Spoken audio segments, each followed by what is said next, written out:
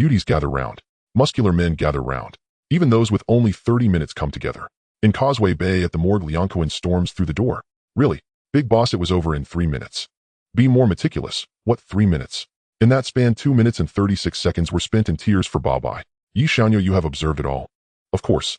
Though I may not be the strongest fighter, I am undoubtedly the most adept at handling affairs. When Big Brother rides, I bear the burden. Oh, when Big Brother smokes, I kindle the flame. Learn well so you can't say I never taught you. Yi Tianlong produced a cigarette and fixed his steely gaze upon his underlings for a brief lesson. Ye shall fire. I'll light it for you, an underling replied, promptly offering a courteous smile. You have a knack for handling affairs, such promise in a youth. Yi Tianlong patted the underling on the neck before turning away. Yi Tianlong, aged 24.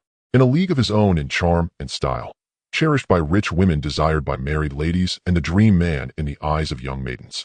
Hongxing Liangcohen, the leading man. Yet he remains on the side of the police. He was also a time traveler enamored with beautiful women, especially alluring married women. Such people know how to make an impact. And Yi Tianlong's principle was plain and simple: if you provoke me, I will unreservedly retaliate. If I provoke you, then it is your due. If your blade is not sharp, do not unsheath it. If your steed is too lean, refrain from roaming. If you lack ability, do not loiter before me. For instance, last year he taught Chinese at a nightclub while his partner instructed him in American pronunciation. The mood was just right. Then Jigu, that old fellow, stormed in unexpectedly, intent on taking someone away and spoiling the moment. Not to mention his constant invective, calling him a pitiful wretch. Yi Tianlong beat Jigu so soundly that even his own mother would scarcely recognize him, and he dug a pit for him. Had Liang Cohen not intervened, Jigu would have been finished. As a seasoned hall master, Jigu could hardly endure being bullied by a mere lowlife. He vowed to cut down Yi Tianlong, determined not to rest until his enemy was vanquished. Yi Tianlong was no pushover. That very night, he armed himself and captured Ji's entire family, setting the stage for mutual destruction. The incident soon escalated to the Syndicate. Jiang Tianxing personally stepped in as mediator. With a mere mention of fellow cultivators, he sought to absolve himself. Fellow cultivators. When trouble brews, they are one. When he is bullied, he is dismissed as a lowlife. What grand philosophy could justify such hypocrisy? In the end, Jigu served tea as an apology to Yi Tianlong. A man in a suit was not worth a suicidal struggle with a penniless underdog. After the incident, everyone judged that Yi Tianlong's mind was defective. Liang Cohen, sharing the same view, took Yi Tianlong to the hospital for an examination. Though one might not suspect until the tests were done, the results were startling. Yi Tianlong was truly a mental patient. At times composed, at others overtaken by episodes. Henceforth, in hushed circles, he was dubbed Dianlong, while publicly he was addressed as Yi Xiao, a precaution so that even the six purities would not acknowledge his affliction. Yi Tianlong returned from the mortuary to Chinhoan International Film Production Company. In the office, Liang Cohen was nonchalantly selecting discs, showing no sign of mourning a fallen sworn brother.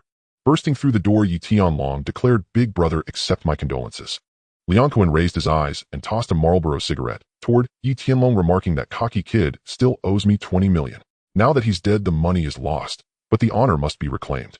I'll get you someone. Help me take care of Chunhaonan," declared Liang Cohen as he raised 8 fingers. Yi Tianlong laughed, replying, "Big brother, since you provided me 800 men, I must dispatch Chunhaonan for you, so that even Boss B may mourn." Liang Cohen shook his head, saying, "No, not 800, but 80. 80. Damn it, indeed, in this crooked world loyalty is scarce."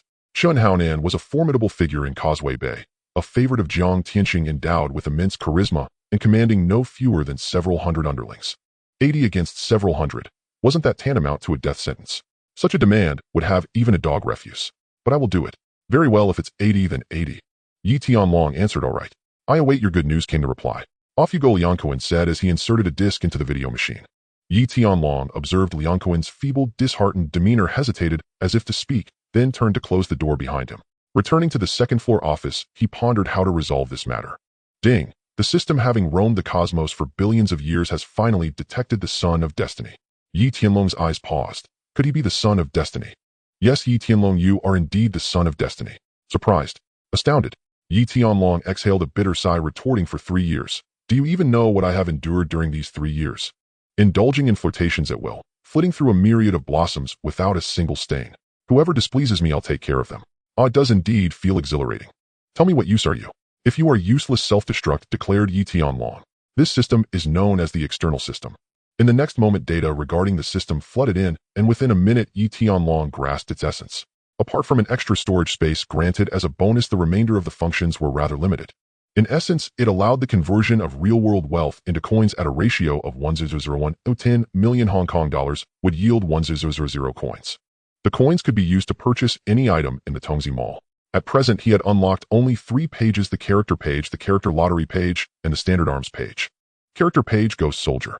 Each Ghost Soldier costs 1000 coins, equivalent to 1 million Hong Kong dollars, far pricier than recruiting real underlings. However, these Ghost Soldiers were remarkably potent, each one a formidable warrior. Yi Tianlong sighed, marveling at how he continually set the bar unreasonably high for himself.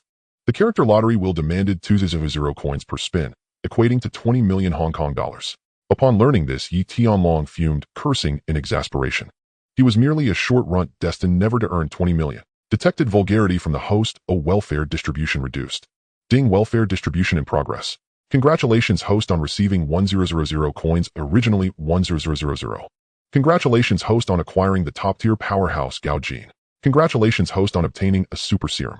Having received 900 coins, fewer than promised, with an insulting reminder, Yi Tianlong gritted his teeth in fury. I protest. Protest denied. Yi Tianlong was so enraged that even his nostrils flared ineffectually, powerless in the end. The prices on the standard arms page were far more reasonable. Yi Tianlong exchanged 10 coins for 10 Colt revolvers, 10 AK-47s, and ammunition. With these weapons, future endeavors would be much simpler. In the next moment, an overwhelming domineering force surged through his body, driving Yi Tianlong to excruciating pain as sweat poured down his face. Instantly, he recalled the works of Bajouo Laoshi, Tsang Laoshi, and others. After more than 10 minutes, the pain within him finally subsided. Though the pain was significant, Yi Tianlong felt it was worthwhile. The most immediate effect was in his gaze. Within 500 meters, he could discern the cup size of a maiden changing clothes in the building opposite. At the same time, he felt his body surge with power. One punch on the table left an immediate dent. Yi Tianlong marveled, had this struck Chinhoan's face, it would have been a mosaic of blues and purples. Just as Wang Shiji could impress his strokes onto wood, he realized he possessed that same formidable capability. How terrifying a lack of culture can be. Welfare distribution complete. In the next moment, Gao Jin materialized before him. Yi Tianlong appraised Gao Jin. Indeed handsome, yet not as striking as himself. A steadfast Hong Kong ideal on one side, and on the other Gao Jin like a fleeting current. I have already remarked my critique, so spare further commentary. Yi Xiao called Gao Jin as he stepped forward with a slight smile. Soon thereafter, Yi Tianlong escorted Gao Jin out of the company, arranging for lodging. The next night, Yi Tianlong arranged to meet Chinhoan. Outside the park, a bright red sports car was parked by the roadside. Chinhoan stepped out of the car, still convinced he was as flashy and handsome as ever. He flicked his long hair from time to time, leaned against the front hood, lit a cigarette, and mocked. Yi Tianlong, what, you want to come and screw me over? Yi Tianlong immediately stepped back 3 meters, chuckling lightly. Liangzine, and I'm not into men. Watch your language. Chinhoan's expression froze, his face flushing. You? I meant. Yi Tianlong cut him off directly. No need for extra words, no need for pointless chatter. You killed Brother Kuen's sworn brother Bobby. Brother Kowloon is furious right now and wants me to hack you to death. But if I kill you, our two sides will end up in a blood feud, and I don't think that's necessary. We underlings have to share our big brother's burdens. So let's keep it simple. You let me beat you up once, and we call it even. You good me good, everyone good. Otherwise, if I really lose it, even I'm afraid of myself. With a soft snort, Chinhoan burst out laughing on the spot. He stepped forward, poked Yi Tianlong's chest, and said, Yi Tianlong, are you not fully awake yet? With your kind of so-called enforcer, without any real power, you're nothing in front of me. Don't think that just because Jigu is wary of you, I'll be afraid of you. What is Jigu anyway? Oh really? Yi Tianlong sneered, and without warning pulled out a Colt revolver, pressing it against the top of Chinhoan's head. Chinhoan's smile froze instantly. In the underworld, the rule is blades, not guns. You pull a gun right away, utterly shameless. At that moment, a large number of short, stocky thugs poured out from the surrounding streets, and in an instant, Yi Tianlong and Gao Jin were completely surrounded. Yi Tianlong, don't play with fire. A man nicknamed Shanji warned, hefting a large machete and pointing it at Yi Tianlong. Otherwise, we'll chop you into mince today. Yi Tianlong smashed the butt of his gun directly into Chinhoan's forehead. A bloody gash split open at once, blood streaming down to cover his entire face, as the pain made Chinhoan bare his teeth and grimace. Yi Tianlong swept his cold gaze around the circle, keeping the muzzle pressed firmly against Chinhoan's forehead. Don't move. Anyone who dares take one more step, I'll blow his brains out. At this moment, Gao Jin also retrieved an AK-47 from the car and aimed it at the crowd. If you're not afraid of dying, come on. I'll send you off with a burst. A collective gulp sounded as everyone swallowed hard, their bodies freezing in place, none daring to step forward. Are you insane? Chinhoan gritted his teeth, eyes bloodshot, as he glared at Yi Tianlong. Yi Tianlong did not answer. He simply raised his hand and fired a shot at Chinhoan. With a bang, the bullet tore through the side of Chinhoan's head, blasting half of his ear into bloody pulp. Chunhoan screamed in agony, clutching his ear as he crouched down, groaning in pain. Shanji and the others hissed in a collective breath. They were stunned. He really fired. In broad daylight. How did Yi Tianlong dare? Was this what a lunatic looked like? Sure enough, he was a madman. Flat out enough, ruthless enough, insane enough, his reputation well-deserved.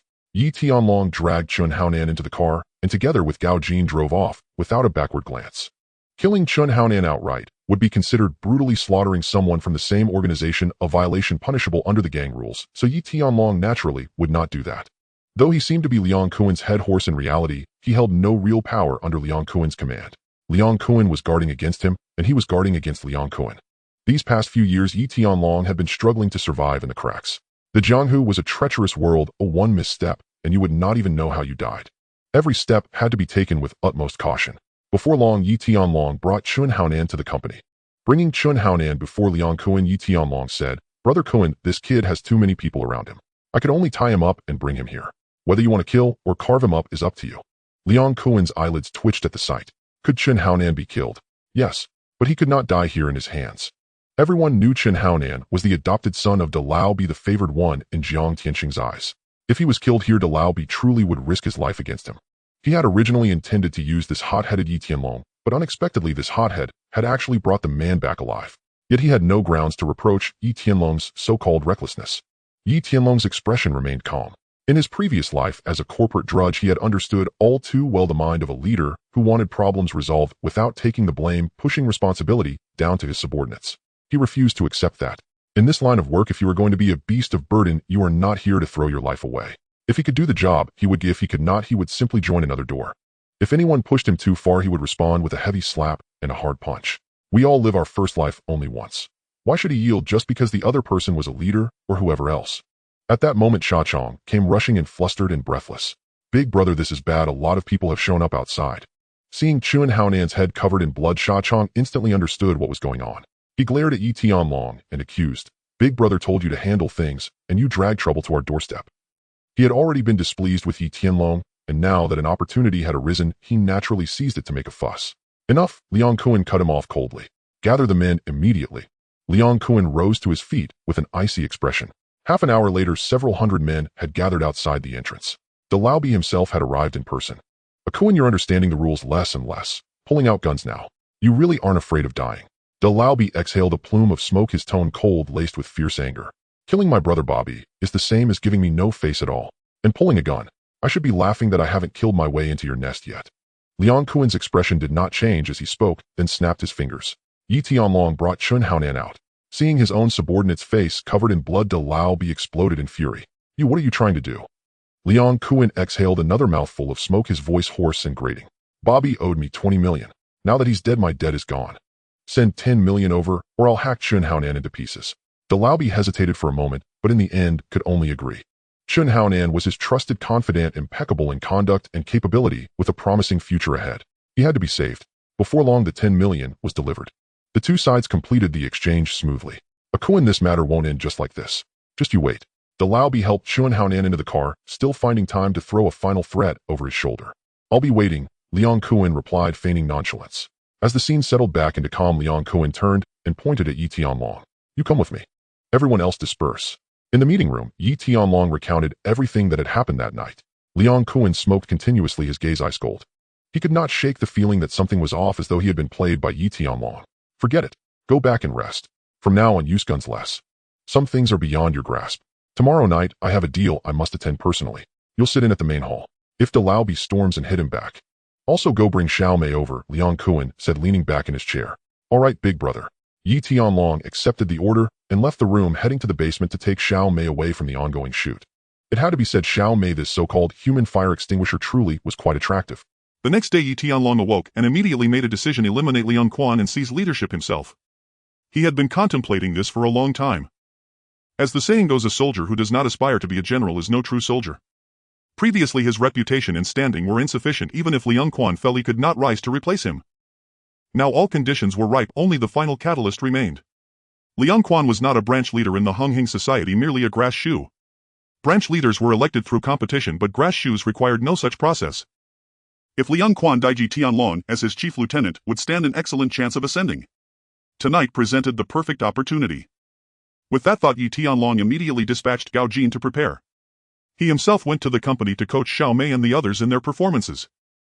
That evening at Kowloon Bay Wharf, the black night lay heavy over the restless sea's silence so profound it felt unnerving. Liang Quan arrived in person. This deal involved a new type of powdered substance rumored to originate from the Golden Triangle, resembling rock sugar in appearance yet far more potent and lucrative than ordinary narcotics. Shu Kang lit a cigarette for Liang Quan and couldn't help asking, "Brother Quan, there's something I've never understood." Liang Quan exhaled a slow plume of smoke. "Speak. Why did you appoint Yi Tianlong as your chief lieutenant? He's arrogant, sharp-witted, and has only served us for 2 years. Yet you grant him no real authority. I fear he'll grow resentful and perhaps sabotage our operations." 3 months earlier, Yi Tianlong had been promoted to chief lieutenant, usurping Shu Kang's position, leaving him deeply aggrieved. Liang Quan smiled faintly. "Yi Tianlong is unlike you. He is a killing piece I cultivated specifically to counter senior brother B. Appointing him chief lieutenant is a way to feed his pride, to grant him dignity and face. When the moment arrives, he will serve me without hesitation. Don't forget, he suffers from mental illness. Such a perfect pawn must never go to waste. Learn from this, it's the art of mastering men. Stop wasting your time chasing women." Hearing this, Shu Kang suddenly grasped the strategy, and his resentment dissolved entirely. No wonder Liang Quan commanded respect as a boss, he was truly a master of concealed calculation. At that moment, several cars approached from the opposite side of the wharf. "Boss."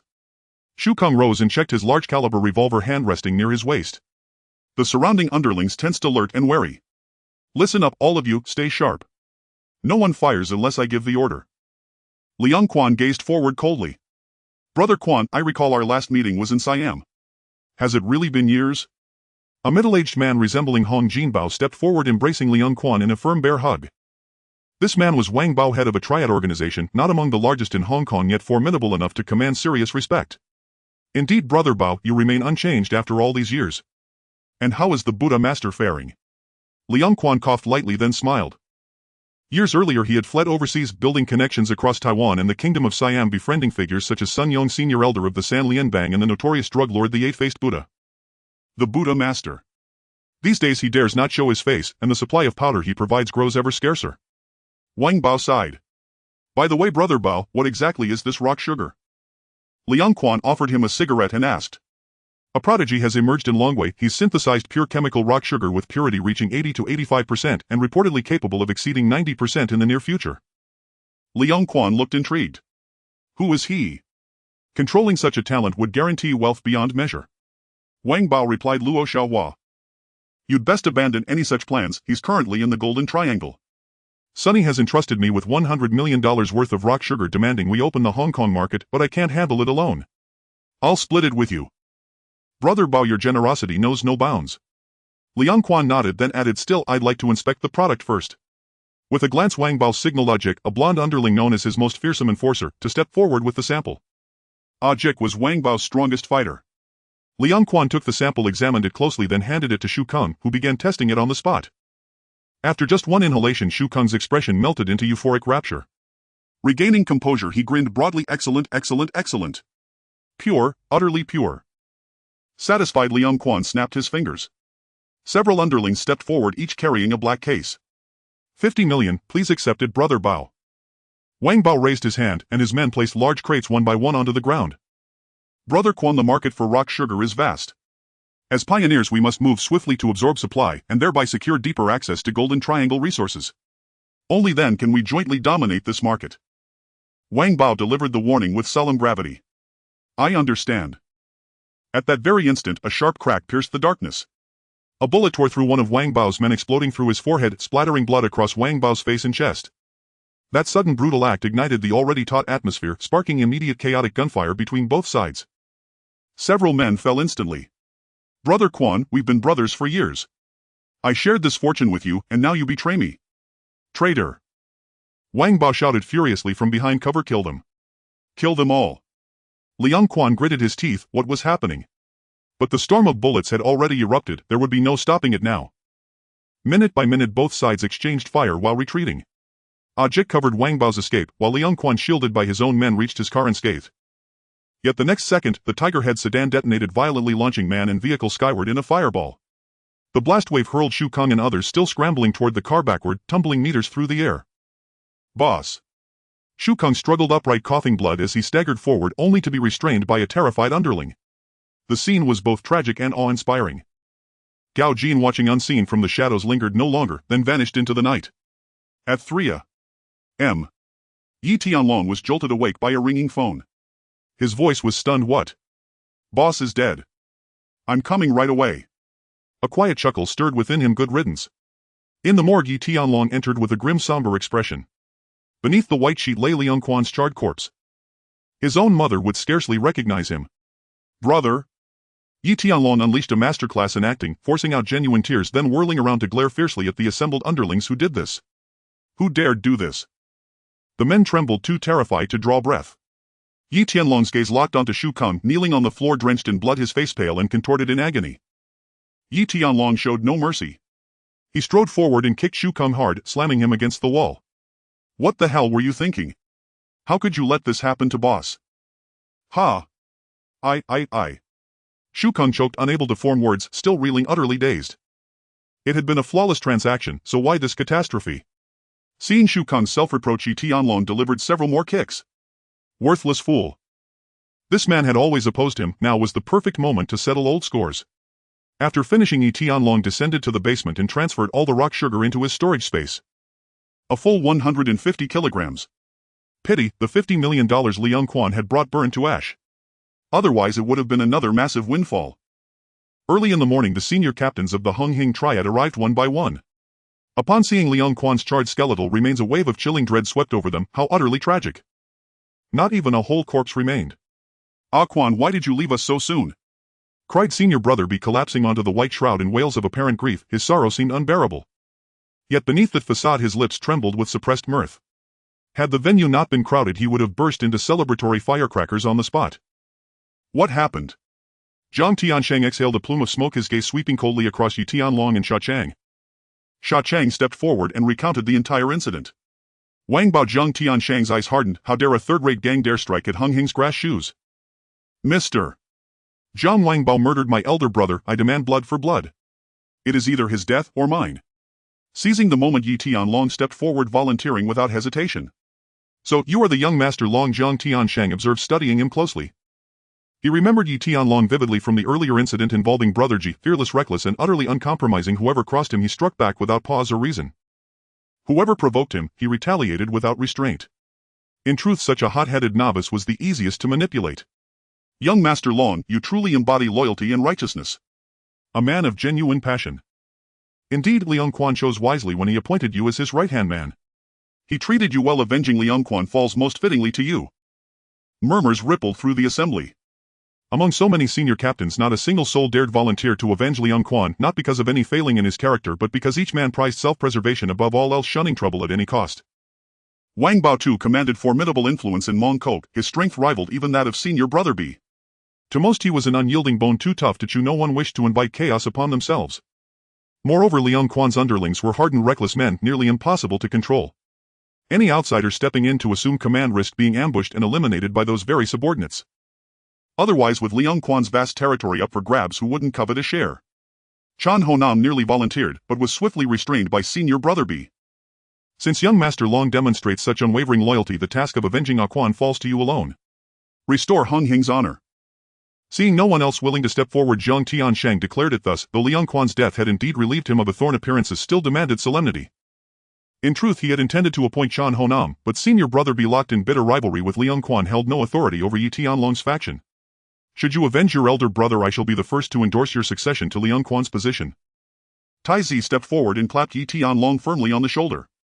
The others voiced no objection. It was only natural the capable shall rule, and legitimacy follows merit. A branch cannot remain leaderless for even a day. "Young Master Long, you were personally chosen by Ah Quan as his right-hand man. You possess every qualification to succeed him."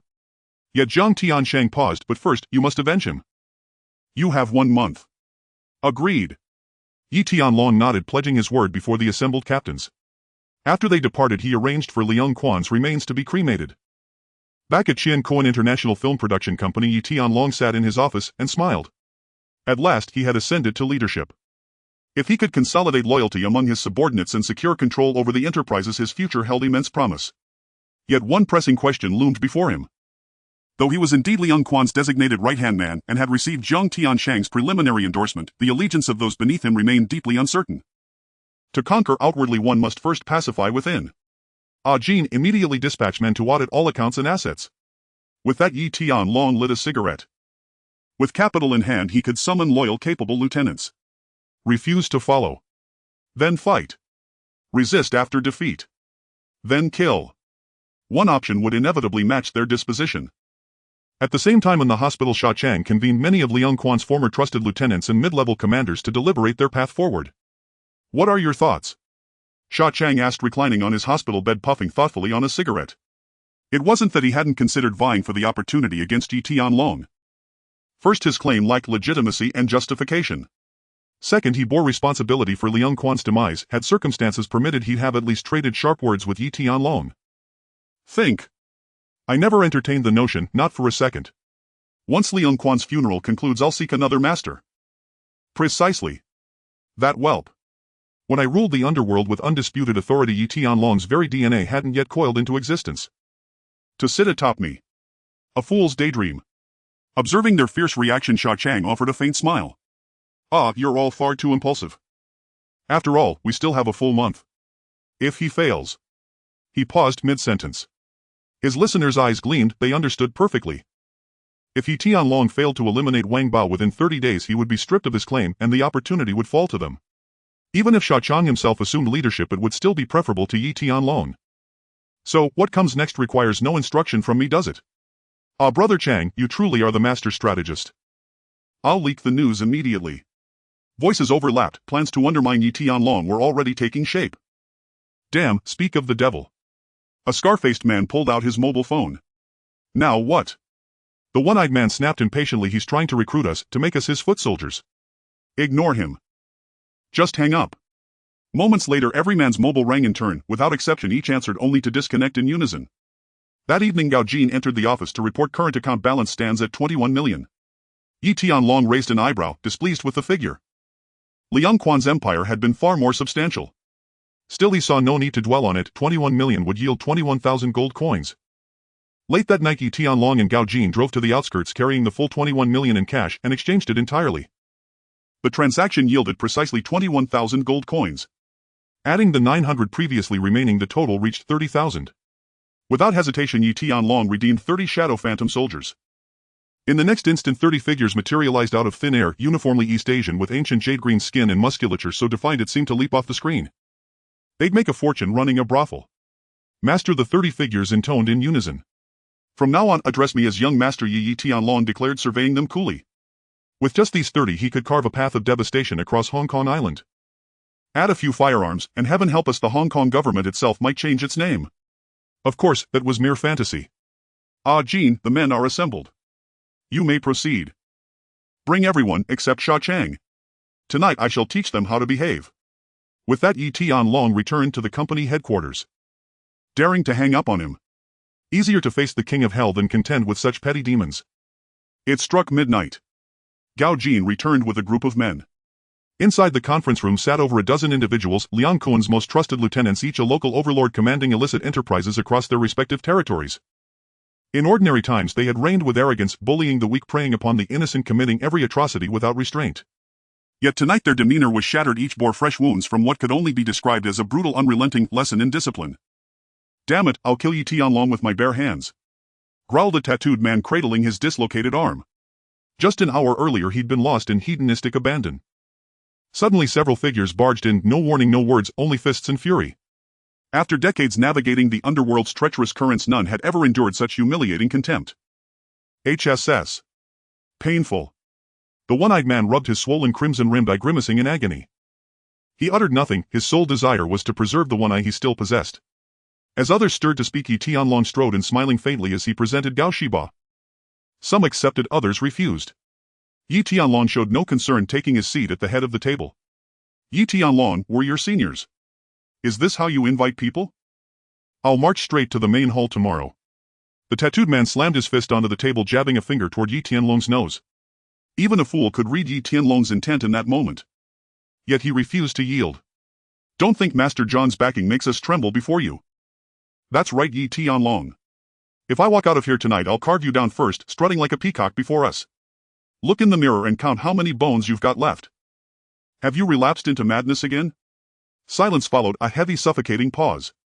Their tongues were venomous, yet even the most eloquent among them fell mute before Yi Tianlong's chilling silence. Finished speaking. Yi Tianlong swept his gaze across the room. Yi Tianlong, someone began. I know exactly what game you're playing, let me be blunt.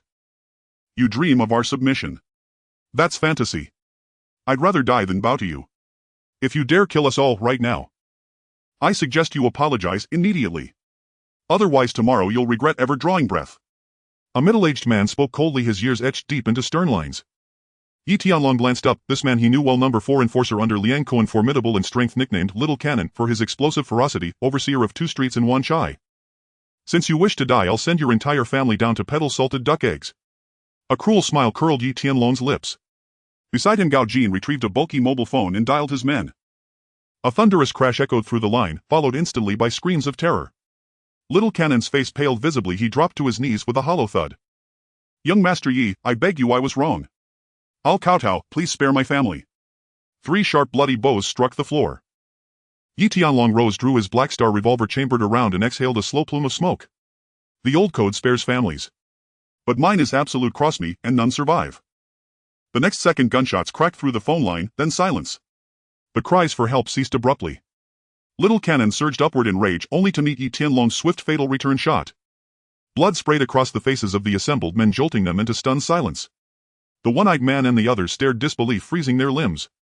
Over so trivial a matter, Little Cannon and his entire bloodline erased. Madman. Yi Tianlong truly was unhinged, capable of any atrocity when roused. Ruthless. Unimaginably ruthless. Huanggo, you barked fiercely just now. Shall you join Little Cannon on the road to Huangquan? Yi Tianlong halted mid-step, pressing the Black Star barrel against the tattooed man's temple. No, young Master Yi. Let's talk calmly. From this moment, Huanggo pledges first loyalty to you. If anyone resists, I'll crush them myself. Point me east, I'll never turn west. Command me to eat feces, I'll refuse water instead. Huanggo trembled violently, sweat drenching his body as he scrambled to pledge allegiance. Panic seized him utterly, every pore wept fear. Hearing this, Yi Tianlong smiled faintly, then turned his gaze upon the rest. And you? The one-eyed man stood. Young Master Yi, issue your command. I'll scale mountains of blades for you. Others rose in turn, bowing their heads in formal acknowledgement of Yi Tianlong's authority. I know you despise me. I don't care. You're free to play your games, openly, covertly, viciously, even draw steel. Should any of you succeed in killing me, I'll thank you. Perhaps then I'll finally escape this madness. But should you fail, you become enemies beyond death, doomed to suffer until life itself becomes unbearable. Yi Tianlong spoke softly. A chill ran down the spines of the one-eyed man and the others. A true lunatic. In that instant no one doubted the sincerity or lethality of his words. They knew without question he would carry out every threat. Leave. They departed trembling, though resentment smoldered beneath their silence. Was avenging Little Cannon worth their own lives? No. It was not. Genie, tomorrow take men and seize Little Cannon's 2 streets. Any resistance, crush it. Yi Tianlong narrowed his eyes, voice calm and measured. He needed control, step by deliberate step, to solidify his position. Gao Jin bowed and withdrew. Back in his office, Yi Tianlong opened a drawer and retrieved a crystalline substance identical in appearance to rock sugar. This was the new chemical compound. Its deceptive purity made visual identification impossible. Here lay a path to immense wealth. An idea bloomed in his mind: sell rock sugar, legitimate food grade above board. But first Wang Bao had to fall. Only after securing the grass shoe rank could Yi Tianlong proceed unimpeded with his enterprise. At dawn the next day, Wang Bao, somehow tipped off, bellowed through the mobile phone, his voice crackling with fury. Yi Tianlong, is that you? Come die if you dare, I'm waiting. With a sharp click the line went dead. Yi Tianlong paused, then laughed. Laughter sometimes blooms from sheer absurdity. In this age, who actually calls to schedule their own demise? Coincidence or fate? Tonight he'd already planned to eliminate Wang Bao. How fortuitous. That evening in North Point's Hualong Street at the Fulu Tea House, Wang Bao reclined in a massive armchair, a cigar clenched between his teeth, idly rolling Buddhist prayer beads between his fingers. Age had softened his body, but not his sins. In youth he'd slashed throats without blinking. Now he knelt daily before altars. Whether Buddha would accept incense offered by bloodstained hands remained uncertain. Opposite Wang Bao sat not only Aji but all the major branch leaders of the triad. At the staircase and entrance over 20 armed enforcers stood guard weapons concealed beneath their jackets. "Brother, will Unhinged really dare show up?" asked a wiry monkey-faced leader. Wang Bao exhaled a slow disdainful smoke ring. "Dare. I hope they do. I've long sought pretext to invade Causeway Bay. Yi Tianlong, the mad boy, dares climb atop my corpse to replace Liang Kuan. Then tonight let him enter, but never leave." At that moment, Ji hung up the phone. "Brother, Yi Tianlong's men have arrived at the headquarters." Wang Bao nodded, expression unchanged. "Ji, take the brothers there. This place needs no guarding." This tea house was no battleground, it was Wang Bao's fortified sanctuary, his personal turtle shell. Ji acknowledged the order and descended the stairs, leading his men away. Less than 5 minutes after Ji had left, several vans pulled up onto the street outside the tea house. Yi Tianlong stepped out, followed by Gao Jin and 20 others. All wore identical black hoods, and all carried identical AK rifles. Yi Tianlong tilted his head slightly as he surveyed the tea house, cracked his neck and fixed his gaze with chilling coldness. Firing guns in Hong Kong was taboo. Underworld affairs were settled with knives, negotiations, or bare-knuckle brawls. Yi Tianlong scoffed inwardly, why carry a firearm if you wouldn't use it? To prop it up like a fire poker. As mere ornament. To hell with rules. One decisive strike deters 100 counterattacks. Truth, not tradition, is the only unassailable authority. At the sight of heavily armed assailants, pedestrians scattered in panic. Yi Tianlong led the charge, storming into the tea house with his AK blazing. Bang! Bang! Bang! The ferocious firepower instantly engulfed the first floor. The gatekeepers fell dead in pools of blood. Before they could even draw their heavy revolvers from their waists, their bodies were riddled with bullet holes. What the hell is this? This firepower, who the hell are these people? Inside the teahouse's ground floor, underlings watched flames erupt ahead and bullets rain down like endless currency. Terror seized them utterly. In the next instant, multiple black figures surged in. Bang! Bang! Bang!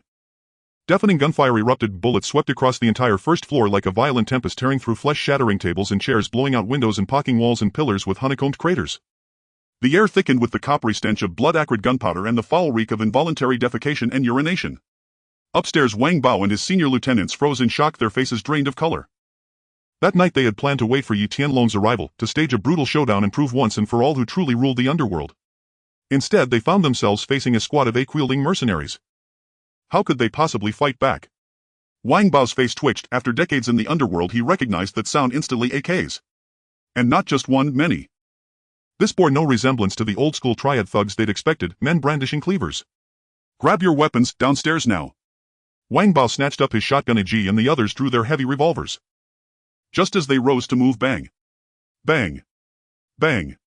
A hail of bullets erupted from the stairwell entrance on the second floor. Several lieutenants hadn't even registered what was happening before their bodies exploded into crimson mist riddled with holes. Yi Tianlong ascended to the second floor, his AK's muzzle still faintly smoking, hot enough to light a cigarette on the spot. Gao Jin and the rest followed closely behind.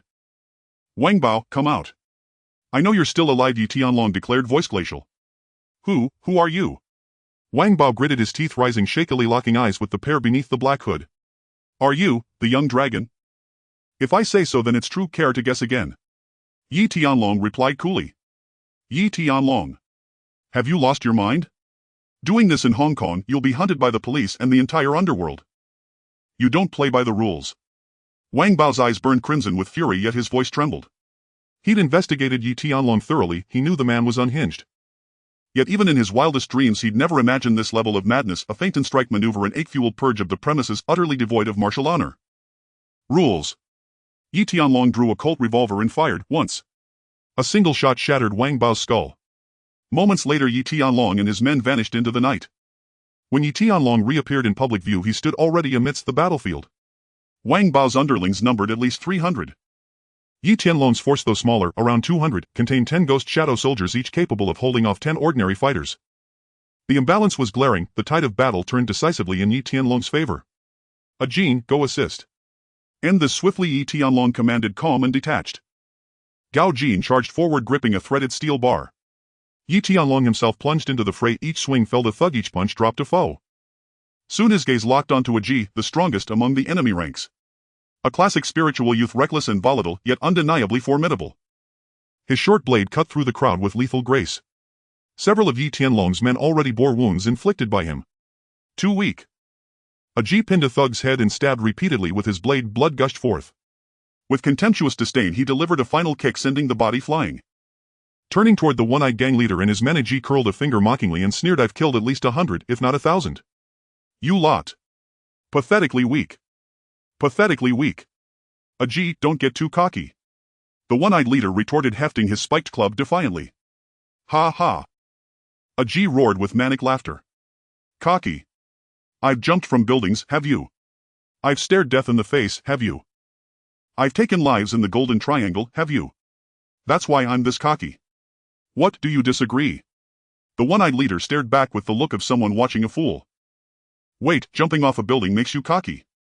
If you're that close to death, why haven't you died yet? Did you kill men? Women?" At that moment Yi Tianlong approached, gazing at Ji with a faint smile. "You are impressively arrogant. You must be Yi Tianlong." As the one-eyed leader and his men retreated aside, Ji asked, his eyes flickering with sudden sharp delight. Eliminating this young man would earn him $1 million bounty. It wasn't much to him, but slaying a Unhinged foot soldier and humiliating the entire Unhinged clan. Exhilarating. You are remarkably perceptive. Yi Tianlong smiled faintly. Then in one fluid motion he stepped forward, the threaded steel bar trembling faintly as it descended toward Ji's forehead. Ji raised his short blade to block. After several exchanges, Ji gasped for breath, a deep gash splitting his forehead. His earlier arrogance dissolved into raw panic. Yi Tianlong's strength far exceeded his expectations. Especially in raw power, he was outmatched by miles. From start to finish he'd been relentlessly dominated, humiliated beyond endurance. "Let's see how cocky you are now." Yi Tianlong brought the bar crashing down. Ji braced with all his might, then in the next instant his blade flew from his grasp and the steel bar slammed squarely onto his forehead. "Aff!" Clutching his head, Ji screamed in agony, staggering blindly, colliding with a corpse before collapsing. He scrambled up disoriented, grabbed a threaded steel bar and swung wildly at empty air, roaring, "Yi Tianlong, I'll get you. Face me like a man." Yi Tianlong sniffed. Ji couldn't even tell which way was north. Still posturing, pure unadulterated bravado. This Ji was likely scion of a Manchu banner family. Which banner exactly Yi Tianlong couldn't say. But seeing Ji still barking for a final duel, he strode forward, seized him by the collar and unleashed a torrent of punches across his face. "Do you yield? No, I dare you to kill me." Yi Tianlong exhaled sharply and struck again and again. "Do you yield? No, you're nothing but trash." Yi Tianlong sniffed once more, lifted the threaded steel bar and held it upright above Ji's forehead like a sword suspended midair. One downward strike would lay bare his brain. Still refusing to yield. Seeing the shift in Ji's gaze, Yi Tianlong offered his final chance. "I surrender, fully, utterly, and without reservation." Ji panted, his breath ragged. "Killing a man is as simple as nodding one's head. In 18 years you'll be a valiant man again. Never mind, I'd rather live well right now." Yi Tianlong retracted the threaded steel rod, rose to his feet and fixed his gaze on Ji. "From now on speak less bravado, and act more.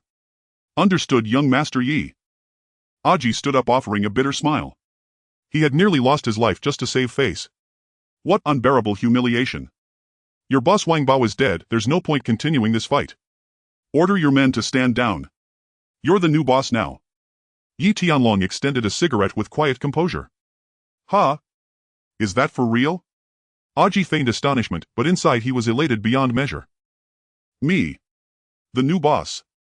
Yi Tianlong sighed, exasperated. "You've neither wealth nor influence, what possible motive could I have to deceive you?" "All right." Ji dashed into the crowd and immediately ordered everyone to cease fighting. Within moments both sides stood down, the air thick with eerie stillness.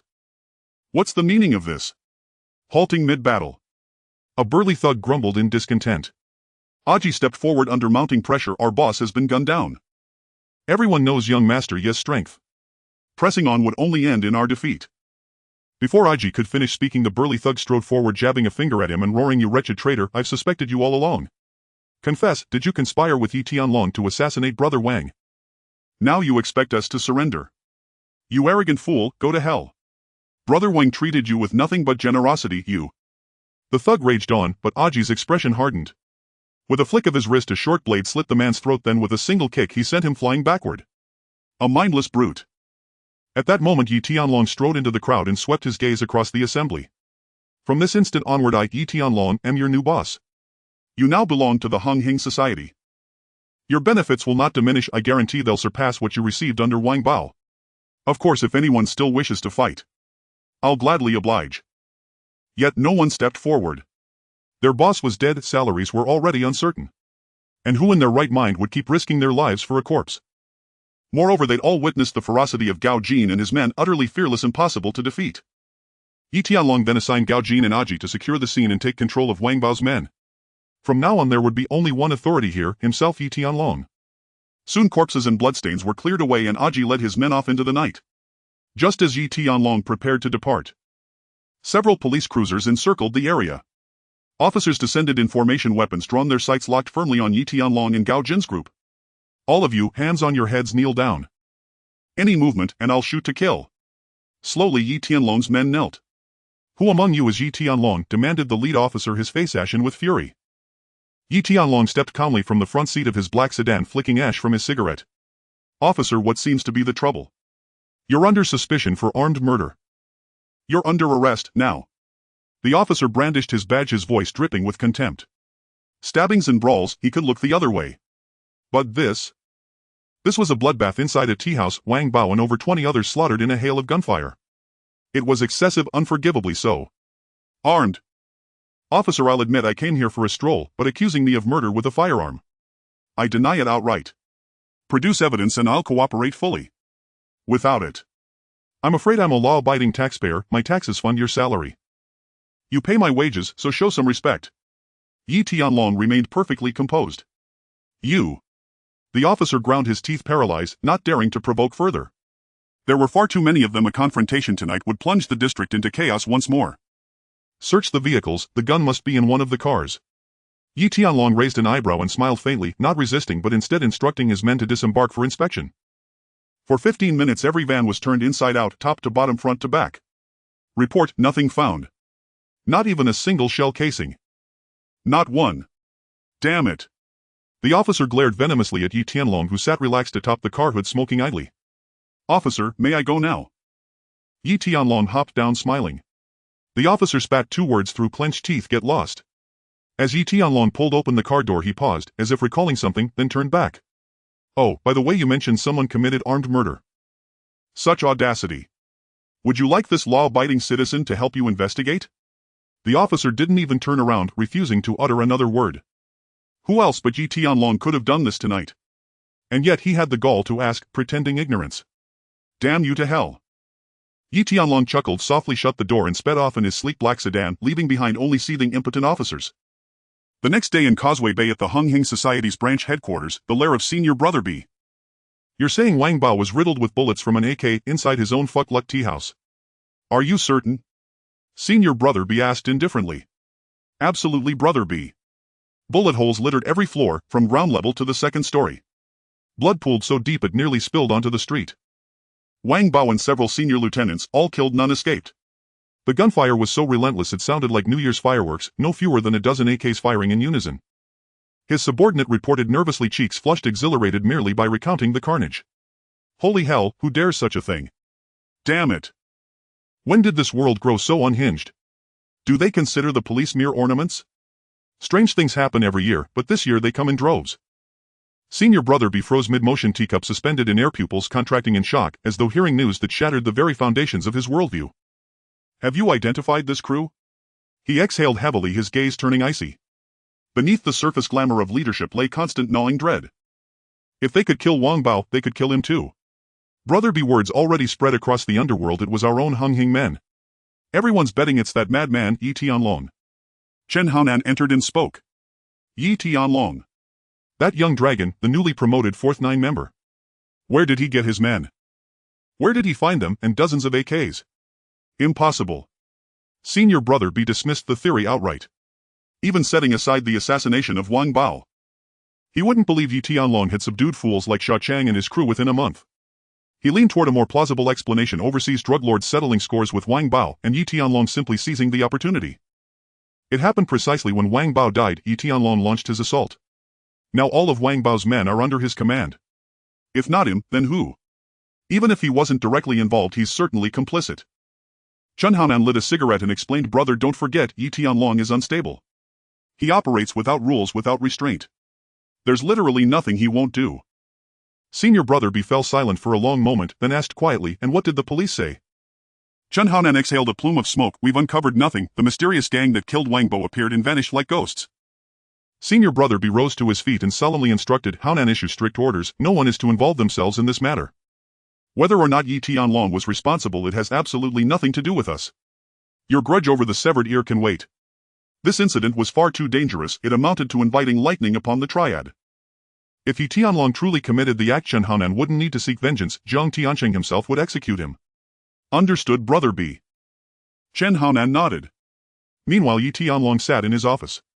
Xiaomei and others arrived, openly volunteering to serve as his human fire extinguishers. Yet Yi Tianlong declined. Yes, he had a preference for married women. But these women. Never mind. Best left unspoken. After rejecting the women, Gao Jin and Aji returned bearing an abundance of gold jewels and over 30 million in illicit cash. All in all, the haul was exceptionally rich. Indeed, armed robbery proved a remarkably lucrative path to wealth. No wonder the Eagle Sauce Empire favored it, and truth be told, Yi Tianlong did too. Of course, for those who cling to reputation and stand self-righteously atop the moral high ground. Such acts of plunder are deeply repugnant. Young Master Yi, word on the street claims you deployed an AK. Aji hesitated, trailing off. It's nothing, mere idle chatter. Pay it no mind. Yi Tianlong rose and settled onto the leather chair. Aji, I'm entrusting you with the North Point operations. Manage them well. If anything goes awry, I'll hold you personally accountable. Young Master Yi, should anyone beneath you stir trouble or defy your authority, there's no need for you to lift a finger. I'll bury them myself. You may go now, but remember, teach the numbers on schedule. Yes, young Master Yi. After dismissing Aji, Yi Tianlong entered the office. Du Yanlong, Huang Go Erlong and even Sha Chang were all present. Wang Bao is dead, and his men are now mine. From this moment I will be your new leader. Any objections? Yi Tianlong swept his gaze across the room, his smile disarmingly gentle. To replace Liang Quan, he needed not only to honor his promise and avenge him, but also to subdue this very group before reporting to Jiang Tianqing for formal triad recognition. Sha Chang slammed the table and leapt up. Wang Bao is dead, but you didn't kill him. I refuse to accept you. Unless you admit you're the one who murdered him. The question cut deep, sharp as a blade. If Yi Tianlong admitted guilt, he'd become the infamous ache-wielding masked man dominating headlines and face imprisonment. Yet if he denied it, he'd fail to fulfill his vow of vengeance for Liang Quan.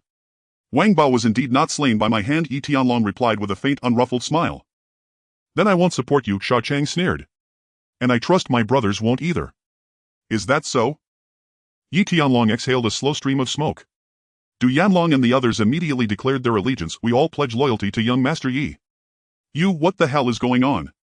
Sha Chang's smirk froze mid-face. Brothers, let me clarify. Wang Bao's loyal subordinate Aji has already confided in me. The night of the bombing, Sha Chang colluded with Wang Bao to plant explosives on Brother Quan's vehicle. Such treachery, betraying master and annihilating lineage, seize him. Yi Tianlong stood fixing Sha Chang with a cold, damning gaze. With Wang Bao gone and Aji now loyal, framing Sha Chang was effortless. Truth be told, Sha Chang's intellect was so feeble he wasn't even fit to polish Yi Tianlong's shoes, yet dared challenge him. Absurd. You Yi Tianlong. Sha Chang erupted, spewing incoherent curses. Gao Jin stepped forward and delivered an immediate brutal lesson in obedience. Take him away, deliver him to the central hall tomorrow, Yi Tianlong said, a quiet smile playing on his lips. Once the nuisance had been removed, he opened a drawer and withdrew a packet of rock sugar. Effective immediately, we begin selling rock sugar. What? Sell it outright. Shouldn't we operate discreetly? Discreetly. Unnecessary. We sell rock sugar, plain and simple. With that, Yi Tianlong popped a crystal into his mouth and swallowed. This. The room fell silent, stunned. They'd assumed he meant the street's coded term, never imagined he meant literal rock sugar. The meeting concluded. Yi Tianlong dispatched everyone to liaise with vendors, procure large quantities of rock sugar, and prepare proper packaging. That evening atop the Lee Garden Hotel in Causeway Bay, Yi Tianlong arrived early, cigarette dangling, gaze calm and unblinking. From the shadowed doorway a figure emerged. I assigned you as Liang Quan's underling to gather evidence. Yet Liang Quan ended up dead. I tasked you with avenging him, and instead you slaughtered Wang Bao with an AK. What the hell is wrong with you, Yi Tianlong? Did that fabricated psychiatric evaluation really make you believe you're insane? Try me, I'll obliterate your file and ensure you never set foot inside a police station again. Huang Zhicheng launched into a furious tirade the moment he laid eyes on Yi Tianlong. His temper was volcanic. Inspector Huang, please calm yourself. I've been undercover for years. Even without merit, surely my endurance counts for something. Besides, I truly didn't fire an AK at Wang Bao. I'm innocent. Yi Tianlong quickly clarified. Indeed, before his transmigration this body had belonged to a police officer. His direct superior was none other than Huang Jiqing, the notorious Huang Go of web novels. Huang Go. He was worse than Huang Bingyao and his lethal scissor kick, whose skill at head crushing at least held some flair. Huang Go. His sole expertise lay in clandestine affairs. Fine, I'll believe you. Huang Jiqing accepted the cigarette, lit it through a deep thoughtful drag, then probed cautiously, but still, this coincidence feels too perfect. I suspect someone's pulling strings behind the scenes. Yi Tianlong offered a wry bitter smile, likely Zhang Tiancheng. Why? Huang Jiqing frowned perplexed. Think Liang Quan was Zhang Tiancheng's thorn in the side. Now he's dead, surely that pleases him. Yet with Liang Quan gone, senior brother B dominates the Honghing unchallenged. Zhang Tiancheng is inherently suspicious, having suffered Liang Quan's betrayal. How could he not watch senior brother B closely? So, must he not cultivate a counterweight to balance that power? Perhaps I am the one he's chosen. Yi Tianlong delivered his prepared rationale smoothly. Makes sense, Huang Jiqing murmured, nodding thoughtfully, convinced. By the way, Inspector Huang, I plan to sell rock sugar. Your cooperation is required. What? Rock sugar? Do you mean a new artisanal product? Damn it, you. Huang Jiqing's barely cold temper flared anew, his finger jabbing toward Yi Tianlong, speechless. He knew full well what rock sugar meant. Authorities had issued repeated urgent warnings. Under no circumstances was it to enter Hong Kong. Police across the territory were waging an all-out crackdown. Now a serving officer intended to traffic it and expected him to assist. That wasn't just reckless, it was a suicide pact. Yi Tianlong pulled a packet of rock sugar from his chest pocket. I mean genuine rock sugar, not a decorative replica. I intend to ride this wave of rumor and make a tidy profit. After all, I'm about to become a low-ranking enforcer. My pockets are embarrassingly light. With so many underlings depending on me, if I can't produce cash, they'll abandon me. Moreover, the money I'll earn next will come from major drug lords. Curbing their operations will reduce harm across Hong Kong. With that, Yi Tianlong popped a crystal into his mouth. Huang Jiqing's eyelid twitched. Fixing his gaze on the translucent crystals, he plucked one out and tasted it. Speak, how do you plan to do it? Simple. Yi Tianlong immediately laid out the precise operational steps. Fine, I'll cooperate. But let me warn you, don't go too far. I intend to live a few more years. Huang Jiqing exhaled sharply, issuing his stern caution. Of course. I'm a police officer. Yi Tianlong stands in eternal opposition to gambling and narcotics. Though I walk now in darkness, my heart remains luminous. One day I shall deliver men like Zhang Tiancheng behind bars and restore peace to Hong Kong. Hold on. I'm leaving, you handle things as you see fit. Ah, Inspector Huang, I've already arranged for Liang Quan's flower shipment to be delivered to Tsim Sha Sui, address redacted. Hurry with your team, it's a golden opportunity. Understood. Where's the rock sugar? The rock sugar. Fake. Yi Tianlong had no intention of handing it over. He kept it, for good reason. The following day, Sham Shui Pa. The Jiang family villa. Beside the hot spring beneath a sunshade. Zhang Tiancheng reclined savoring the morning sun at 10 o'clock, the warmest, most golden hour of the day. In the steaming waters a woman swam like a mermaid, gliding in languid circles. Her figure was breathtaking, lithe, graceful, arresting. Yet it was a tragedy of solitude. Only one man stood here. No matter how exquisite the woman, none remained to admire her. At that moment Yi Tianlong approached, guided by the butler. His striking features and upright bearing instantly captured Fong Ting's attention from the hot spring. Tall, handsome, this was no dwarf thug. This was a paragon, wealthy, refined, and effortlessly charismatic, the very prince of her dreams. Her heart stirred with quiet ripples. Yi Tianlong glanced briefly over Fong Ting. Not bad. Truly impressive. This elder sister-in-law possessed even greater allure than any cinematic character. Indeed, she seemed lifted straight from a manga. Flawless charm, peerless physique. Zhang Tiancheng too had noticed Yi Tianlong.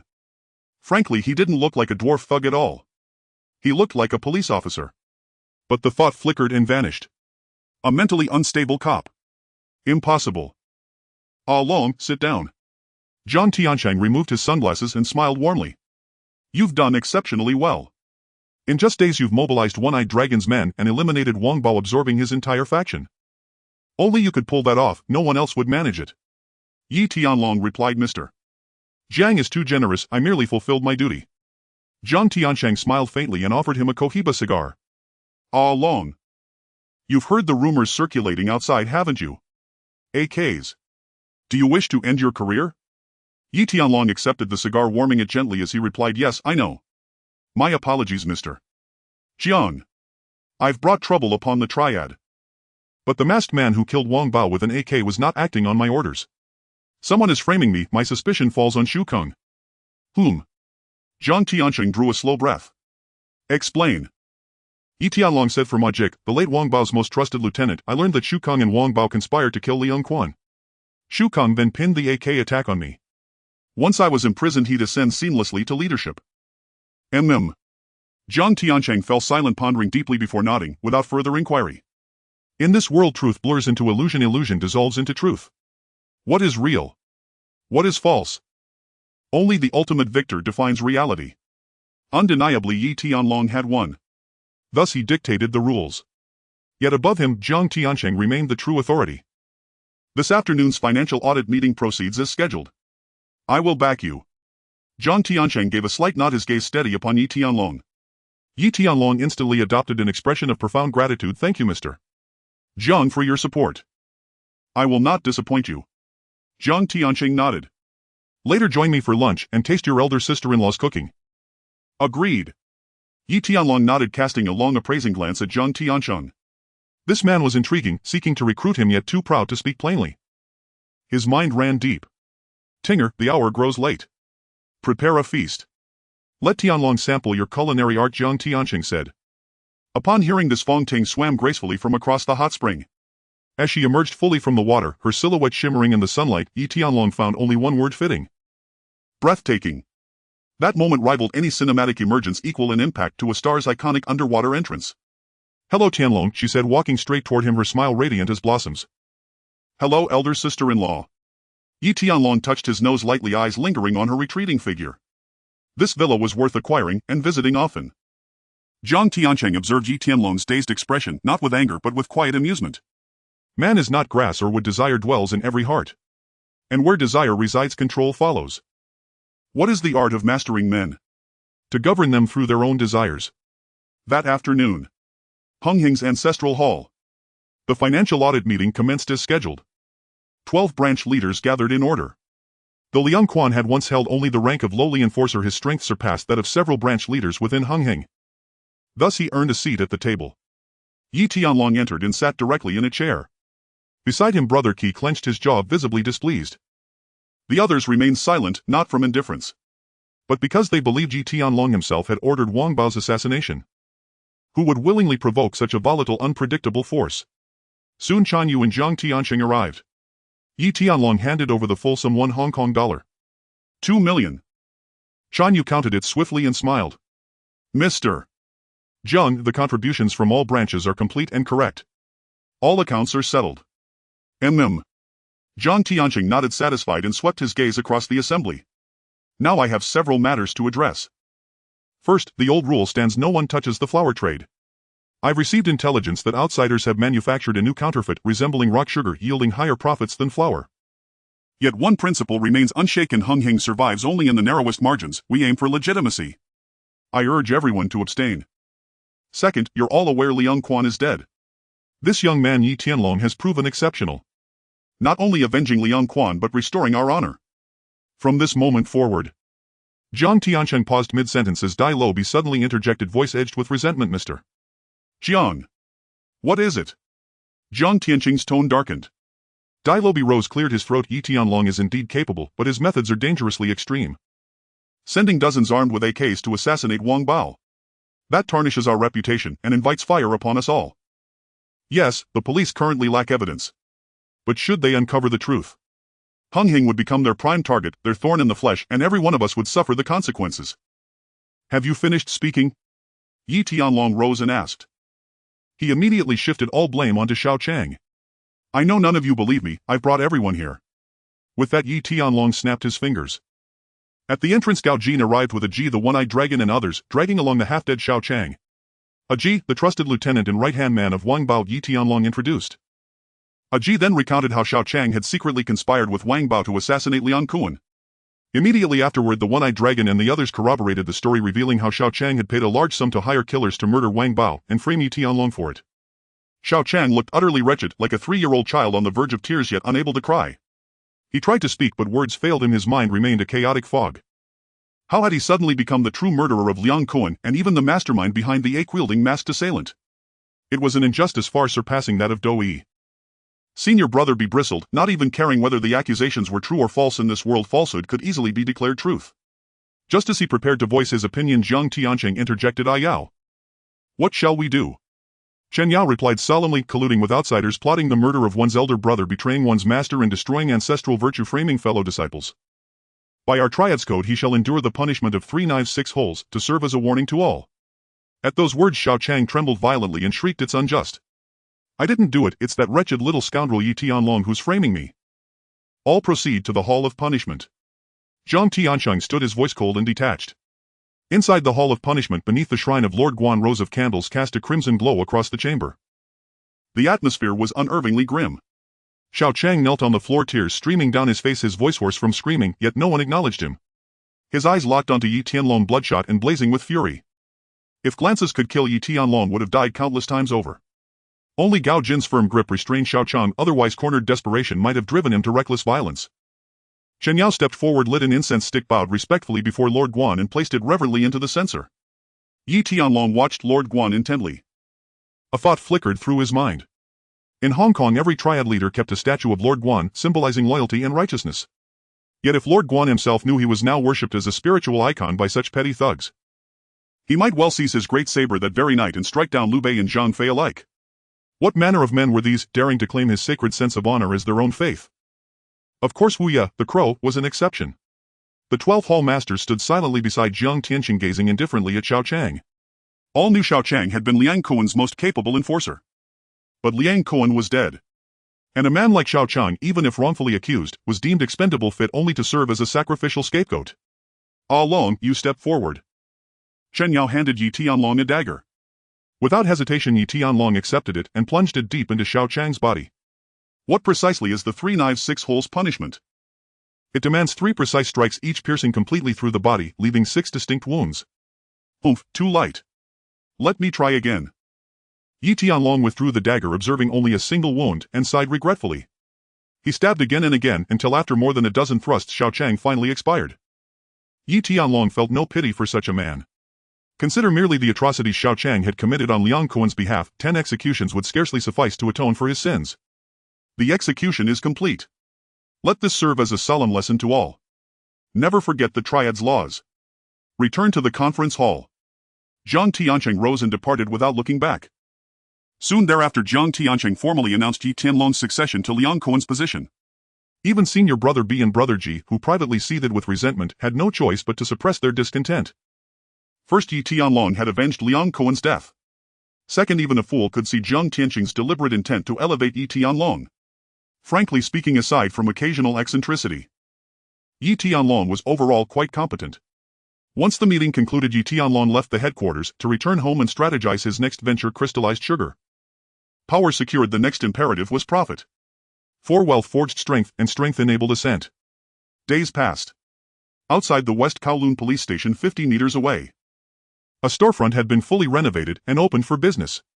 Its sign boldly proclaimed crystallized sugar, 800 Hong Kong dollars per gram.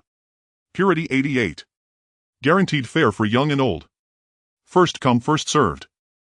What the hell? $800 a gram for sugar. Why not just rob a bank? Are you out of your mind? Passers-by halted, stared at the price, and erupted in furious disbelief. If you won't buy, get lost. Gao Jin brandished a steel pipe. The crowd faltered, speechless, and quickly dispersed.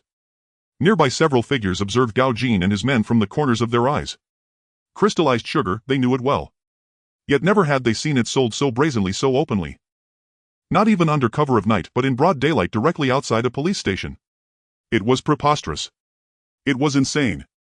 It defied belief. At that moment Gao Jin's hired actors began arriving on cue. They purchased cautiously and vanished swiftly. Just as observers moved to approach, Huang Zhiqing arrived with officers. Response time instantaneous. Within minutes Gao Jin and his men were arrested, the crystallized sugar confiscated. You lowlifes have astonishing nerve. Selling sugar right outside the police station. Take them all away. Huang Zhiqing bellowed furiously. As Gao Jin's group was led off, bystanders exchanged glances and immediately reached for their phones. 3 days later Yi Tianlong arrived, securing Gao Jin's release. He boarded the car openly, unchallenged. Young Master Yi, surely this is too risky. Hu Tu-ben leaned and unable to contain his concern. The momentum has already been built. Now we wait for orders to flood in. Yi Tianlong exhaled a plume of smoke. But what if they discover our crystallized sugar isn't the kind they expect? Gao Jin hesitated. Then we conduct only face-saving transactions and one-time deals.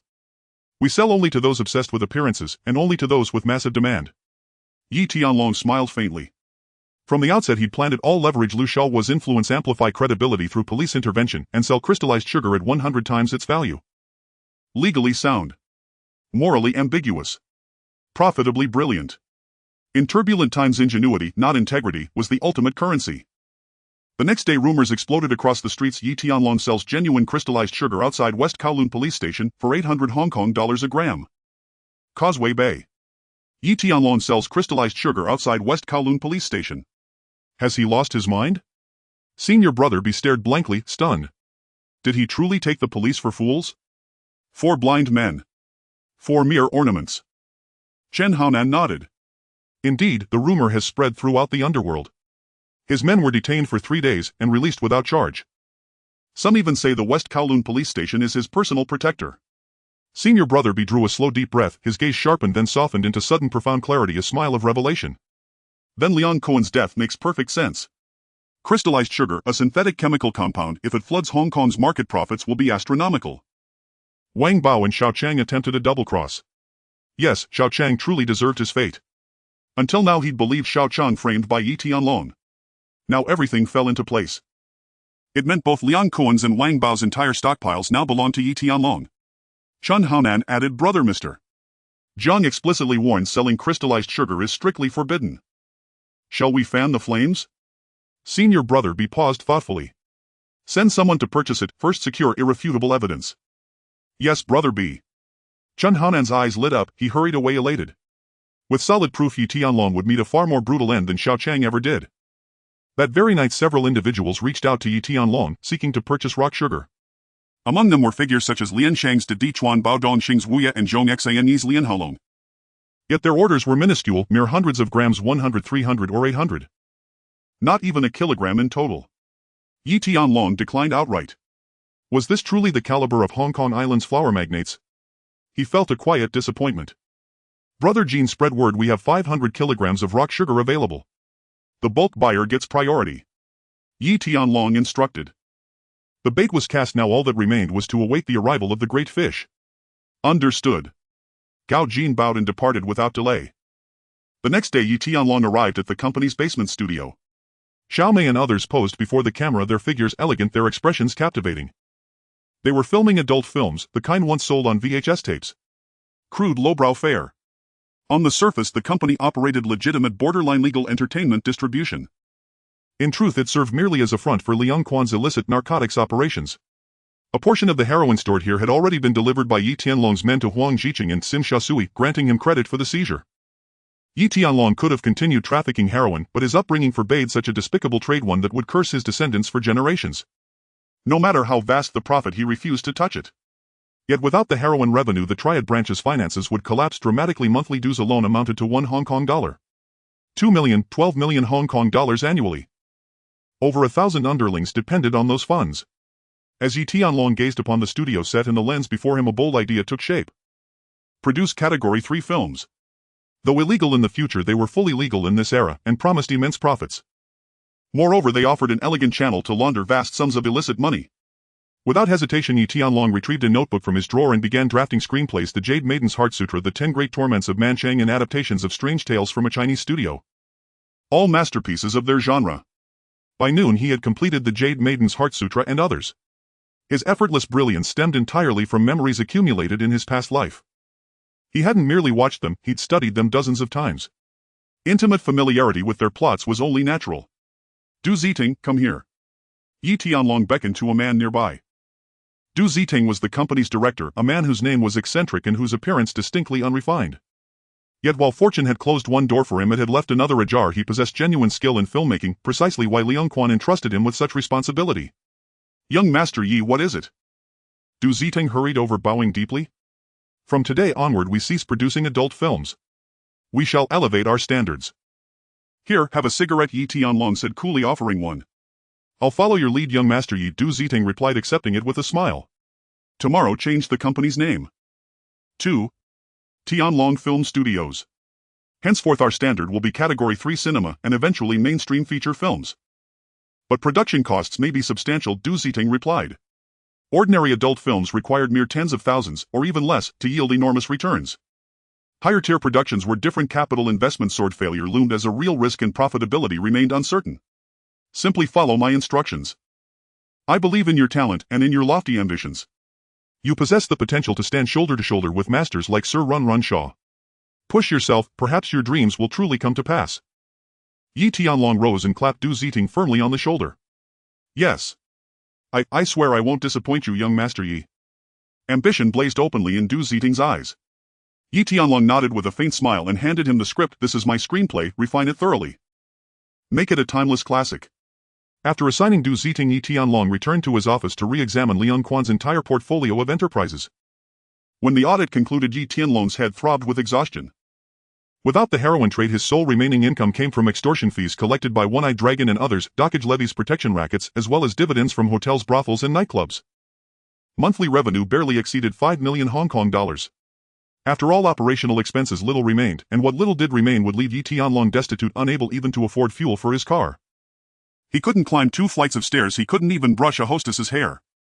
With an AK slung at his waist, he knew he must pull off something monumental. Robbing armored vehicles, banks, or jewelry stores, all viable options. Just then a call came and a woman had invited him out. Yi Tianlong nearly declined until she mentioned having vital intelligence to report. Instantly he stepped out.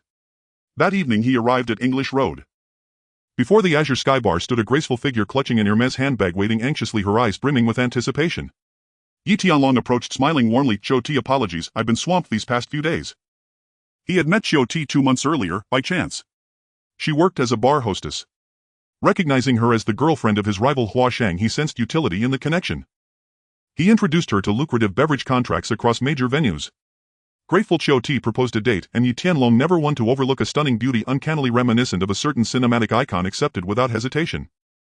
A dash of rustic charm, fine imported spirits, heartfelt persuasion, and rational appeal, she was swiftly won over. First meetings sparked curiosity, second ones build familiarity.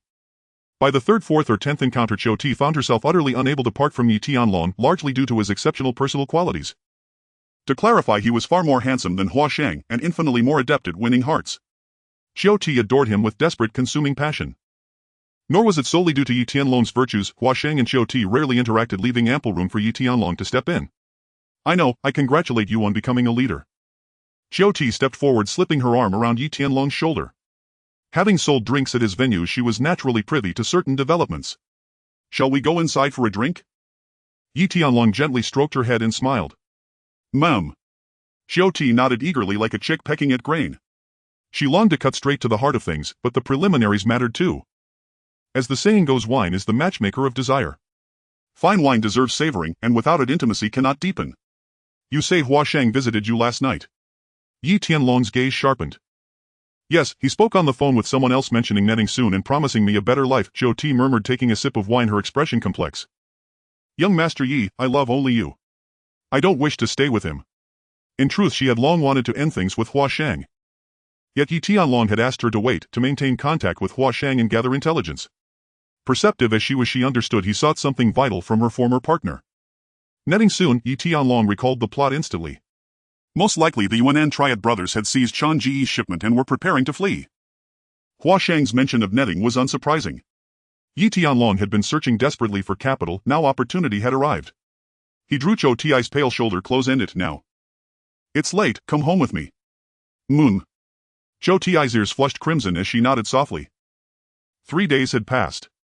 Young Master Yi, we've gathered intel. The core members of the Yunnan gang number only about 30, but every one of them carries heavy weaponry. They're currently holed up beneath the harbor's overpass. The rest are mere muscle, roughly 200 low-level enforcers operating under the Yunnan gang's banner. Additionally, a man known as Brother Shan has also been probing their operations. Oh, and the Yunnan Triad brothers along with Huashing have reserved a private booth tonight, ordering numerous hostesses and premium liquor. Gao Jin relayed the intelligence point by point. Yi Tianlong leaned back in his chair, just as had anticipated. The Yunnan gang had seized Brother Shan's shipment and yet flaunted it brazenly. Intriguing. Indeed, across Hong Kong Island the gang was infamous, a reviled, scurrying rat hunted by all. Smuggling itself was unremarkable. What set them apart was their grotesque greed. They devoured their upstream suppliers, then turned on their downstream clients, utterly devoid of conscience. Worse still, these Yunnan desperados were utterly reckless, capable of opening fire on police with AK rifles. Local triads could only swallow their fury whole, gritting their teeth in silent humiliation. That evening at a warehouse on the city's outskirts, Gao Jin assembled 20 ghost shadow operatives. Before Yi Tianlong stood crates brimming with ammunition, bulletproof vests, and other tactical gear. "Prepare yourselves, we strike big tonight," Yi Tianlong commanded. Click-clack. The operatives began inspecting their weapons. Simultaneously, Gao Jin briefed the team their objective was to eliminate the Yunnan gang's core leadership beneath the overpass. Soon after Yi Tianlong departed with Gao Jin, their personal target, the Yunnan Triad brothers. Meanwhile, Duyanlong and his men advanced toward the gang's premises. A three-pronged assault. Would the Yunnan gang withstand the pressure? In Causeway Bay at the Azure Sky Bar base throbbed deafeningly, lights pulsed hypnotically, and lust hung thick in the air. At a plush booth sat Tony Jigu, Hugo and Huashing, drinking deeply. 10 voluptuous hostesses lavished attention upon the 4 men.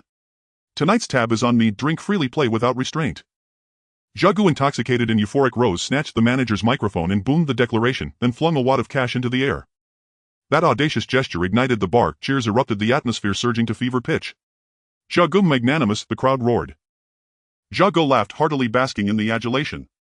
Hugo meanwhile slipped away with 2 hostesses toward the restrooms. Tony sat quietly sipping wine, ignoring the woman who'd sidled close.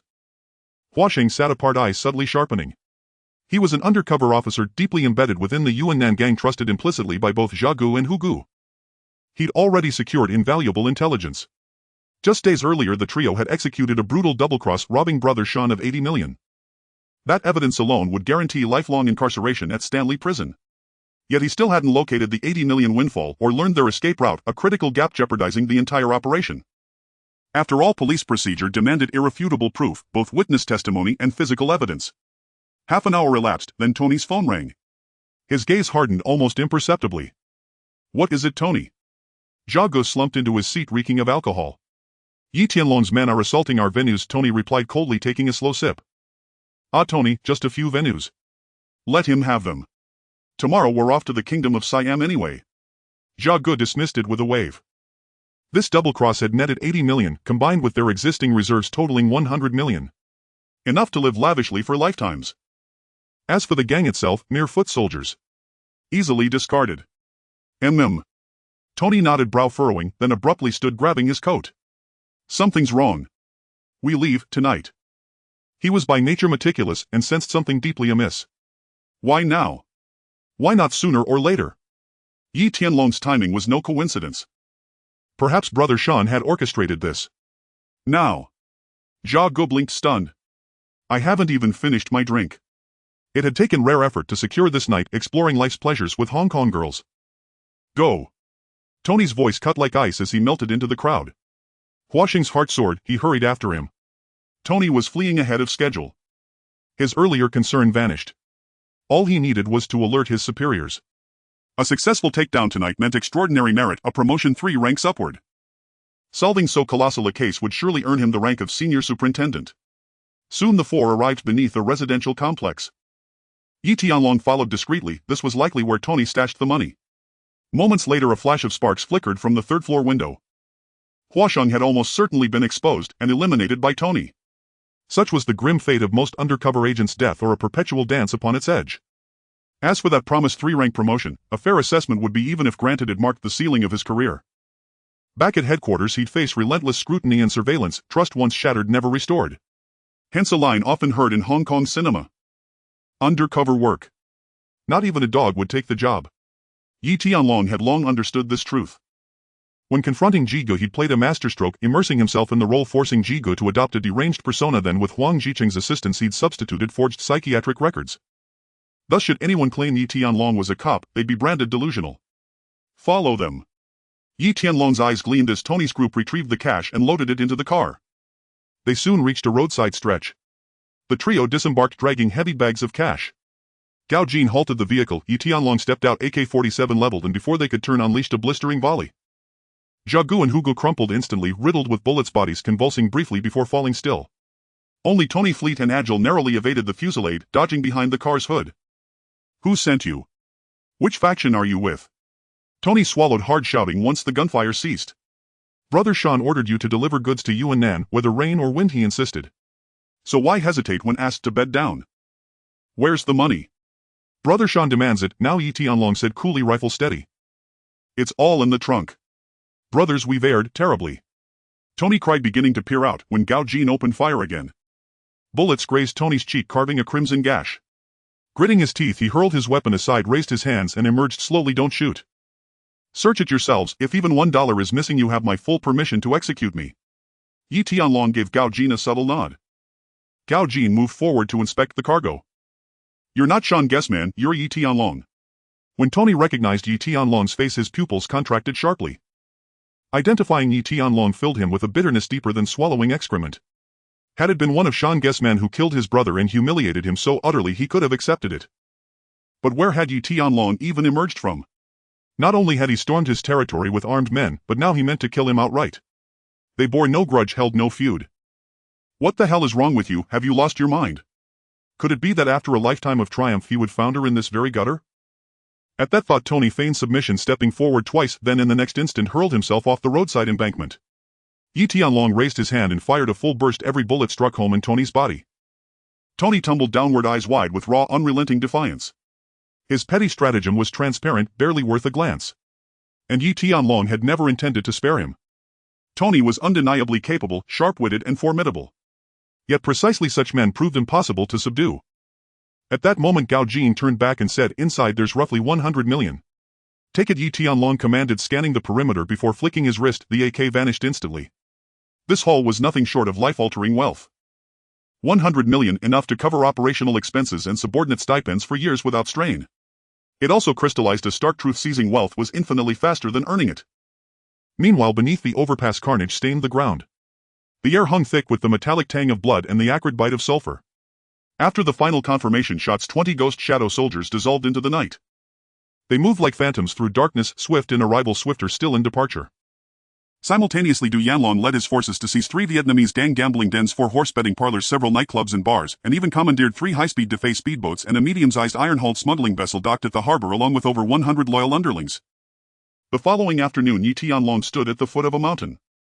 3 Defei speedboats and the smuggling vessel were moored tightly to wooden pilings with heavy-duty cables. Those familiar with smuggling knew the Defei well. It was the smuggler's elite weapon, as indispensable as a special forces operative's rifle, or metaphorically speaking, as vital as a condom. Yi Tianlong studied the Defei intently, weighing whether to enter the smuggling trade. Smuggling yielded profits at astonishing speed, and channels abounded. Crucially, maritime operations afforded unparalleled freedom. Open use of AKs, even RPGs, posed no anomaly. Clashing with marine police, confronting foreign agents, or turning on rival syndicates all fell squarely within acceptable bounds. The sea stretched boundless for the leaping fish, the sky soared limitless for the soaring bird. Here, beyond Hong Kong's jurisdictional constraints, lay an unassailable path to prosperity. With an AK in hand, the world itself bowed to his will. If you won't wield an AK, what good is it? Just then Gao Jin descended the hillside with several Vietnamese gang lieutenants in tow. Young Master Yi, the men are here. Yi Tianlong turned and appraised them. 5 men stood before him, and one face stirred deep familiarity. What was his name again? Yi Guohuan, one of the 3 great bandit kings of Hong Kong. The first Hong Kong outlaw to wield the AK-47 in armed robbery, repeatedly defying police sieges with firepower that stunned the entire territory. He bore the epithet King of the AK. Yi Tianlong had never imagined encountering him here, still in his formative years, far from descending into irredeemable infamy. All of you can pilot Defei, navigate open waters, evade marine patrols, proficient in all.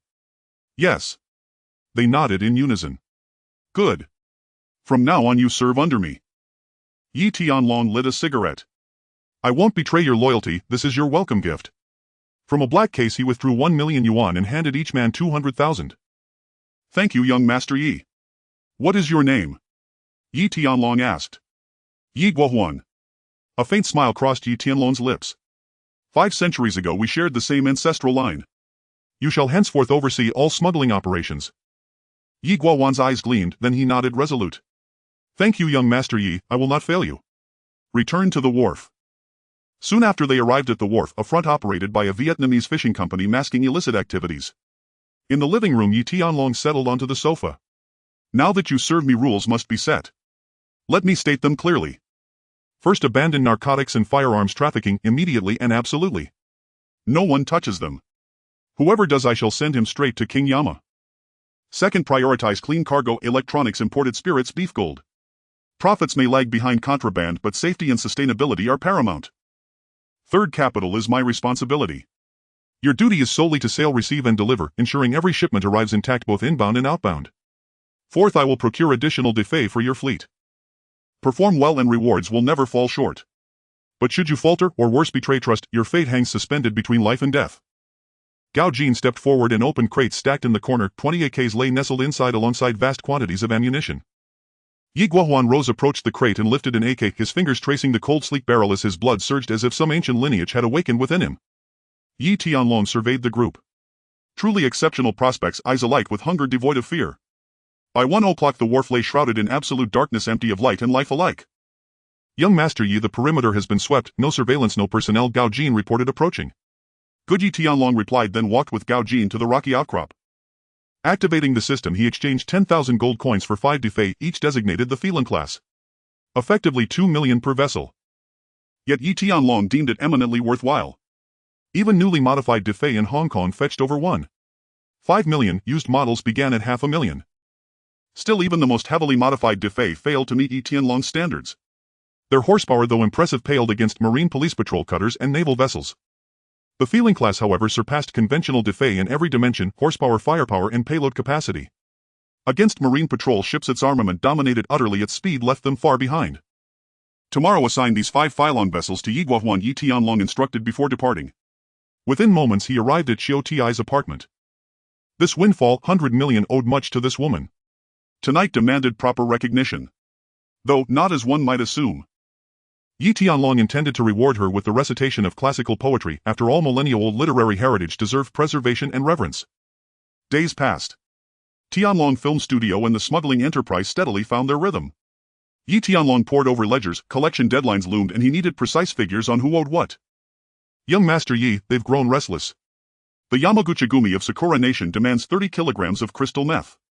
The Kingdom of Siam requests the same amount. Dizon also requires 30 kilograms. Big D asks for 20.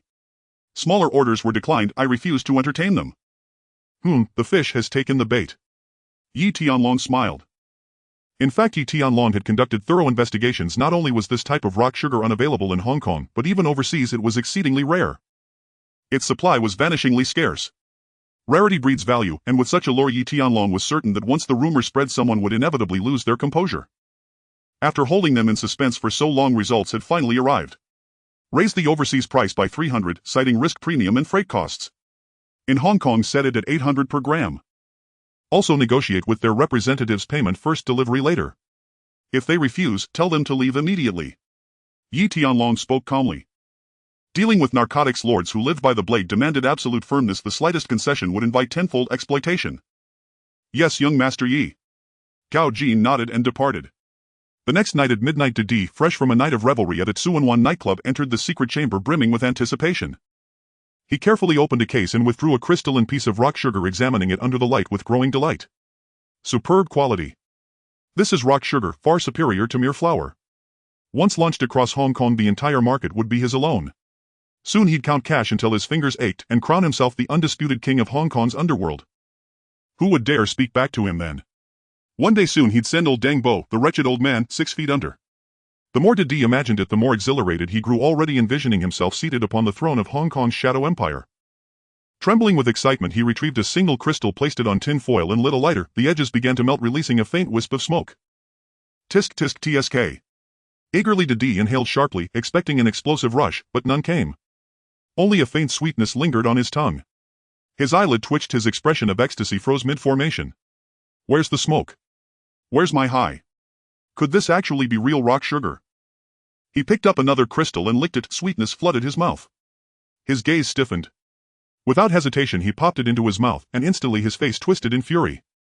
Damn it! It is rock sugar, authentic, undeniably pure. Even sweeter than the kind he used to stew chicken with. He dumped the entire case onto the table and sampled packet after packet. Yi Tianlong, you gutless worm. How dare you deceive me like this? I'll kill you. Roaring, Didi seized a fishing rod and smashed it repeatedly against the case. 20 kilograms of rock sugar worth 16 million, all of it utterly useless. Even half would have sufficed, enough to break even. He realized at last that he'd been thoroughly duped. Yet almost immediately he regained his composure. To reveal that he'd spent 16 million on ordinary rock sugar would invite ridicule across the underworld. This humiliation must remain buried, his reputation depended on it. Yet a bitter grudge against Yi Tianlong had now been forged. At that very moment in Yuan Long district crimson light bled from the apartment's lamps. On the sofa sat a man handsome as an ancient god exhaling smoke with glacial calm. A closer look revealed his right hand missing 3 fingers. He was Dizong, the most feared of Hong Kong's 4 narcotics lords. Ruthless and unrelenting, he would do anything for money. Before him lay crystals of rock sugar, identical in appearance to the legendary substance. Brother Dizong, this bastard has no honor, he's committed outright commercial fraud. What audacity, to dare swindle us. I'll kill him tonight. A henchman crushed a crystal between his fingers, seething with rage. Enough, do you possess any sense at all? Sit down. Dizong exhaled a slow plume of smoke, his voice icy. But Brother Dizong. The man reluctantly sank back into his seat. After decades navigating the underworld, he'd never encountered such absurdity. $24 million exchanged for nothing but rock sugar. Damn it. This kid's unhinged, leave him be for now. Sister Cia Abbas and the Typing brothers are still inquiring, aren't they? Tell them it's genuine rock sugar. Dizong smiled faintly, his fury dissolving into cold calculating satisfaction. Ah, Brother Dizong. The henchman stared stunned. What kind of move was this? Not only was the boss unenraged, he was now promoting Yi Tianlong's product. Preposterous. This loss won't be borne by us alone, we'll share it together. Dizong's smile remained slight, his eyes glacial. To be so manipulated by a newcomer stung, but Yi Tianlong had sold genuine rock sugar and enjoyed the backing of the Unhinged triad. Provoking him was unwise. Better to wield others' blades than draw his own. The Typing brothers and Abbas were far less forgiving and far more volatile. By dawn the next day, whispers had begun circulating. Both Didi and Dizong, the 2 largest buyers, were praising Yi Tianlong's rock sugar as exceptionally pure and worthy of investment. Those still hesitating could no longer hold back. At noon, Gao Jin arrived. Young Master Yi, just as you predicted. Both Dizong and Didi are men who prize face above all. Rather than expose the deception, they become our unwitting promoters. The Yamaguchi-gumi have requested an additional 50 kilograms. Sister Cia, the Typing brothers Abbas and Crow, all demand shipments, though theirs range from 3 to 10 kilograms each. Cao Jin reported, elated. Don't be misled by the kilogram figures, rock sugar here was priced by the gram rarer and more precious than gold itself. Even 25-year-old gold couldn't compare. Meet all their demands. And since the Yamaguchi-gumi's order is largest, demonstrate our generosity, throw in an extra 10 kilograms for free. Also ship all overseas orders through customs. After all, it's just ordinary rock sugar, perfectly legal and above board. Yi Tianlong mused quietly. In truth, this was a one-time venture, sell as much as possible while the selling lasts. 10 extra kilograms meant little. Understood. Gao Jin nodded, sniffing appreciatively.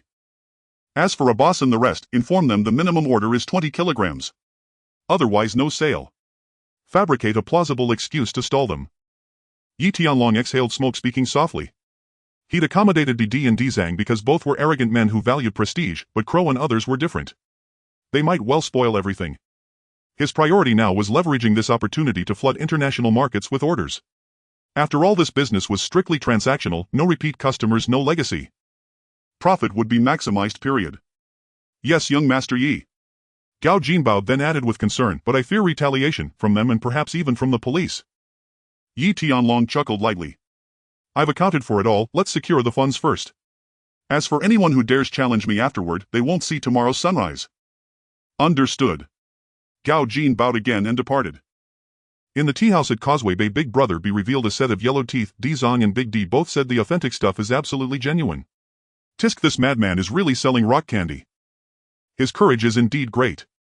Big Brother B turned around anxiously and asked, did you manage to get a sample? As long as there is evidence, it would be easy to take down Yi Tianlong, this lunatic. At that time he can take credit in front of Jiang Tianqing and push Chenhaonan up. By then Hongqing will belong solely to Big Brother B.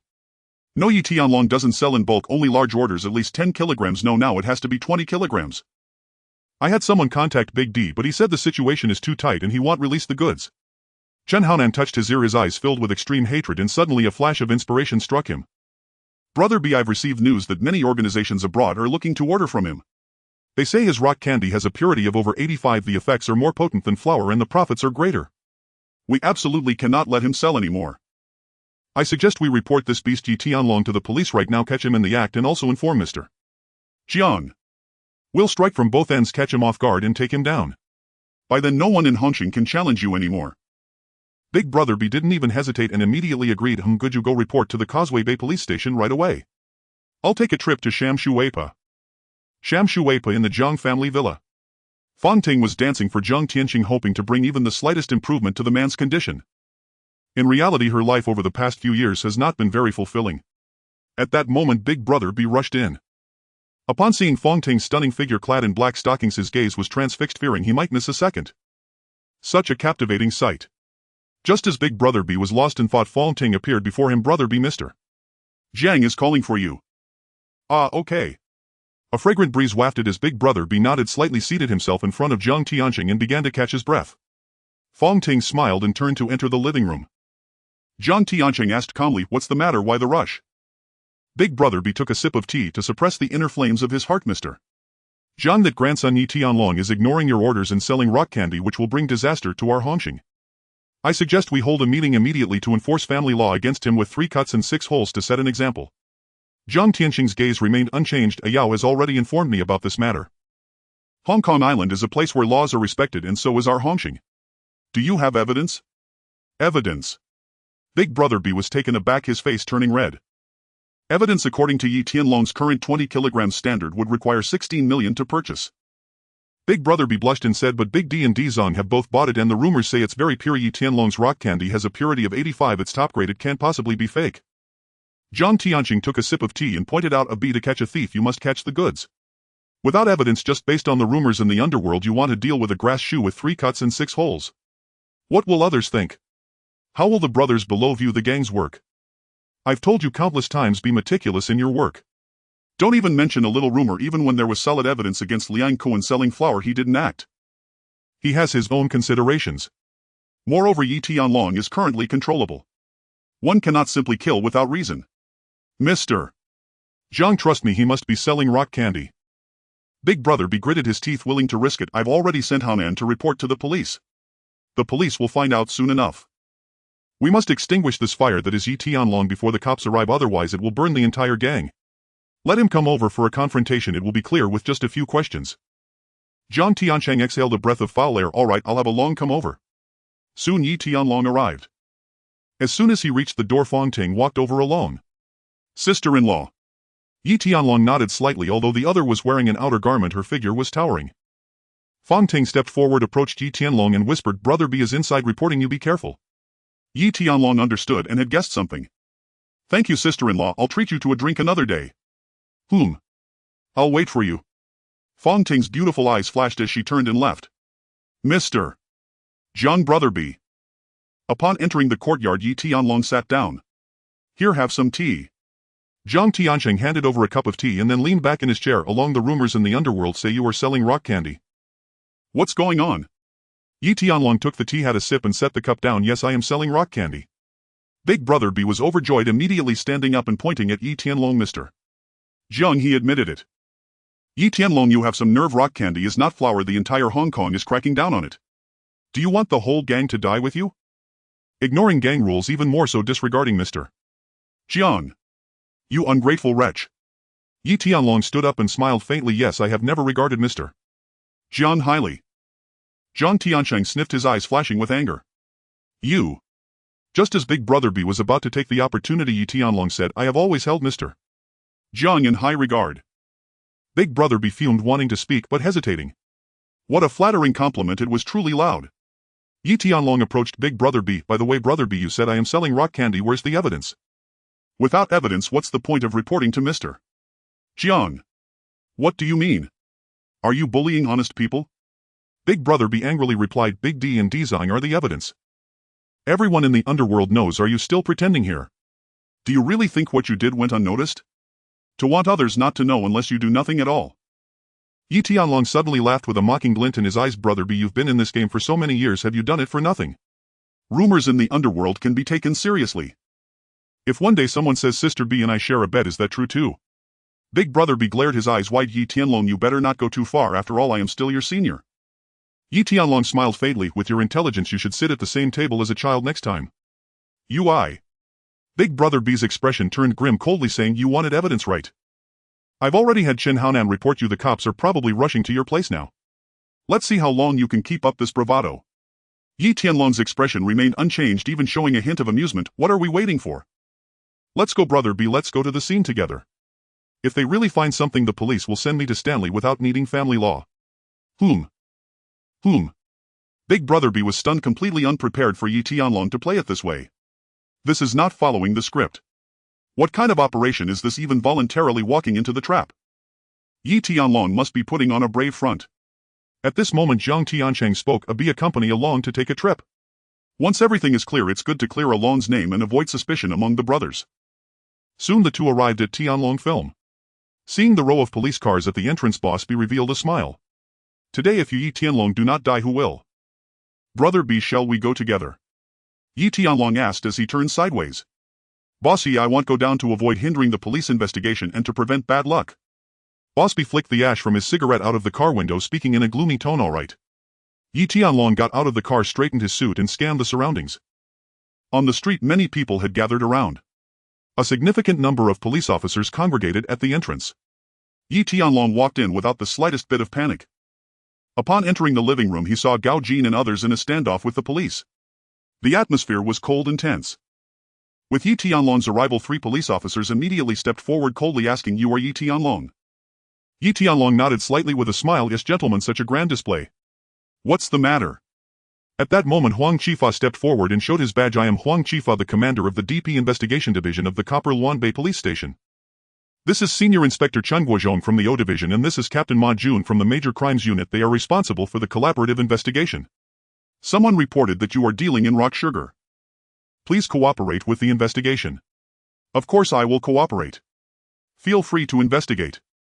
Jin let the brothers disperse and not hinder the gentlemen in their work. Saying this, Yi Tianlong sat down on the sofa, took out a cigarette and lit it, then picked up a teapot and began leisurely pouring tea. Gao Jin and the others immediately scattered to the side. Seeing this scene, Huang Qifa gritted his teeth. "Investigate, not a single corner can be overlooked. Chen sir, please go search Yi Tianlong's residence now." Chen Shichang immediately went to Yi Tianlong's villa. A few minutes later a police officer ran back excitedly. "Huang sir, we found it in the 3rd floor warehouse." Huang Qifa squinted, turning to glare at Yi Tianlong. "Let's go. To identify the crime scene." "All right." Yi Tianlong got up. Soon they arrived on the 3rd floor. In the warehouse there were many boxes, and the boxes were all open, revealing rock sugar inside. Huang Qifa picked up some rock sugar and held it in front of Yi Tianlong. "Yi Tianlong, do you have any explanation?" Yi Tianlong remained indifferent. "Huang sir, what's wrong with me selling rock sugar?" Saying this he took the rock sugar and directly stuffed it into his mouth, chewing. "You?" Huang Qifa and several police officers were dumbfounded. Such a large piece of rock sugar could be lethal. "You actually ate it raw?" "Enough to die 10 times over." A mental patient truly lives up to the name. "What are you doing?" "Spit it out. Quickly spit it out." Huang Qifa was the first to react, scared out of his wits, lunging forward to pry open Yi Tianlong's mouth. Yi Tianlong pressed him down. "Huang sir, men and women should keep their distance. Please maintain a safe distance from me. I don't swing that way. If you like I can introduce you to someone tough. Are you an O or? You. Are you okay?" Huang Qifa didn't have the mood to entertain such nonsense but stared wide-eyed at Yi Tianlong. Unscathed. Could it really be? Huang Qifa turned around and licked a piece of rock sugar directly. "What the hell? This is real rock sugar." Yi Tianlong smiled faintly. "Of course, real rock sugar, 800 per gram, guaranteed genuine, over 85 purity, 10 times better than what's on the market. Perfect for making mung bean soup or stewing bird's nest, top-notch quality. Huang sir, if you find it satisfactory I can give you a discount and give you a box for free." The atmosphere was awkward enough to wring out water. Huang Qifa squeezed the evidence, his face a shade of liver color. In fact, they had been keeping an eye on Yi Tianlong because of the rock sugar. However, they did not know where Yi Tianlong had hidden the rock sugar. Until today, Chinhoan brought people to report. They came with great fanfare this time, even the Investigation Division, Major Crimes Unit, and O Division. After searching for so long, they found an entire room full of sweet rock sugar. Yi Tianlong. Huang Qifa held back for a long time before finally saying, "What do you need so much rock sugar for in the warehouse?" Yi Tianlong lit a cigarette. "To do business, Huang sir. What, is it illegal to have too much stock now?" Ma Jun with his short temper couldn't hold back any longer. 800 per gram, how is that even possible? What kind of rock sugar costs 800 per gram? Yi Tianlong took the rock sugar again and handed it to Ma Jun. Sir Ma, the raw material for my rock sugar is imported from Australia. It's very expensive. I sell it for 800 per gram. What's wrong with that? Aren't you in the major crimes unit supposed to deal with criminals? Why are you managing products now? Ma Jun couldn't help but shout angrily, are you messing with us? Yi Tianlong exhaled a puff of smoke. Sir Ma, where is this coming from? You came to investigate and I fully cooperated. How has it become messing with you? I am a good citizen. Ma Jun directly pulled out his gun and aimed it at Yi Tianlong. Tell me, where is the real rock sugar? Yi Tianlong's gaze turned cold. I don't know if the rock sugar you are referring to is the one in front of you, but my rock sugar is the one you see in front of you.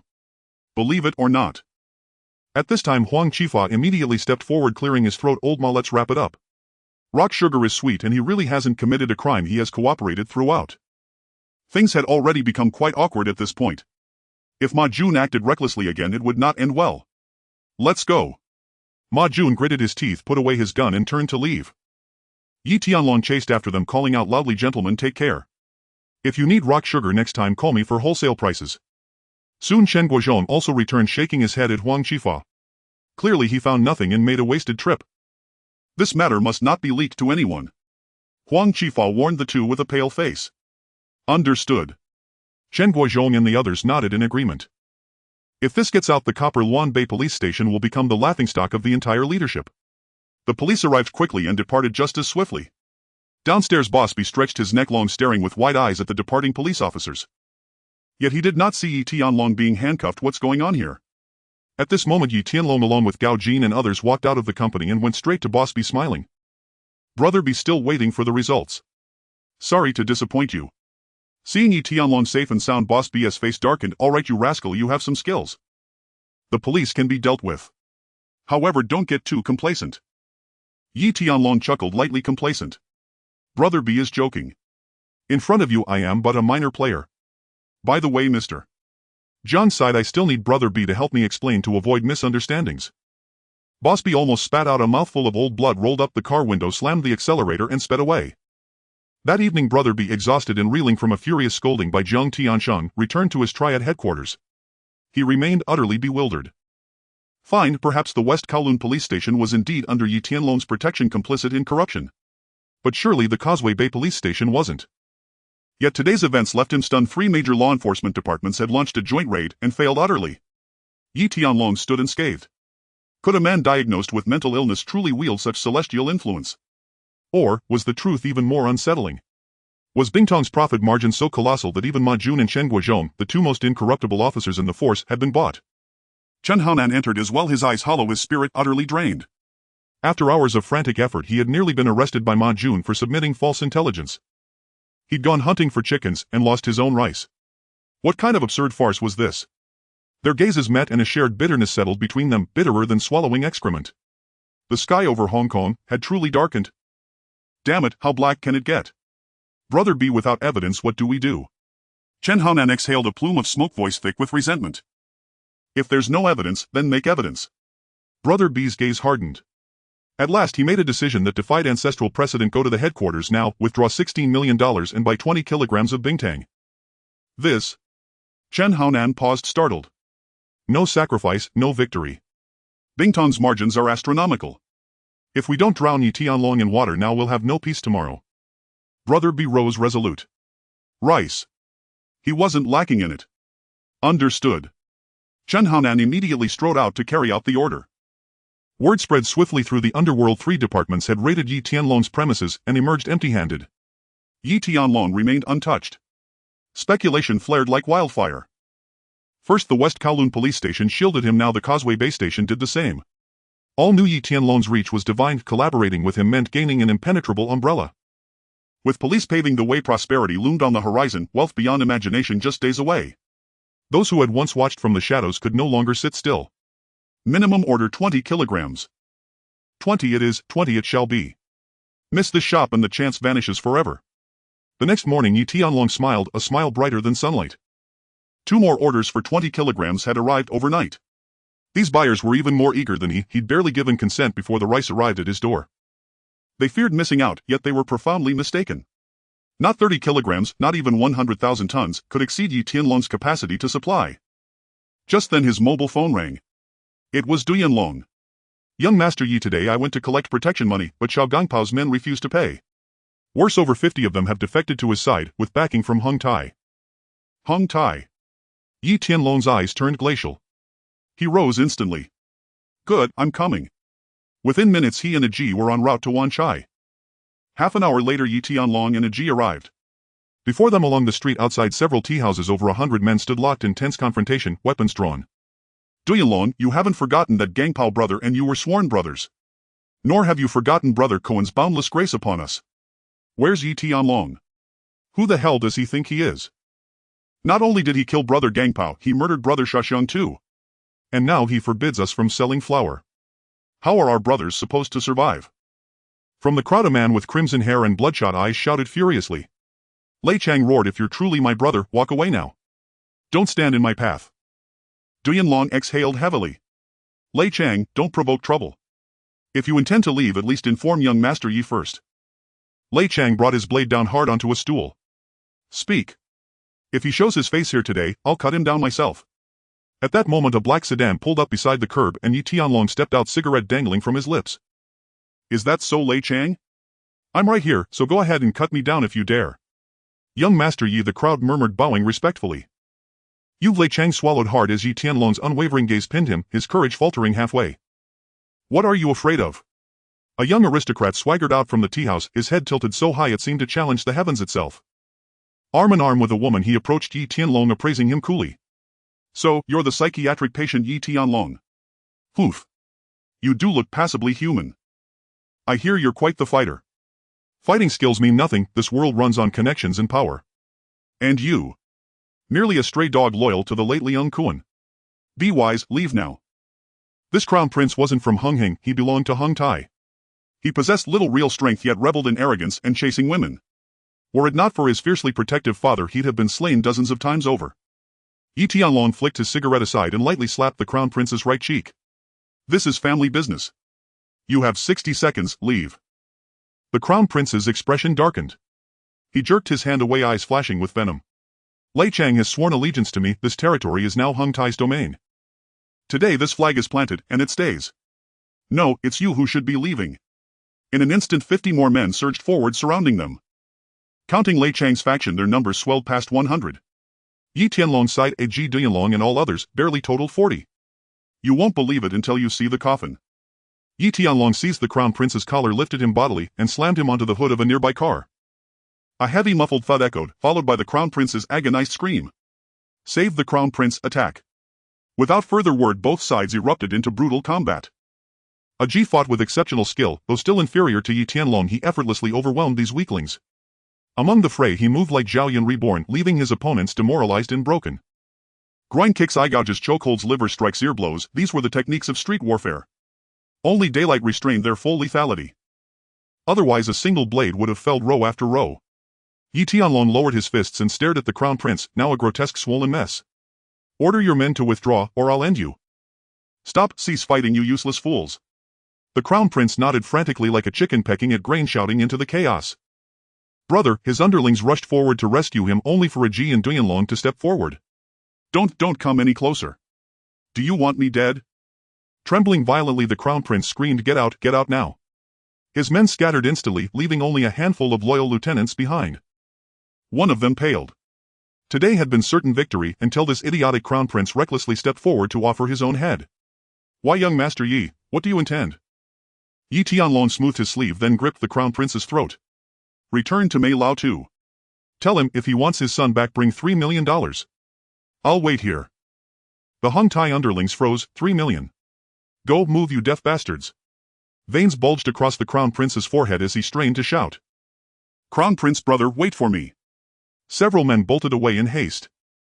Inside the tea house, Lei Chang and his men knelt on the floor, trembling uncontrollably, their faces pale with terror. Beside them the crown prince lay half dead. If even the crown prince had been struck without hesitation, what were they, mere specks in comparison? Had he known Yi Tianlong was this unhinged, he would have kept his head down and stayed obedient. Yi Tianlong sipped his tea calmly. Lei Chang, we've been brothers. I won't make things difficult for you. You're free to walk away if you choose not to stay with me. Leave the premises behind and take your men and go. Young Master Yi, take care.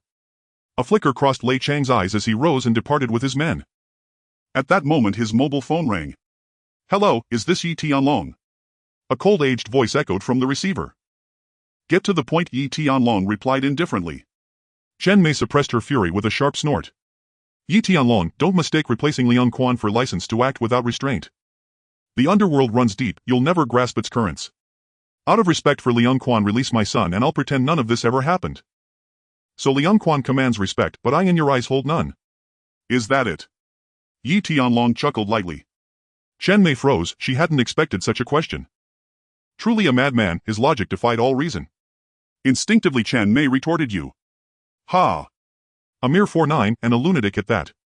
Even a random passerby on the street carries more clout than you do." Truth be told, she didn't regard Yi Tianlong as worthy of a second glance. He rose slowly, paused before the Crown Prince and placed the mobile phone on the floor. "Brother Crown Prince, your father just declared I have no face." With that he seized the prince's middle finger and snapped it backward with a sickening crack. A shriek like a slaughtered pig tore through the room. "Ah!" The Crown Prince writhed in agony. "Tell your father, do I or do I not possess face?" Yi Tianlong smiled, a devil's grin. Gritting his teeth against the pain, the Crown Prince screamed into the phone, "Dad, save me. Stop whining, just wire 3 million right now. Yi Tianlong, I warn you, if so much as a single hair on my son's head is harmed, your entire family will pay with their lives." Yi Tianlong picked up the phone, utterly unruffled. "I've already acted, what then can you do?" "You." Chen Mei stood stunned. Though Hung Tai wasn't a major triad, she herself was a seasoned player in the underworld. No one dared slight her, yet here stood Yi Tianlong, audacity bordering on madness. But for the sake of Chen family's sole heir, she swallowed her pride. "Wait, 3 million is coming. Immediately. That was the price moments ago. Yet I despise condescension. Your arrogance has deeply unsettled me. My terms have changed. 10 million, delivered by 8 o'clock. For every minute past the deadline, your son loses a piece of himself. It could be a finger, or perhaps his head." Chen Mei recoiled in horror. "Damn you, don't push too far. You chose this path, my idol." With that, Yi Tianlong ended the call. Later that afternoon, Zhang Tiansheng phoned. He proposed meeting Chen Mei that evening at the boneless restaurant. Yi Tianlong hung up and scoffed, so the old man had moved swiftly, escalating straight to Zhang Tiansheng. This brat couldn't handle the heat. Naturally, Yi Tianlong agreed. That night at the boneless restaurant he arrived early, with Aji and his crew. They secured positions throughout the venue. As for the Crown Prince's character, well, it left much to be desired. And Chen Mei. Likely no better. Caution was imperative. Soon after, Zhang Tiansheng arrived, accompanied by Qin Yao. Quite the delegation. Ordinarily Hung Tai wouldn't command such stature. Moments later Chen Mei entered, flanked by a portly elder who smiled warmly. Yi Tianlong recognized him instantly. Deng Bo, the retired patriarch of Wolin Sheng. His seniority commanded profound reverence across the underworld, and within Wolin Sheng his word was absolute. No wonder Zhang Tiansheng extended such deference. So Chen Mei had summoned Deng Bo, the ultimate authority. She scanned her beloved son, noting only minor facial swelling, nothing life-threatening. A quiet sigh escaped her, relief. This son was the hard-won fruit of years of relentless effort. Perhaps dim-witted, but undeniably her blood. At the sight of his father, the Crown Prince attempted to rise, only for Yi Tianlong to pivot and slap him hard across the face. "Pa!" The prince tumbled sideways with his chair, his words choked back into his throat. "What are you doing?" Chen Mei halted mid-step, eyes blazing with fury as she glared at Yi Tianlong. He smiled faintly. "Your son suffers from hyperactivity, no posture, no discipline, clearly raised without proper upbringing. Since I had nothing better to do, I took the liberty of correcting him. You're welcome. If you insist on gratitude, just bow to me once." Chen Mei pointed a trembling finger at Yi Tianlong, ready to erupt, when Zhang Tiansheng rose gently, guiding both men to their seats. "Along has a minor neurological condition, intermittent per his physician. Please don't hold it against him." Chen Mei shot Yi Tianlong one last venomous glare, then carefully seated Deng Bo beside her. The elder studied Yi Tianlong with quiet appraisal. A pure lunatic. No, more accurately, a reckless hothead. After the first round of drinks, Chen Mei slammed her palm onto the table. "Mr. Zhang, today I invited Elder Deng and yourself as witnesses. My son went to Wanchai for entertainment, and Yi Tianlong, fully aware of his identity, detained him, assaulted him, and now demands 10 million. He shows not the slightest regard for Hung Tai's standing." Yi Tianlong lifted chopsticks, calmly eating before replying. "Entertainment? Your son marched 100 men into my establishment to plant his flag, seize control, and poach my people. I spared his life, not out of mercy but restraint. To demand half his life is already leniency. Otherwise he'd be carrion for dogs. You'd bury your child before your own gray hairs turn white. You." Chen Mei slammed the table again. I swear you won't see tomorrow's sun. Sensing tensions boiling over, Zhang Tianshang set down his chopsticks and intervened. Along. Uncle Mei is your elder, show proper decorum. At minimum observe hierarchy and respect. Today's purpose is resolution, not escalation. You've already struck him. Surely your anger has subsided. Yi Tianlong remained silent, lighting a cigarette instead. Deng Bo set down his wine cup and stepped in as peacemaker. Alone, I understand. The underworld isn't about violence, it's about mutual face. Indeed, the Crown Prince erred first. Yet 10 million violates custom and wounds harmony. Let us speak plainly. Yi Tianlong exhaled smoke. Unruffled, the Crown Prince's mob wrecked my establishment, scaring off countless patrons. That loss. A modest 3 million. Chen Mei's lip twitched, she bit back a curse. Also, Lei Chang brought over 50 men to Hung Tai. By precedent, each transfer incurs a fee of 50,000. That totals 2.5 million. 55 million total, fair, reasonable, and beyond reproach. Before Yi Tianlong finished, Chen Mei shot upright. Why don't you just rob a bank instead? Damn it. Transfer fees did exist, but not like this. A red pole warranted 10,000 in ordinary 49, barely 500. Blue Lanterns, non-affiliated staff, were temporary laborers. No transfer fee applied. Of Lei Chang's crew, over 30 were Blue Lanterns, the rest mere 49s. 20,000 would be the absolute ceiling. 2.5 million. He truly thought himself a fool. Yi Tianlong ignored him and continued. Mental distress compensation, lost wages, medical expenses, 3 million. I'll round it down for you. Final settlement, 8 million. Old Chen cash or check. Mental distress. Everyone froze, the term struck them as oddly novel. Mental distress compensation. Chen Mei's eyes bulged wide. After decades navigating the underworld, having both drawn blood and bled, he'd heard of ransoms, herbal remedy fees, and settlement payments. But this was the first time he'd ever heard of mental distress compensation in triad negotiations. Yi Tianlong, have you gone completely mad? Where in the underworld does such a rule exist? Yi Tianlong rose and patiently explained. Rules. Aren't they made by people?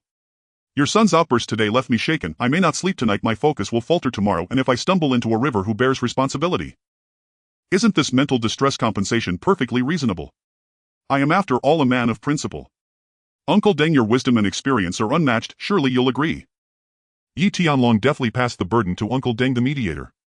Uncle Deng replied, this matter does hold some merit. Very well, let's settle at 4 million.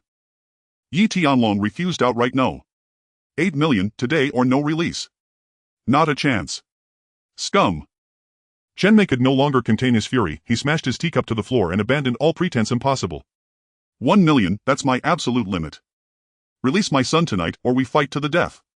With that, Wei Jixiang stormed and flanked by his men. Silence descended, thick with tension charged like burning embers. Yi Tianlong tossed aside his chopsticks, his gaze turning glacial. Hong Tai, you truly believe you hold power before me? What? Relying on seniority to lord over others. I call you Old Chen only out of courtesy. Withdraw that courtesy, and I'll bury you alive, your entire family joining you in the grave. Zhang Tianshang remained silent. True, Yi Tianlong was arrogant, but even he found Chen Mei's attitude grating. 1 million to settle it. Does he take Hung Hing for some street corner gang? Does he truly believe Uncle Deng's return grants him license to trample upon Hung Hing's authority? You. Humiliated before a junior, Chen Mei's rage surged, but Yi Tianlong's words had pierced through his bluster, jolting him into sober reflection. Yi Tianlong was young, but he'd inherited Liang Quan's position and wielded real influence. And behind him stood Hung Hing, the most formidable pillar of all. In that moment he was trapped, cornered like a tiger on a cliff. The line had been drawn: retreat or confrontation, both carried perilous weight. Beside him Wei Jixiang paled, Hong Tai's former glory had long faded. Today it existed only to posture. To clash head-on with Hung Hing. It lacked the strength, even the audacity. His eyes locked onto Chen Mei. Don't you dare provoke disaster. This was sheer folly, a fragile egg striking solid stone. Just then Uncle Deng slammed his palm onto the table. Sit down, all of you. Let's discuss this calmly, no need for such heated tempers. They resumed their seats, all eyes fixed on Uncle Deng. He paused thoughtfully, his expression calm and unflustered. The old ways still stand. Either one side yields, accepting the other's terms. Or, single combat. Or, choose a neutral ground to settle it publicly. Truth be told, serving as peacemaker today felt deeply humiliating. These youths utterly dismissive of his authority. Clearly he'd attend fewer such gatherings in future. Yi Tianlong bristled. I choose none. Chen Mei retorted aggrieved. Then what do you want? His defiance rang hollow, his options exhausted. Yi Tianlong exhaled a slow plume of smoke, his face icy, undeciding which finger of your son to sever first, then whether to encase his body in concrete tomorrow, or simply dig a shallow grave. With leverage firmly in hand, and yet this elder still dared to posture so boldly. Honestly, Yi Tianlong couldn't fathom the source of Chen Mei's misplaced confidence in negotiating terms. Chen Mei frowned, glancing sharply at Jiang Tiancheng and Uncle Deng. Both remained silent. Jaw clenched, he relented. Fine, 8 million it is. Yi Tianlong sighed, weary. Had you agreed so readily from the start, we'd have spared ourselves this tiresome charade. The Demon King, utterly speechless. Send it over, immediately. Let's not delay Mr. Jiang or Uncle Deng's rest. Half an hour later the full 8 million arrived, down to the last dollar. Yi Tianlong handed the captive over to Chen Mei, who instructed Wei Jisheng to rush the young heir to the hospital. Then without hesitation Yi Tianlong withdrew 1 million and presented it to Uncle Deng. Uncle Deng, your hard work deserves reward. Please accept it. And here, another million for Mr. Jiang as tribute to our esteemed Unhinged. Both men beamed. Yi Tianlong truly knew how to command respect. To bribe the very mediator he himself had summoned, using his own money, left Chen Mei grinding his teeth in silent fury, too cowed to utter a word. And just like that the negotiation concluded. Yi Tianlong, you'll pay for injuring my son and extorting 8 million from me. This isn't over. As he departed, Chen Mei jabbed a finger toward Yi Tianlong, voice venomous. I'll be waiting, Yi Tianlong replied with a faint chilling smile, and walked away. That old man had already stepped onto the path leading to his own demise. Yi Tianlong had barely returned to his office when Jiang Tiancheng arrived. The two sat in the living room sipping tea. Mr. Jiang, I apologize for the trouble, Yi Tianlong said, bowing slightly in deference. Jiang Tiancheng exhaled a slow stream of smoke. That wily old fox Chen Mei, he won't let this go quietly. So, what's your next move? Hong Tai, the kind of faction unworthy of serious attention, had never concerned him. He'd intended to ignore the whole affair. But Chen Mei's ill-judged invitation of Uncle Deng to pressure him revealed a profound misreading of his place in the hierarchy. The underworld demanded not only seniority but strength. Observing Jiang Tiancheng's expression, Yi Tianlong remarked coolly, his operations in Mongkok are extraordinarily lucrative. Yet he lacks the capacity to hold them. He shouldn't bear the name Hong Tai, he should carry the banner of Unhinged. They all assume my youth, and recent succession to Brother Liang's seat makes me negligible. Perhaps I'll use Hong Tai as my proving ground. A sound resolve. Jiang Tiancheng smiled approvingly, then shifted tone. Tell me, do you truly possess confidence facing Hong Tai? Should you lose, Unhinged's reputation will crumble. Against Hong Tai, Liang Quan would have inspired zero concern. Though Yi Tianlong now wore Liang Quan's mantle and had secured the loyalty of key lieutenants like One-Eyed Dragon. In recent days at least 100 of Liang Quan's former underlings had already defected. And those remaining. Their allegiance to Yi Tianlong remained uncertain, untested. Yi Tianlong shrugged, unruffled. I do. If I fall, I step aside. Jiang Tiancheng rose, admiration unmistakable in his gaze. Excellent. Prove yourself, don't disappoint me. Yes. Yi Tianlong poured tea, filling Jiang Tiancheng's cup to the brim. As Jiang Tiancheng lifted it and took a sip, he asked casually, by the way, what exactly happened with the rock candy? Have you made contact with Golden Triangle traffickers? Frankly, the rock candy affair unsettled him deeply. Right now every eye, domestic and foreign, was trained upon them. One misstep and the Hong Kong government would crush them utterly. For a youth so young to ignite such a catastrophic fire, had evidence existed, he'd have struck Yi Tianlong down without hesitation. Yi Tianlong spoke calmly. Mr. Jiang, rumors circulating on the street are not to be trusted. If I were truly trafficking ice sugar, I'd have long been locked up in Stanley Prison. Moreover, how dare I defy the rules you've established and collude with drug lords to traffic ice sugar? I'm still young, I'd like to live freely for a few more years. I swear upon heaven itself, should even a single word I speak prove false, may lightning strike me down fivefold. Jiang Tiancheng, handsome, resolute and unyielding, was already being praised. Jiang Tiancheng's gaze flickered faintly before he rose. Very well. It's late, I'll take my leave. Feel free to visit the villa anytime, I'll have my wife prepare abalone and lobster for you. In truth, as the Triad's leader, he would normally pursue such a matter relentlessly, yet according to his intelligence network, the total ice sugar output from the Golden Triangle barely reached 1,000 kilograms. Yi Tianlong had already sold several hundred kilograms. It was utterly implausible. It was simply impossible. Second, he primarily sought to groom Yi Tianlong as his loyal enforcer to counter Big Brother B and other branch leaders in the future, thus ensuring balance within the organization. Without irrefutable evidence, he chose to turn a blind eye and look the other way. Goodbye, Mr. Jiang. After seeing Jiang Tiancheng off, Yi Tianlong lit a cigarette. At that moment Gao Jin approached. Young Master Yi, all orders, from Hong Kong and beyond, have been dispatched. Yi Tianlong gave a slight nod. How much has been sold? Gao Jin replied instantly. 360 kilograms, total profit 220 million. 220 million. Good. Bring 120 million in cash. At 3 a.m. The fulsome 120 million in cash lay spread across the table. A riot of color dazzled the eye. Shallow grass barely reached the horse's hooves. The entire hall shimmered with banknotes.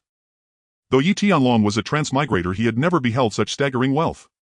In that instant he finally understood the mindset of corrupt officials. It wasn't that he felt unsatisfied, it was that he craved more. They say money is the root of all evil, yet everyone scrambles for it. They call beauty a calamity, yet every man covets it. They proclaim heaven the most sublime realm, yet none choose to go there. Human desire is insatiable. Yi Tianlong exchanged 120 million for 120,000 gold coins. Instantly he felt flush with wealth, a true overnight fortune. With gold coins came the urge to spend. 70 ghost shadow soldiers were summoned at 7,000 coins each, completing his force of 100. He then spent another 20,000 coins to acquire a single character lottery draw. The interface displayed nothing, like opening a mystery box charged with tension and exhilaration. What if he drew Thanos? One snap and the world would end. Ding. Congratulations host, you have obtained Catwoman playable trainable embodying both mature allure and youthful charm. Selena Kyle variant. Height 174 centimeters. Weight 56 kilograms. Measurements 34C, perfectly matched to the host. Warm, utterly obedient to the host, possessing astonishing flexibility and peak human physical conditioning. Yi Tianlong paused, stunned. Catwoman. Yet he had already transmigrated into a world where Hong Kong cinema genres fused seamlessly.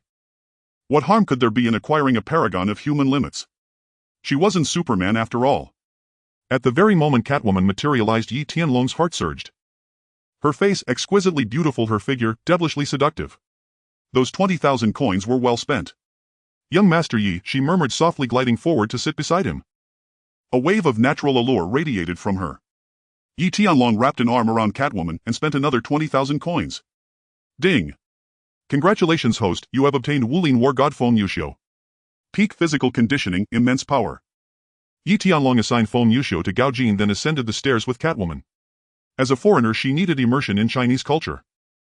The next morning just as dawn broke, Yi Tianlong still held the voluptuous Catwoman close in repose when the bulky mobile phone beside the bed began ringing insistently like a death knell. He fumbled for it, grunted into the receiver, and heard Chen Yao's voice. An emergency meeting was to be convened, and he specifically hinted it concerned the ice sugar matter. After hanging up, Yi Tianlong couldn't suppress a smile. He'd shipped the goods only last night, and already someone was eager to use them against him. How intriguing. At the Unhinged headquarters, logic dictated hadn't they even inspected their own shipment? Dozens of branch leaders sat scattered, some yawning, others brimming with impatience. Zhang Tianqing had yet to arrive. Among them Big Brother B arrived early, sitting upright, even exuding quiet triumph. If I fail to rein in Yi Tianlong today, I'll smash my head against tofu. Brother B, it's not that I lack respect, but for half a year now you've summoned meetings that will dragging Brother Yao into every trivial affair. I know your intentions are sincere, for the sake of the organization. Who knows, you might soon be mistaken for the Unhinged Dragonhead. I just imported fresh girls last night, haven't even inspected them yet. Damn it. Fatly scratched his foot, clearly disgruntled. Big Brother B's expression darkened, this was hardly something to air publicly. Fatly, you may sleep with whomever you please, but watch your tongue. Rules. Big Brother B retorted. Someone has violated our code, committed a grave offense, so I asked Brother Yao to convene this meeting. His gaze lingered pointedly on Yi Tianlong. Rules. Yi Tianlong tapped ash from his cigarette, his tone laced with irony. What rules? Last time you sent Chan Honam to report me for trafficking ice sugar, yet the police found absolutely nothing. What's the charge this time? Shall I accuse myself of selling granulated sugar, and shall I summon Inspector Sir to assist you? What? This actually happened. Brother Qi paused, incredulous. Big Brother B's public persona within Unhinged was one of unwavering integrity. Especially his subordinate Chan Honam, renowned for loyalty, honor, and fierce righteousness, would never stoop to underhanded, dishonorable acts. After all, they were brothers-in-arms. To betray one among them to the authorities. Such matters ought to be resolved internally. It was simply unprincipled. Had Yi Tianlong not spoken, some present would genuinely have remained unaware. You. Big Brother B choked, his dignity wounded by having such lowbrow conduct exposed so bluntly. Yet moments later Yi Tianlong's smile would vanish. A junior member announced from the doorway, Mr. Zhang has arrived. Zhang Tianqing entered, seated himself, and swept the room with his gaze, lingering on Yi Tianlong for half a second. Everyone's here, Zhang Tiancheng said coolly. Yao, brief us. Chen Yao cleared his throat. Brother B has provided critical intelligence, pointing directly to an insider within our organization. Large-scale smuggling and distribution of high-purity ice sugar, massive quantities severely damaging our reputation. If proven true, the offender faces disciplinary action under our internal code, regardless of rank. Brother B, please speak. Big Brother B nodded, rose and addressed the assembly in a resonant voice. Mr. Jiang. Brothers. It is not that I disregard our brotherhood, but someone seeks to drag Unhinged straight into the gutter. Today Brother B will uphold justice even at the cost of family ties and cleanse our ranks. With that he cast a sharp glance toward Chan Honam and Shan Ji. Chinhoan and the others immediately rose and distributed exquisitely crafted black boxes to everyone present. Inside lay translucent rock sugar crystals. This is the evidence. High-purity rock sugar. I purchased it from Yi Tianlong for 16 million, 20 kilograms in total. Yi Tianlong, having assumed office less than a month ago, has brazenly defied Mr. Zhang's ban and violated the Unhinged Triad statutes by trafficking this capital offense substance, a crime unforgivable. According to our ancestral code, Brother Yao, what punishment does he deserve? Brother B spat emphatically, his expression flushed with fervor. Chen Yao opened a box as he spoke 3/6 punctures, then sink him into the sea to feed the fish. Silence fell over the hall. In truth, everyone already knew Yi Tianlong had been dealing in rock sugar. Yet no one had cared to intervene, none wished to clash heat with a man widely regarded as mentally unstable. Moreover, no one possessed tangible proof. Now that proof existed, Yi Tianlong stood on the precipice of peril. Yi Tianlong. What do you have to say for yourself? Brother B pointed accusingly, radiating arrogance and petty triumph. Yi Tianlong remained unruffled, exhaling a slow languid plume of smoke. Brother B, did you swallow gunpowder this morning? Such fiery temper. Poof. Brother B sneered. Don't play the fool with me. The evidence is irrefutable, you're as good as dead today. Under the 3/6 punctures, survival odds fell below 1 in 10,000. Along, is there anything else you wish to say? Zhang Tiancheng set the rock sugar aside and spoke coldly. Yes. Yi Tianlong rose, holding up a crystal of rock sugar as he gazed at Brother B and offered a faint enigmatic smile. Indeed, this is my product, thank you Brother B for your patronage. And I freely admit I am selling rock sugar. Brother B erupted in manic delight. He's confessed. Confessed. Confessed.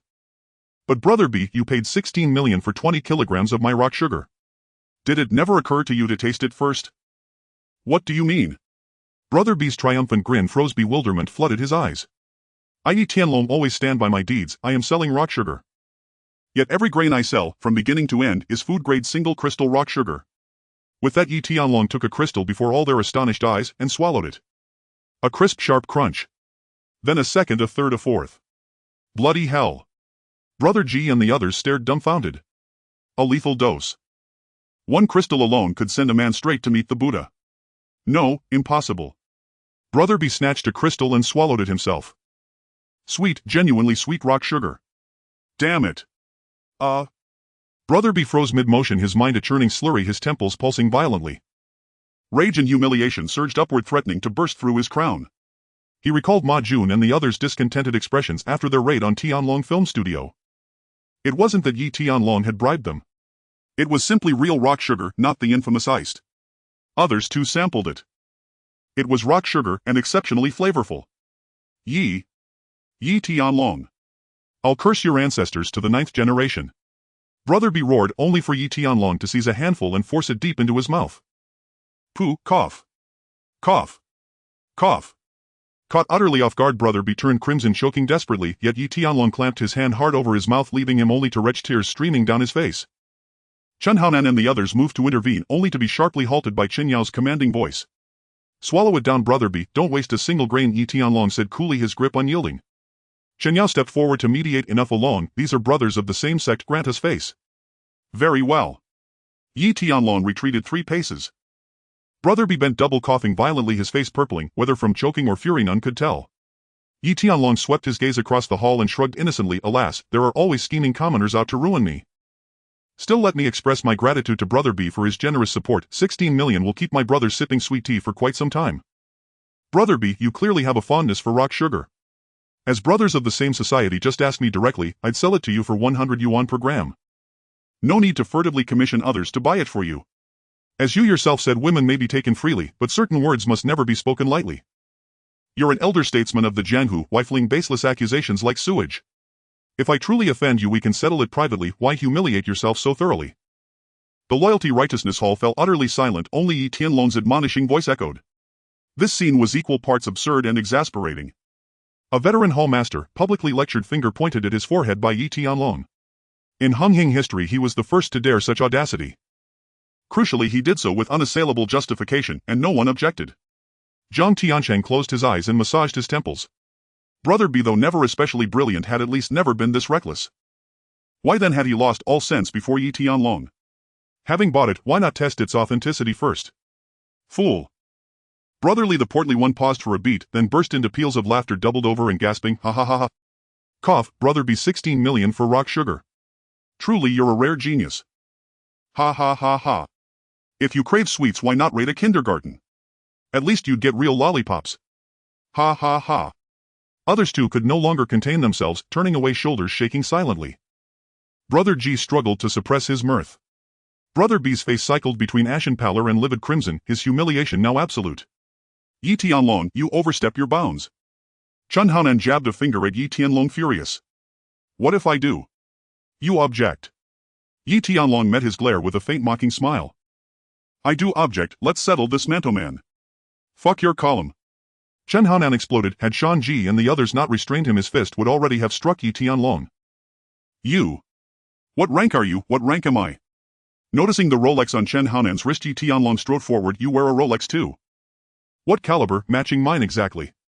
He seized Chinhoan's wrist, ripped the watch free, and hurled it to the floor. Next time you dare wear the same thing as me, I'll strike you down each and every time. Chinhoan's fury detonated. At last Jiang Tiancheng spoke. Enough. Return to your seats. Brawling in the Loyalty Righteousness Hall shames our dignity. Brother B. You're a seasoned Jianghu veteran, must you act without thought? Brother B trembled head to toe, mouth opening and closing, yet no sound emerged. And you alone, if you sell rock sugar sell it quietly, no grand theatrics. Yi Tianlong nodded. I apologize, Mr. John, I've brought trouble upon the society. Good, that's what I expected, Zhang Tiancheng replied, nodding once. Brother B's loss stems solely from his own folly, it cannot be laid at another's door. Let this matter end here. Zhang Tiancheng declared calmly, balancing justice with grace. He tempered Yi Tianlong's boldness while offering Brother B a dignified retreat. Zhang Tiancheng rose. Dismissed. Moments later at the threshold, Brother B whirled and glared back at Yi Tianlong. Just you wait. Today's humiliation had been public, profound, mocked openly as a fool. And worse, he'd lost 16 million. Truly he'd surrendered both wife and wealth, leaving himself utterly exposed and exploited. Just thinking of it made his blood boil. Brother B, next time you wish to purchase something, be sure to engage a reliable intermediary. Also, excessive sugar consumption harms your teeth and may even trigger a stroke. Yi Tianlong halted mid-stride and turned back with a cold, scathing sneer. Brother B's throat burned, a surge of blood rose, choking him, his face draining to ashen pallor. Ahead loomed another flight of steps, he misstepped, staggering twice. Oh dear, Brother B, take it easy. The floor's slippery. Shall I lend you a hand? You're quite heated, how about some pear stewed with rock sugar? It cools internal fire. Yi Tianlong pressed his assault relentlessly. Pooh. The 4 characters rock sugar stewed with pear struck his celestial crown like an invisible slap. Suddenly, breathless, chest constricting, Brother B clapped a hand over his mouth and lunged into the car, spitting blood.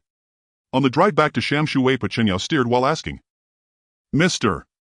Jiang, isn't Yi Tianlong pushing things too far? Zhang Tiancheng gazed out the window at passing scenery. I disagree. Yi Tianlong possesses both courage and cunning, he calculates, he schemes. He is worth cultivating. To Zhang Tiancheng, so long as no one obstructed his path to redemption or challenged his supremacy, the games played beneath were none of his concern. Cunning. Chen Yao gave a bitter smile. This young man has not only deceived Brother B, but also designed a boss Big D and even the Yamaguchi Gumi overseas. I fear he'll ignite a wildfire and direct the flames straight onto Unhinged's head. Hoof. A pack of fools. These men prize face above all, they'd never air such grievances openly. Zhang Tiancheng let out a light chuckle. Millions, tens of millions, wasted on counterfeit rock sugar. Were it him, he wouldn't merely refuse public mention, he'd kill anyone daring to utter the words aloud. As for Yi Tianlong, since he lit the fuse, whether he survives the blast is entirely his own affair. Chen Yao nodded, saying no more. Would Yi Tianlong endure the storm? Back at the Triad headquarters, Brother B staggered in, breath shallow, vitality spent. Yet fury blazed in his eyes, raw and unmistakable.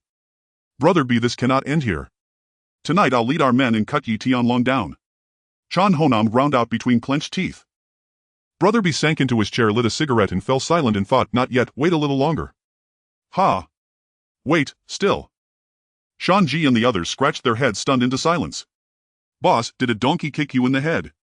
16 million gone. He'd suffered unspeakable humiliation today and still insisted on waiting. We were deceived, so were others. Do you truly believe they'll swallow this insult without protest?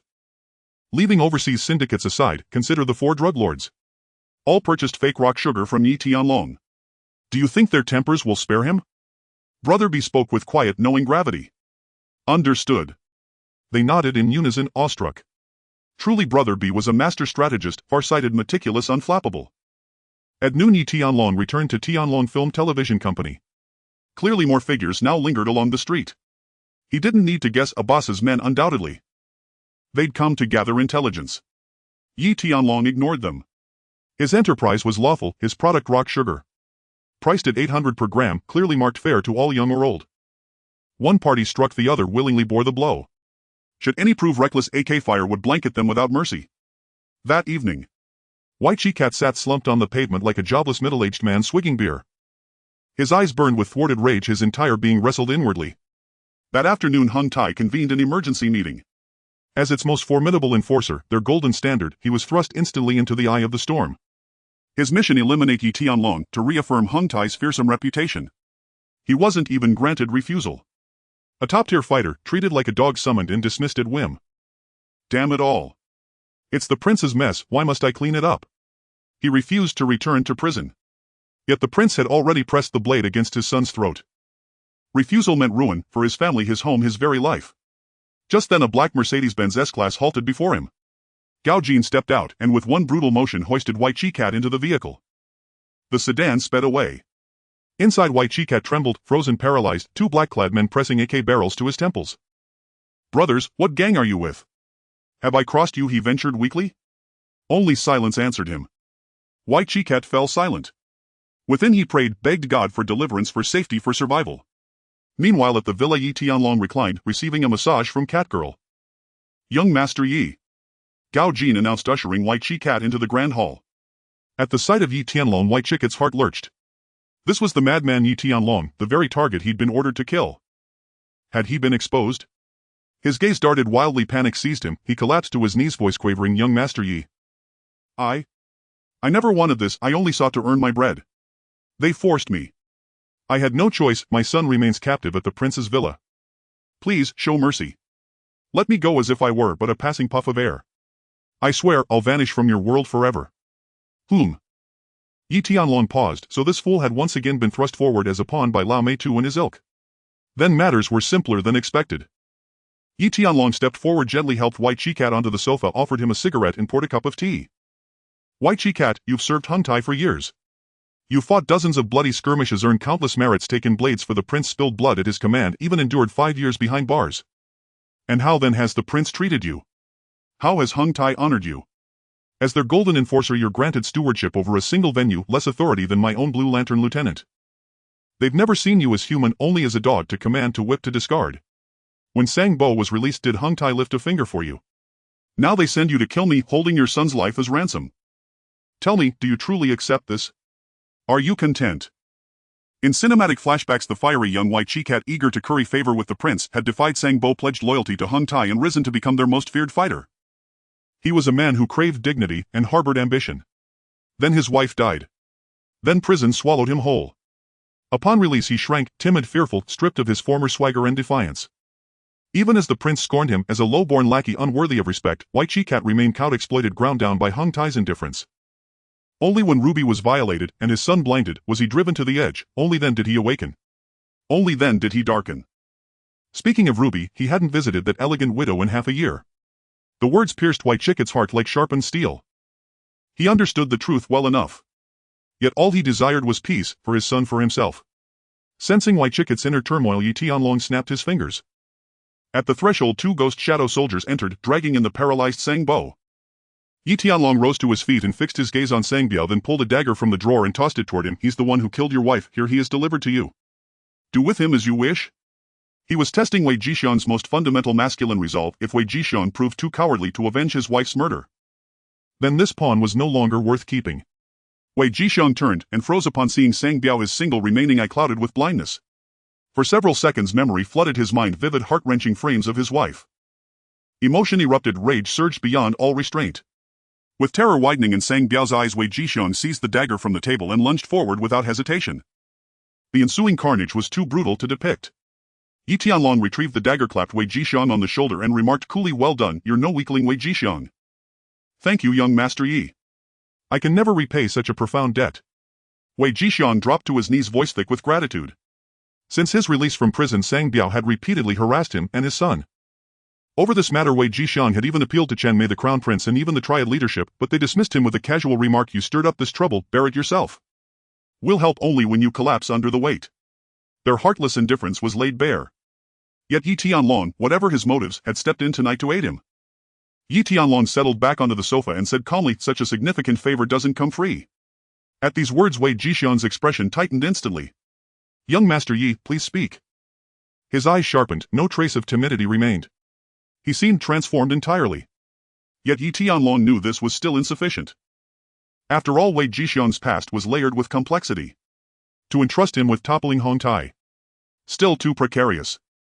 "There's no rush, we begin by confronting reality. Your factory. It's the Crown Prince's narcotics front." "What?" Wei Jixiang blinked in disbelief. "Young Master Yi, the factory is clean." "How could that be?" The factory had been funded by the Crown Prince but registered under Wei Jixiang's name. Year after year it yielded tens of thousands in dividends. He'd long felt deeply grateful. This arrangement secured his family's basic livelihood. As for drug trafficking, impossible. He inspected the premises himself several times each month, never once detecting anything amiss. Clean. Using your name, your factory as a shell, while secretly operating a narcotics den. If things go wrong, you take the fall, while the Crown Prince abandons you without a second thought, vanishing into the shadows. Think carefully what becomes of your son.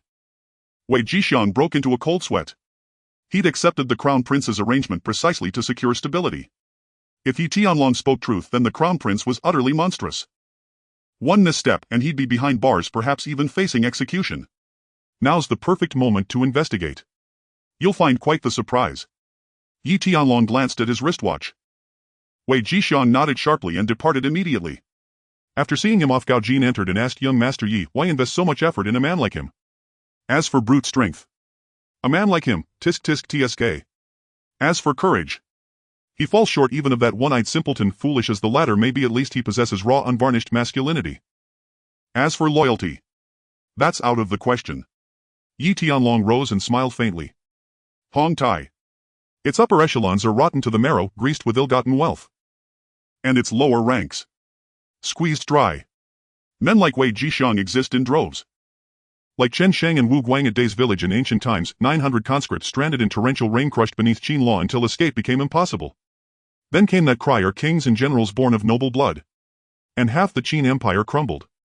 Or Li Zicheng at the end of the Ming dynasty, when oppressive taxes suffocated the people, famine ravaged the land and corpses littered the fields. His call for equal land distribution and tax exemption drew starving masses in ragged clothes from every direction, marching straight into Beijing, forcing Emperor Chongjin to hang himself on Coal Hill. When those above devour every last scrap, even the bones, leaving those below without so much as a bowl of thin gruel, then all it takes is a single spark to ignite the entire sky. Our task? Merely to give Wei Jixiang a gentle nudge. To dismantle Hong Tai without spilling a drop of blood. By now his feud with Hong Tai had already spread through the underworld. Violence was inevitable. Yet Yi Tianlong, as a police officer operating openly, preferred resolution without bloodshed. Gao Jin suddenly understood, young Master Yi, I was foolish. Clean up the scene. And send someone to bring Wei Jixiang's son here. With that, Yi Tianlong ascended the stairs. Xiao Ti and the cat girl, his beloved young wife, were waiting upstairs. The next morning, just before dawn, Yi Tianlong rose on schedule. As he reached the ground floor, a figure stood motionless at the doorway. Despair hollowed his frame, his gaze was vacant yet burning with fury. It was Wei Jixiang, sinking deeper irrevocably into darkness. At that moment Gao Jin entered, leading Wei Jixiang's son, the boy clutching a worn teddy bear. Wei Jixiang trembled violently, tears streaming down his face as father and son embraced in silent, shattering sorrow. After several minutes, Yi Tianlong looked at Gao Jin. Take the boy for something to eat and let him rest. Thank you, young Master Yi. Wei Jixiang wiped his tears. Yi Tianlong lit a cigarette, smoke curled upward. You believe me now? I do, Wei Jixiang replied with a hollow, despairing smile. I was a fool. I thought the Crown Prince cherished our old ties, giving me scraps to survive. My factory. A shield, yet if disaster strikes I'm the first to die. He didn't hand me a livelihood, he handed me a coffin. Wei Jishan stepped forward, his face twisted with anguish, his eyes bloodshot. He hadn't imagined the factory truly concealed a narcotics operation. Day after day men barked orders at him, so he swallowed his pride for his son's sake. This time, however, the coffin had been delivered to his very doorstep. He would not accept it. Clenching his teeth, he declared, "Young Master Yi, tell me what to do." "I'll do it." Yi Tianlong nodded, satisfied.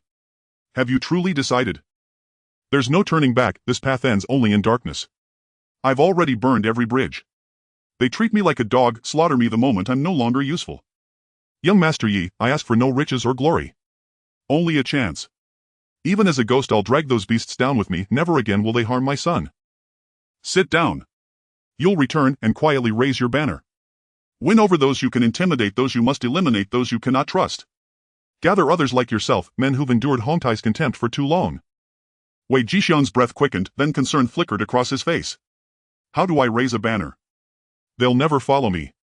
Indeed, he was Hongtai's top enforcer, akin to a red pole in Hungheng.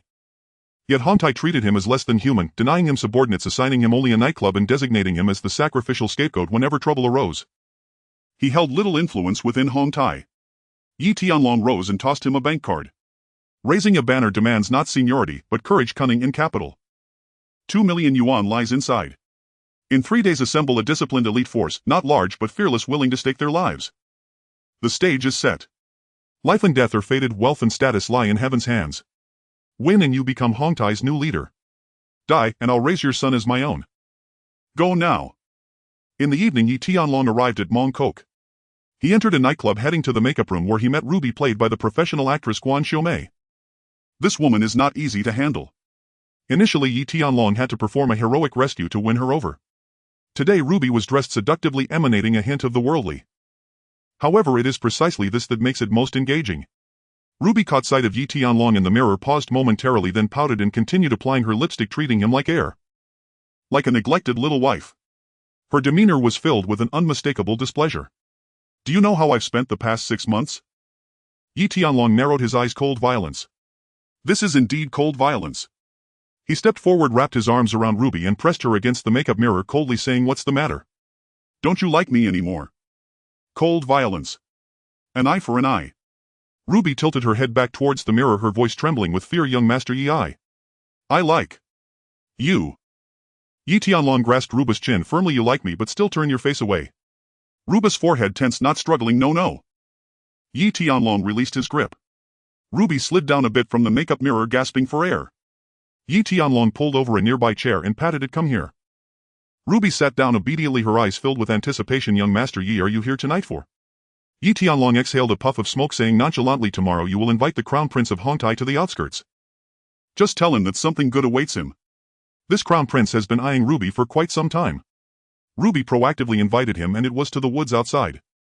With a guy like this Crown Prince who is definitely eager, he will surely go. Okay. Ruby didn't even ask, she agreed immediately. A tamed little cat is simply this obedient. Same old rule, hotel. Let's go. Yi Tianlong got up. The next evening in the woods outside, the Crown Prince of Hongtai only brought 2 bodyguards. Seeing Ruby dressed in a form-fitting skirt by the roadside, her figure stunning, the prince directly pushed the door open and got out of the car. "Ruby, you finally came to your senses. Didn't expect you to like it outdoors. You know how to have fun." The prince glanced around. It was a remote area and his eyes were filled with impatience. With a pig-like face and that gaze, he could be called a battle machine in the realm of sleaziness. Ruby suppressed her disgust and forced a seductive smile, pointing to the dark depths of the woods behind her, her voice sweet. "Crown Prince, it's still too conspicuous here. Let's go deeper, I'm afraid of being seen." Okay, whatever you say." The prince, overtaken by lust, didn't think twice and turned to his bodyguards, saying, "You two wait here, don't follow." "Crown Prince, it's not safe here, how about?" The 2 bodyguards wanted to say something more. In this troublesome time, does the Crown Prince still have the mind for outdoor affairs? What a foolish man, lost in lust. However, taking money for help. I still have to advise. Is safety your concern? Whoever dares to ruin my plans, I'll kill his whole family. The prince angrily pointed at the 2. The 2 bodyguards exchanged glances and couldn't be bothered. This useless prince would probably finish in 3 minutes, nothing major would happen. Less than 200 meters and the prince couldn't hold back, panting heavily as he lunged at Ruby. Suddenly a shadow emerged from behind a tree. A fist the size of a sandbag struck the crown prince's face unexpectedly.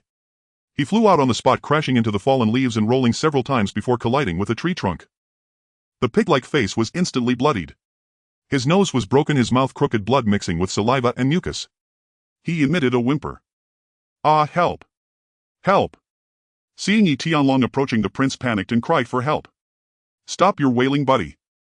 At that moment Catgirl came over with the crown prince's bodyguards from the side. The state of the two bodyguards was quite poor. Their limbs were already shattered. "Ha ha ha." Seeing this scene, the prince let out a desperate laugh. "Yi Tianlong, I curse your show, my father won't let you off. And you, Ruby, as long as I don't die today, I'll make you wish you were dead." At that moment a nameless van stopped. Gao Jin got out, dragging a thin, shriveled old man from the back of the van and throwing him at the prince's feet. It was indeed his father, the Hongtai dragon head Chen Mei. The old man's hair was disheveled, his face injured, and he was gasping for breath, utterly confused. What was happening? Where was this strange place? Wasn't he just having fun at the bar? "Father." The prince's smile froze, the curse vanished, and he was dumbfounded. He nearly didn't recognize his own father. "Son. Your precious son." Chen Mei groaned in pain, just trying to get up when Gao Jin's size 42 leather shoe landed on his chest, causing him to spit blood on the spot. "Father. Ah, Yi Tianlong, I curse your ancestors." Seeing this, the prince's eyes turned bloodshot as he struggled to get up. Catgirl directly kicked him in the chin. The prince flew several meters away. Teeth and blood scattered everywhere. Yi Tianlong squatted down and tapped the prince's bloodied face with a dagger. "Weren't you laughing just a moment ago? Why aren't you laughing anymore? Is it life that has robbed you of your smile, or are you just born not to smile?" The prince was panting heavily, filled with fear, trembling. Given the situation before him, who could still laugh? Chen Mei gritted his teeth and weakly questioned Yi Tianlong, "What exactly do you want?" Yi Tianlong turned around, lighting a cigarette, his tone icy. "A killer will always be killed. However, I, Yi Tianlong, prefer to win people over with virtue. As long as you provide me with a ransom, we can discuss it." "Poof." Chen Mei snorted coldly, defiantly saying, "If you give me rice you will kill us. It's better to give me a quick death." Yi Tianlong exhaled a puff of smoke. "Old Mei, what about the basic trust between people? Since you're not offering, I'll have to ensure your son is cut off from his lineage. A Jin, go castrate the prince. Let him be the heir of the Tang dynasty, a eunuch." "Eunuch." Hearing this, the prince trembled in fear, losing control of his bodily functions. "Father, quickly give me rice, I don't want to be a eunuch." "Woo woo. Okay, I'll give you my entire fortune, don't touch my precious son." Chen Mei panicked and immediately relented. Yi Tianlong chuckled. The old man's only redeeming quality was his overprotectiveness. As long as he grasped the handle and weakness of human nature, things became much simpler. Gao Jin immediately took out a big mobile phone, sending someone to collect the money based on the information provided by Chen Mei. Half an hour passed second by second. Chen Mei and the prince's family were buried together. The harvest this time was still quite good. They obtained 20 million in dirty money and dozens of kilograms of flour. Yi Tianlong stored the flour in his storage space. After finishing the task, he and Ruby went to the outskirts, exploring the tranquility brought by the night, admiring the starry night sky. The next day Hongtai descended into chaos. The boss and the crown prince vanished overnight. Everyone knew that these two men, whose voices never ceased, who held meetings daily like overbearing superiors, had suddenly fallen silent. Their disappearance could only mean one thing: they were likely dead. Just as Hongtai's senior elders convened an emergency meeting, official police notification arrived. The bodies of both men had been discovered in a remote forest on the city's outskirts, neatly arranged, lifeless. Panic swept through the entire organization. Yet amid the turmoil, ambition stirred. Some plotted to seize leadership themselves, others schemed to install their own candidate. Wei Jishan, Hongtai's golden standard, had once taken a blade meant for the crown prince and served time in prison for the organization.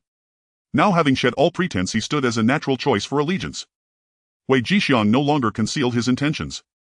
He seized capital and expanded his influence aggressively. With fun, seniority, and formidable strength, he swiftly forged his own loyal faction.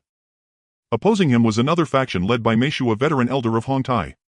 A brutal power struggle erupted between the two sides over the vacant throne of Hongtai's leadership, and Yi Tianlong received word of it instantly.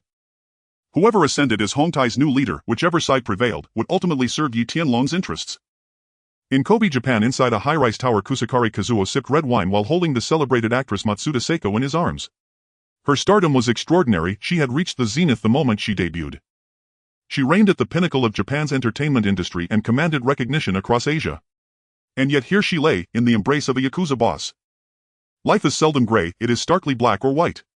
Before Kusakari upon the low table rested crystal and rock candy gleaming like diamonds under the light.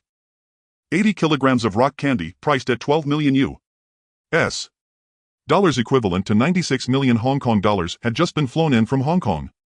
Kusakari set down his wineglass plucked a piece and held it up to the light, examining it with greedy eyes before murmuring in admiration how immaculate, its purity is exceptional. Liu Xiaohua truly deserves his title, the chemical prodigy of the Golden Triangle. Once this substance floods the market, the underground order of the entire world will be irrevocably transformed. Heyo. Yamamoto Kenichi bowed deeply beside him, beaming. You are absolutely right, boss. Alas, Liu Xiaohua remains tightly controlled by factions within the Golden Triangle. Were he ever ours to command, the Yakuza's global supremacy would be assured. A faint smile crossed Kusakari's lips. He crushed a crystal, placed it beneath his nostril, warmed it gently with a lighter and inhaled deeply to taste firsthand the substance that had driven the world mad. In the next instant he froze.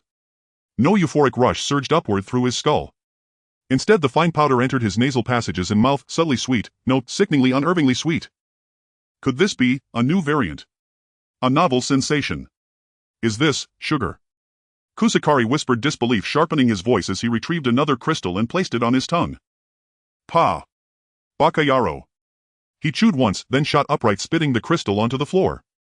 His gaze turned glacial, murderous fury flaring as he roared in rage. Perplexed by his boss's sudden fury, Yamamoto ventured cautiously, Boss, what is wrong? Sugar, it's sugar.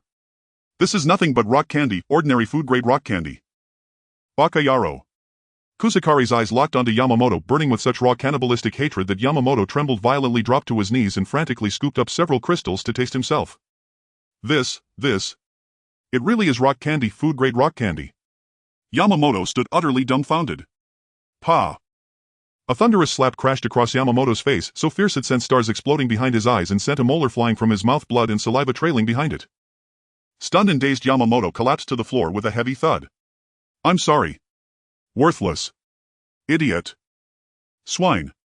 Clenching his fists, Kusakari's roar shook the room, his wrath a roaring inferno. He snatched the katana hanging on the wall, steel flashed as the blade slid free, its razor edge pressing cold against Yamamoto's throat, murder blazing in Kusakari's eyes. Bakayaro. $12 million. And you brought me back a warehouse full of sugar for red bean soup. Yamamoto choked out, humiliated beyond measure. I'm sorry, boss. I. Internally he cursed Yi Tianlong's ancestors to the ninth circle of hell. Grinding his teeth, Kusakari finally brought the blade down, splitting the rosewood table clean in two. Though Yamamoto was as foolish as a pig, he remained the organization's second-in-command. After a long heavy silence, Kusakari drank deeply from his wineglass to steady himself. Who sold it to you? Which faction in Hong Kong? Yamamoto answered meekly. It was a man named Yi Tianlong under the Unhinged Syndicate. Unhinged. Yi Tianlong. Kusakari exhaled a slow smoke-laced breath, his expression glacial. Has Jiang Tiancheng truly nurtured such a figure? To dare sell fake narcotics as genuine and deliver them straight to the Yakuza. How intriguing. Hong Kong truly breeds talent, no exaggeration. Prepare everything, I'll travel to Hong Kong myself in a few days. Yamamoto looked up, startled. You yourself, boss? But I intend to speak with Jiang Tiancheng, ask whether senility has clouded his judgment permitting such audacity among his subordinates. And I'll meet Yi Tianlong personally. Let's see if he truly possesses 3 heads and 6 arms, if not I'll cut him down where he stands. Heyo. I'll arrange it immediately. Yamamoto bowed deeply, forehead touching the floor. Meanwhile, in Hong Kong's new territories, Lantau Island. The streets bustled with men and women emerging after midnight, seeking pleasure, revelry, escape. Neon lights blazed along the entire avenue, flanked by bars, nightclubs, and brothels. At every entrance stood women dressed provocatively, striking poses, beckoning passers-by. Each possessed her own allure. Mature women married seductresses, innocent maidens, petite girls. Any desire could be fulfilled here for those with means. It was without question paradise for men. This district belonged to one of Hong Kong's 4 drug lords, a woman whose empire centered on female charisma, all while secretly trafficking narcotics. Atop the Lijing Huanggong nightclub. Inside a top-tier VIP lounge, deafening music pulsed as several stunning hostesses swayed sinuously under the strobing lights, their supple waists twisting with practiced grace. Fine beads of sweat glistened on smooth skin. On the sofa sat a solitary aloof man, dressed in a black shirt, slowly swirling his glass, his expression detached, his gaze profound and inscrutable. He was Di Zhanggu, the foremost of the 4 drug lords. Moments later, Tai Ping brothers and a boss strolled in whistling. Spotting the hostesses, the Tai Ping twins immediately advanced, hands wandering, boundaries erased. The women dared not protest, these were titans of the underworld. Just then a woman entered, wearing a burgundy velvet cheongsam, her long hair coiled elegantly, her slender neck exuding quiet allure, a slender cigarette poised between her fingers. She was the club's proprietor, Kai Jie. Seeing her sisters harassed, Kai Jie silenced the music. The dancers withdrew instantly. Oh, leaving already? Fine, let them go. They're mere common beauties, nothing compared to Kai Jie's elegance. I must say Kai Jie retains her timeless charm. Kai, shall we make plans for tonight? The Taiping brothers and a boss exchanged teasing banter, each tossing in a line. Jie remained unruffled, flicking ash from her cigarette with a soft honeyed voice. Brothers, it's rare for us all to gather like this, let me toast you first. A boss pressed a hand firmly onto Jie's shoulder. Sister Jie, there'll be time for wine later. I called this meeting for one reason only, the rock sugar incident. Hongqing's Tianlong recently unveiled top-grade rock sugar, boasting purity beyond imagination. To be frank, I bought 30 kilograms. Damn it, it is just sugar. Plain ordinary rock sugar. 24 million spent on a handful of candy. That bastard dared to swindle me. As he spoke, a boss's temples throbbed with fury. He drained his glass of red wine in one furious gulp. We've all been duped by that scoundrel. Taiping brothers smashed their glasses in outrage. Ha! You all knew the kid was unhinged and still bought rock sugar from him. Shall I call you clever or call you dogs? Dizong burst into gleeful laughter. Brother Dizong, did you know this already? Cagf frowned faintly. She too had purchased some. She'd bought it solely because Dizong vouched for its authenticity. Now she held the counterfeit in hand. She seethed, but dared not voice her anger, wary of Dizong's power. Of course I knew. Dizong nodded calmly. You wretch, Dizong, you played us. Didn't you swear it was genuine? Taiping brothers were infamous for their short fuses. Glass shattered beneath their palms as they glared at Dizong. Dizong remained perfectly composed. The rock sugar is real, its sweetness does surpass anything on the market. Is there any falsehood in that statement? You. The two men fell speechless. You're not even human, you knew it was fake yet tricked us into buying alongside you. Fuck it. A boss rose abruptly. Now that the truth is clear, what are we waiting for? We eliminate Yi Tianlong, chop him into pieces and feed him to the dogs. To dare provoke a dragon upon its own altar. He's already dead. He turned back, locking eyes with Dizong, a cold lethal warning. And if anyone dares lend him aid, I'll cut them down too. With that, a boss strode out. What temperament qualifies one to lead? Dizong scoffed. Since someone's already drawn blood, we'll take our leave. Brother Dizong, your conduct lacks integrity. Taiping brothers stood, delivered the remark with icy disdain, and departed side by side. Sister Ca, bring in the women. Music resumes. Dancing resumes. Dizong crushed his cigarette but and let out a faint chilling smile, his gaze sharp as frost. 3 days passed. Hongtai's world had shifted. Sichuan Chen Mei and the Crown Prince perished deep within the forest. Chen Mei's longtime lieutenants and several of the most brazen hallmasters vanished without a trace overnight.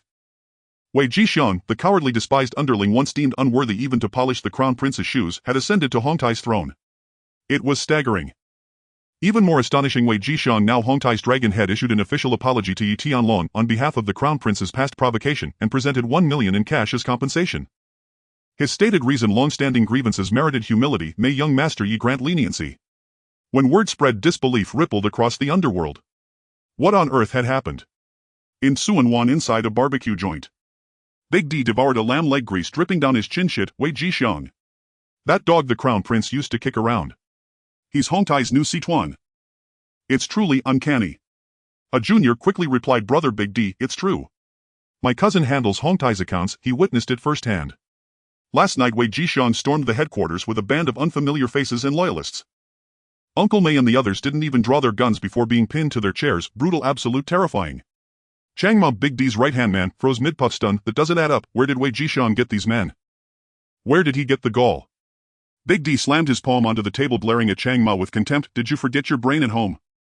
Wei Jixiang's first act as dragon head, apologizing and paying tribute to Yi Tianlong.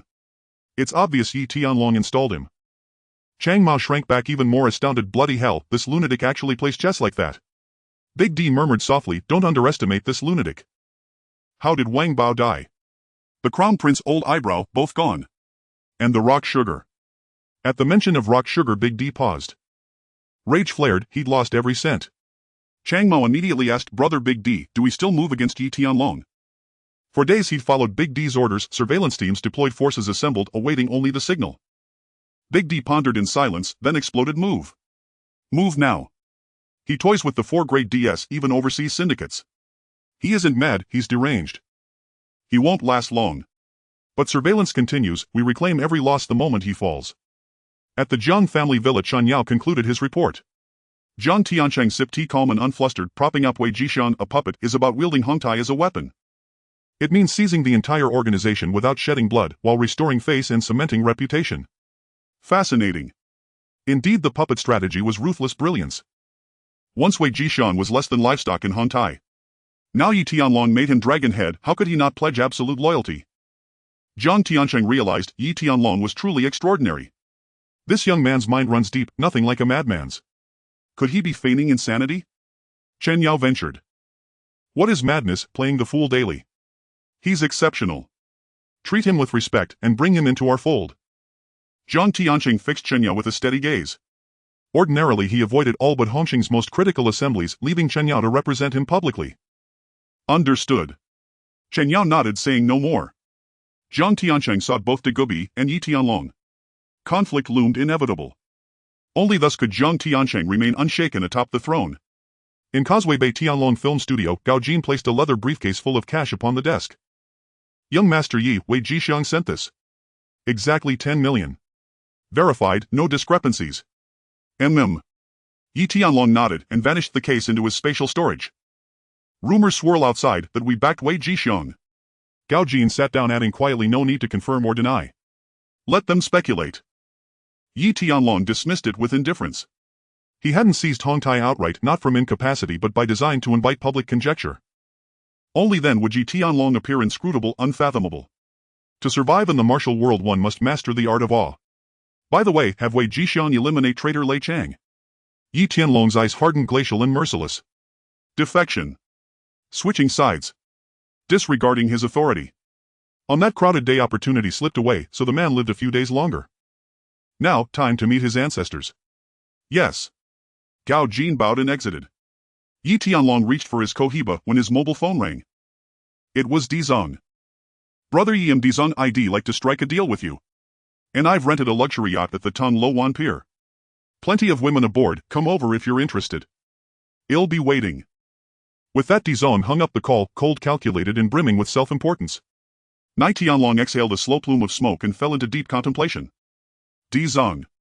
And the most treacherous and venomous among the four major drug lords. And he was no street-brawling thug who clawed his way up through brute force from birth. His bones carried cold calculation and ruthless cunning. He regarded human life as little more than straw. His ambition knew no bounds to become the sole sovereign of Hong Kong's underworld and forge a narcotics empire. He had been Yi Tianlong's very first buyer of Bingtang, and yet after being defrauded of 24 million he neither stormed Yes Store nor made a single threatening call. Instead, he even lent credibility to the product's authenticity. Yi Tianlong could surmise the reasons. First, face among men of Daizang's stature, reputation outweighed 24 million by far. Second, wariness toward the police protection Yi had deliberately cultivated. Third, and perhaps most likely, a desire to drag the other drug lords into the quagmire. If everyone lost, then no one truly gained. And only in murky waters could one fish unseen. Yet now everyone knew Yi Tianlong's Bingtang was counterfeit. So why invite him now? Neither to kill him or to ally with him. Nai Tianlong leaned toward the latter. Dizang, after all, was a businessman, and businessmen pursued maximum profit. And murder for vengeance was crude, manipulating others to do the killing while reaping the spoils. That was the masterstroke. Still, Yi Tianlong needed to verify Daizang's true intent personally. NN100 p.m. Afternoon. Nai Tianlong arrived at the pier. Black-clad enforcers lined the docks. Dizang emerged from a Rolls-Royce. And seeing that Yi Tianlong had brought only one woman, the cat lady, his expression flickered with surprise. This man was either a fool or a true warlord. Dizang stepped forward, removed his sunglasses and studied Yi Tianlong with a chilling, practiced smile. Young Master Yi, you certainly have guts bringing just a female secretary. And afraid I might keep you here forever, letting you breathe nothing but sea wind for 24 million. A gust of sea wind swept in, lifting Yi Tianlong's hair. And calmly he replied, Brother Dizong, you jest. If you meant to move against me you would have done so already, wouldn't you? And fascinating. Dizong gestured with open palms. Please, board the yacht. Let's talk at length. He admired Yi Tianlong's composure. And even in the underworld hierarchy ran deep, transnational syndicates, armed militias, drug lords, assassin networks, each dwarfed ordinary triads in sheer power. Ordinary thugs trembled before him. Even Liang Cohen would quake thrice at his presence. But Yi Tianlong. He exuded an unnerving, unshakable confidence. Yi Tianlong smoothed his suit jacket and stepped onto the gleaming deck of the luxury yacht. And then the vessel sailed several nautical miles offshore. Dizang and Yi Tianlong settled into plush seats. Before them a dozen women of diverse ethnicities danced with hypnotic grace. Their figures and beauty were peerless, far surpassing nightclub hostesses. Knit was the difference between tomorrow's club dancers and today's elite socialites. Meanwhile several stunning waitresses glided forward, trays held high, each a vision of allure. And money truly did open every door. Dizang raised his glass. To you, young Master Yi, let's drink. Yi Tianlong clinked glasses and took a sip. Brother Dizang, the wine is fine and the view exquisite. Why not speak plainly and excellent? Dizang lit a cohiba, drew deeply and let the smoke curl slowly from his nostrils. A boss came to you and left humiliated, stripped of both face and fortune. Now he plans to eliminate you. It will happen within days. A boss, one of the 4 major drug lords.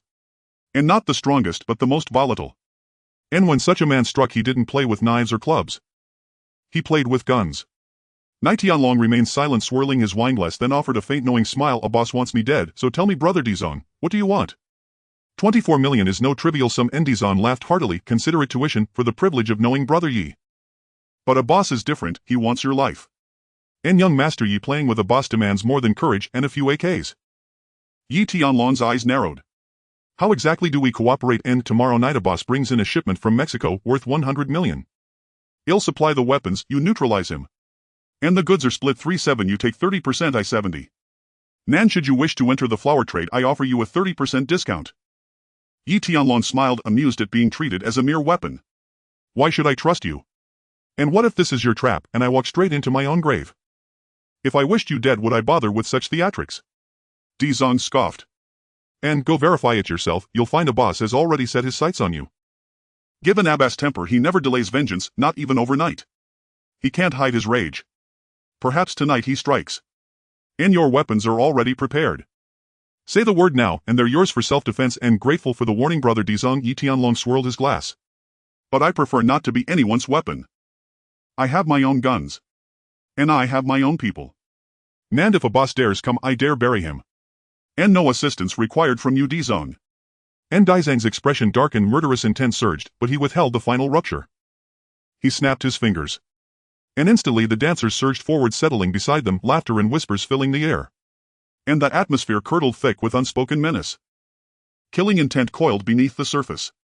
And how do you like the girls? And Brazilian American, they're all authentic.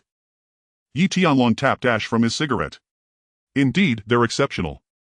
And but even the most authentic of them pale beside this. And with that he withdrew a crystal of bintang from his inner pocket. Sunlight fractured across its facets.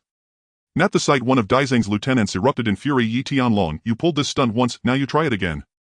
Do you take us for fools? And Dizang's face turned glacial. He seized the pistol on the table and fired once. The lieutenant collapsed, head blown apart. And I despise those who don't understand the rules. Young Master Yi, did that startle you? And not at all, Yi Tianlong replied calmly, wiping blood from his sleeve. It was a warning, blunt, visceral, and unmistakable. Ha ha. Dizang flashed sharp white teeth, picking up the blood-smeared bintang. Should you, young Master Yi, ever forget the rules, and then don't blame me? As he spoke, he handed the crystal to a subordinate who bowed low and lit it with reverent care. The next instant the man floated into rapture, eyes glazed, limbs weightless. I want it, I want everything, the drugs, the women, I want it all. Ha ha ha. You can shove it where the sun doesn't shine. Dizang rose abruptly and kicked his underling straight into the water.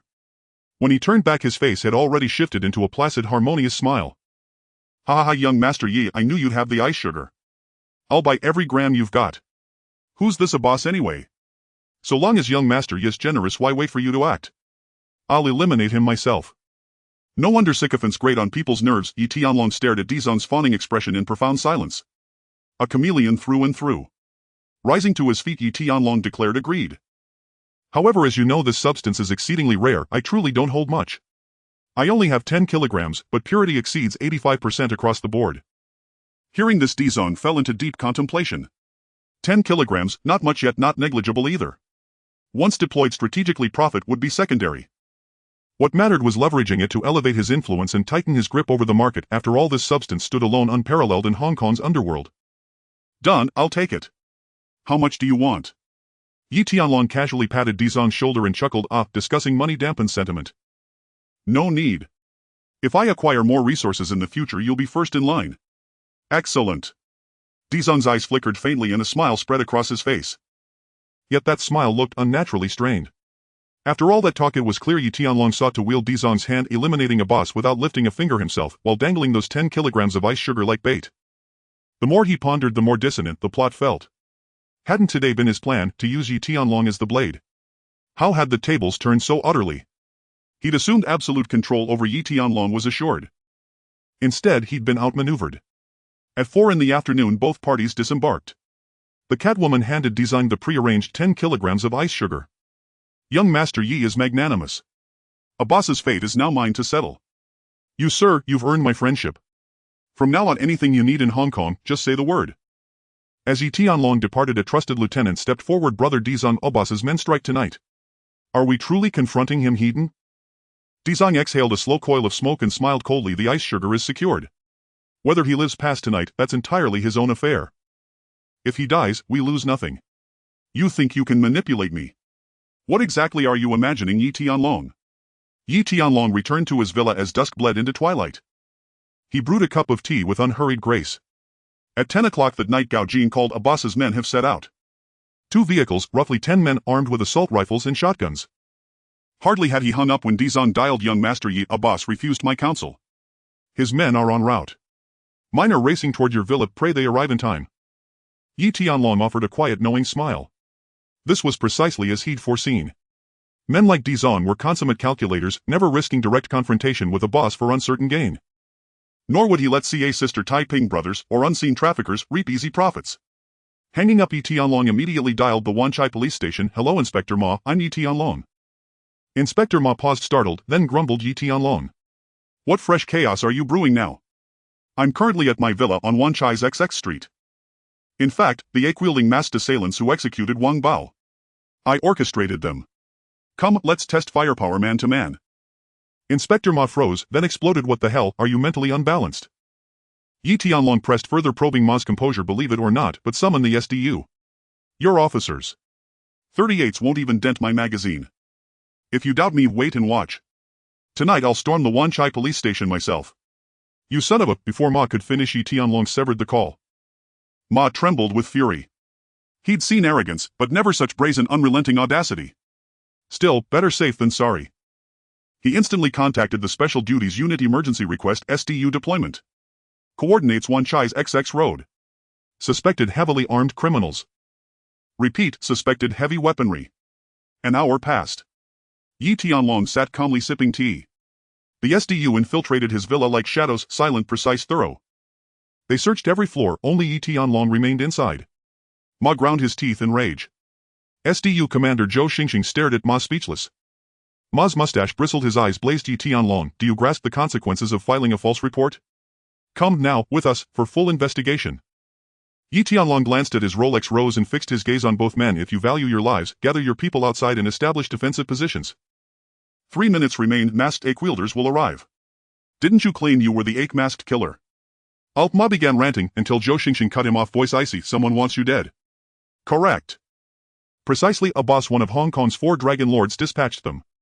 Yi Tianlong lifted his eyes to Zhou Xingxing, whose uncanny resemblance to the legendary star stirred a faint wry smile.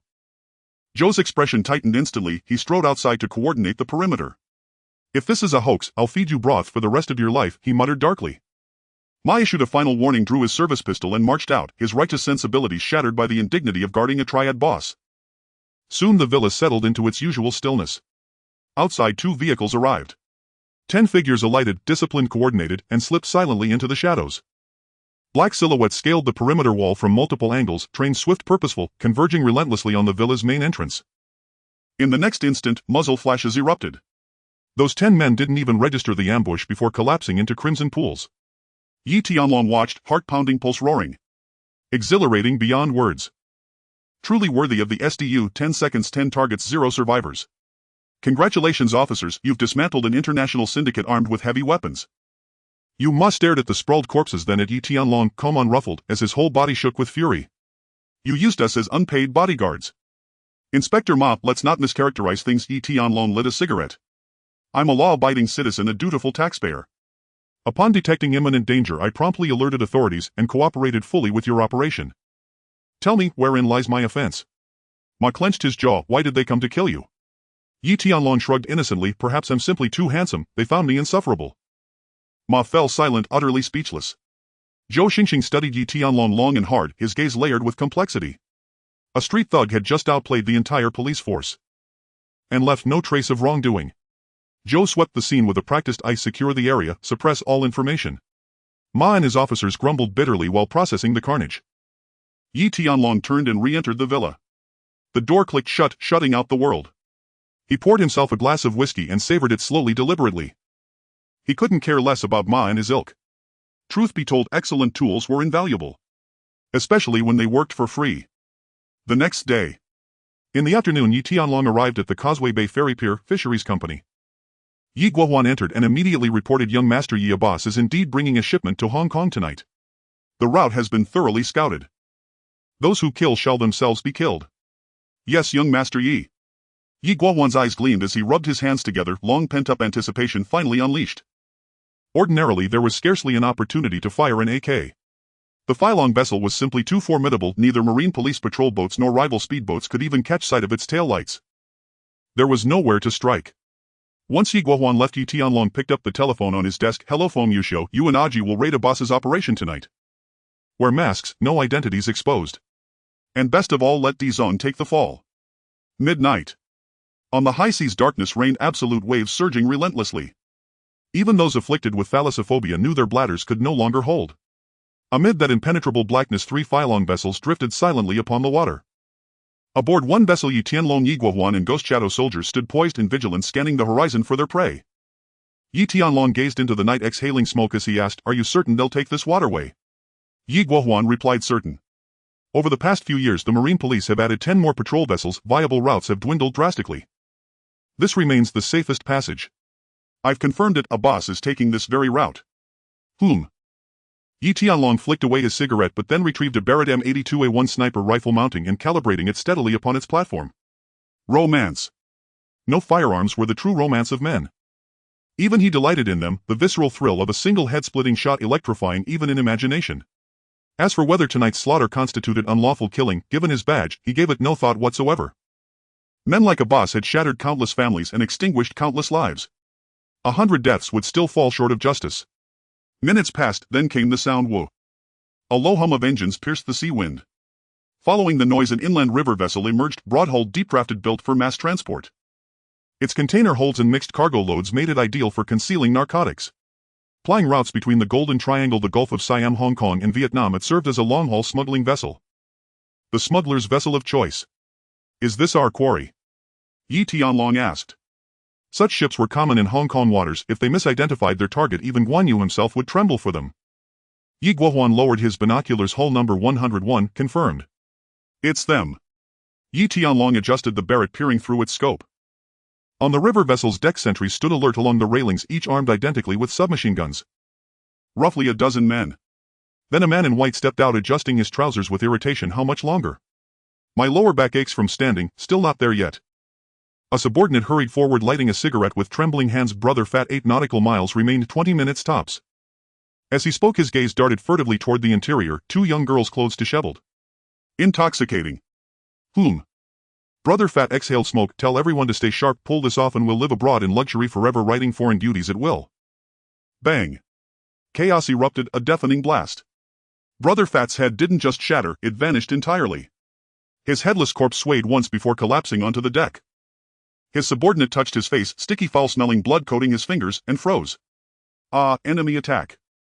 But before he finished speaking, his own head disappeared. Simultaneously, 3 speedboats closed in. AK fire raged from 3 directions, bullets tearing across the deck in relentless torrents. Splinters flew, hull plates rang like gongs, armed men erupted in crimson mist. Inside the hold, sleeping mercenaries jolted awake and poured forth, another dozen or more emerging. Yi Guohuan grinned savagely, hoisting a preloaded rocket launcher, aiming and firing. Shoo! The rocket skimmed the water's surface, then slammed onto the deck. Boom! A single warhead punched a gaping hole straight through the plating. Bodies were hurled skyward, flung into the depths. Then came the second, the third. Fire roared upward, engulfing the vessel, blazing so fiercely it lit half the heavens. Silence, profound, absolute. Of those caught in the onslaught, fewer than 1 in 10 survived. Yi Tianlong lowered the Barrett board and clear, finish off any still breathing. The Phylong vessel drew alongside the river vessel. Yi Guohuan leapt aboard first AK in hand. Any groaning figure received a final precise round. Ghost shadow soldiers followed sweeping the holds. Soon Yi Tianlong descended into the hold. Before him stretched row upon row of waterproof tarp-wrapped sacks, tons of narcotics worth precisely 100 million. Manually loading them would take hours. Damn, so much. That's over 100 million no doubt. Young Master Yi, we've struck gold. Yi Guohuan stared mouth dry, swallowing hard at the sheer volume. All of you outside now, Yi Tianlong commanded, eyes fixed on him. Yes. Yi Guohuan withdrew with his men. Yi Tianlong instantly sealed the entire 100 million haul into his spatial storage, then tossed a lighter onto the floor and walked away without looking back. Withdraw. Outside, Yi Tianlong issued the order. Ah, young Master Yi, just burn it. We're abandoning it. Yi Guohuan staggered, turning back to watch the vessel consumed by roaring flames, grief tightening his chest. After all, this was rice. Yi Tianlong ignored him, stepping directly onto the Phylong vessel. At that moment, a marine police patrol cutter and 2 auxiliary patrol vessels appeared on the horizon. Blinding searchlights tore through the night, pinning Yi Tianlong and his crew in stark illumination. He turned, his gaze turned glacial. Yi Guohuan paled, marine police, cutter plus 2 patrol vessels. How could they? Yi Tianlong narrowed his eyes, jaw hardening, then raised his RPG launcher. Engage. What were a few foreign officers? On land, rules bound him, killing was forbidden. But here, international waters. Letting them live meant pursuit. A patrol cutter. So what? Fast. Heavily armed. Defiance demanded confrontation tonight. At Yi Tianlong's command, the 3 Phylong vessels surged forward from 3 angles, encircling the marine police. A torrent of gunfire erupted. Bang. Bang. Bang. On the patrol cutter, a bald foreign officer seethed with fury. He'd merely been conducting routine patrols tonight. Shine the light, let them flee. Yet these vile smugglers not only refused to run, they dared return fire. The bald officer snatched up his radio voice, raw FUCK. Eliminate them, no survivors. Kill on sight. From the cutter's bow, an FN MAG-7. 62mm general-purpose machine gun swung into position, joined by Brunel 4 light machine guns port and starboard, all trained on the Phylong vessels, unleashing suppressing fire. The 2 auxiliary patrol vessels opened full broadsides as well, both sides locked in furious blazing exchange. Firelight blazed across the midnight sea. Yi Tianlong stepped into position and activated the Browning M2. 50 caliber heavy machine gun. Whoosh whoosh whoosh. Bullets streaked across the sea like scattered stars, striking a patrol vessel. Under the onslaught of heavy fire, the patrol vessel's engine was crippled. Yi Tianlong then shouldered an RPG launcher and took aim. Whoosh. A single flawless shot struck the disabled patrol vessel Hedon, its hull instantly fractured, followed by a violent explosion. Some foreign crewmen attempted to dive into the water, but were riddled with bullets midair. Meanwhile, under sustained RPG barrages, the second patrol vessel was likewise obliterated and sank beneath the waves. Smoke hissed from the patrol cutter's radio.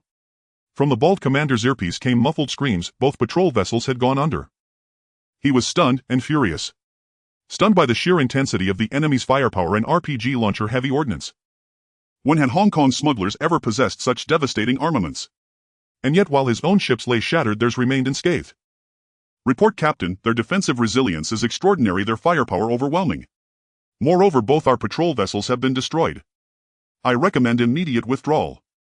Withdraw. Withdraw what? The bald commander roared, just as the entire vessel lurched violently. Yi Guohuan had rammed the patrol cutter at full speed with his high-speed boat. Simultaneously, Yi Tianlong's heavy fire breached the cutter's engine shielding. At that very moment, shadow soldiers from another speedboat stormed aboard.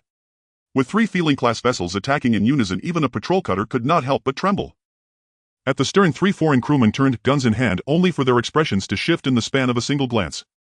In that fleeting instant, memories flooded them, the glory of a Suniversetting empire and the horrifying image of their own bodies pierced by countless bullet holes. Terror seized them utterly. Yi Guohuan grinned and opened fire. Bang, bang, bang. Bullets tore through the air without restraint, a relentless, deafening storm. At the same time, Yi Tianlong, clad in a long black trench coat, boarded the vessel, drawing 2 Colt revolvers and becoming a whirlwind of dual-wielded precision, 1 target, 1 headshot. Blood sprayed across his face, yet it did nothing to dull his ferocity. He swiftly advanced into the command cabin, where several senior foreign officers in white uniforms lay slumped in pools of crimson. Shadow soldiers held AKs to the bald commander's temples. He knelt, trembling uncontrollably, never imagining that his posting to Hong Kong would prove more perilous than deployment to Shandong. Yi Tianlong fired once, clean, decisive, fatal. Such men held no value to him. Secure all weapons aboard within 3 minutes. He turned and departed without another word. 3 minutes later the patrol cutter sank beneath roaring flames. The 3 Filong vessels vanished silently into the night. It wasn't just Jigu who felt exhilarated, Yi Tianlong too burned with fierce satisfaction RPGs against foreign enforcers. Click, click, click. One word: exhilarating. Utterly intoxicating. Meanwhile in Quaitsing District Feng Yuxiu had already led his forces in a brutal assault on a boss's operations. Feng Yuxiu and Aji moved like twin engines of slaughter, accompanied by dozens of masked shadow soldiers, raising a boss's underground casinos, nightclubs and warehouses. The assault was brutally efficient, point-blank shots, each one lethal. Massacre unfolded in the blink of an eye. At Quaitsing Pier winds swept cold and silent. Over a dozen vehicles lined the roadside, 2 large trucks stood ready for loading. A boss and over 30 loyal lieutenants waited anxiously. Clad in an expensive burgundy overcoat, a boss repeatedly checked his Rolex, eyes sharp with menace. Suddenly he whirled and gripped a gold chain-wearing man by the collar. "Where is it? Where's the ship? If anything goes wrong, I'll have your entire family minced and fed to dogs." The snakehead's face flushed purple as he stammered, "Boss, it's coming any moment now." Just then one of his men answered a call and paled instantly, "Boss, home, something's happened at home." A boss shoved the snakehead aside, snatched the phone, and after only a few words veins bulged across his forehead and blood vessels webbed his eyes. "What? Who did this? Was it Dizang? Or those 2 scum, Taiping and his ilk?" A terrified voice crackled from the receiver, we don't know. They wore masks, faces obscured, and fought with savage ruthlessness, killing indiscriminately. A boss's eyes blazed crimson, he hurled the phone to the ground with a curse. Damn it! Damn it! Damn it! An entire shipment worth hundreds of millions, and his stronghold reduced to slaughter. Worse still, he had no idea who his enemy was. A boss drew a deep breath, exhaled slowly. 2 hours passed. The pier remained unervingly still. He knew beyond doubt that tonight's cargo had failed. Perhaps it had already been intercepted en route. And here he stood, a fool, shivering in the cold wind while his base burned unseen. He pulled out a massive black pistol, pressed it to the snakehead's temple, and fired. Having vented his fury, a boss turned to leave when a sharp-eyed bodyguard shouted, "Ambush!" The next second the man collapsed, riddled with bullets.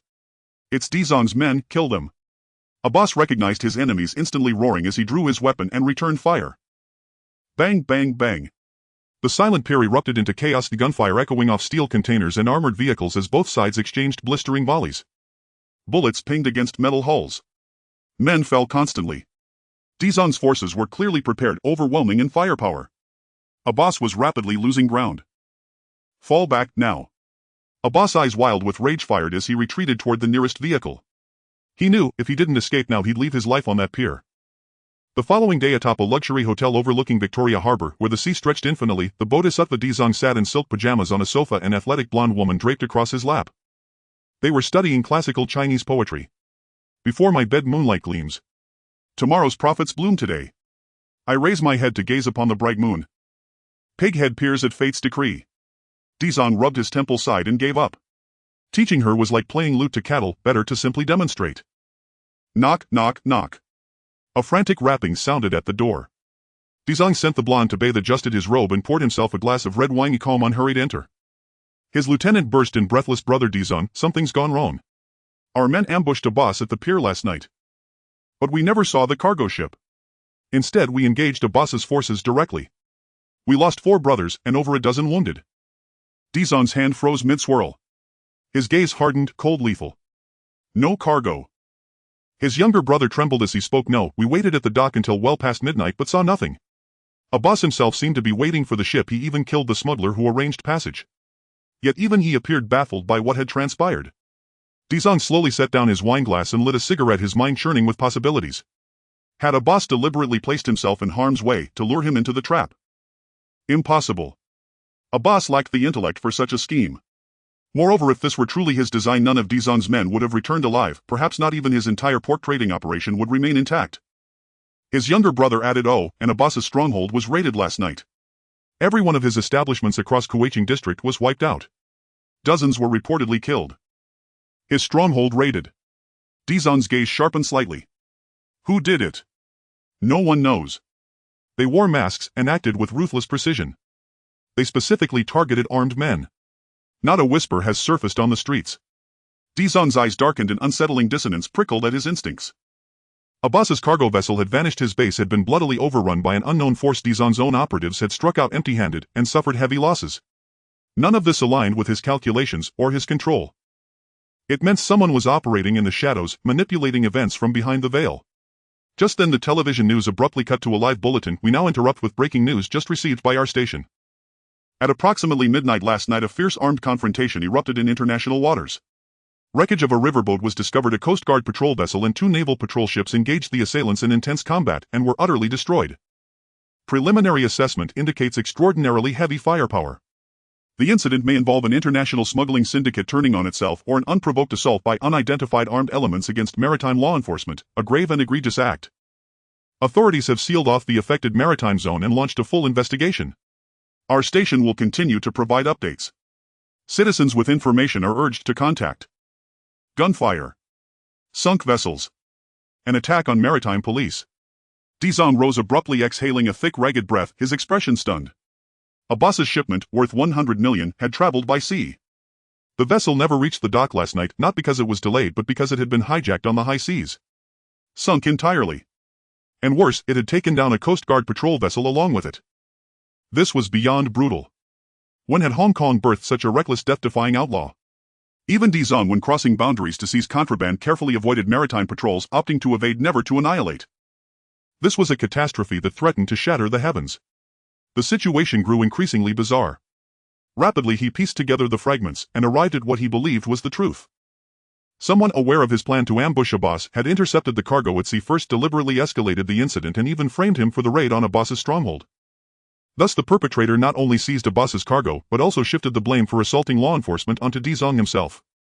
He would now face a boss's fury and the wrath of the police. It was a masterstroke: 1 move, 2 enemies crushed, and perhaps 3. Framing. Pure unadulterated framing. Where is a boss now? Police are currently pursuing him at full force. He's fled. Damn it. Dizong cursed violently, cold sweat beading on his forehead. Locate a boss immediately and eliminate him. For now assassination was Dizong's sole recourse. After all, from a boss's perspective, every act described could only have been committed by him. If a boss were arrested, Dizong would stand condemned, innocent yet utterly indefensible. Yes, brother Dizong, his subordinate nodded solemnly. Gazing absently out the window, a name surfaced unbidden in his thoughts: Yi Tianlong. That seemingly harmless young man had just 2 days prior held him firmly in check. And crucially, he was among those who knew a boss was due to arrive with cargo last night. Yet this suspicion dissolved swiftly. Yi Tianlong. Merely a low-level thug. Where would he acquire the firepower to assault a boss's crew? Where would he source elite operatives and advanced weaponry to sink 2 naval patrol vessels and a Coast Guard ship? That was nothing short of an international farce. As far as Dizong knew, Yi Tianlong had survived the previous night's ordeal only because the Special Duties Unit intervened. If not for them, his corpse would already be rotting.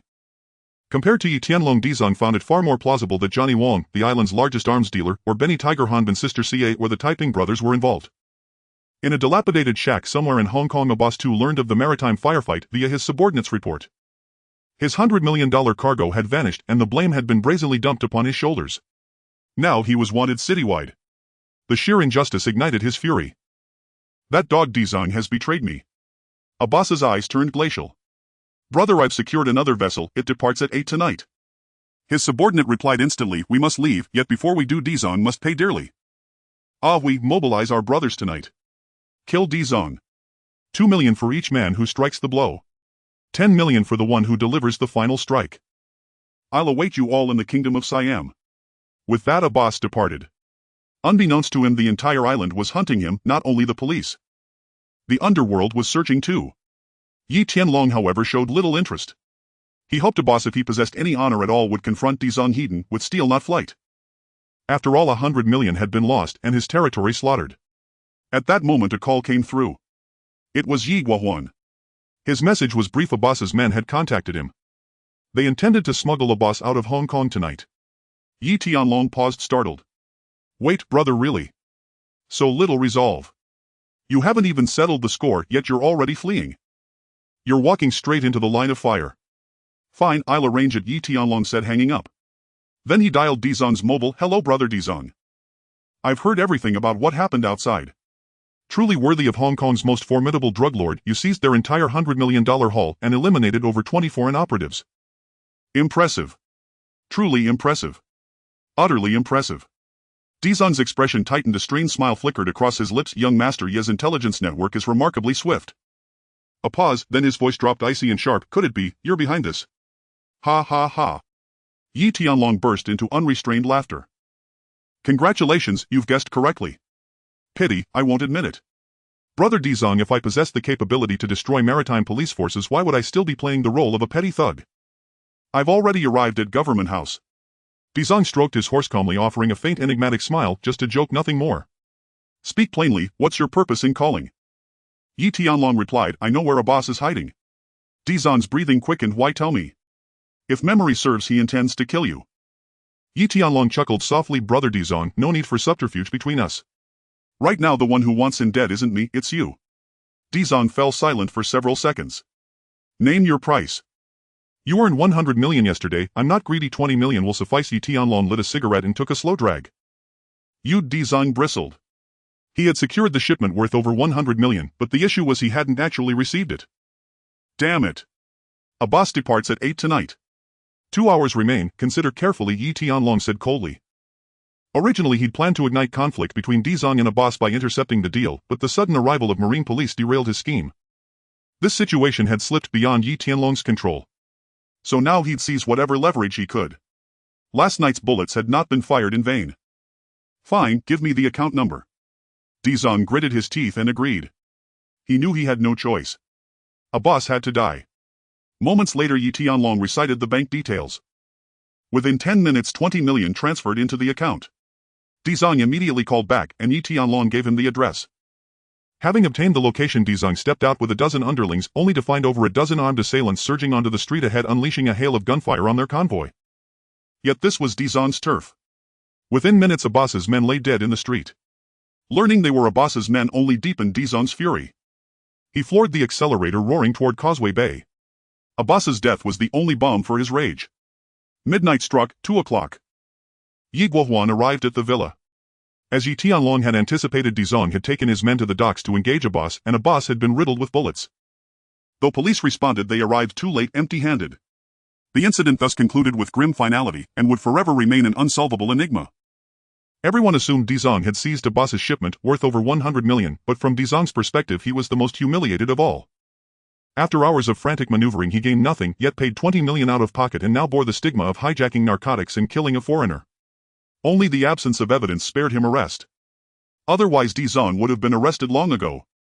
In his penthouse suite he summoned over a dozen trusted lieutenants and issued a terse command: investigate immediately. Uncover whoever orchestrated this, no matter the cost. Whoever it is, I want him dead. I've always been the one pulling strings, not the puppet. When did I ever become someone else's pawn? And so utterly disgracefully so. Worst of all, he had no idea who his adversary was. That uncertainty knotted him like a splinter in the flesh, a bone lodged in the throat, a thorn beneath the skin, leaving him sleepless, restless, consumed. Days passed. Yi Tianlong abandoned the sugar trade entirely. Such ventures demanded a single swift strike. Greed invited ruin. Others weren't fools either. At the Jiang family villa, Yi Tianlong returned once more. Fang Ting remained as alluring as ever, her gaze smoldering with unspoken desire. Yi Tianlong felt oddly flustered. Wait, how can you flirt so openly right under Jiang Tianqing's nose? It was electrifying. Jiang Tianqing lifted a purple clay teapot and poured tea with unhurried grace. Kazuki Kazuo, head of Japan's Yamaguchi-gumi, has arrived in Hong Kong. He's requested a meeting with me tomorrow. He slid the cup toward Yi Tianlong. What did he say it was about? Yi Tianlong picked up the cup but didn't drink, lifting his eyes instead. The Yamaguchi-gumi wielded formidable power, officially designated Japan's foremost violent syndicate. Its influence extended far beyond national borders. Though it held investments in Hong Kong, they were modest, and its dealings with Unhinged remained minimal. This visit was almost certainly about the sugar. Jiang Tianqing fixed Yi Tianlong with a direct gaze. He claims it's merely to reminisce, but I suspect it's for you. And your stance, Mr. Jiang. Yi Tianlong twirled the teacup, a faint smile playing on his lips. You're part of Unhinged, I'll protect you without question. But you know how these Japanese operate, they're irrational, even more bestial than beasts. I fear they'll act against you. Jiang Tianqing paused, then added, very well. You'll accompany me tomorrow. If we can resolve it peacefully, so be it, if not we'll reassess. Agreed. Yi Tianlong nodded. He understood Jiang Tianqing was quietly inoculating him against disaster. Peaceful resolution. Hardly likely. If matters truly escalated, he'd be sacrificed without hesitation. Leaders always followed that script. After exchanging a few pleasantries, Yi Tianlong rose to leave, only for 4 black Mercedes-Benz S-Class sedans to appear abruptly encircling his vehicle. Over a dozen men in black suits stepped out. One glance at their faces told Yi Tianlong everything. They were unmistakably Japanese. A moment's reflection confirmed his suspicion Jiang Tiansheng had betrayed him. His whereabouts must have been leaked to the Japanese, meaning Jiang Tiansheng, that wily old fox, had never intended to wait until tomorrow. He was being forced into a reckoning with the Yamaguchi-gumi tonight. Fail. Then there'd be no tomorrow, only a coffin tonight. Yamamoto Kenichi stepped forward. Young Master Yi, I am Kenichi Yamamoto, second in command of the Yamaguchi-gumi. Your sugar is exceptional. Our patriarch has personally traveled to Hong Kong and requests your presence. Kindly do not decline. What if I refuse? Yi Tianlong instinctively rubbed his ear. Yamamoto Kenichi's smile never faltered as he raised a hand ever so slightly. 2 men instantly pivoted, retrieving Remington shotguns from the car. With sharp metallic clicks they chambered rounds, the dark muzzles locking onto Yi Tianlong's chest. Refuse. Yamamoto adjusted his glasses, voice smooth as silk. I suggest you reconsider, young Master Yi. Oh, and our Oyabun dislikes waiting. Fine.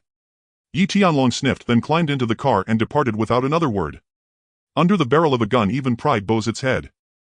Inside the villa on the 2nd floor, Chen Yao couldn't contain himself. Mr. Jiang, truly you intend to sacrifice Yi Tianlong? Jiang Tiansheng sighed deeply, his expression unreadable.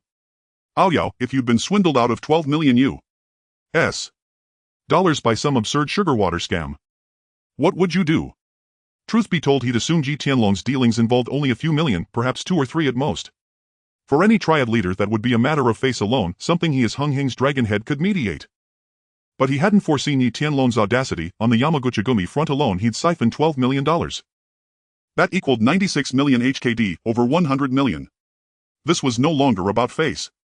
Should the Yamaguchi-gumi unleash full fury, Unhinged would be dragged down with him. Sacrificing Yi Tianlong was the only recourse. Chen Yao fell silent, speechless. Enough. If the boy dies tonight, we'll still perform the necessary formalities. Arrange it. Jiang Tiansheng turned and disappeared into the villa.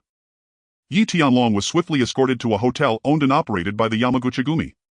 Aside from the Hong Kong staff, every other employee bore unmistakably Japanese features.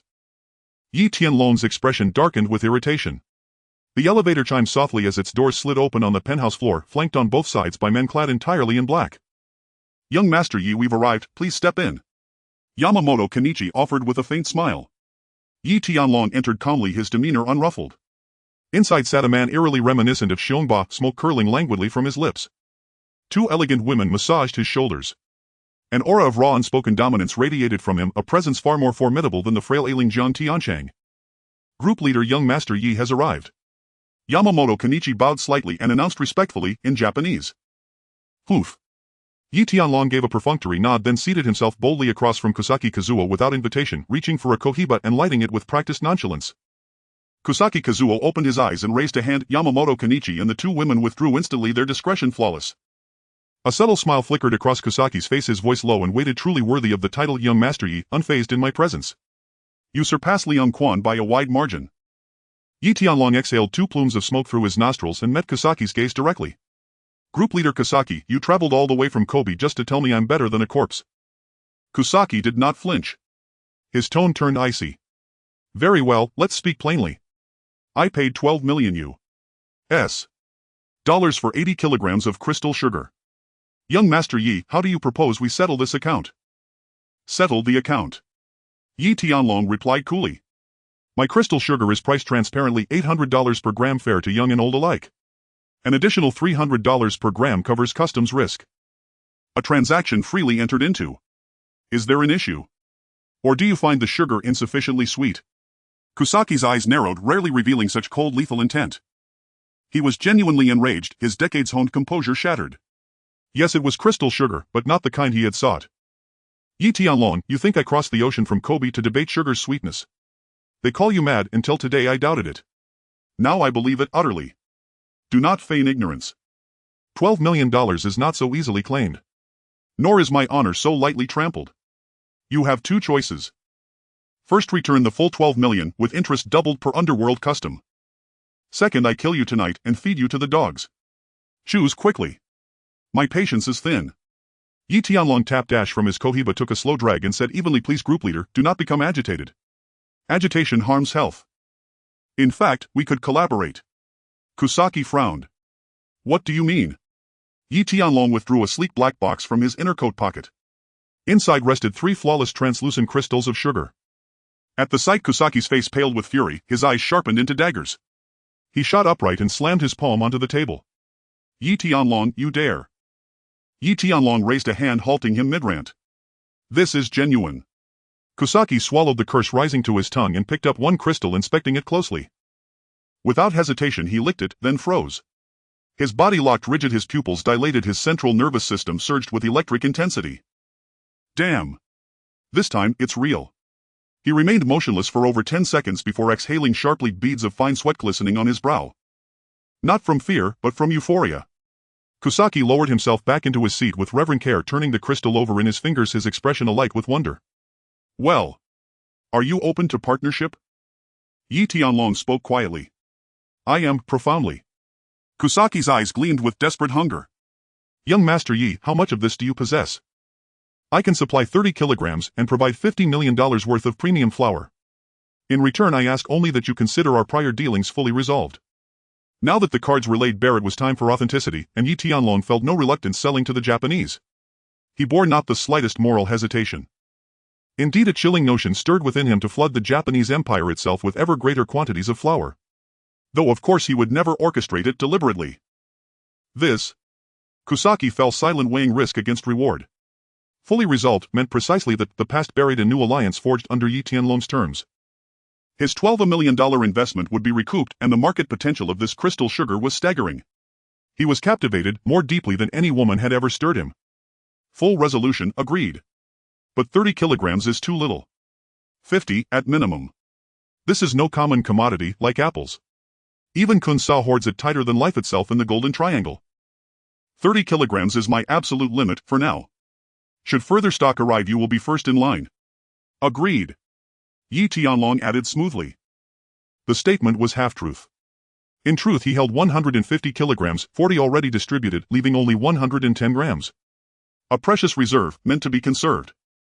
Scarcity-bred value, crystal sugar was exceedingly rare on the open market. As for future oversaturation, that lay beyond Yi Tianlong's concern. His sole aim was capitalizing on the precise moment, leveraging the 150 kilograms inherited from Liang Quan to secure immense profit. Agreed. Kusaki nodded. One more condition: whether flour or crystal sugar, you may distribute freely within your own country, but absolutely not in Hong Kong. Should you violate this, our agreement terminates immediately? Understood. Kusaki rose, a rare genuine smile breaking across his face. This shipment is worth $100 million. When shall we proceed? Yi Tianlong stood. As soon as verification is complete, anytime. Kusaki rose as well, locking eyes with Yi Tianlong. This time, he would inspect the goods personally. There would be no repeat of last time. Midnight, 2 o'clock, I'll accompany you to the inspection. Transportation, however, is your responsibility. After all, the leverage rested entirely with him. Understood. Midnight struck. Yi Tianlong and Kusaki met at the docks, heading toward the warehouse in Causeway Bay. Kusaki completed the inspection swiftly. 15 kilograms of crystal sugar and $30 million worth of flour. Both parties confirmed authenticity and quality. Gao Jin deposited $48 million into the vehicle. Yi Tianlong remarked, it's in your hands now. Once this first batch clears export, the remainder follows. Kusaki exhaled a slow stream of smoke. Agreed. A fruitful partnership. Likewise. One final note, this remains confidential. Our Unhinged code forbids involvement with flour. Understood. Yi Tianlong departed with his entourage, elated. Not only had he converted a boss's cargo into clean profit, but also neutralized the Yamaguchi-gumi threat in one masterstroke. A double victory, truly exquisite. The following evening, Jiang Tiancheng arrived at the hotel and waited in silence. Yesterday, Yi Tianlong had been taken away by the Yamaguchi-gumi, and since then all trace of him had vanished. What exactly had transpired between them? Was Yi Tianlong alive or dead? And what did the Yamaguchi-gumi intend? He knew nothing. Meeting Kusakari Kazuo would place him at a severe disadvantage. Just then Yi Tianlong entered the room side by side with Kusakari Kazuo, conversing animatedly and laughing together. They appeared like long-lost brothers. Jiang Tiancheng's mind reeled, his jaw nearly dropped in disbelief. What on earth was happening? Yi Tianlong wasn't only unharmed, he was now brothering with Kusakari Kazuo. Was the head of the Yamaguchi-gumi truly so accommodating? What of the 12 million U.S. dollars? After suffering such a crushing loss, was it simply to be forgotten? Zhang Tiancheng rose stunned like a bewildered fawn and stammered you. Kusakari Kazuo offered a faint courteous smile. Mr. Zhang, my sincerest apologies for keeping you waiting. Zhang Tiancheng composed himself and returned a perfunctory smile. Mr. Kusakari, please, do sit down, sit down. The three settled into their seats and the wine flowed halfway through the meal. Zhang Tiancheng's expression grew strained. He longed to ask, but dared not. After all, he had personally thrust Yi Tianlong into the fire yesterday. At that moment Kusakari Kazuo raised his glass. Mr. Jiang. Earlier Yi brother and I had a minor misunderstanding. Blame lies solely with subordinates who failed in their duties. I have already dealt with it. As for Yesan, a young master Yi, we felt an instant kinship and our conversation flowed effortlessly. Henceforth the Yamaguchi-gumi and Unhinged may collaborate more closely. Zhang Tiancheng lifted his cup with a radiant smile, while inside his thoughts churned like a tempestuous sea. A minor misunderstanding. Dealt with. Instant kinship. A misunderstanding worth hundreds of millions of dollars. What enchantment had Yi Tianlong cast upon Kusakari Kazuo? He racked his brain, fruitlessly. Chief Kusakari, you flatter me. Unhinged and the Yamaguchi-gumi have always maintained mutual non-interference. Deepening understanding would indeed be welcome. Young Master Yi is still inexperienced, sometimes unaware of protocol, so I hope Chief Kusakari will extend his generous forbearance. Kusakari Kazuo smiled warmly regarding Yi Tianlong with unmistakable admiration. Young Master Yi possesses the true mettle of a great leader. I am engaged in certain ventures with him and I trust Mr. Jiang will offer his full support. Business. Collaboration. Zhang Tiancheng's irritation flared suddenly. Had Yi Tianlong bypassed the triad entirely and forged direct ties with the Yamaguchi-gumi? What kind of business was this? He would get answers soon. Yi Tianlong belongs to Unhinged. His actions have my full backing provided they abide by our codes and uphold the triad's interests. Rest assured, Mr. Jiang. Yi Tianlong finally spoke, voice calm and measured. My collaboration with Chief Kusakari is clean, utterly free of risk to the triad. Clean. Zhang Tiancheng thought bitterly. Collaborating with the Yamaguchi-gumi's chief and calling it clean. Not a single word did he believe, yet he could say nothing, merely nodding with a forced smile. Very well. Soon the meeting concluded. After escorting Kusakari Kazuo out, only Zhang Tiancheng and Yi Tianlong remained in the private dining room. Zhang Tiancheng took a sip of wine. All along, you handled this exceptionally well. His tone was layered, praise laced with wariness. Clearly Yi Tianlong had now secured ties with the Yamaguchi-gumi. Zhang Tiancheng would now need to weigh his options carefully before acting against him. Yi Tianlong sipped tea. You flatter me, Mr. Jiang. Resolving this matter hinged largely on Chief Kusakari's reasonableness. Reasonableness. Zhang Tiancheng snorted derisively. If the Yamaguchi-gumi's chief were reasonable, even turtles would recite sutras. Tell me, what is this collaboration with the Yamaguchi-gumi? Is it flour or sugar? Zhang Tiancheng set down his wine glass, his voice turning icy. He genuinely sought legitimacy now, but anyone who stood in his path would be eliminated without mercy. Yi Tianlong gave a bitter smile, his expression twisted as if he'd swallowed something foul. Mr. Jiang, I'll speak plainly. Yesterday Kusakari Kazuo pressed a gun to my temple. I paid him 96 million, not only compensating his losses but surrendering every cent I'd earned from others. That is our collaboration. Ah. Now I'm utterly penniless. This excuse had been carefully rehearsed. As the saying goes, to possess treasure invites calamity. Seeing Yi Tianlong recount the tale with such vivid conviction, Zhang Tiancheng paused, then after careful reflection concluded it was likely true. Only such an explanation could account for why Kusakari Kazuo had spared him. Zhang Tiancheng exhaled deeply, his tone softening. When dealing with the Yamaguchi-gumi, henceforth exercise extreme caution. Stay far from sugar, whether real or counterfeit. Don't throw your life away. Yi Tianlong nodded swiftly. Understood, Mr. Jiang. If there's nothing further, I'll take my leave. Go ahead, Zhang Tiancheng replied with a slight nod, watching Yi Tianlong depart. At that moment Chen Yao entered. Ah Yao, how much truth do you think lies in Ah Long's story? Zhang Tiancheng still sensed something amiss, and asked. Chen Yao sat down and chewed a piece of beef. Kusakari Kazuo's demeanor today was utterly transformed, he even initiated the toast. In my view, Ah Long's claim about compensation is almost certainly accurate. Zhang Tiancheng narrowed his eyes and gave a slow, thoughtful nod. This young man understands well the art of spending money to avert disaster. Enough, let's go for a massage. Time to unwind. Zhang Tiancheng rose. Chen Yao stood too, grinning outwardly, cursing inwardly. Another massage. Zhang Tianqing's massages always began with thunderous intensity, only to fizzle into utter silence. Worse still, Chen Yao always footed the bill each time, a fresh sting of regret. Days passed. Su and Wan. What? The Yamaguchi-gumi and the Siamese delegation came to Hong Kong, circled once, and left. That scoundrel Yi Tianlong hasn't lost a single hair. What the hell is going on? Is this daylight hauntings? Before Guan Er Yi Didi's face darkened, his eyes bulged. He could understand why a boss had failed to kill Yi Tianlong. The boy carried an uncanny aura, a tenacious life force. He could also accept that Di Zhang hadn't stormed the gates. After all, everyone operated within Hong Kong's boundaries, and even the boldest had to grant Hung Hing a measure of respect. But the Yamaguchi-gumi and the Siamese were different, transnational syndicates, cold-blooded killers who never hesitated to spill blood. They'd come to Hong Kong, circled silently, and departed without a whisper. What script was this? For a moment Didi's head throbbed with disorientation. He'd hoped to reap the spoils as the unseen victor. Now instead Yi Tianlong was untouched, life flowing smoothly, meals enjoyed, drink savored, living more comfortably than Didi himself.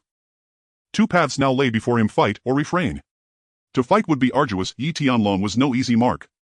To hold back meant enduring the constant agonizing sting of over $1 million lost every night, piercing his heart. Brother, may I speak a word, though I hesitate to intrude? Chang Mao ventured cautiously. Didi turned, glared and snapped, spit it out, no need to play scholar in front of me. Brother, I've been thinking, something about this whole affair feels off.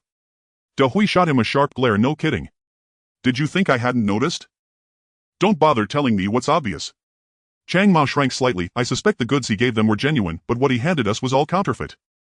I heard the Yamaguchi-gumi actually struck an ice sugar deal worth hundreds of millions with Yi Tianlong. Those Yamaguchi bastards devour men whole and spit out no bones. If Yi Tianlong truly swindled them out of hundreds of millions with fake ice sugar, how is he still alive? He'd have been chopped to pieces and fed to dogs long ago. Didi slumped onto the sofa, lit a cigarette and inhaled deeply. The more he pondered, the more Chang Mao's suspicion resonated. That scoundrel Yi Tianlong was clearly judging people by their stature, sizing up his targets before serving them accordingly. For hardened syndicates like the Yamaguchi-gumi. Genuine merchandise. Damn it.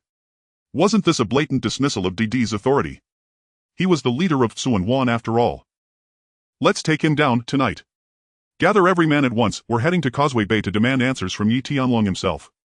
If his explanation doesn't satisfy me, I'll kill him myself. That evening Yi Tianlong reviewed smuggling ledgers at the fisheries company.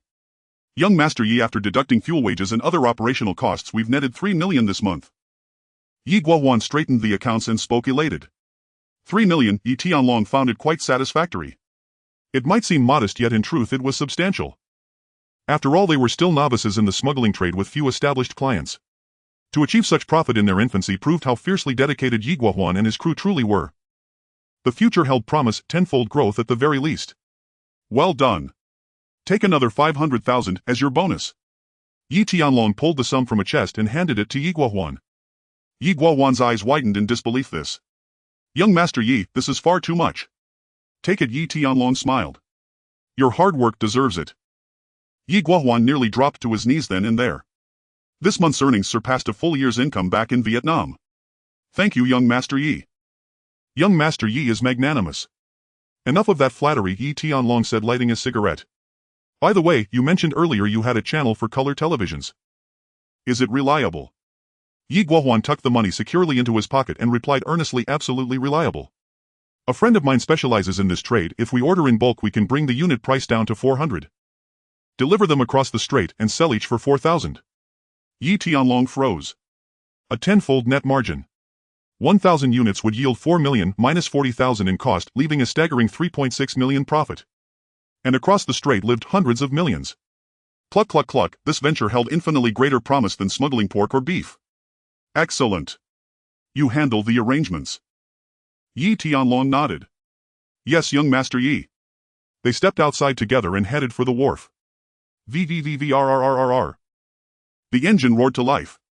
Yi Guohuan and his men leapt aboard the vessel and shouted back, young Master Yi, we're off. Go on. Yi Tianlong nodded. In the next instant 5 Feeling-class speedboats surged forward with explosive power, shush. Shush. Shush. Vanishing into the night's obscurity. Yi Tianlong was thoroughly impressed by the Phalong's propulsion system, maximum horsepower 2600. It felt more exhilarating than riding a rocket, undeniably one of life's purest masculine thrills. Just then at the wharf. A massive dark tide of figures surged forward, well over 100 strong, brandishing cleavers, steel pipes and baseball bats, advancing with menacing intent. Occasionally they struck the ground, sending sharp rhythmic clangs echoing across the wharf. Clang. Clang. Clang. Yi Tianlong turned and saw a black Mercedes-Benz pull up. A man descended bearing unmistakable poise. Well, look who it is. The legendary Didi, who never wears a helmet while fishing. Oh my, what an honor. None other than Didi, pillar of the Wuxing Shun, famed across the underworld as the timely rain. What wind carried such a distinguished guest to my humble wharf? As he spoke, Yi Tianlong smoothly drew a cigarette from his inner pocket and extended it. Here, have one. Didi, blunt, guileless and transparently gullible, had easy to deceive written across his brow. Flattered by Yi Tianlong's barrage of flattery, he instinctively accepted the cigarette. Yi Tianlong snapped open his lighter with a crisp click, leaned in and lit it for him, fluid, practiced, impeccably deferential. As the saying goes, one does not strike a smiling face. Didi paused his torrent of curses, choking mid-breath. Brother Didi, the wind's biting here. Let's discuss matters indoors. Yi Tianlong draped an arm over Didi's shoulder and guided him toward the Fisheries Company office. Inside the living room, Didi could barely contain himself. Young Master Yi, no more games. I bought 20 kilograms of ice sugar from you. You've cost me both face and 16 million, I demand an explanation. Yi Tianlong offered him a cup of tea. Brother Didi, I'm afraid I don't follow. Let me ask you, was what I sold ice sugar? Didi choked on the question. Yes, but... Yi Tianlong pressed on, was it clearly priced 800 per gram? Yes. Didi nodded woodenly.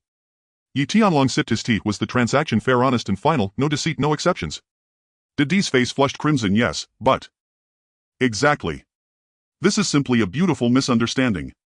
You asked for ice sugar, I provided ice sugar, genuine, unadulterated, sweeter than first love. Now you claim you didn't want this kind of ice sugar, but you never specified which kind you required at the time. Didi's eyes darted wildly. Stunned by Yi Tianlong's twisted logic, his thoughts tangled like knotted wires. Yet the image of 16 million flashed again, and his heart bled anew. The logic holds, but am I to swallow a 16 million loss without recourse? Young Master Yi, refund the money tonight and we'll part as friends. Refund. Yi Tianlong wore an expression of genuine difficulty. Brother Didi, that's impossible. Didi's eyes bulged. Why not? First, our transaction was legitimate, voluntary, and above board. Even if you took me to court, my business stands fully lawful. Second, I support dozens of brothers, food, shelter, wages. Not to mention maintaining mistresses. Third, fourth. I simply cannot conjure money from thin air. My pockets are emptier than my face. Didi stared at Yi Tianlong's feigned innocence and inwardly seethed. Why hadn't he inspected the goods first? Why hand over cash so hastily? So impulsive. Didi's gaze hardened. So, there's truly no room for negotiation. Yi Tianlong smiled faintly. How about this? I'll issue you an IOU payable in installments, with interest calculated at standard bank deposit rates. Didi froze. Installments. After years on the streets, Didi had never heard of debt collection evolving into a structured installment plan. What kind of absurd, surreal maneuver was this? Didi flew into a rage. Do you take me for a 3-year-old? Yi Tianlong stepped forward, restrained the furious Didi and led him out the door. Yi Tianlong snapped his fingers lightly. Over 30 spectral soldiers materialized on the wharf. Holy hell. It's AKs. A henchman in the crowd shrieked, his voice cracking with panic. Indeed. Each of the 30 spectral soldiers brandished an AK rifle. That firepower could sweep the entire wharf several times over. Didi and his 100-odd underlings stood frozen in stunned silence. Moments earlier they had charged forward with ferocious bravado, but now confronted by dozens of automatic rifles, their knees trembled. Yi Tianlong, you're insane. Don't do anything rash, this is Hong Kong. Drawing firearms is strictly taboo. The police will be here any second. Didi truly panicked.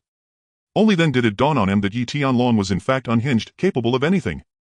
Yi Tianlong smiled warmly and clapped Didi on the shoulder. Brother Didi, let me be frank, I felt an instant kinship with you. How about we become friends? You brought over 100 men to storm my place, just appearance fees alone must total at least HK 120000. And if even a few fell in the fray, each would cost HK 100000. That's a terrible loss. Didi's face turned ashen. He was trapped between retreat and defiance. Yi Tianlong snapped his fingers again. Jin. Arrange transport to the finest restaurant.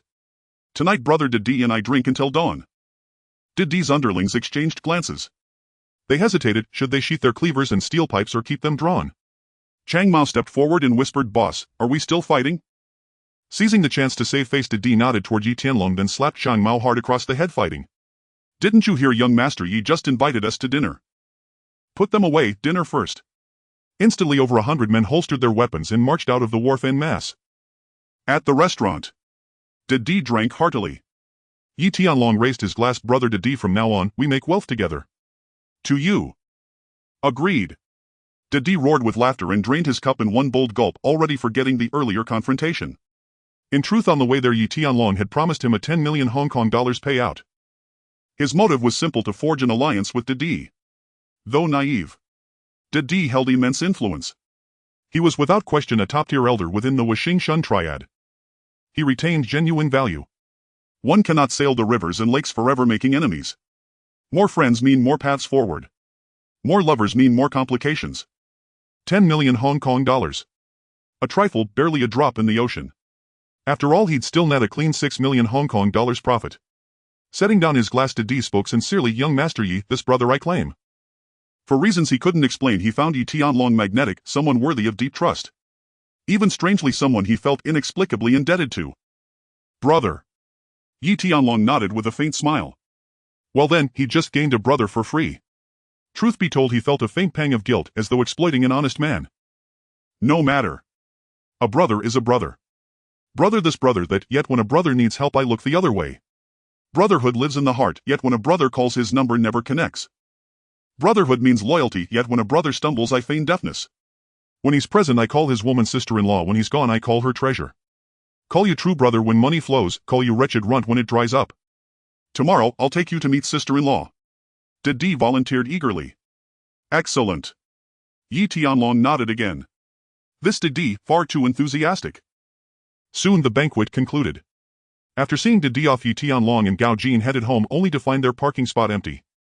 Ha! Where's the car? Where's my car, damn it? Yi Tianlong froze. Could it possibly have been stolen by that stuttering girl? Jin tracked down a female underling of the Qing Lot gang named Sai Lit. Yi Tianlong lit a cigarette and spoke calmly, hoping fervently it wasn't her. Otherwise he would not let Sai Lit off so easily. Yes, young Master Yi. Gao Jin bowed his head. We'll stay at a hotel tonight. As Yi Tianlong checked into the hotel, Zhang, the Taiping brothers and Madame Ca, the city's three most powerful underworld figures, convened once more. Yet compared to their last gathering, the atmosphere hung heavy with tension. Hostilities simmered beneath the surface. Zhang sat apart sipping wine in silent composure. The Taiping brothers, Tai and Ping, shared a two-seater sofa. Madame Ca occupied a single armchair to the side. Her cheongsam accentuated her elegant silhouette, her smile polished and professional. Even their seating arrangement betrayed their unspoken calculations. What's the rush?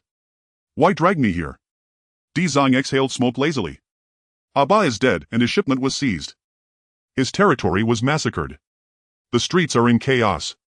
Madame Ca's eyes clouded with concern, her words laced with implication. Let it burn. Zhang scoffed. Chaos only raises the price of goods, and in the end everyone still comes to me for supply. Though the mastermind remained unknown, Abas, the despicable fool, was gone. The market lay wide open.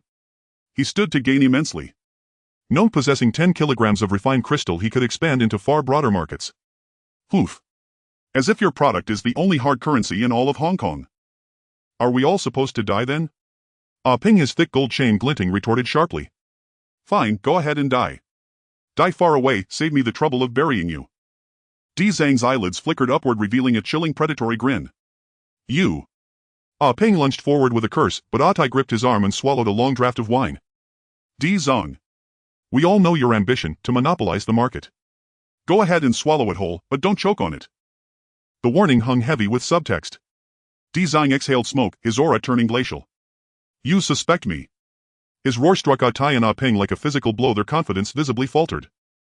True, Zhang was the eldest, most entrenched, most ruthless. They feared him deeply. It's not that we suspect you.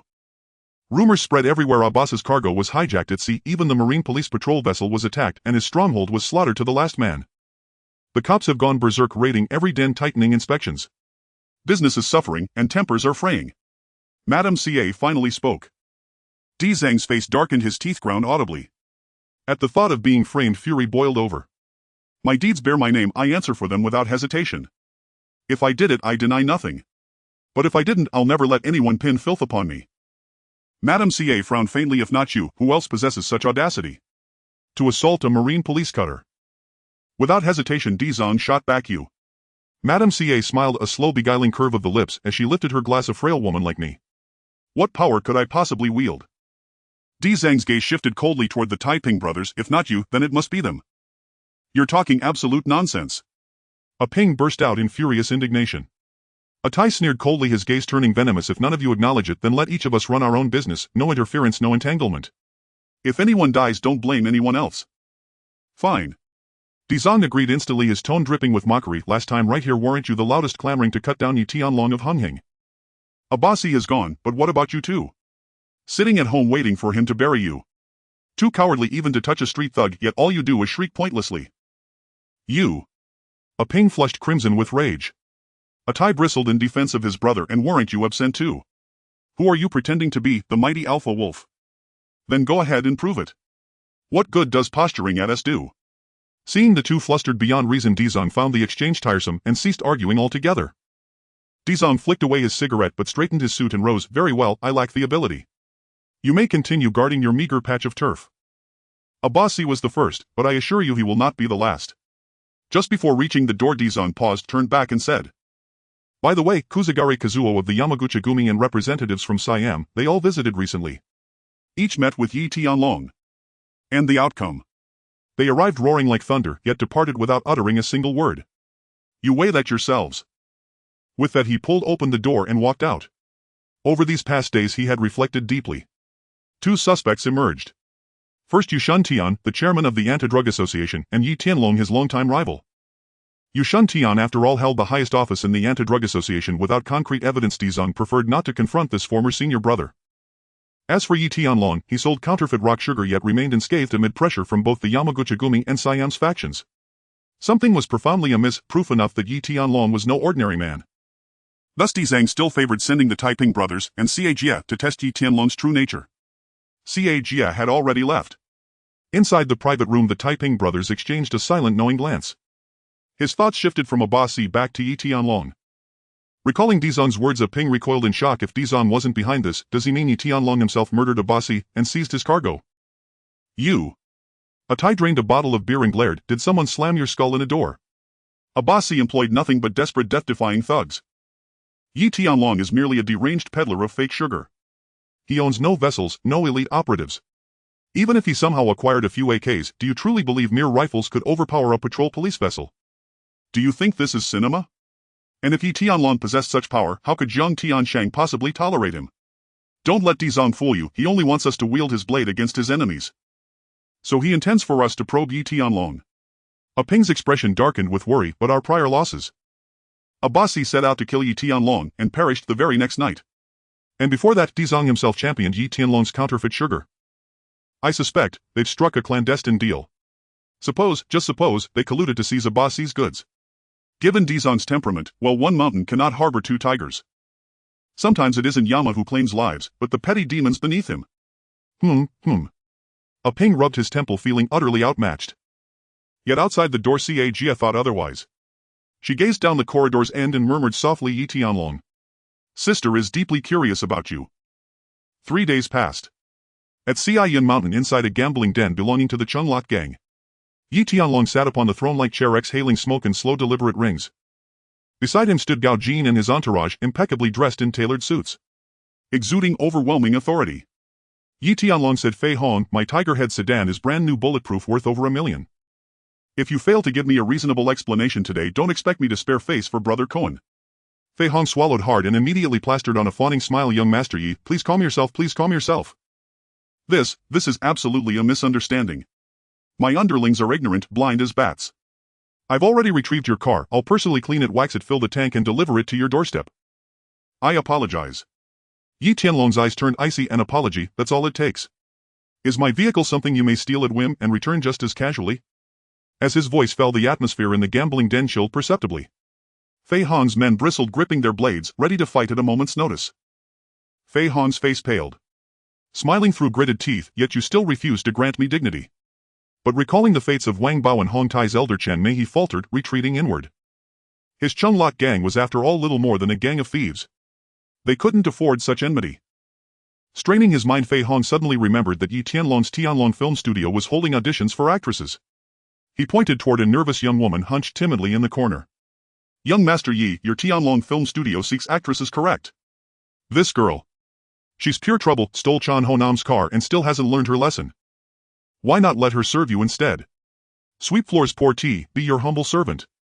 Shishili may be young but she's comely and shapely, though her speech stumbles slightly.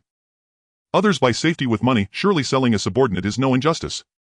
You brother Fei Hong. Shishili panicked instantly. To serve Yi Tianlong as a slave. She'd rather die 1,000 times. This man was unhinged, if he snapped she'd be dead before she blinked. Silence. If young Master Yi deigns to notice you, it's your fortune. Say another word, and I'll chop you limb from limb. Fei Hong whirled, fixing Shishili with a glacial glare. He longed to slaughter this calamity on the spot. Crossing Chan Ho Nam. He accepted it, Chan Ho Nam was rational, capable of reason. But why provoke Yi Tianlong, a madman? Hearing this, Yi Tianlong rose and approached Shishili, appraising her from head to toe. Not bad. Take her away. Indeed, she was striking. Not the gaunt caricature seen on television but the comic book Shishili, vibrant and vivid. Shishili tried to flee, but Fei Hong stepped forward, blocking her path. Girl, don't play with fire. Fei Hong. Brother. Shishili's face blanched, tears welled in her eyes. Fei Hong's voice hardened. Escort her to young Master Yi's car. Several of Fei Hong's men advanced and dragged Shishili away by force. Yi Tianlong exited with his entourage. Fei Hong called loudly after him, young Master Yi, safe travels. Inside the Tianlong Film Studio office. Shishili sat rigidly on the sofa, trembling with anxiety, curiously scanning the surroundings, casting timid, hesitant glances at Yi Tianlong, lips parted yet silent. She knew Fei Hong, that treacherous bastard, had sold her outright. Sold her completely. She was no longer part of the Chunglok gang. Her sole protector was gone. Complex emotions surged, fear for her uncertain future. As a female enforcer, she knew intimately the underworld's grim minutiae. In her position, the choices were bleak: either thrown into a brothel to be sold, or coerced into filming illicit, shameful productions until utterly drained. At that thought she shuddered violently, and summoned every ounce of courage to stammer, why young Master Yi? I'm sorry. I didn't know it was your car. Please, show mercy. Mistakes demand accountability. Don't fear, I'll be exceedingly gentle. Yi Tianlong rose and carefully drew the curtain shut. He bore no resemblance to Liang Quan in moral laxity. Truth be told, it was broad daylight and they stood within an office. Their ethical standards in practice were indistinguishable. As Yi Tianlong strode toward her, Shishili deployed her final gambit. Why, young Master Yi, I have a boyfriend. Who is he? Chan Ho Nam of Tung Lo Wan. Don't you dare lay a hand on me, or he'll never let you live. Chan Ho Nam. Are you certain he's your boyfriend? Elsewhere, Chen Haonan drowned his sorrows in a bar. As the saying goes, wine may dull grief, but only deepens it. Though the scars on his ears had healed, joy remained beyond his reach. Once known as Handsome Haonan, he was now mockingly called Chicken Haonan, all thanks to Yi Tianlong. Shanji, have the tools been prepared? I can't wait any longer. Chen Haonan set down his glass and turned, gripping the drunken Shanji by the shoulders, his eyes bloodshot with vengeance long simmering. His elder brother Jigu had urged patience, waiting for the four great tyrants to eliminate Yi Tianlong first. Yet days bled into weeks. The Yamaguchi came and went. The Siamese envoys departed. Yi Tianlong remained effortlessly unruffled, and the four tyrants stayed silent, even to D now calling Yi Tianlong brother. Better to act alone than rely on others. Shanji flashed an OK sign, slurring, brother Nan, everything's locked in. Tomorrow, we end him. Good, tomorrow it is. A flash of grim satisfaction lit Chen Haonan's eyes. Shanji snickered foolishly, already wrapping his arms around two heavily made-up hostesses as he staggered toward the door. Brother Nan, I'll warm up tonight. Watching him go, Chen Haonan felt a quiet pang of envy. His own pent-up fire flared, then suddenly he remembered Xiao Jieba, the stammering girl who'd stolen his car, and unwittingly his attention. She spoke haltingly, yet during his convalescence, while his ears still throbbed with pain, she visited daily, cooking noodles, changing dressings. A streetwise girl, yes, but her care for him was genuine. It was time to claim what was already stirring in his heart. With that thought, Chen Haonan stepped out of the bar and dialed her number. In a Causeway Bay apartment, Xiao Jieba had just emerged from the shower when the landline rang on the table. Hello? She answered, lifting the receiver. Chen Haonan extended the invitation, free tonight. Let's have a drink. She sank weakly into a chair and improvised hastily, no, I'm not feeling well. Exhausted from the day's ache, she had no appetite for alcohol, and inwardly guilt gnawed at her conscience. He pressed urgently, where does it hurt? I'm on my period, she stammered. Then let me come take care of you, he offered. Though no seasoned womanizer, he knew well how vulnerable women became then, and how such tenderness might pave the way to intimacy. Her face paled. No, you mustn't come. I'm fine, I need rest, goodbye. Before he could utter another word of concern, she hung up. At that moment her heart hammered wildly. Her gaze darted toward the crack beneath the door where Yi Tianlong stood motionless. He had no intention of leaving tonight. If Chinhoan arrived, she dared not imagine the consequences. Chinhoan exhaled a heavy bitter breath, defeated, and turned back into the bar. Damn it, there were countless blossoms across this vast world, why cling to one? He pulled a passing hostess close by the waist, inhaling sharply the sharp sweetness of her perfume, a fleeting hollow comfort. The next morning before 8 o'clock a knock echoed at the door, followed by a voice, "It's Chinhoan. I brought your favorite Xiaolong Bao." Xiao Jiaba jolted awake, terror seizing her. Beside her Yi Tianlong stirred awake too. Roused abruptly, he bristled with irritation. Chinhoan. Coming at dawn to steal his girlfriend. Go, tell him to get the hell out. Yi Tianlong leaned back against the headboard, lighting a cigarette. Ruining my mood means selling you off to Temple Street. Trembling Xiao Jiaba dared not disobey. She slipped out of bed, threw on a coat, and approached the door, inhaling deeply several times before peering out. H. Hanan. Brother 2M unwell, please leave. I'm truly fine. Chinhoan froze, stunned. He's so striking, so bold in pursuit, rejected. By a street-smart girl. Then came words that cut deeper. Brother Hanan, please don't come again. He stiffened, instinct flaring him. Is someone forcing you? Just then Yi Tianlong emerged from the bedroom. Xiao Jiaba's eyes welled, her voice breaking. No one. Just go. Please, leave. I don't like you. Chinhoan clenched his jaw, his expression shifting through disbelief, hurt resignation, then quiet resolve. Fine. I'll go. Take care of yourself. With those final words he walked away, shoulders bowed. Xiao Jiaba shut the door and wept, her body shuddering with silent sobs. Yi Tianlong's voice sliced through the air, cold and sharp. Stop crying. Don't play the tragic lover. Come here. Last night she'd confessed every detail of her tentative connection with Chinhoan, nothing more than mutual fleeting attraction. She wiped her tears and approached him obediently, utterly subdued. Yi Tianlong rose, gripping her chin firmly. From now on you're mine. Cross me, and Temple Street's brothels will be your fate. Pack up, report to Tianlong Film Television today. I've assigned you to finance. Yais. She sniffled, nodding tearfully. In the stairwell outside, Chinhoan ground his teeth and slammed a fist into the wall. A rare spark of genuine affection extinguished before it could catch flame. Career in tatters. Love rebuffed. In that instant the world felt irredeemably bleak. Yi Tianlong arrived at Tianlong Film Television. No sooner had he settled Xiao Jiaba's assignment than Gao Jin entered, flanked by two extravagantly made-up women. Yi Tianlong glanced back, tight skirts, overpowering perfume. Clearly nightclub hostesses. They may have carried the grit of the underworld, but undeniably they possessed allure. Their figures impeccable. Their skills unmatched. Ah, Gao Jin, you favor this kind. Yi Tianlong remarked. Gao Jin rubbed his nose. Young Master Yi, you misunderstand. Yi Tianlong draped an arm over his shoulder. Oh, no need to explain. We're all men. But precautions are vital, catch the Black Ghost's curse and even immortals can't save you. Gao Jin's eyelid twitched. Yes, I'll be careful henceforth. He gestured to the two women at the doorway. You, come forward. Report. Brother Yi, we were hosting guests last night at Haoqing nightclub when Shanji and his crew showed up. He was drunk, low-slipped. A woman in her 30s immediately recounted her evening with Shanji, emphasizing with pointed disdain his abject failure. Yi Tianlong exhaled smoke. Get to the point. She offered a nervous smile. The point exists, but... He slid 2 10,000 HKD notes from his drawer. Enough. More than enough. They snatched the money, grinning. Chinhoan plans to kill you tonight. Shanji's armed with heavy firepower. He says by midnight you won't see tomorrow's sun. Yi Tianlong nodded once. That's all. You may leave. Kill me. With weapons. How audacious, how utterly reckless.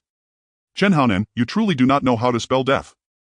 That night Yi Tianlong deliberately waited until midnight before descending. As he stepped onto the street, a van roared to life and surged toward him. Through its tinted windows masked faces appeared, Shanji and Chinhoan each brandishing a weapon, one a replica AK-47, the other a sawed-off shotgun, both unleashing furious, deafening fire. Yi Tianlong's gaze hardened, his body blurred into motion, vanishing inside the armored Tiger-Benz sedan. Bullets struck the windshield with sharp metallic clangs, spent casings clattering to the pavement. What the hell?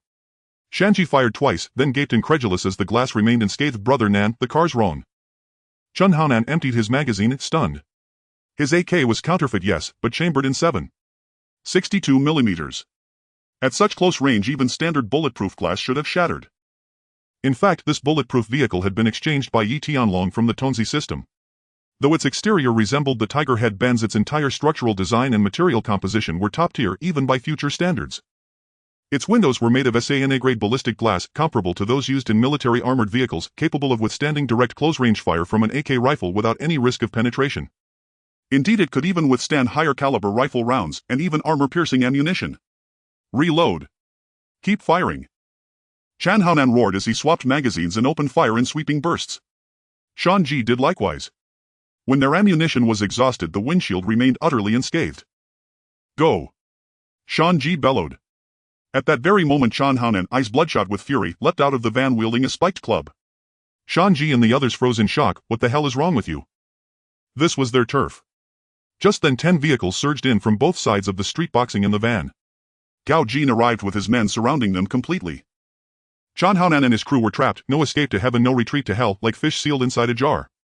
Desperate to break through, they were swiftly subdued by Gao Jin's men in a brutal, merciless lesson. In the basement, bright lights blazed overhead. Chinhoan and Shan-Ji and De Tian'er sat bound to chairs, their bodies tightly lashed with coarse hemp rope. Blood streaked their bodies. Their breaths came in ragged, labored gasps. Their faces were etched with utter despair. Oh, isn't this the legendary Chinhoan of Causeway Bay? Righteous as the clouds, brothers thick as rain, so why are you here? A voice echoed into the basement. Gao Jin's men instantly parted, clearing a path. Yi Tianlong strode forward, a wry smile playing on his lips, and with one arm draped possessively around Xiao Jiaba. Chinhoan lifted his blood-caked eyelids, and upon seeing Xiao Jiaba, his facial muscles convulsed violently, his pupils contracted sharply, and a torrent of rage surged straight to his crown. He erupted in a feral howl. Yi Tianlong. I'll curse your grandmother to the 9th hell. Damn. Damn, damn. Not only had Yi Tianlong ruptured his eardrum, but he'd also stolen the woman he'd already claimed as his own. His fury flared white-hot, unbearable for even a single second. Yi Tianlong stepped forward and delivered a thunderous slap across his face. This is a place of culture, not where rabid dogs bark. Be silent, or I'll bury you 6 feet deep. Chinhoan slumped sideways, saliva and blood trickling from his mouth like a neutered cat, empty-eyed, broken, resigned to oblivion. Yi Tianlong settled into a chair. Xiao Jiaba picked up a cohiba from the table, lit it with reverence, and handed it to him.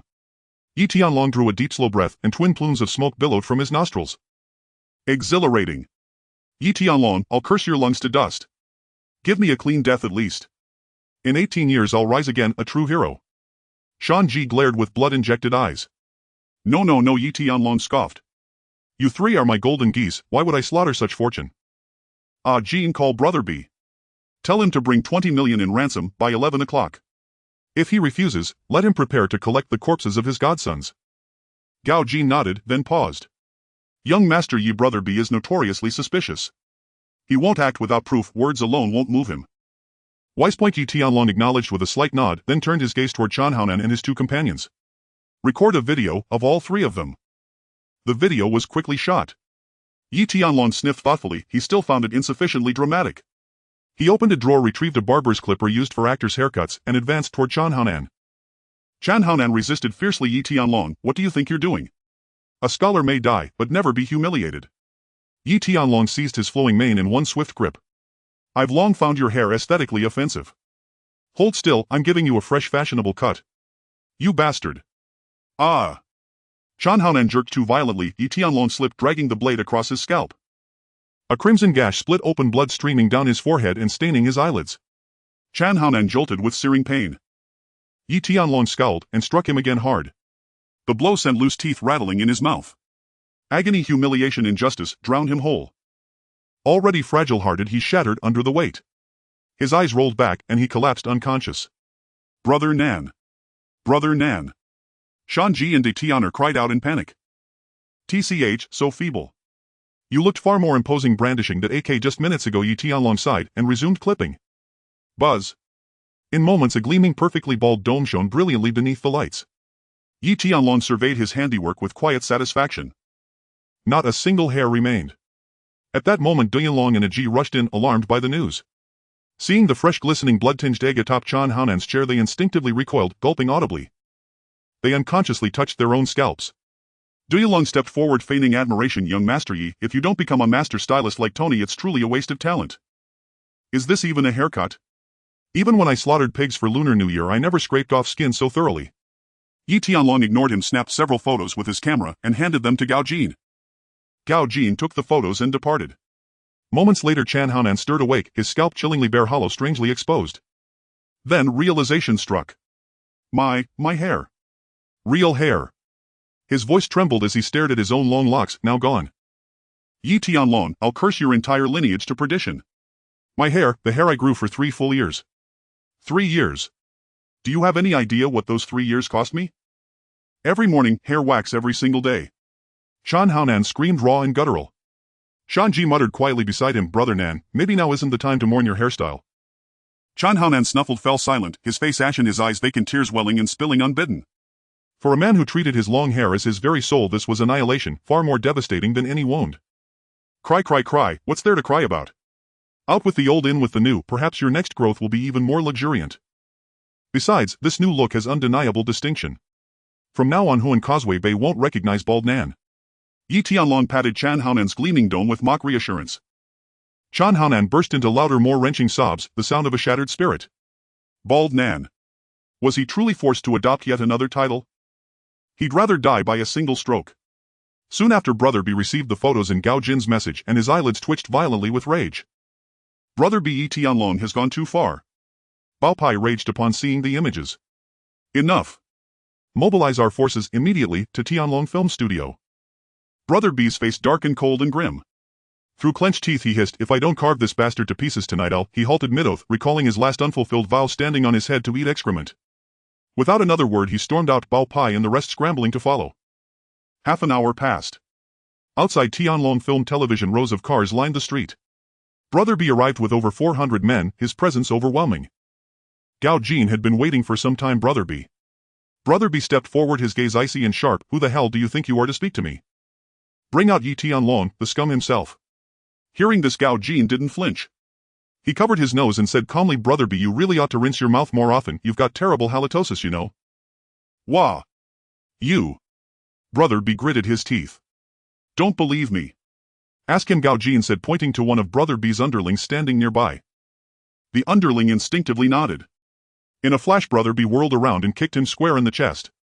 The underling winced in agony. Before he'd even opened his mouth he was already punished. After all, it was the truth. Brother B suppressed his fury. I have no time for wordplay, I brought 20 million yuan. Bring him out. Gao Jin replied, young master, Yi said, you may enter alone. Brother B's face twitched. This was pure lamb tough slaughter. Gao Jin sneered, what? The undisputed pillar of Causeway Bay, afraid. Too cowardly to step forward. Brother B nodded firmly, fine. Lead the way. He agreed, not recklessly but with calculation. They were all fellow disciples. No matter how deep the grudge, none would dare kill another openly before witnesses, not even Yi Tianlong. Moreover, Chinhoan and his 2 companions were Brother B's most trusted lieutenants, he had no choice but to save them.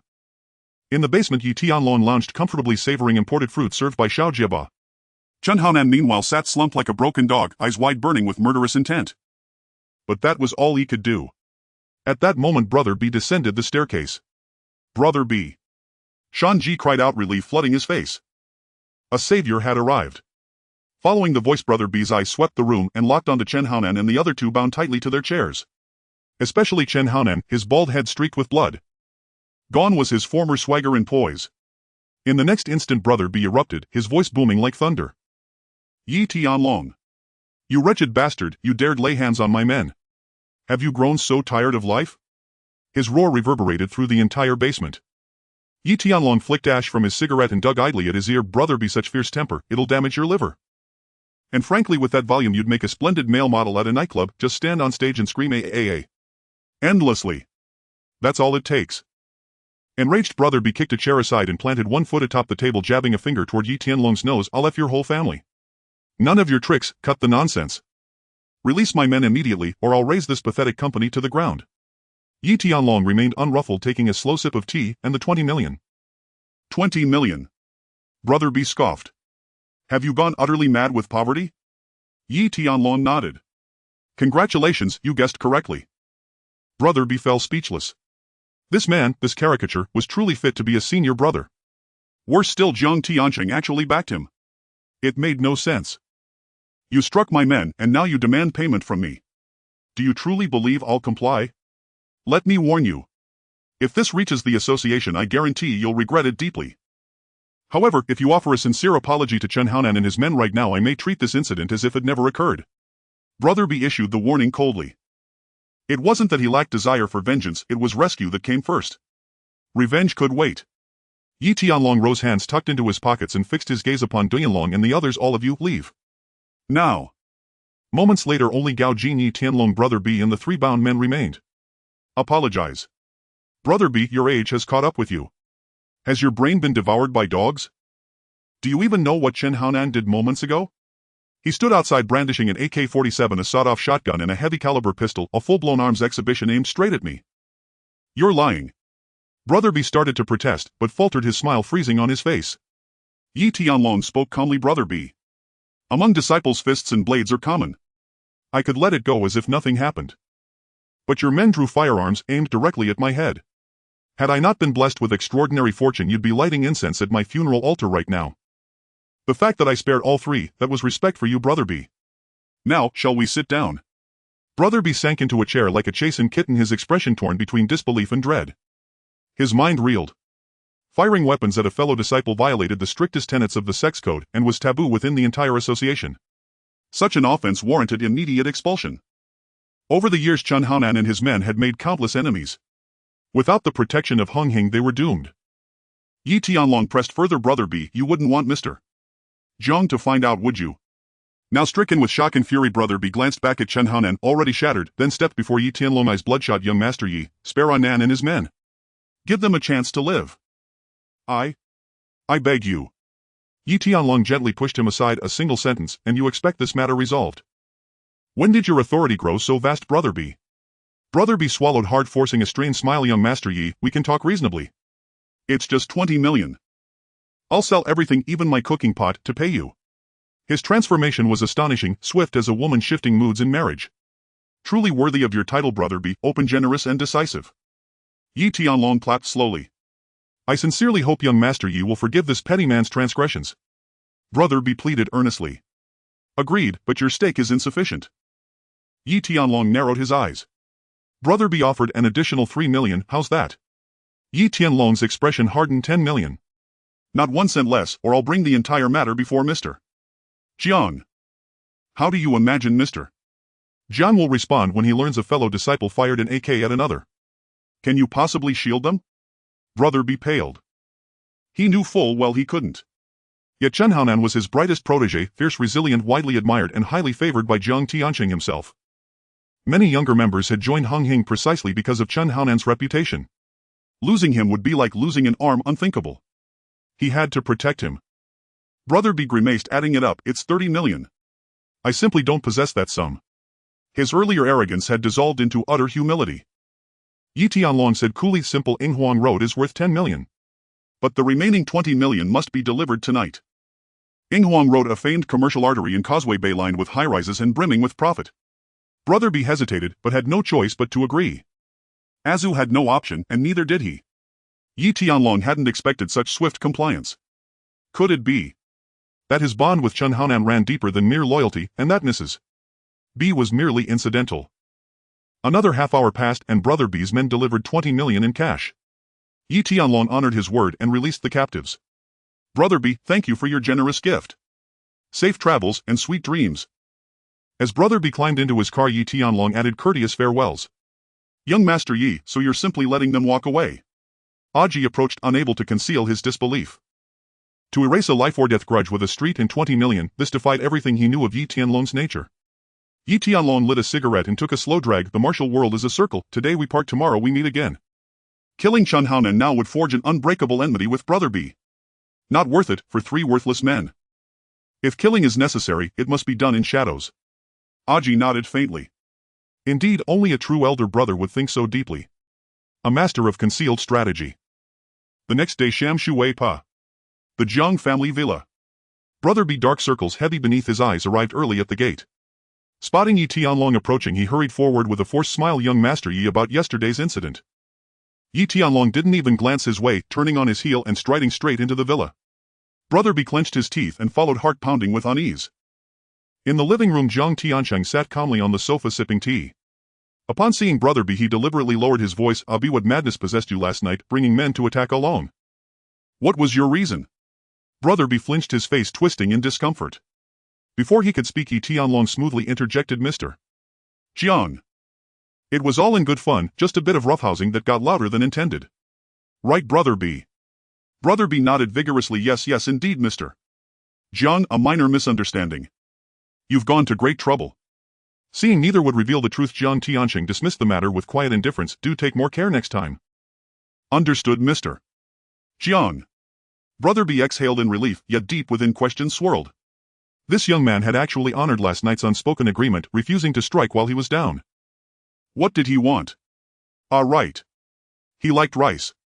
Instantly Brother B understood Yi Tianlong had seized his reward and stepped back, granting him face-projecting magnanimity and leaving him indebted. Only then did he truly grasp Yi Tianlong's terrifying nature, smiling warmly on the surface, slipping daggers between the ribs in silence, colder, far more treacherous than Liang Quan himself. Biu says Hung Nam is hospitalized, badly injured. Is he all right? Jiang Tianqing asked. He'll be fine, just needs a month's rest. Brother B replied. Jiang Tianqing took a slow sip of tea, then lifted his gaze to fix Yi Tianlong with a steady stare. There's been trouble at our Macau operations. A man named Sang Biao suddenly lost his mind, demands 30% commission from us. Even the Macau government isn't that brazen. He shows us no respect whatsoever. I'd originally assigned Hung Nam, but now he's in the hospital. Long, I'm afraid the task falls to you. Restore the Hung Hing's honor. Should you handle this well, you may even earn the Red Pole title. Brother B's expression froze. Bloody hell, the golden opportunity to claim glory had landed squarely on Yi Tianlong's shoulders. Yi Tianlong inwardly groaned. This plotline wasn't unfolding as expected. He'd planned to use it to spark a passionate romance between Chan Honam and Shanghai's girlfriend Kuan, and even draw in Sister B to fracture that Shan 5 tigers and quietly erode Brother B's influence. Now the mission had fallen to him instead. He cursed silently. He should have kicked less last night, slapped fewer times. Instead, Chan Honam had unwittingly escaped the ordeal. Fortunate indeed. Fortunately, Chan Honam remained blissfully unaware of Yi Tianlong's inner monologue. Otherwise he might have dropped dead on the spot. Yet Yi Tianlong paused, then reconsidered. A red pole was the backbone of the triad. One held authority to open branches and recruit underlings, a privilege Yi Tianlong already possessed as a grass shoe. What truly mattered was rank. Red pole bore the number 12426, whereas grass shoe carried 9438. To bear the red pole title would be the crowning touch. In this world, reputation was currency, and like Chan Honam, one's face truly could feed a man. But Yi Tianlong. He wouldn't just rely on his face, he'd feast lavishly on soft rice too.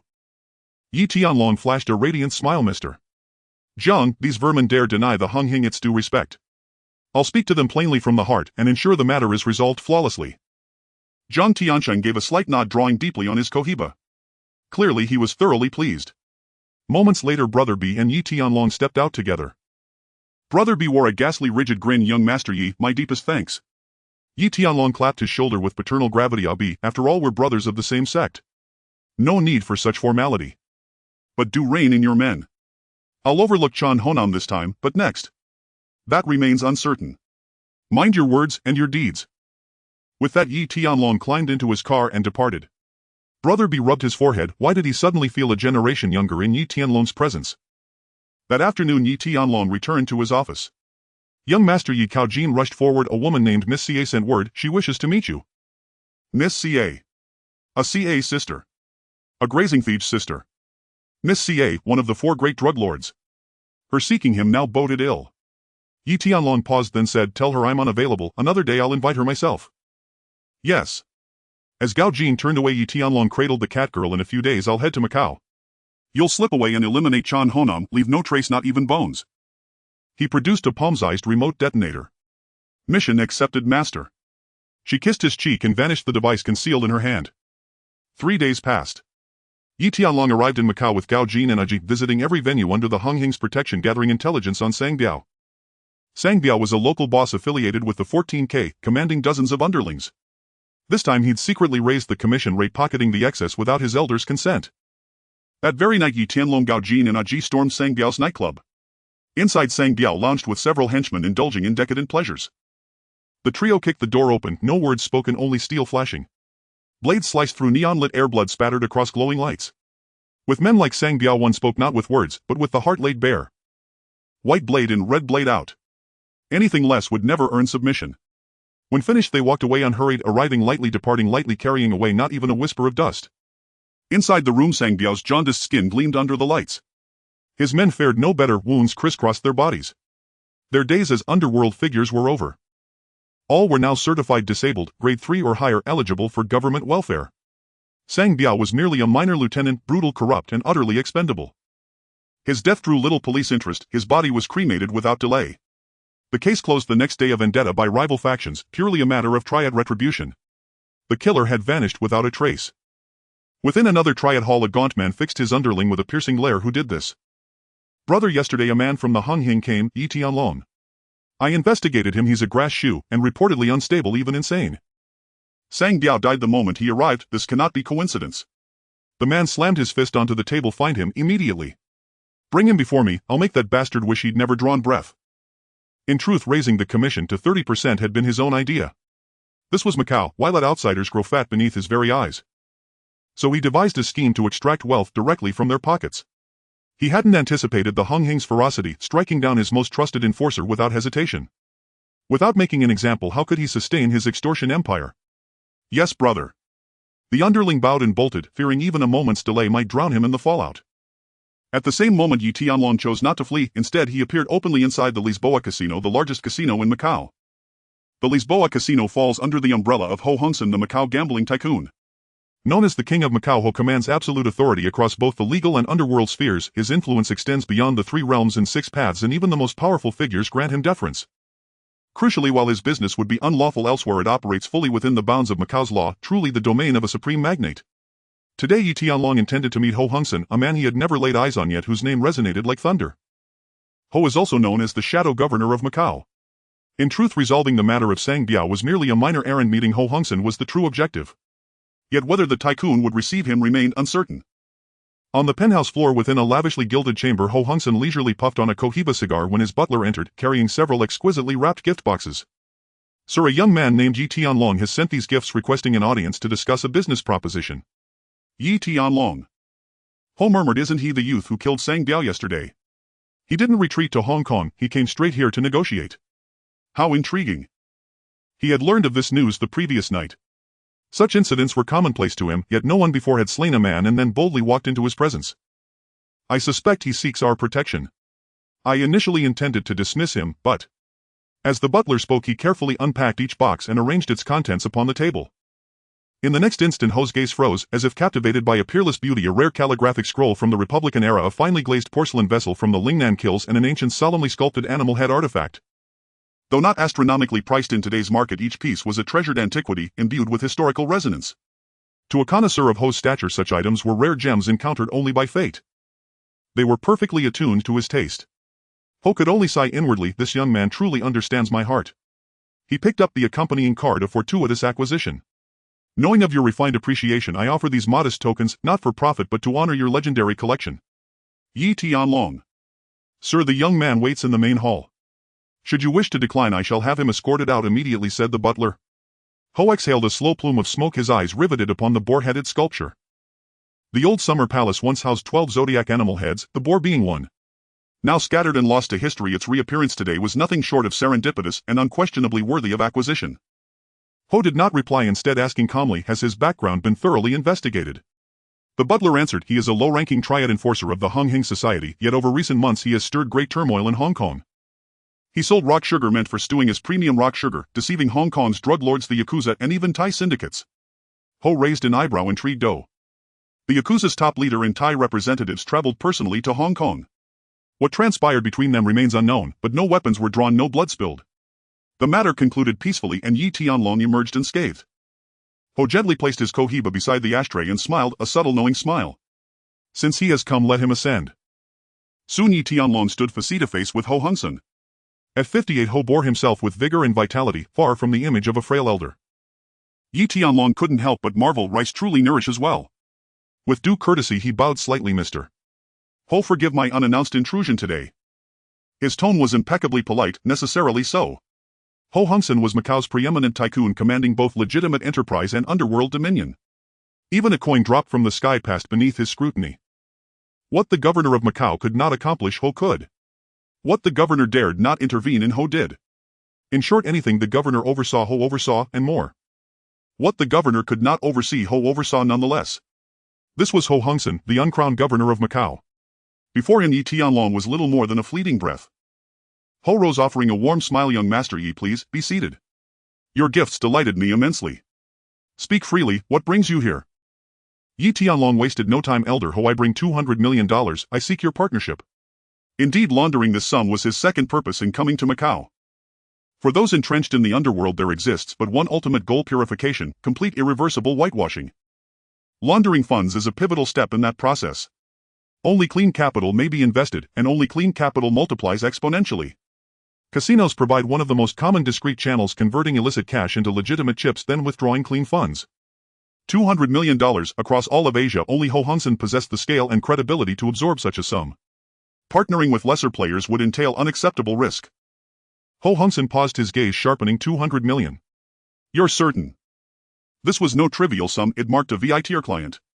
Even Jiang Tianshang had never laundered such a volume in one transaction. Yet Yi Tianlong was merely a foot soldier. Had Hong Kong's underworld grown unimaginably wealthy in Ho's decades away?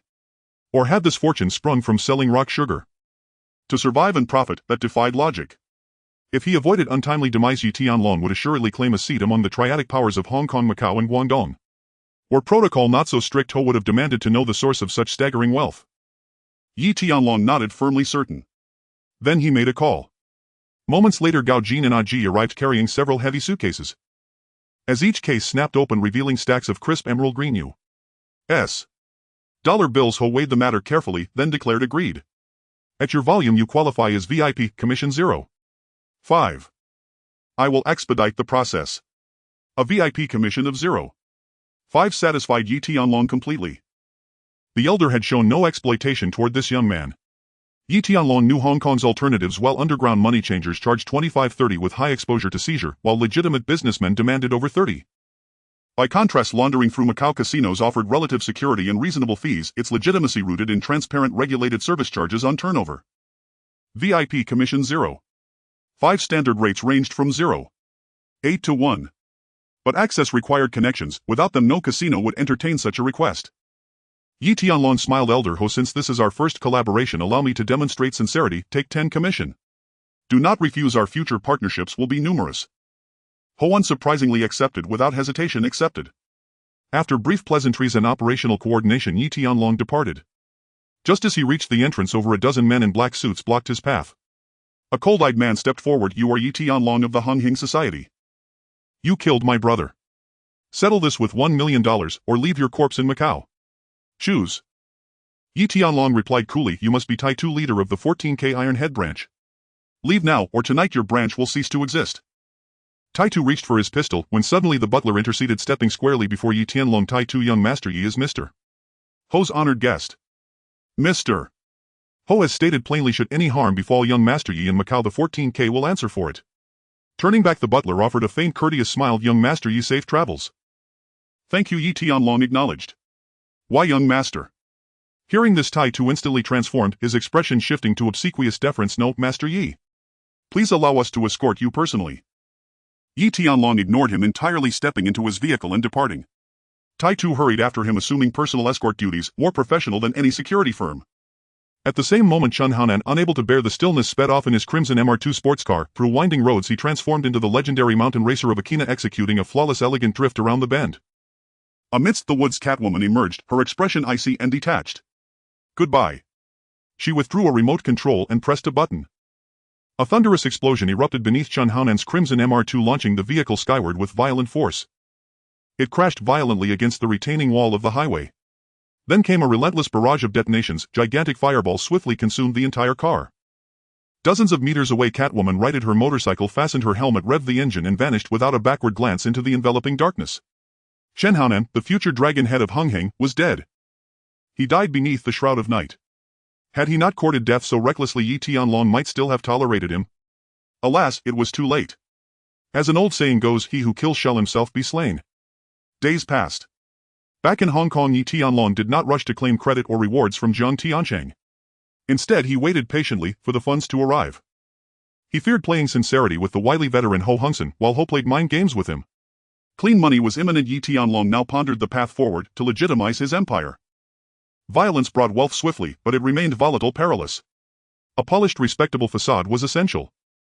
He envisioned an elite entertainment complex in Hong Kong, a grand multifunctional venue integrating leisure business accommodation, karaoke, spa treatments and more.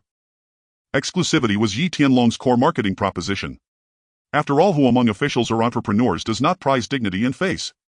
Having concluded negotiations at a five-star hotel, one could hardly drag clients afterward into neon-lit brothels, unseemly, undignified. But an upscale spa complex. Entirely different. Its facade exuded prestige, its interiors opulence, its service, from scalp to soul, impeccably curated.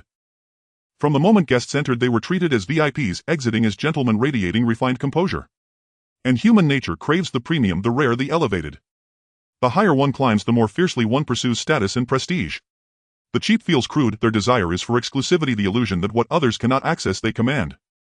Like Volkswagen, ubiquitous on every street, versus Lamborghini, rare, revered, iconic. Beyond exclusivity, privacy and versatility would also define the concept.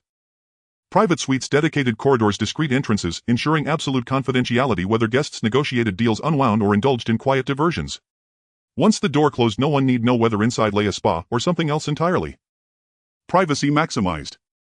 Versatility indispensable, arcades, billiards, bowling alleys, swimming pools, therapeutic massage, all seamlessly integrated. Yet this was merely the foundation. The true centerpiece. The spa itself, ancient techniques, aromatic oil therapies, bespoke holistic treatments, deep relaxation protocols. Services would escalate in tiers. 168 Hong Kong dollars for foot therapy, pure natural foundational wellness. A simple massage to unwind, leaving guests free to declare proudly that they'd gone for health maintenance. 398 Hong Kong dollars for aromatic oil spa. Back treatment included therapists elevated in skill, ambience hushed and serene. 598 Hong Kong dollars for immersive experiential spa, fully customized packages with interactive elements. 998 Hong Kong dollars for Imperial Tier Spa, comprehensive deep tissue care, extended duration, expanded modalities, upgraded service standards. 1,288 Hong Kong dollars for Supreme Tier package, private suite, dedicated therapist, priority concierge access, even professionally scripted thematic experiences. 1,988 Hong Kong dollars for fully bespoke service.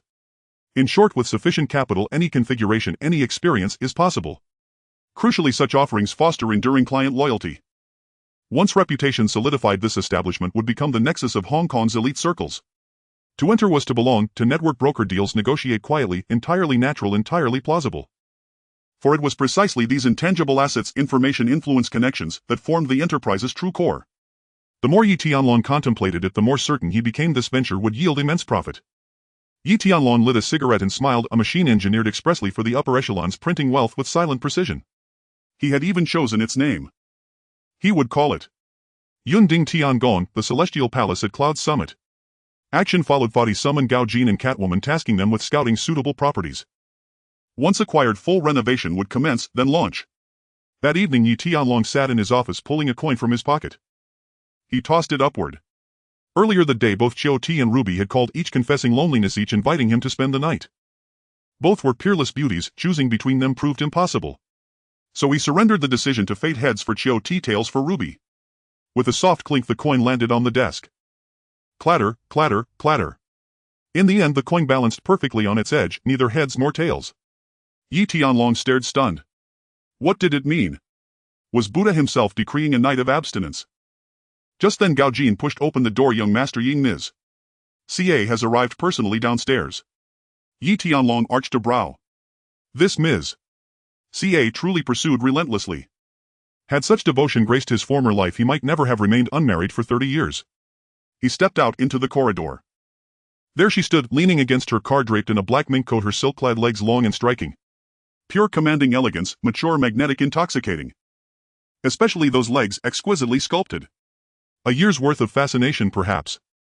She drew near, her gaze alluring, her voice soft and honeyed, sweeter even than Yang Mi's. Young Master Yi, still working so late?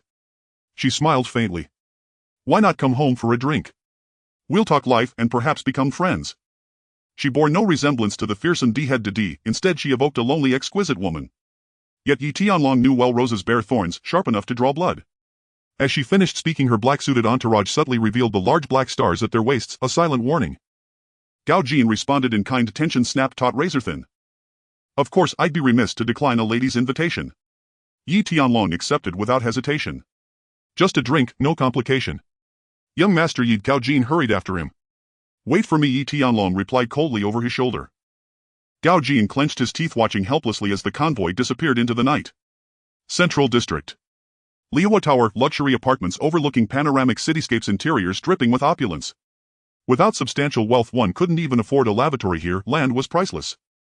CA handed Yi Tianlong a glass of red wine. Utterly unbothered by outdated notions of propriety, she seated herself beside him without pause. Young Master Yi, you possess extraordinary audacity. He accepted the glass, glancing sideways. Ms. CA, you flatter me. One navigates the Jianghu without courage, how then does one survive? And yet Ms. CA, you a woman broke through the ranks of the four great D heads.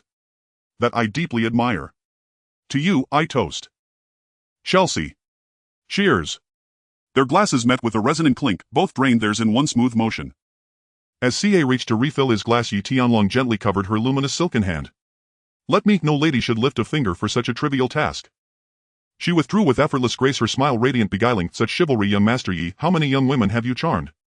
Yi Tianlong picked up a cohiba from the table and lit it. I hold no interest in girls, women like you. Now that's another matter. CA chuckled softly. The Jianghu is treacherous, don't you fear I'll devour you whole. Yi Tianlong replied calm and wry, you're a tycoon, I'd welcome it. My stomach is delicate, the doctor insists I thrive on soft rice. You. Sister CA was instantly speechless.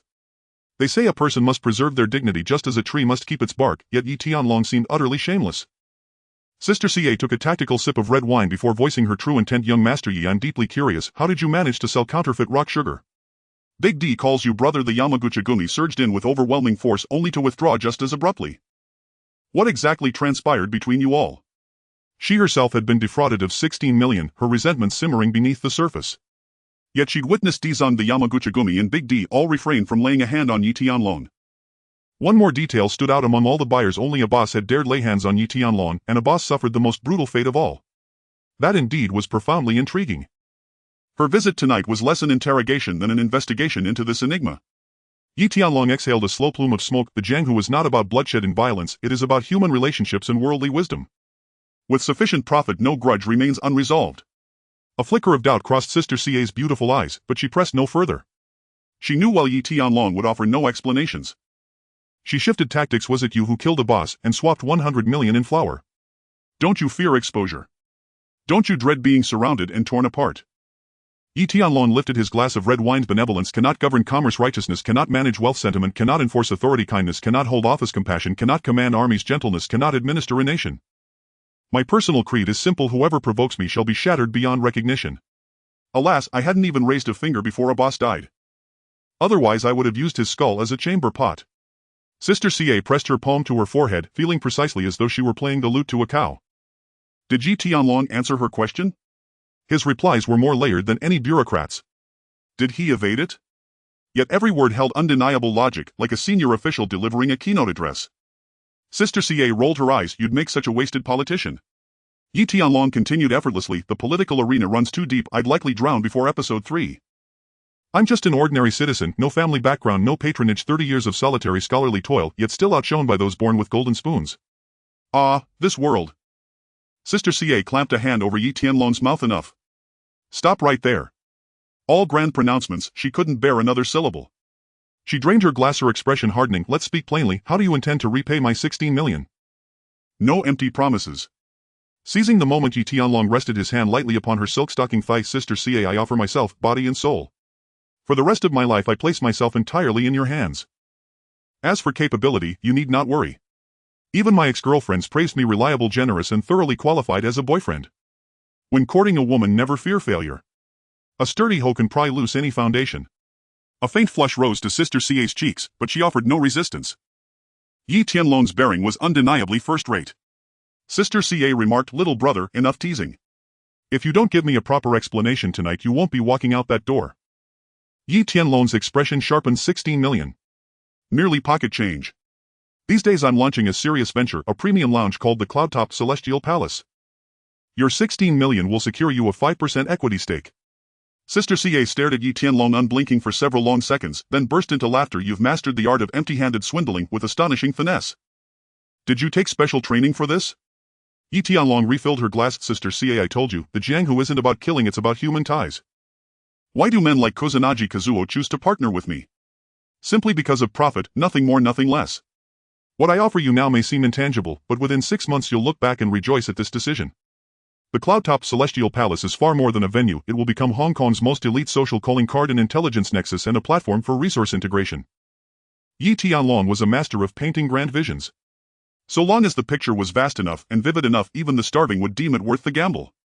Fine, I'll treat the 16 million as an investment.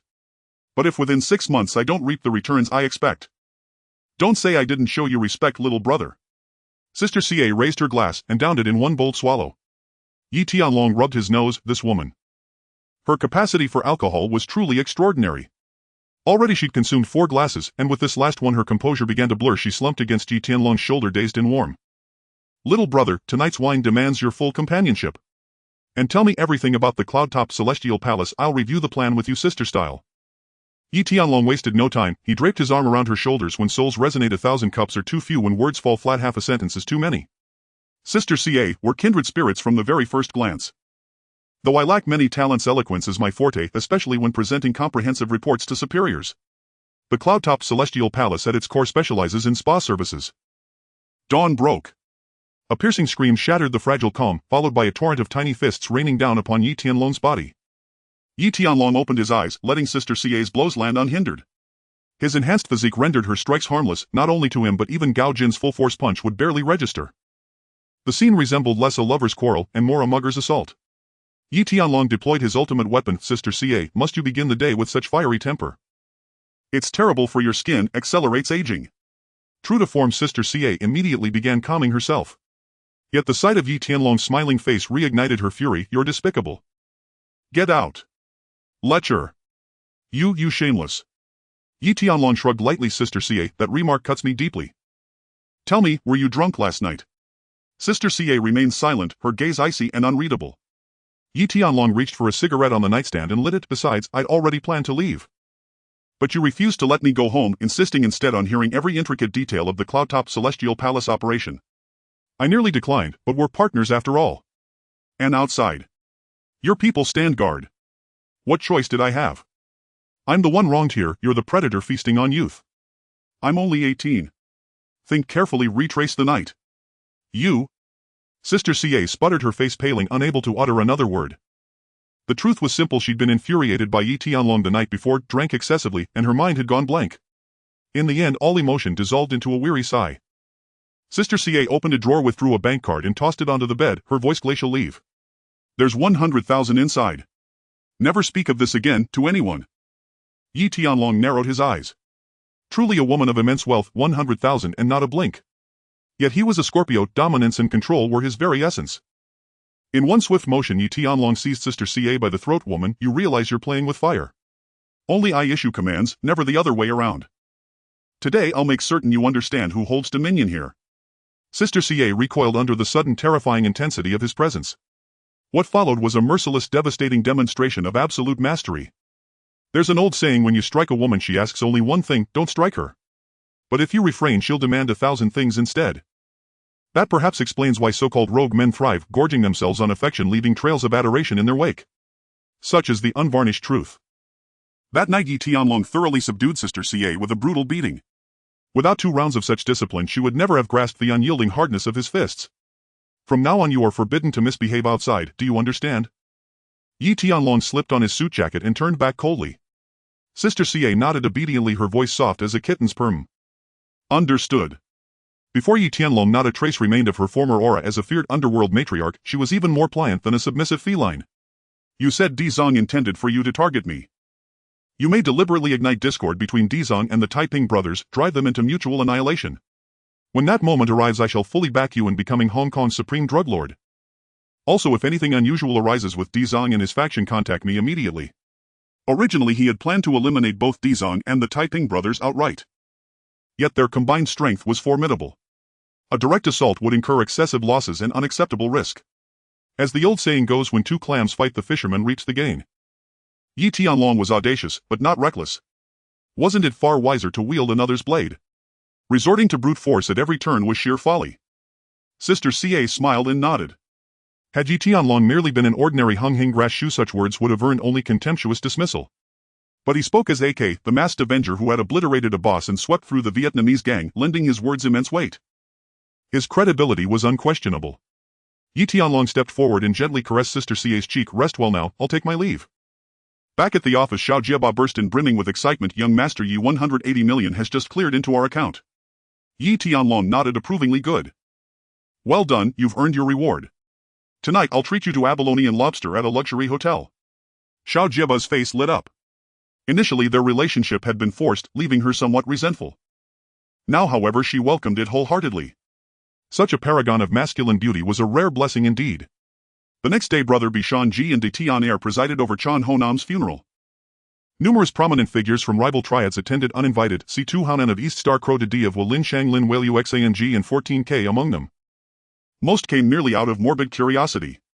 With a key Unhinged figure dead, many secretly toasted the occasion. Yet others genuinely mourned Chinhoan, drawn by his legendary loyalty and chivalry. The majority of Unhinged's branch leaders also appeared, including Yi Tianlong. Brother B and the others cast sharp murderous glances his way, glances that could slay him 10,000 times over. Outsiders knew nothing of the bitter enmity between Yi Tianlong and Chinhoan, but they did. The pretty boy Nan, the one Nan, the bald Nan, even stealing Xiao Jieba Chinhoan's prearranged woman. Especially after the recent shooting incident, their feud had long since escalated to a battle of life and death.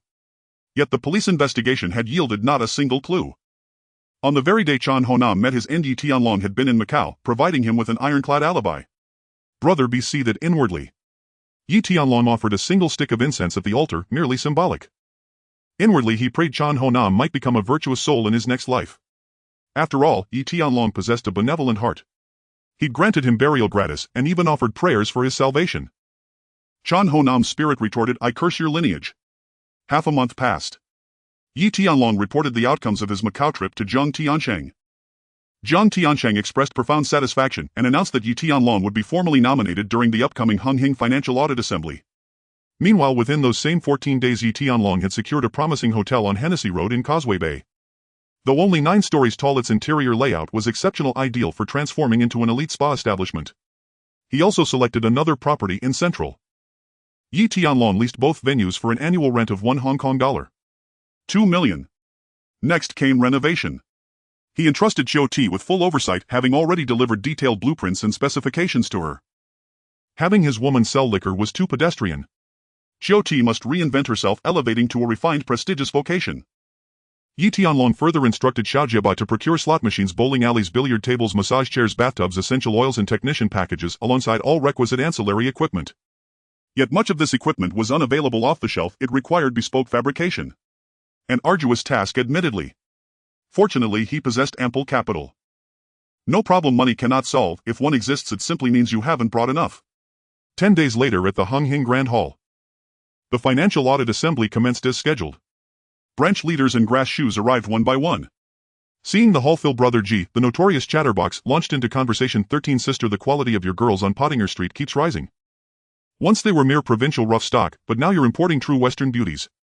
Congratulations on your ever-expanding enterprise. 13 Sister lifted her eyes and smiled. Your praise honors me, Brother G. Do visit often, we're all members of the same society. Don't keep patronizing others' establishments, wealth should circulate within our own circle. Brother G chuckled. Absolutely. I was there just yesterday.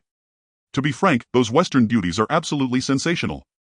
Their stamina is formidable. But then, who am I? The fighter jet among men. A few women pose no challenge whatsoever. Yi Tianlong entered just as Brother G launched into yet another boast.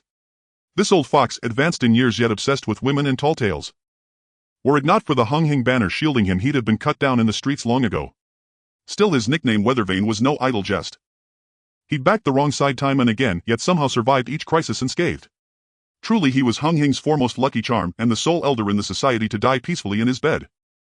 3 words summed him up: longevity incarnate. In this line of work few achieve serene retirement, that itself was mastery. Don't imagine being a triad member brings glory or easy access to women. A stern warning: imitation is strictly prohibited. 1 punch costs HK 1000. In truth, entering the underworld is like plunging into a dark, inescapable vortex. Take Wei Jixiang, he'd have perished long ago without Yi Tianlong's intervention. Once immersed in the Jianghu retreat is never simple. Yi Tianlong placed a hand firmly on Brother G's shoulder. Brother G, boasting again. Didn't you indulge heavily last night? Here, a sans divine pill. 1 dose equals 10 ordinary ones. At these words Brother G stiffened. Rage flared within him, he nearly drew his 80-centimeter cleaver to strike Yi Tianlong down. Then he paused. Engaging in mortal combat with a lunatic like Yi Tianlong was simply not worth it. Take it, it's my apology. Should you need more, come directly to me for supply. Yi Tianlong sat down and slid the pill into Brother Ji's waistband. Young Master Yi, surely you don't intend to poison me. Brother Ji's face paled. 1 pill equals 10. That was dangerously potent. He certainly needed it, but he trusted Yi Tianlong about as far as he could throw him. Yi Tianlong smiled faintly and offered him a cigarette. Brother Ji, I was young and ignorant before, and you happened to encounter me precisely when my mental condition was most unstable. That misunderstanding was entirely circumstantial. Today, before this entire assembly, let this pill dissolve our grudge forever. His fortunes were now ascendant, there was no sense cultivating enemies needlessly. Reconciliation with Brother Ji was a shrewd move. Though the old man excelled at little beyond boasting his seniority within Unhinged rivaled that of Uncle Xing himself, and in certain settings his voice carried undeniable authority. As the ancients taught, grievances are easier resolved than entrenched. Onlookers stood stunned. Had the sun truly risen in the west today? Could it be that Yi Tianlong, the very embodiment of madness, had voluntarily apologized and made amends with Brother Ji? 13th sister immediately fanned the flames. Oh dear Brother Ji, young Master Yi is absolutely right. You're a senior after all, what's such a big deal? Just smile it off. Brother Ji took the cigarette and cast a complex glance at Yi Tianlong. With a sharp click his lighter ignited. He lit the cigarette with the flame and coughed hoarsely. Cough. Cough. Cough. I'm no petty-minded man, I'll let bygones be bygones. Heck, he's broadened his vision, 13th sister murmured with a faint smile. That's the true exemplar of Unhinged. Instantly applause erupted all around. The atmosphere remained harmonious as everyone exchanged banter. It was only then that Yi Tianlong noticed the portrait of Jiangzhen, the founding dragon head of Unhinged, enshrined beneath the statue of Lord Guan. Several other portraits stood beside it, likely those of Jiangzhen's sworn brothers who had carved out the Triad's empire in days of old. Time had arrived, but Mr. Jiang had yet to appear. Mr. Jiang's chronic tardiness was as punctual as Beijing's Ada. Traffic jam. At that very moment Jiang Tiancheng entered, accompanied by Chen Yao. As per custom, Chen Yao began collecting dues. Yi Tianlong paid $1 Hong Kong. 2 million, the others settled theirs as well. All accounts are settled, Mr. Jiang. Chen Yao closed his ledger. Jiang Tiancheng replied coolly, scanning the room. Today's gathering serves not only to collect dues, but also to announce something important. Brother Long's mission to Macau was executed flawlessly, bringing immense honor to our society. By precedent, he merits reward. 13th sister rose instantly in support. Brother Long is formidable, loyal and thorough in every task, I fully endorse him. The others raised no serious objections. A red pole was the society's public face, and its gilded hallmark. Yi Tianlong possessed every qualification for the title. There was no further debate. Next came the formal investiture ceremony for the red pole. Jiang Tiancheng rose. Chen Yao emerged from backstage bearing a ceremonial tray. Upon the tray rested 2 sacred objects, a crimson hardwood staff, symbol of the red pole, and the 426 golden badge.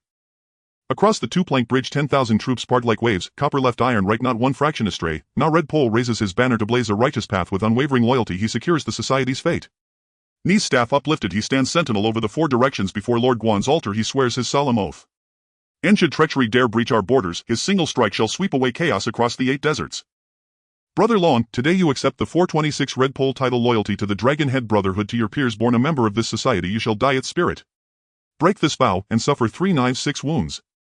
Love your brothers, or love gold and love your brothers, and big sister and when the rite concluded Yi Tianlong accepted the crimson staff and golden badge. The hardwood staff measured 3 chi in length, its surface coated in vermilion lacquer and engraved with both the society's name and the divine visage of Lord Guan. Accepting it signified accepting authority and responsibility alike.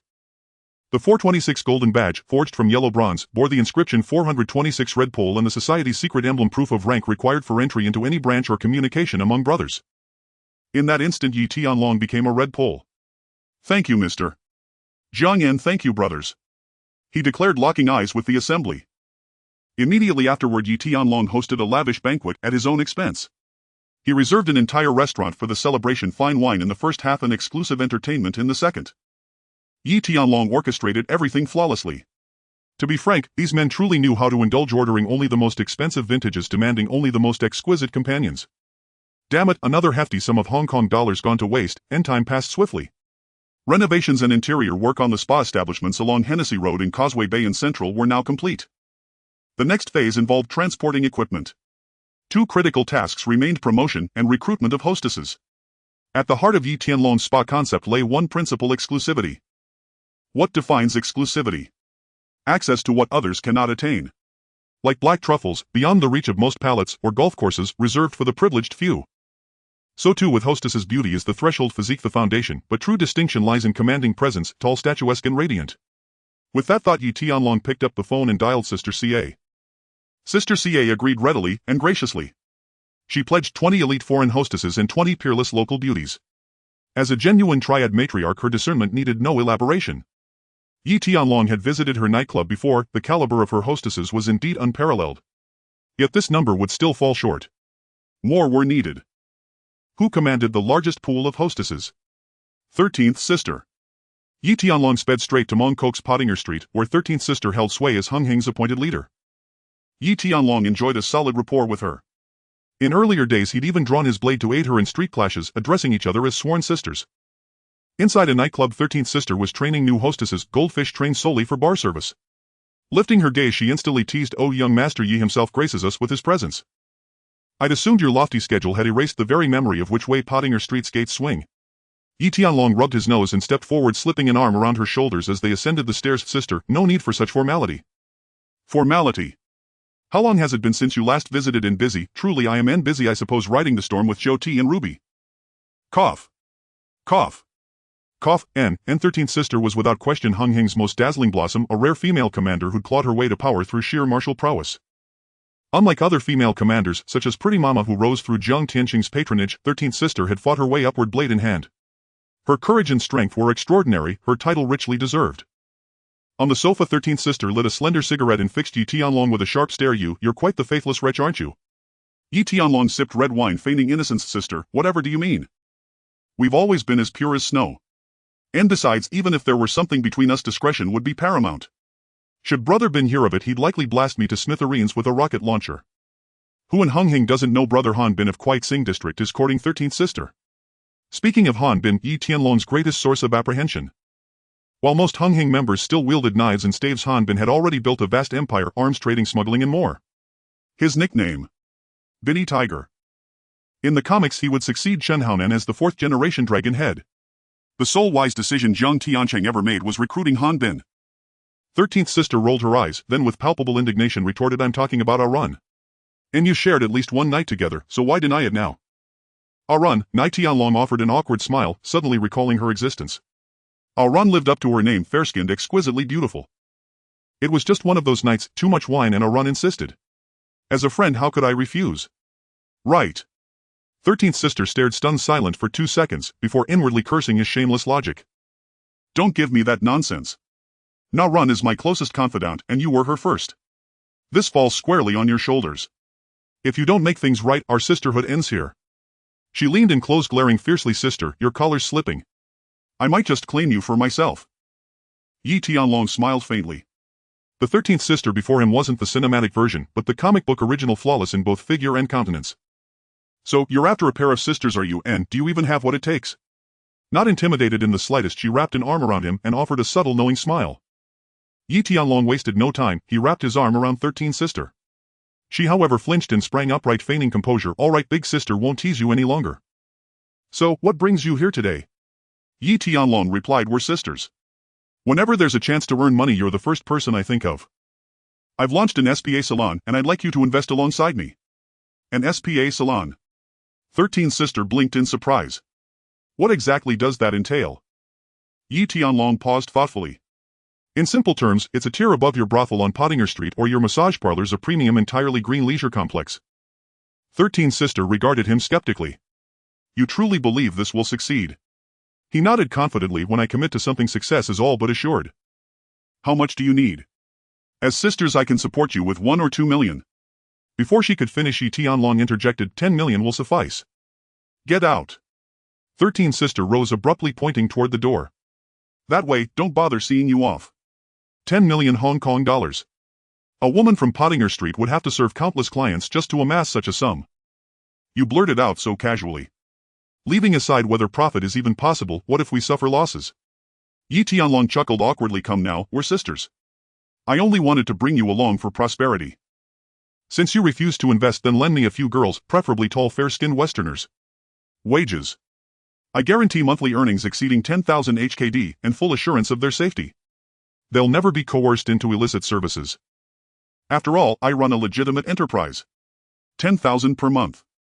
13's sister was stunned, such audacity. Office clerks earned barely 5,000. She weighed the matter carefully, considering sentiment, reason, duty, and self-interest. This favor she concluded she must grant. Fine, I'll gather my girls. Take whoever you choose. That evening around 8 o'clock the nightclub's grand hall swarmed with over 100 vibrant young women of varied complexions. Most bore East Asian features, only 30-odd were tall fair-skinned Westerners. They're the most stunning girls under my banner. Make your selection. 13's sister rested a hand on Yi Tianlong's shoulder and swept her gaze across the assembly. Hurry, address him as Young Master Yi. The women bowed respectfully. Young Master Yi. Yi Tianlong appraised them all, impressive indeed. No wonder they were the crown jewels of their respective establishments. Sister, may I borrow all of them? 1,000 HKD extra per head per month. No. 13's sister refused outright. In ancient times they'd have been courtesans of renown. Today they're my signature attraction. Hand them all over, and what becomes of my business? I'll lend you 40. Yi Tianlong didn't press further. Stepping forward he declared, agreed, 40 it is. Selection proceeded swiftly. Add the 40 sent by Jia and the count reached 80. 2 venues, one staffed with 40 each, should suffice. If demand surges, recruitment could follow. Gao Jin departed with the 40 women. Just as Yi Tianlong turned to leave, 13's sister brought a run forward. One day apart felt like 3 autumns. A run long not only for Yi Tianlong's striking visage, but for his sculpted physique as well. She flung herself into his arms, tears streaming down her cheeks, her expression utterly forlorn. I'm entrusting her to you. Should you treat her poorly, don't blame me for what comes next. With that, 13's sister ascended the stairs. A beauty delivered straight into his arms. What else could Yi Tianlong do but take her home? What to cook tonight? Stir-fried green peppers with shredded pork or corn-stewed seafood. The following day Yi Tianlong arrived at the SPA salon on English Road. 80 beautiful women already wore their technician uniforms. Slit cheongsams with intricate patterns, black stockings hugging long elegant legs. Beside them trolleys displayed navy blue briefs, exquisitely crafted men's name tags, plush towels and aromatic essential oils. For a fleeting moment Yi Tianlong felt himself drifting back to his past life, memories surging like tidal waves, his gambling-addicted father, his school-aged siblings, his ailing mother, her husband's ruinous habits, and the shattered woman she had become. Sigh. Yi Tianlong assigned Ruby and Xiu-Ti to train the women, dividing them into 3 tiers: Tier 1 for standard technicians. Tier 2 for premium technicians, those commanding fees of 598 Hong Kong dollars and above. Tier 3, the elite echelon, comprised tall fair-skinned Western technicians. Once assignments were settled, Yi Tianlong received a call. He promptly left with Catgirl. Just outside the door, Duyanlong and his crew hurried up. Yi Tianlong frowned. What's happened? Did you not announce my name? English Road was now his domain, yet someone dared defy him. Refused to pay protection money. Who's the insolent fool? We did. A man named Lu Yaozu. He refused us outright. Wouldn't even let us cross his threshold. I looked him up. He specializes in casino operations, rumored to hold assets exceeding 100 million. Previously partnered with Boss B to launder chips and issue high-interest loans. Duyanlong spoke quickly, his face pale with anxiety. To confront a tycoon whose wealth surpassed 100 million. Few triad members possessed such reckless courage. They occupied entirely different strata of society. Put more plainly, if a billionaire could operate underground casinos in Causeway Bay, surely he commanded influence across both legal and underworld spheres. Was he truly someone a petty gangster could afford to provoke? That Lu Yaozu's refusal to acknowledge young Master Yi was in fact perfectly reasonable. Lu Yaozu. Yi Tianlong narrowed his eyes, but his thoughts immediately veered elsewhere. To Meng Na. A rare blossom in Causeway Bay, radiant, unapologetically alluring, born with an innate sensuality that seeped into her very bones. Exquisite in appearance, melodious in voice, and breathtakingly voluptuous. Recruiting her as the flagship ambassador for Yun Ding Heavenly Palace. A single glance, wooden patrons flock in droves. Yi Tianlong declared, let's pay Mr. Lu Yaozu a visit. Yes. Duyanlong stepped forward to lead the way. Meng Yuan Grand Hotel, penthouse suite. Lu Yaozu reclined on the sofa, slicked back hair, gold-rimmed spectacles, crisp white shirt, puffing a cohiba while sipping tea, every gesture radiating arrogant superiority. 2 seductive female croupiers massaged his shoulders, deep V workwear buttons carelessly fastened. Mr. Lu, the steward says young Master Yi has arrived downstairs. Meng Na entered elegant in a black strapless gown, delivering her report. Before her words faded, Yi Tianlong appeared gently, resting a hand upon her porcelain shoulder. Beauty, you've worked hard. Young Master Yi, you. Meng Na turned, and the instant her eyes met Yi Tianlong's they lit up with unrestrained brilliance. He was truly handsome, truly masculine. Her heart fluttered wildly. Fong Ting's sister, excellent taste, I feel the same. Yi Tianlong stepped forward. Mr. Lu, I've long admired you. Lu Yaozu ignored him entirely, merely waving dismissively for Meng Na to withdraw with two others. Yi Tianlong remained unruffled and seated himself calmly. Lu Yaozu, secure in his status, refused to utter a word. Yi Tianlong broke the silence. Mr. Lu, let's dispense with pretense. English Road belongs to my jurisdiction now. It's time you pay your protection fee. Lu Yaozu lifted his wine glass and laughed aloud. This is Tongluan, this is Inghuang Dao. I only answer to Boss B. And you are who? Yi Tianlong's expression went cold. He thought the man was still putting on an act. Yet such duplicity was not surprising. In the Jianghu, warmth and indifference coexist. The world's ways have always been like this. The Underworld's unwritten rules: small time, scum friends, then bosses. Lu Yaozu was behaving like a petty nobody. Abi, is that right? He'll call him over. With that, he produced his mobile and directly contacted Boss B. At the mention of Abi, Lu Yaozu's face shifted slightly. You think you, a petty nobody, can summon Abi? As someone scoffed. Don't put on airs. Half an hour later, Boss B arrived in a hurry. Boss Lu Yi. Young master. Boss B pushed through the door. Seeing the two heavy hitters on the sofa, he smiled inwardly. These were not men to be trifled with. They were all proud men. It would be surprising if they reached an agreement. Yi Tianlong lit a cigarette and said coolly, Abi, my face counts for nothing here. When it comes to collecting protection money, they only listen to you. Boss B hurriedly smoothed things over. Young master Yi, the Jianghu is vast. The more you appear, the more familiar things become. He turned and offered a cigarette to Lu Yaozu. Boss Lu Inghuang Dao is now decided by young master Yi. He sipped his wine and fell silent. He would not openly side with anyone. His message was clear. The rest was not his concern. Lu Yaozu raised an eyebrow and asked with a loaded tone, Brother B, does that mean our arrangement comes to an end? Boss B's face twitched. Boss Lu, that's too much. Cooperation must continue. He then added, Young master Yi, give me some face. He'll take over Boss Liu's protection fees from now on. He knew full well that the usurious loans he funneled through Lu Yaozu could net him $1 million a month, and on a good month, perhaps $2 million.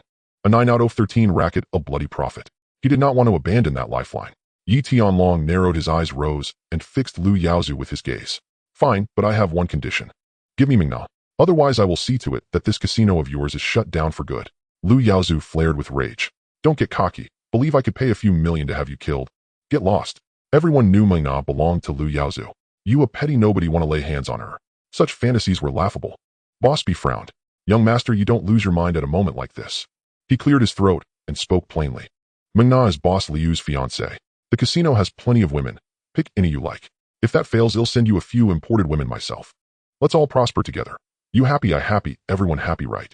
Yi Tianlong rose and gave a cold smile. Since there is nothing to discuss, I take my leave. Boss B ground his teeth. Boss Lu will handle this, he called and chased after Yi. Lu Yaozu snorted through his nose, teeth clenched with displeasure. At the doorway, Boss B caught up with Yi Tianlong. Yi stopped and turned his voice cold. Abi, don't say another word. I've got Boss Lu firmly in my sights. Not even Jesus could stop me. If you protect him, I'll gut you. Boss B's lips trembled. I owe you a favor. I can refuse to protect him. But think about it, someone who builds a casino as large as Lu Yaozu's cannot be without backing. Yi asked, besides you, who else is there? Boss B sighed.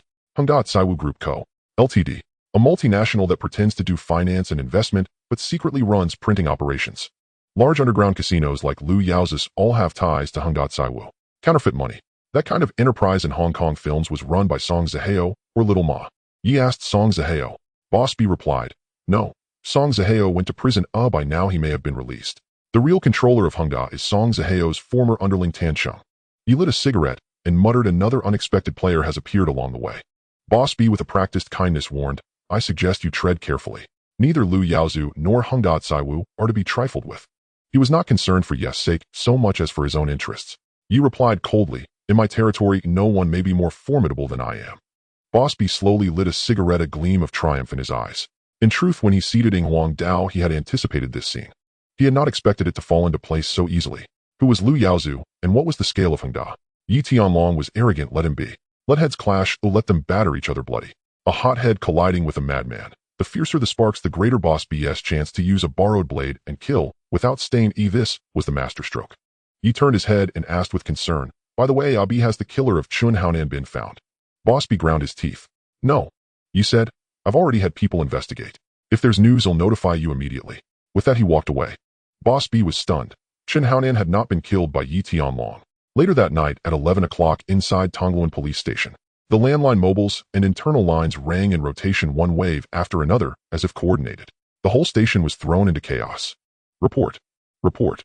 Chen Guozhong stepped out of the conference room holding his teacup, eyelids drooping as he scanned the room. All complaints about Mengyuan Hotel. The officers all turned in unison and nodded with an exasperated tone. Yes. Chen Guozhong frowned. Are the complaints worded the same? An officer flipped through the logs. Not all identical. Some say. One reported that his wife went to Mengyuan Hotel and even lost her shorts. He asked us to retrieve her shorts and specifically said they were green. Chen Guozhong's mouth twitched. Just then, every phone in the station fell silent. A new call came through the next second. The switchboard operator answered, Kowloon police station. Okay, I understand, she said, then walked over to Chen Guozhong with the phone. Chief Chen, it's someone named Yi Tianlong. He wants to report something and specifically asks to speak with you and Inspector Ma. Chen Guozhong replied coldly, hang up. One officer making the connection suddenly understood and said, Chief Chen, I know what's happening. Boss B handed Huang Dao to Yi Tianlong. Tonight you went to collect protection money, and apparently things didn't go smoothly. Chen Guozhong ground his teeth and realized the origin of the night's calls. So they used the police station like their private line, treating the station like their personal entertainment. Yi Tianlong really was out of his mind. The landline rang again. Chen Guozhong put it on speaker, Kowloon police station. Yi spoke as if delivering a speech. Officer, am reporting that at Mengyuan Hotel there is an illegal casino. They run a 9 out of 13 scheme. Who knows how many families have been ruined. The ringleader is Lu Yaozu. I also report that Lu Yaozu is brutish in appearance, wearing gold-rimmed glasses and posing as a refined scoundrel, a serious blight on the city's image. My neighbor had a nightmare last night of him combing a slick-back hairdo outside the window and took the day off today. Chen Guozhong gritted his teeth. Enough. Yi Tianlong municipal appearance and urban management fall outside our jurisdiction. Oh. Then whose responsibility is it? Look it up yourself. Oh. Yi Tianlong paused. What do you handle? Chen Guozhong massaged his temples. Public security criminal offenses. Yi Tianlong continued. What about illegal fundraising and underground casinos? Do you investigate those? Yes, we do. Excellent. The casino at Mengyuan Grand Hotel, tonight officers, I'll leave it to you. I'll treat you to tea another day. With that, Yi Tianlong hung up. Chen Guozhong choked on silence, his face draining of color. He knew full well Lu Yaozu's casino operations. But Lu had powerful backing. Senior officials had quietly signaled leniency. So they'd long turned a blind eye. Yi Tianlong's move tonight was brazen, unmistakable, using the police as his blade. Yet he could not refuse. It was their duty as law enforcers. Notify the Major Crimes Unit for an impromptu raid on Mengyuan Grand Hotel. Just go through the motions. Sir, a young officer rose, unable to contain himself. This man clearly treats us like disposable tools. Do we really have to go? Chen Guozhong sighed deeply. He treats us like underlings, and yet we cannot refuse. Do you know why? A roomful of officers blinked in silent, wide-eyed confusion. Because he's unstable. If he calls us today, tomorrow he'll file complaints straight to the top. Wasting energy arguing with a madman isn't worth it. Everyone, thank you for your effort tonight. After we wrap up, I'll treat you all to Silk Stockings milk tea. Half an hour passed. Squad cars lined the street before Mengyuan Grand Hotel. At the entrance, rows of gamblers knelt with heads bowed. Gao Jinaji and the one-eyed dragon stood nearby gripping iron rods. Lu Yaozu, the man in white, was the most pitiful of all. Blood stained his clothes. His gold-rimmed glasses had vanished. His slick-back hair lay in disarray like a startled chicken's nest. His eye sockets were bruised black and blue like a panda's. He slumped on the ground limp as a dead dog. Nearby, several female croupiers knelt frozen, skirts riding up, too terrified to adjust them. Chen Guozhong sat in the front passenger seat, the window half open. Cold wind rushed in, making his brow twitch faintly. This was pushing him straight toward ruin. Sir, what on earth is happening here? The driver engaged the handbrake and whispered, what does Yi Tianlong hope to gain from this? Chen Guozhong didn't turn around. He wants revenge for Lu Yaozu refusing him face. Pure, unadulterated retribution. Just for that. Chen Guozhong nodded. Just for that. The officer swallowed hard, words caught in his throat. To vent a grudge, did he truly dismantle Lu Yaozu's entire empire? Incredible. Chen Guozhong patted the officer's shoulder, his tone layered with meaning. You think he's insane? The officer couldn't hold back. Isn't he? This is textbook psychosis. Who in their right mind would provoke Lu Yaozu to such utter ruin? Chen Guozhong gave a faint knowing smile. No, no, no. He knows we dare not conduct a large-scale operation against Lu Yaozu's establishments, so we'd only stage a token raid. So he did it for us. The casino dismantled. Ledgers seized. Lu Yaozu beaten, his arrogance shattered. A perfect catharsis. And in the end we'll thank him, Mr. Yi Tianlong, the vigilant citizen cooperating wholeheartedly with law enforcement to combat crime. Yi Tianlong is no ordinary man. Once tonight concludes dig into his psychiatric records. I want to know, does he truly suffer from illness, or is it all an act? With that, Chen Guozhong adjusted his collar and stepped out of the car. He joined Ma Jun and secured everyone on site. His gaze settled on Gao Jin. You did this. Gao Jin hoisted the iron rod onto his shoulder, voice flat, no idea. When we arrived, Mr. Lu was already lying on the ground. The one-eyed dragon added, maybe disgruntled gamblers lost their temper and ganged up on him. Chen Guozhong fell utterly speechless. At that moment Lu Yaozu regained consciousness. Seeing the police, and especially Chen Guozhong, he lit up like a sun spotting his father. Sir Chen. They committed violent assault, not only destroying my casino and my hotel but beating me senseless. Look at this handsome face of mine. I'm filing a report. I demand medical examination. I'll lodge formal complaints. I'll see them all rot in Stanley Prison. Chen Guozhong ignored him entirely. Moments later Ma Jun and the Major Crimes Unit emerged from the hotel. Ma Jun's expression was icy. Tonight we received over 100 anonymous tips accusing you of operating an illegal casino, issuing predatory loans and orchestrating gambling-related crimes. We are conducting a lawful search of these premises. Evidence is conclusive. Please accompany us to the station. 100. Lu Yaozu froze, head pounding. Who? Who the hell reported me? Ma Jun remained silent, neither obligated nor inclined to answer. Lu Yaozu glared at Gao Jin, who calmly lit a cigarette. It's Yi Tianlong. It has to be him, that rabid dog. He's targeting me, sir. Yi Tianlong is orchestrating this entire attack. Ma Jun immediately slapped cuffs on Lu Yaozu. Take him away. Lu Yaozu spat at Ma Jun, you're finished. Don't you even recognize who I am? Dare to cuff me? You're done in this force. Get your superior on the phone, now. At that, Gao Jin flicked a glance. The one-eyed dragon understood instantly. He stepped forward and punched Lu Yaozu square in the jaw, daring to mouth off at officers. Your nerve is astonishing. Then turning back to Ma Jun, he extended a hand, offering a sheepish grin. Officer Ma, I confess my guilt. Ma Jun exhaled sharply. Take him away. Soon key figures from the casino were loaded into police vehicles. Before departing, Gao Jin approached Lu Yaozu and spoke coolly. Mr. Lu, Master Yi sends his regards.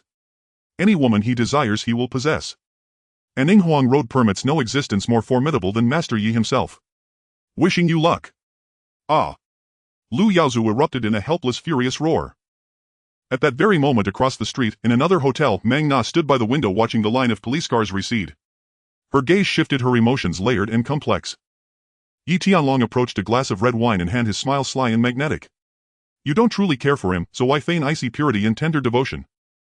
Or do you imagine Lu Yaozu actually loves you? Within the Supreme 36 stratagems, stealing heaven to replace the sun, neither held genuine affection. Their bond was pure utility, pure performance. Lu Yaozu viewed Meng Na solely as property, to be possessed, never cherished. She was merely a prop to lend prestige to his casino, a disposable pawn. And Meng Na for her part clung to Lu Yaozu only for sustenance, status and social standing, loyalty non-existent. Meng Na shivered, her beautiful eyes flashing coldly as she turned. Master Yi, if you wish to claim me as your woman, can you truly handle it? Yi Tianlong took a slow sip of wine. I want you not just because you're a proper courtesan, but chiefly because of your abilities. Meng Na smiled. I'll take that as a compliment. She wasn't unafraid, she simply dared not show anger. Yi Tianlong gripped her throat. From now on you serve me. Cross me once and I'll kill you. Understood. Gasping, unable to speak, she could only nod frantically. That night passed in silence. The next day Meng Na awoke refreshed and radiant like a rose blooming anew after a long drought. When Yi Tianlong suggested visiting Lu Yaozu's residence, she agreed without hesitation. At 10 o'clock in the morning the two arrived at Lu Yaozu's villa. Yi Tianlong's objective was precise, the glass terrarium housing his father-in-law Robinson Lu's pet lizards. Yi Tianlong knew exactly what sort of man Lu Yaozu was, greedy, ruthless and utterly unscrupulous. To seize his father-in-law's 300 million yuan bearer bonds, he had embezzled the family fortune, murdered his own wife and even framed Robinson Lu, sending him to prison. And those very bonds were concealed inside the glass terrarium. Yi Tianlong produced a heavy sledgehammer, raised it high and brought it down with a thunderous crash, revealing a tightly wrapped parcel that tumbled out. Upon opening it, they found exactly what they sought: 300 million yuan in bearer bonds, 300 million, not a single yuan less. More than Yi Tianlong had earned risking his life selling rock sugar. It had been acquired effortlessly, yet the bonds themselves were merely paper shells requiring conversion. Redemption through Hong Kong Island Bank was impossible. The sum was too vast, any attempt would trigger immediate scrutiny. Standard redemption was out of the question. Offshore conversion, designed to evade regulatory oversight, remained the only option, though it carried significant risk. Even reputable trust institutions hesitated, insisting on internal review and higher-level authorization before proceeding. The simplest solution was to sell the bonds directly to Stanley Ho, the Macau gambling tycoon. Meng Na froze her eyes, widening in disbelief. These were precisely the bonds Lu Yaozu had obsessively muttered about for days. She had never imagined they'd be hidden inside a fish tank. Before she could even glimpse the exact denomination, Yi Tianlong swiftly concealed the bundle. "Let's go," he declared, and led Meng Na away. A week later, Yi Tianlong sold the 300 million yuan bonds to Stanley Ho for 260 million. It was a slight loss, but absolute security outweighed profit. Stanley Ho guaranteed the funds would appear in Yi Tianlong's account within 1 month. Another overnight windfall, so immense that Yi Tianlong himself wondered whether his personal wealth now surpassed the entire financial ledger of the Unhinged triad. Inside a private suite at the Yunding Heavenly Palace, "Young Master Yi, do you really want more?" "I can't take it anymore. It's so sour, I'm completely numb." Meng Na straddled Yi Tianlong's back and shook her tingling hands in complaint. The 998 yuan spa treatment, a fully natural non-invasive service, was genuinely exhausting. Just massaging one of his shoulders had left her breathless. Yi Tianlong rolled onto his side, mildly displeased. "You're already done after 10 minutes. Is a guest's 998 yuan session really that easy to earn?" Meng Na pouted, her tone playful and teasing. "Young Master Yi, why don't I supervise the team instead? This therapist job is truly beyond me. I asked you to study all types of spa treatments, not to become a technician but to master their essence so you can effectively manage your staff. Besides, when I'm exhausted, you giving me a proper relaxation, that's perfectly reasonable, isn't it?" Meng Na blushed and remained silent. Just then a soft knock sounded at the door.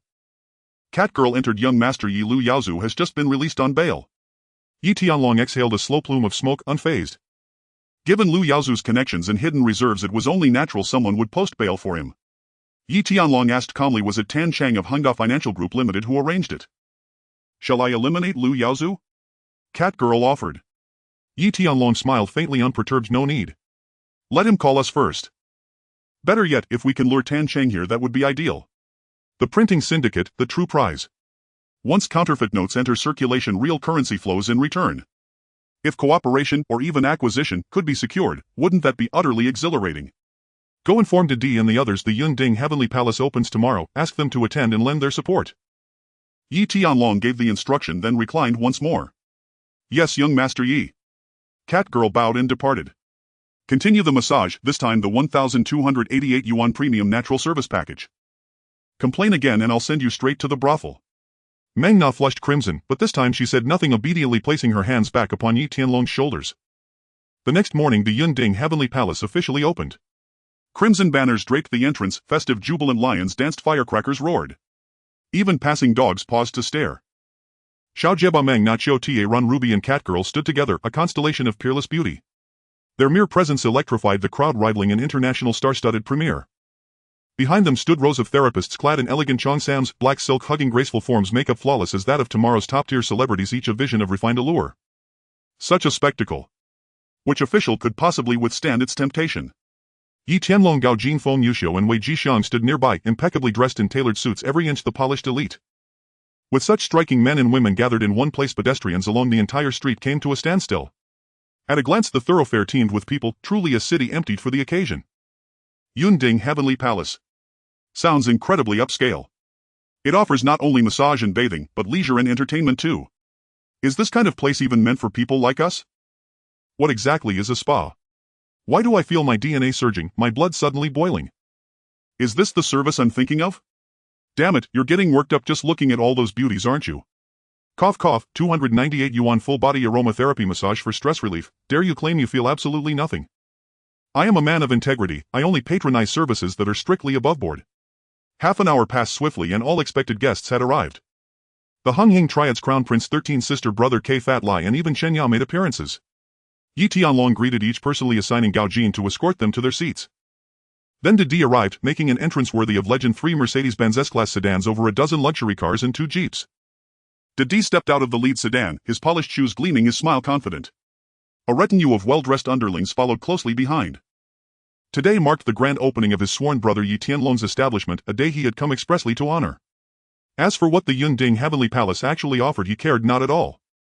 Yet the moment he alighted from his car, his gaze locked onto the line of women at the entrance. Xiao Jiba, innocent with a touch of endearing naivety.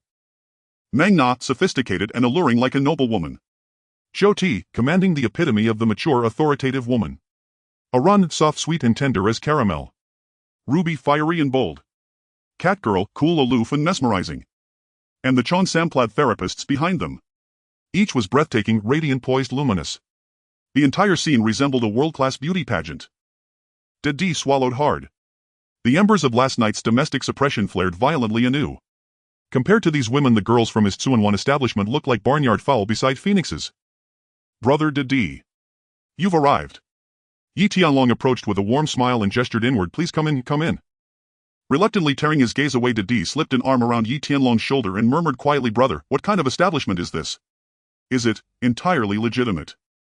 Yi Tianlong offered a cigarette. Of course, it's purely green. But it's highly immersive.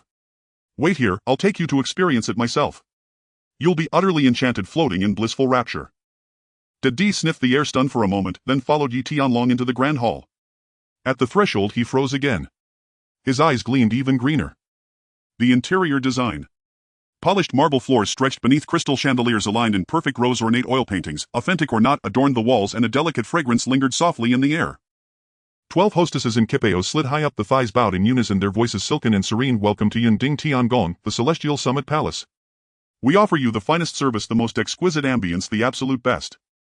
Their voices resonated in flawless harmony, rising gently at the end, sweeter and more alluring than Yang Mi's own melodic charm. Didi's very bones softened halfway.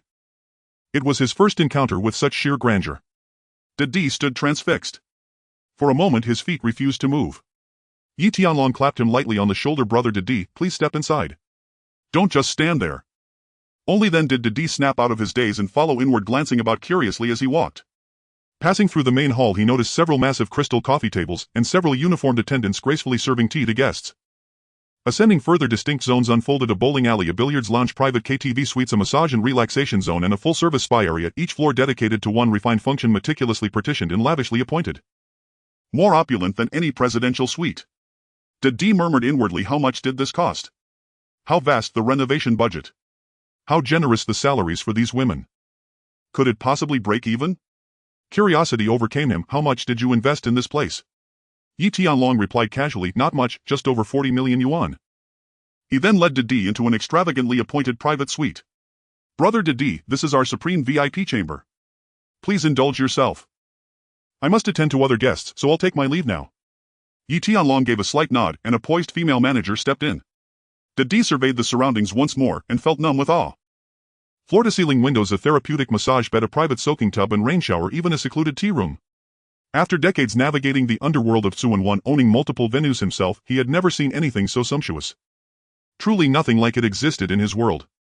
The manager approached with a warm smile. Brother Didi, today is our grand opening. Master Yi has declared you family, so your experience is complimentary. Here is our service menu. Didi glanced down at the list. Best-selling full-body massage foot therapy, HK 198 120 minutes. Signature premium spa experience, HK 398 90 minutes. Imperial Ambience Spa aromatic back exfoliation full-body massage, HK 598 90 minutes. Includes complimentary seasonal fruit platter and health-infused tea. Royal Indulgence Spa signature relaxation therapy, HK 998 60 minutes. Imperial Sovereign Spa, HK 1288 180 minutes, featuring full-body exfoliation, deep-sea mud mask, synchronized forehand massage, private thermal bath and premium champagne with caviar.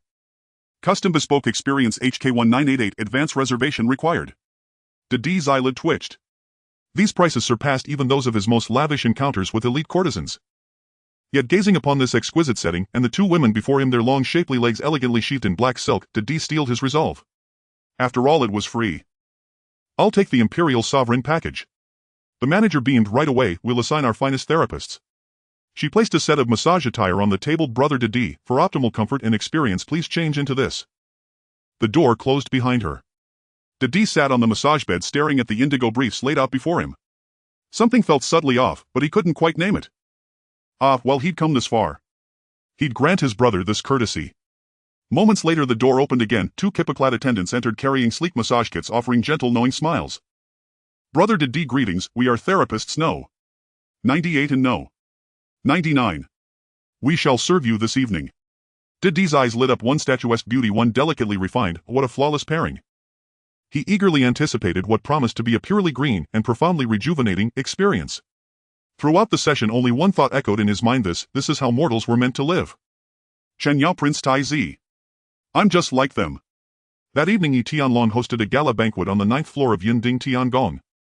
Didi, Prince Tai Zi, Chen Yao and others, still trembling from the afterglow of their imperial sovereign spa treatments, could barely walk, utterly spellbound, wishing they might dwell within that sanctuary forever.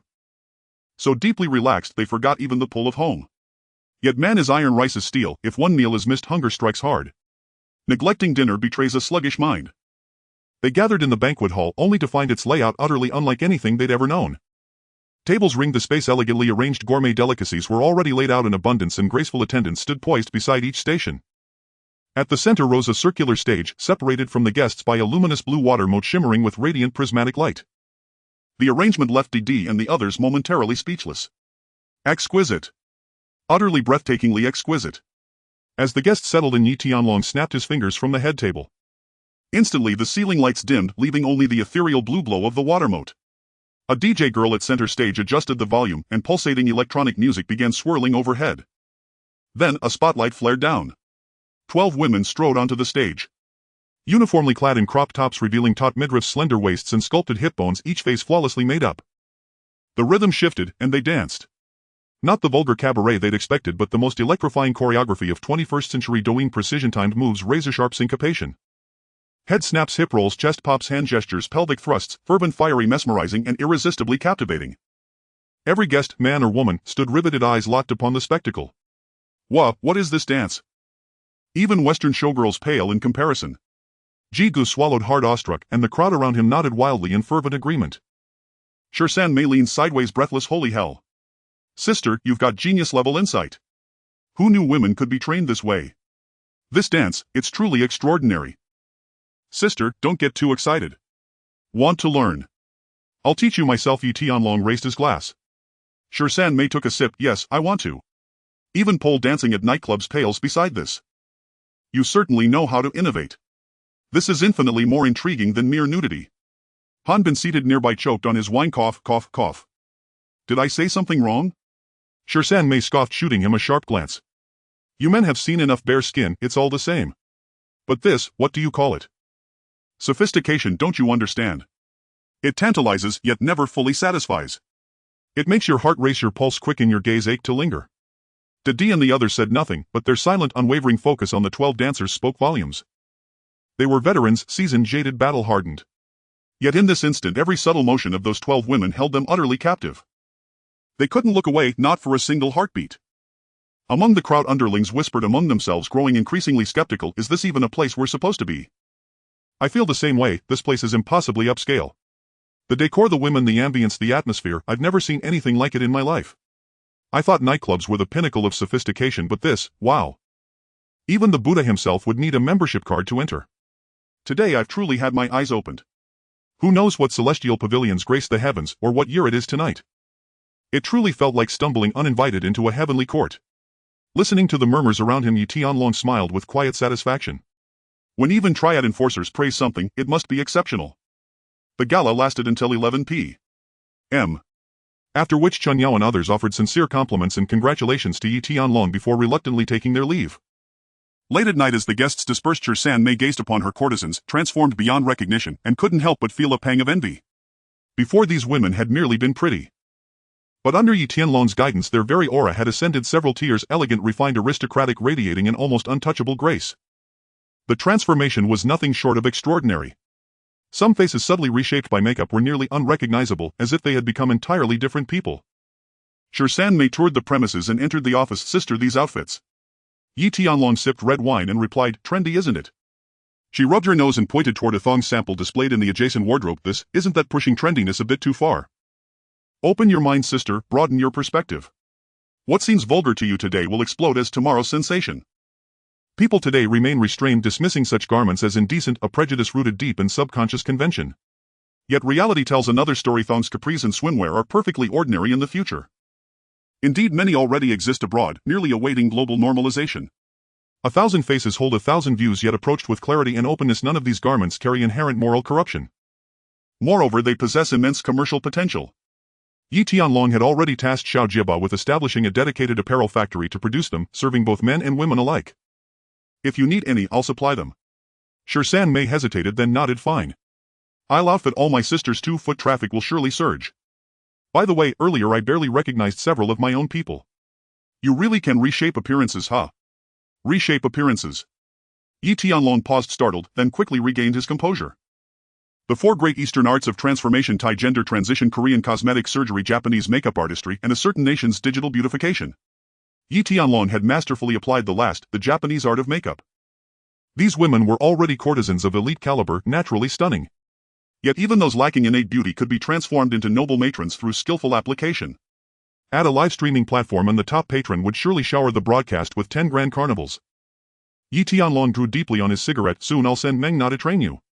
San Mei stepped forward and draped an arm over his shoulder. He's truly the best sister a girl could ask for. Yi Tianlong turned slightly and slid an arm around her waist. With you, sister, I've always been utterly sincere, heart and soul laid bare. What a pity, you're already spoken for. Otherwise I'd have claimed you long ago. Pa.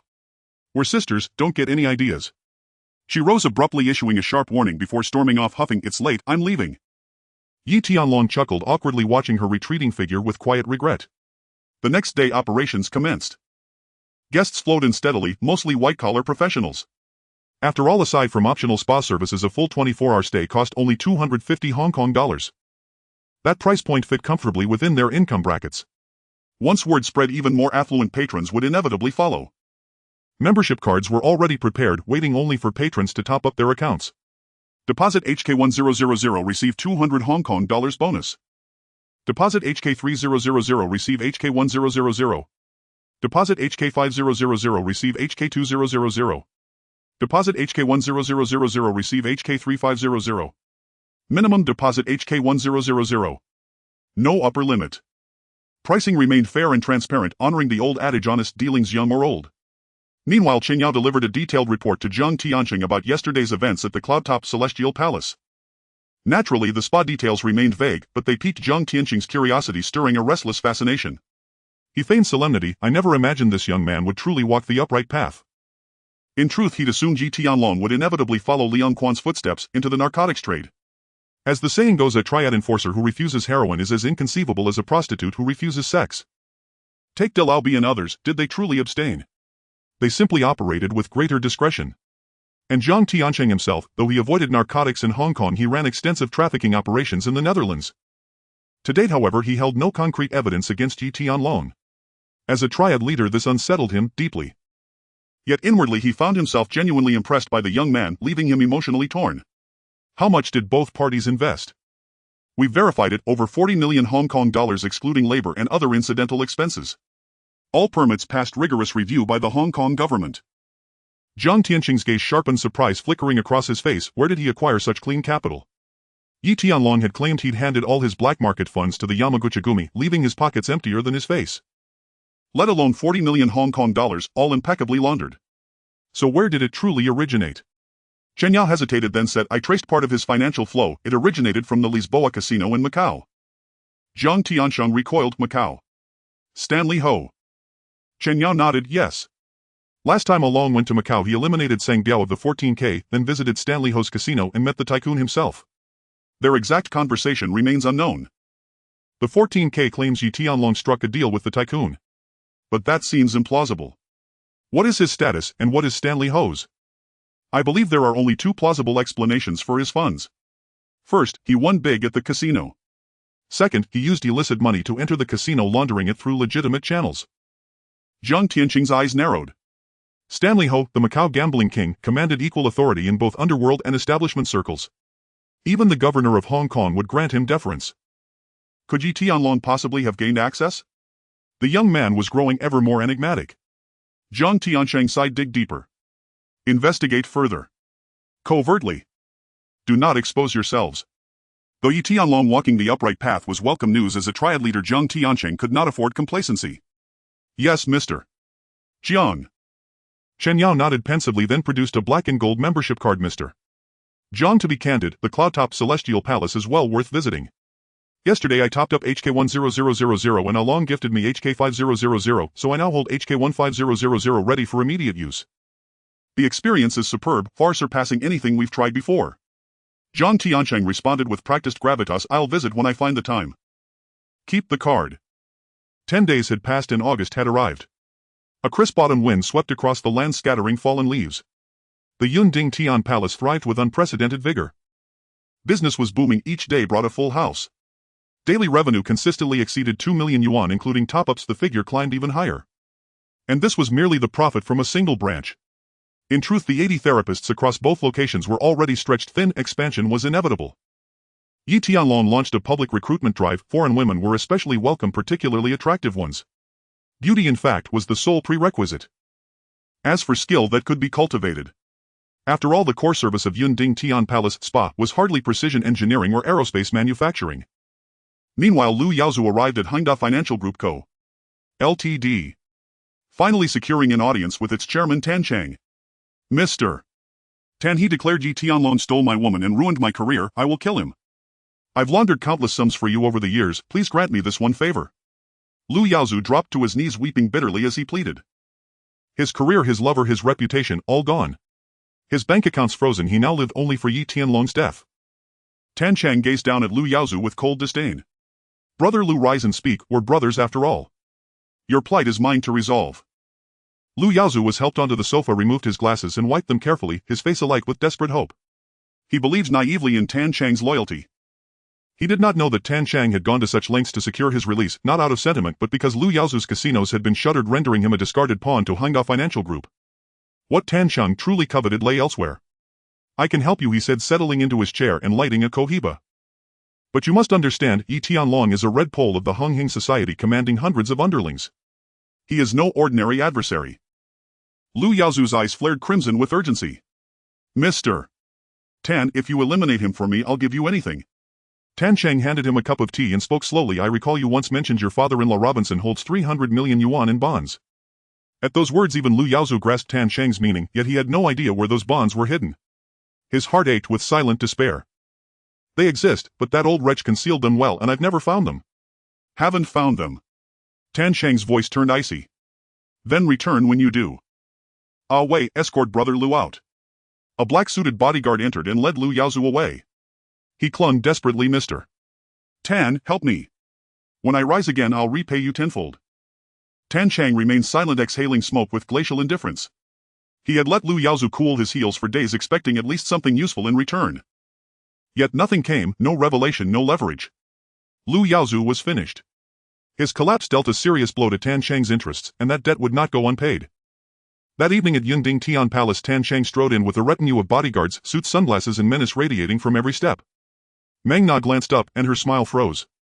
She knew Tan Chang well, Lu Yaozu's former boss, a true titan among men. A billionaire far beyond Lu Yaozu's shallow pretensions. His very presence signaled trouble. Meng Na exchanged a glance with the front desk attendant, who immediately alerted Yi Tianlong. Meanwhile, Meng Na stepped forward with practiced composure. Mr. Tan, what brings you here? Tan Chang appraised her leisurely, then smiled faintly, amused, almost predatory. My Miss Meng Na, you grow ever more radiant. No wonder so many men in Causeway Bay vie for your attention.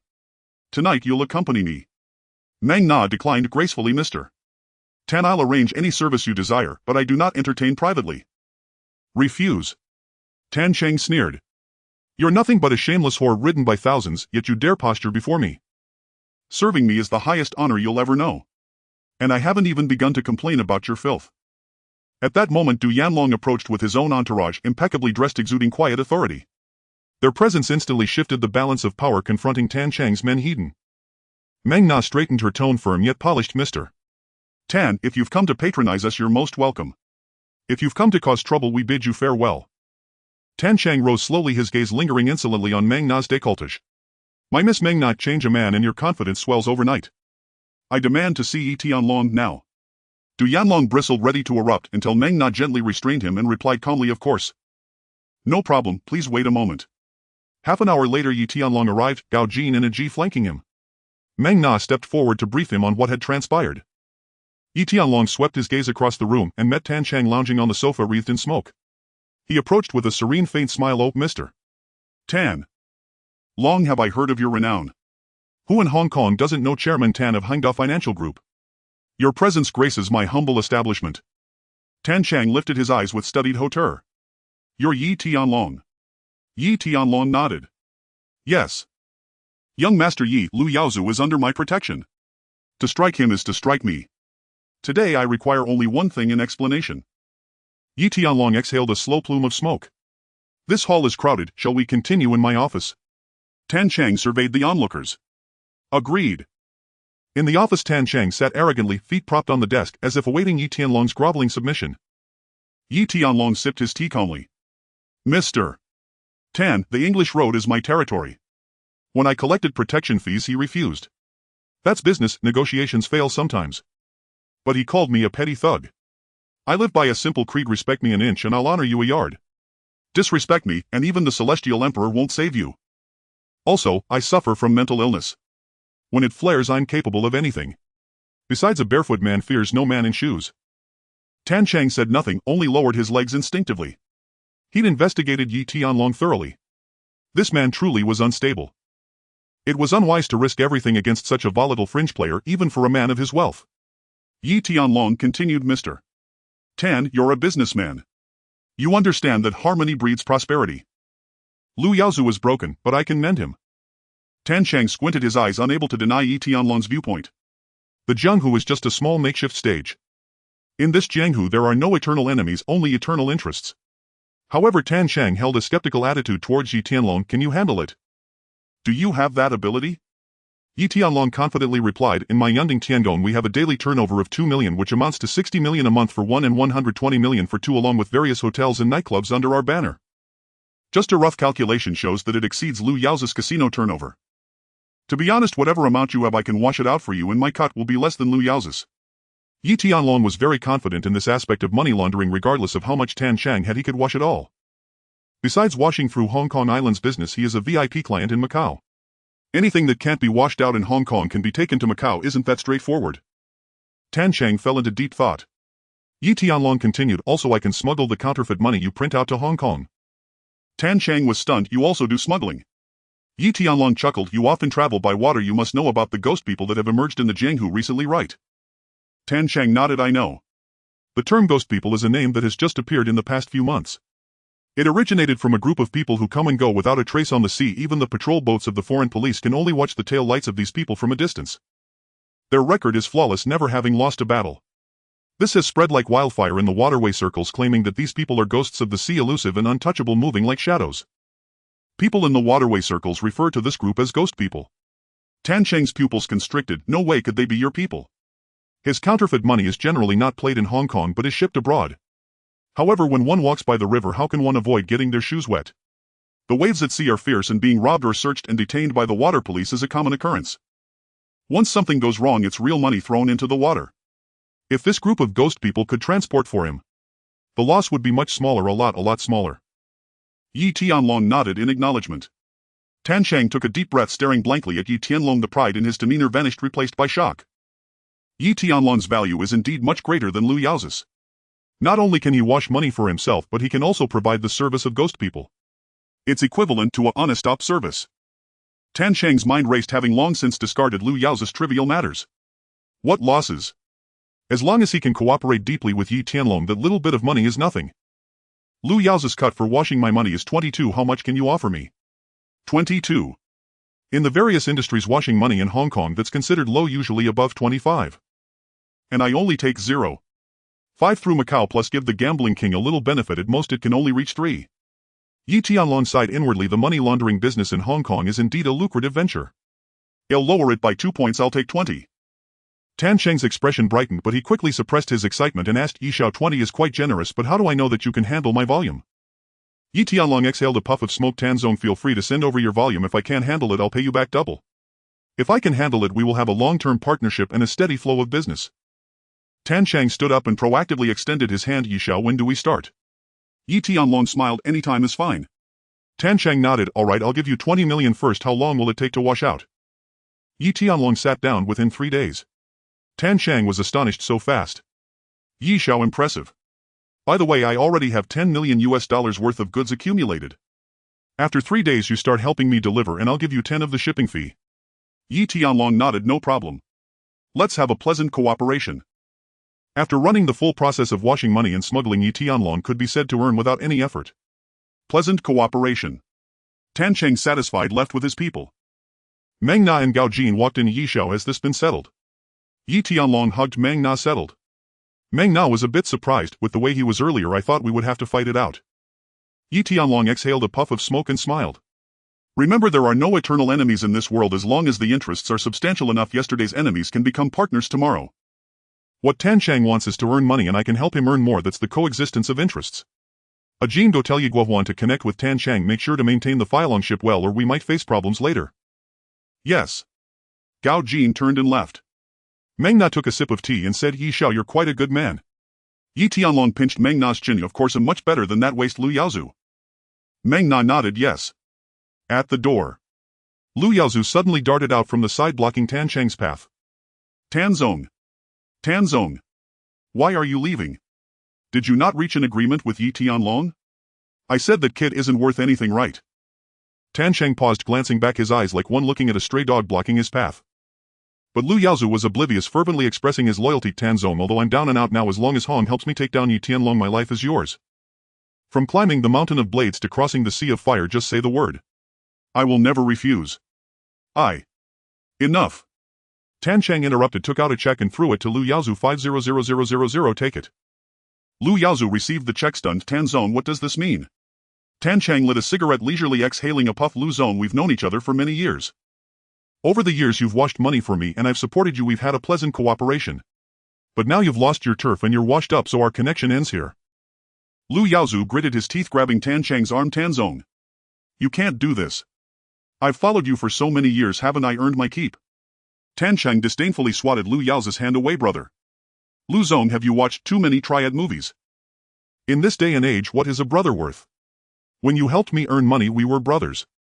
Now that you're down, do you expect me to support you for life? Am I your father? Lu Yaozu faltered, his expression awkward. Tan Chang patted his shoulder, speaking somberly. Lu Zong, take the 500000 and find a good place to live. Stop thinking about revenge. With your skills you can't even touch a hair on Yi Tianlong. You are just a mouse's tail. With that, Tan Chang got into the car and drove away. Lu Yaozu stood there in a daze, as if struck by lightning.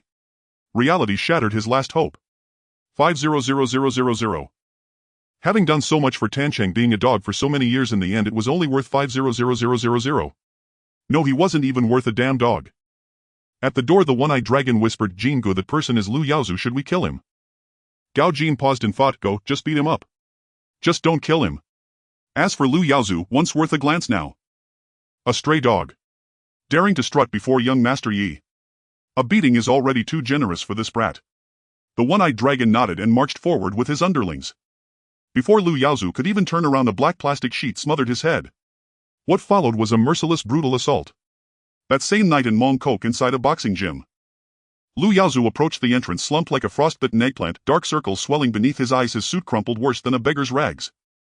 Woya happened to emerge from within, one arm draped possessively around a young woman ready to enjoy himself. Spotting Lu Yaozu, he froze mid-step and narrowed his eyes, scrutinizing him closely. The closer he looked, the more his eyeballs nearly popped from their sockets. Oh bloody hell. Isn't this Mr. Lu of Causeway Bay, the very man who used to sneer down his nose at everyone? Woya stepped forward, voice dripping with sarcasm. Well, if it isn't the legendary Mr. Lu of Causeway Bay. Those panda eyes, that pitiful look, did you just return from the wandering earth? Lu Yaozu's eyelid twitched. Woya pressed on, twisting the knife. Wait, didn't you last meet me in a perfectly tailored suit, gold-rimmed spectacles perched high, nose tilted skyward, refusing even to grant me a proper glance? So, what happened? Did you finally touch ground, or go bankrupt? He'd once approached Lu Yaozu on business only to be dismissed outright, treated as if unworthy of notice. No courtesy was to be expected. Lu Yaozu clenched his teeth and bowed deeply, a full 90 degrees. Brother Woya, I was arrogant before. I'm truly sorry. Woya blinked in surprise, then burst into raucous laughter. Mr. Lu, you're bowing to me. What virtue do I possess to deserve such reverence? I'm just a street thug, how could I possibly bear the obeisance of a billionaire? His words feigned humility, but his face gleamed with unmasked satisfaction. Lu Yaozu straightened his gaze. Venomous brother Wuya, I'll pay you. Help me kill someone. Wuya raised an eyebrow, dismissed his companion and led Lu Yaozu into a private room. Hands on hips he pondered. Mr. Lu, you and Brother B are thick as thieves, aren't you? Logically this favor should go to Brother B first, shouldn't it? Lu Yaozu's face turned ashen. Brother B. Better left unmentioned, just thinking of him made him want to curse. When he had money, Brother B called him Mr. Lu day and night and sent one young model after another to his bed. His chronic kidney deficiency. Brother B bore at least half the blame. Brother B, so I'm just a dog now. Now that he'd fallen, Brother B slammed the door shut without hesitation. Such is the world. Gates once thronged now stand deserted. Solitude follows like a shadow.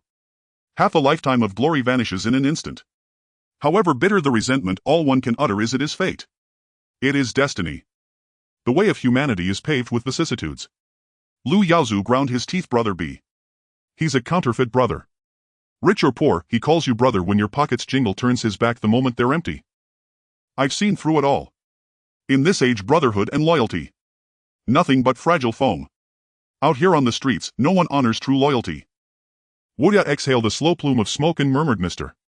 Lu, your words make it sound as though I am no more genuine than plastic. Lu Yaozu. Wuya offered him a Marlboro. Besides, if you want me to kill someone, you'd better tell me who. If your target is Jiang Tianqing, am I not walking into a latrine with a lantern to keep company with excrement? Lu Yaozu clenched his molars and spat each word. Yi Tianlong. Who? Yi Tianlong. Wuya's expression stiffened. Yi Tianlong, the newly risen Mad Dragon, was no stranger to him. Back when Liang Quan still ruled, Wuya had feared him. He dared not launch large-scale attacks against the Unhinged members. After Liang Quan ascended to the Western Paradise, Yi Tianlong stepped into power. Wuya had long wanted to test Yi Tianlong's mettle, only recent preoccupations with rock sugar and little dumpling had delayed him. He hadn't expected Lu Yaozu to show up with trouble in tow. Wuya asked, by the way, how did a major casino boss like you end up locked in mortal enmity with him? Don't mistake Wuya's broad frame and rough exterior for dullness, he was sharp as a razor. In the film, had plot armor not intervened, Wuya and the smiling tiger Ing Chi Wai alone would have crippled Unhinged beyond recovery. Lu Yaozu drew a deep breath and said, Yi Tianlong stole my woman and then tipped off the police about me. Now, I have lost everything. All of it, his doing. I want Yi Tianlong dead. Hearing this, Wuya instantly grasped the truth, yet remained silent. He summoned Fat Corpse to verify the story. Soon Fat Corpse returned with preliminary confirmation and reported directly to Wuya. Wuya was utterly stunned. Could this lunatic Yi Tianlong really have ruined Lu Yaozu completely over one woman? Bloody hell, he truly was a madman. Still, shock aside, this revelation painted Yi Tianlong in a new light, a fellow hedonist. Well, great minds think alike. If Lu Yaozu's offer proved substantial, it would be a perfect opportunity not only to earn a tidy sum but also to gauge Yi Tianlong's strength. Wuya re-entered the room and lit a cigarette. Mr. Lu, I've confirmed your account. It checks out. But, you're destitute now. How much can you actually pay? Lu Yaozu immediately produced a HK500000 check. Here's the deposit, HK500000. And another HK100000 upon completion. HK150000. Wuya weighed the sum. It was decent, but he wanted more. Mr. Lu, I just remembered something urgent. Why don't you head home? We'll talk again another day. Lu Yaozu gritted his teeth. Not enough. Wuya clapped Lu Yaozu's shoulder, delivering a mock-serious lecture. Mr. Lu, listen to your elder brother lay down hatred and attain Buddhahood on the spot. If you truly cannot let go to a temple, light incense and pray to the Bodhisattva for Yi Tianlong's swift retribution. If the Bodhisattva is too busy, light more sticks. Incense is cheap after all. Lu Yaozu's face darkened. In that moment he understood fully what it meant for a tiger to fall into the hands of dogs. Once even HK150000 wasn't needed, legions of triad youths would line up eager to serve him without payment. Damn it. Lu Yaozu sprinted after him, seized Wuya's arm. Eyes bloodshot. Brother Wuya, HK300000. I'll pay HK300000. Wuya halted, then raised the stakes. HK800000, no more no less. 1 cent short and I walk away displeased. Lu Yaozu bobbed his head like a pecking chick. 8 million, fine. Just eliminate Yi Tianlong and it's yours. Wuya turned, stroking his chin as he appraised Lu Yaozu up and down. Mr. Lu, so decisive. You're not pulling my leg, are you? Look at you now, how could you possibly produce HK800000? Lu Yaozu snarled. I've survived in Causeway Bay for decades. I didn't rise by accident. I always kept an escape route. Wu Yan narrowed his eyes. Fine. Deposit first HK20000000. Once I see the money we proceed. Lu Yaozu immediately pulled out his phone and made a call. 10 minutes later his trusted underling arrived with 1.5 million in cash. Wu Ya pocketed the 500000 check and the 1.5 million in cash, grinning from ear to ear. No wonder he's Mr. Lu, even a dying camel dwarfs a horse. Lu Yaozu's heart bled inwardly. His entire life savings, just 3 million, had just vanished by 2 million. The remaining 6 million. Pure fiction concocted solely to deceive Wu Ya. He had already planned it all. Once Yi Tianlong was dead he would vanish without a trace. Wu Ya threw an arm around Lu Yaozu's shoulders, his demeanor shifting 180 degrees. Oh my Mr. Lu, why so formal? Come, step inside and sit down. Let's talk at leisure. Just now the wind outside was fierce, wouldn't want you catching a chill. Lu Yaozu forced a strained smile. Inside the room Wu Ya slouched onto the sofa and crossed his legs. Mr. Lu, don't take it personally. That little test just now. You know how it is these days, frauds are everywhere. Here, have some tea, Lu Yaozu said, accepting the cup with a conflicted expression. Wu Ya smiled faintly. Mr. Lu, since I've accepted your rice, I'll certainly do the work for you. I'll make Yi Tianlong understand one immutable truth: what goes around comes around. Lu Yaozu dropped to his knees instantly. Brother Wu Ya. You're practically my second father. Wu Ya modestly patted Lu Yaozu's forehead. No, don't say that. I'd never dare claim fatherhood over you, your own father's still serving time in prison. Lu Yaozu. Desperate. Cornard. Dependent. Haha, cold in here. Let me tell a cold joke to warm things up. Wu Ya helped Lu Yaozu to his feet. Mr. Lu, stay here for now, I'll deliver good news soon. Lu Yaozu nodded, fully aware of Wu Ya's intentions. Yet he voiced no refusal. Several underlings entered and escorted Lu Yaozu away. Once they were gone, Fei Shi couldn't help but ask, brother, are we really going to kill Yi Tianlong? Are you an idiot? Wu Ya glared fiercely. With so many of his men around, how could we possibly strike him down? We'll play it dirty. Fei Shi asked, then shall we deploy our blade wielders? Blade wielders were enforcers within the triad, tasked with violent assignments, slashing rivals, collecting debts, clearing venues, or executing disciplinary measures. Bound by underworld codes, they carried knives, not guns, and acted with ruthless speed, precision, and lethality. Typically young, reckless, and unafraid of imprisonment, they were street thugs willing to sacrifice themselves. When arrested, they took the fall alone, never betraying their bosses. Upon release, they rose through the ranks, first to Red Pole, then to Double Flower Red Pole. In essence, they were men who courted death to ascend. Like Wei Jixiang of the Hong Tai Triad. Wu Ya fell silent for a moment, his gaze turning icy. They paid 8 million, we must act. Arrange it. Whether Yi Tianlong lives or dies is secondary, the remaining 6 million remains ours. Fei Shi nodded, comprehension dawning. Understood. Meanwhile, Yi Tianlong honored his promise, taking Fongting on a tour of Central District. After all, cultivating strong ties with superiors was essential. Especially with a superior's wife, she required the utmost care and attention. Indeed, for the entire day Yi Tianlong escorted Fongting on a lavish shopping spree. Hermes, every prostitute's favorite brand. Perlandium necklaces, the ultimate indulgence for gold diggers. Stunning dresses, the timeless delight of every woman. All were lavishly provided. Fongting slipped into a crimson pencil skirt paired with Hermes accessories and a glittering necklace, transforming her into an ethereal celestial maiden radiating aristocratic elegance. Truly extraordinary. Absolutely unparalleled. A married woman's allure was undeniable. If Yi Tianlong remembered correctly, she had once starred in Category 3 films. Though the one-eyed dragon had lost an eye, he'd purchased every one of Fongting's films. They shared an intimate candlelit dinner. Drunk and flushed, Fongting clung to Yi Tianlong's arm as they stepped out. Yi Tianlong paused. Sister-in-law, you're intoxicated, I'll drive you home. Fongting shook her head vigorously. I'm not drunk, I want more wine. More. Let's go to your place, tonight we drink until dawn. No retreat until we're utterly spent. Yi Tianlong rubbed his nose. Was this gift simply being handed to him? Could he refuse such a dream? No, he could not. Just as he helped Fongting into the car and closed the door, a gleaming blade descended from the crowd, striking directly at Yi Tianlong. It nearly cleaved his skull, yet Yi Tianlong evaded at the last possible instant, pivoting sideways and driving a brutal elbow strike into the attacker's chest. A sickening crack echoed, bones shattered, as the assailant flew backward, knife and body tumbling together. Simultaneously, over a dozen armed thugs surged forward from all sides. Each snarled like a ravenous wolf spotting raw meat. Yi Tianlong's eyes turned glacial. Who are you? Daring to kill Yi Tianlong? Who gave you such audacity? At that moment Gao Jin, the driver, stepped forward. Seeing no firearms he withdrew his hand from his waist holster. Ha! I'm He Yong of the Tung Sing Triad, remember that name. When you meet Yama in the Netherworld don't forget. He Yong sneered coldly, raising his broadsword toward Yi Tianlong and Gao Jin. He Yong of Tung Sing. Yi Tianlong knew exactly who he was, the most formidable fighter beneath the 5 tigers of Tung Sing. His conduct was lawless, far more unpredictable than even Jin Mao Huxiameng. He often boasted he was the living incarnation of Lord Guan, fearless, loyal, righteous, and peerless in valor. Convinced Yi Tianlong was trembling in fear, He Yong laughed louder, disdain dripping from every syllable. See this? This is a red pole of the Unhinged Triad, this is all he is. Already paralyzed with terror. Others joined in raucous laughter. Ha ha ha ha ha ha ha. Yi Tianlong spoke calmly. He Yong, is that your name? So what?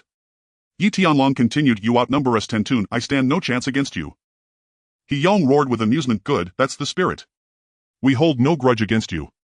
Before I end you, may I at least know who ordered your death? So I may die in peace.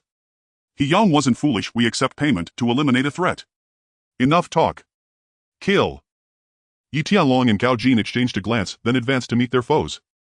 3 swordsmen encircled Yi Tianlong while He Yong waited nearby ready to deliver the final blow. Meanwhile Gao Jin found himself surrounded by the rest. Yi Tianlong felt no fear, dodging blades with fluid grace, countering with lethal precision.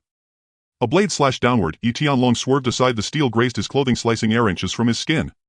Before the attacker could retract his weapon, Yi Tianlong drove a piston-like fist straight into his nasal bridge, blood erupted. In the same motion he spun and delivered a devastating sidekick, launching the thug flying.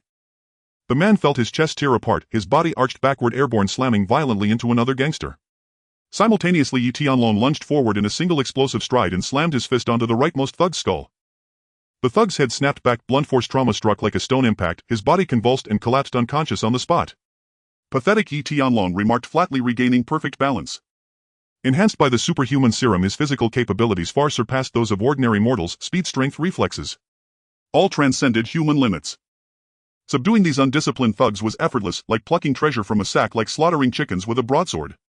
He Yong stared stunned, unable to believe his eyes. Could it be true? 3 armed men overpowered by a lone unarmed young master. Yi Tianlong stared at He Yong. Come on, what's the matter, He Yong? Are you afraid? He Yong, confident in his unmatched valor, fancied himself a modern-day Guan Yu. Afraid? Not at all. He charged straight at Yi Tianlong. The 2-minute countdown ended. Gao Jin had already finished his part, blood smeared across his body. 6 knife-wielding thugs sprawled motionless on the ground, their groans unceasing. The last man, still standing, raised his blade halfway, then met Gao Jin's icy gaze and dropped it with a metallic clatter, turning to flee. Gao Jin did not pursue. He strode back to Yi Tianlong's side and flicked blood from his blade. Meanwhile He Yong already lay pinned beneath Yi Tianlong's foot. At that moment He Yong felt utterly humiliated. He had exchanged 10 blows with Yi Tianlong and failed to graze even a single fold of his opponent's clothing. As for himself, his kneecaps shattered, his nasal bone crushed, his clothes soaked in blood. 1,000 furious llamas stampeded through his mind. After all, he was the living embodiment of Lord Guan. How could the man who practiced the Green Dragon Crescent blade before his mirror every night be trampled underfoot like this? What a disgrace. At least Lord Guan was no longer alive. Otherwise, upon learning that some impostor dared parade as his incarnation, he'd have raised his great saber and minced him into dumpling filling. He Yong lifted his head, desperate to utter a curse and salvage some dignity, yet the moment he opened his mouth, blood flooded and choking him into a violent cough. He Yong. Lord Guan endured bone-scraping therapy without uttering a sound. You've merely fractured a kneecap, what's there to fuss about? He Yong's lips trembled, wanting to retort, but his mind went blank. Yi Tianlong turned to Gao Jin, take him to the headquarters. Gao Jin seized He Yong by the collar and tossed him into the trunk like a sack of rice. Though agony twisted his face, He Yong gritted his teeth, refusing to cry out. After all, an incarnation of Lord Guan must never scream. His dignity had to hold firm. Yi Tianlong fixed the remaining men with a glacial stare. Leave now. Next time I'll slaughter your entire families. They nodded, frantically trembling as they backed away. Yes, yes, yes, young Master Yi. Yes, yes, yes, young Master Yi. Thank you, young Master Yi, for sparing our lives. Next lifetime, or rather from now on, we'll never dare again. Bystanders watched in stunned awe. Street brawls among Triad members were commonplace, so routine that going a day without witnessing one felt unnatural. Yet what Yi Tianlong and Gao Jin accomplished, 2 men barehanded effortlessly subduing over a dozen armed with cleavers, was extraordinarily rare. They were simply unstoppable. Vroom! Gao Jin slammed the accelerator and the roaring tiger-head sedan sped off into the distance. Inside the car, Fong Ting ventured cautiously, "Are you all right? Big Sister Fong, does this mean you're worried about me?" Her cheeks flushed. She pouted, "Who's worried about you? I'm just afraid you'll die." Yi Tianlong draped an arm around her shoulders. "My life is as unbreakable as our bodies are strong. Who could possibly kill me? Besides, if I died, who would accompany Big Sister Fong on shopping sprees for Hermes?" Fong Ting shot him a sharp, reproachful glance. "Stop being so cheeky." Yi Tianlong added gently, "By the way, Big Sister, don't mention today's incident to Mr. Jiang." She blinked in surprise. "Why?" Yi Tianlong smiled faintly. "If he finds out, he'll bombard you with questions. And afterward our meetings won't be as convenient. You wouldn't want him knowing too much, would you?" Fong Ting nodded thoughtfully. "That makes sense." "Oh, and shall we continue drinking?" Yi Tianlong replied coolly, "Of course, how could a junior brother ever refuse Big Sister's request?" Fong Ting slipped her arm through his. "I knew young Master Yi was the most perceptive and charming man alive." Gao Jin blinked deliberately, averting his gaze, ears closed to all that was none of his business. The next day Yi Tianlong sent the Catgirl to escort Fong Ting home. He arrived at Tianlong Film Studio. Inside the dim interrogation room the light blazed on, suddenly blinding He Yong, who recoiled, unable to open his eyes. Yi Tianlong stood above him, voice calm and level. "He Yong, speak. Who sent you?"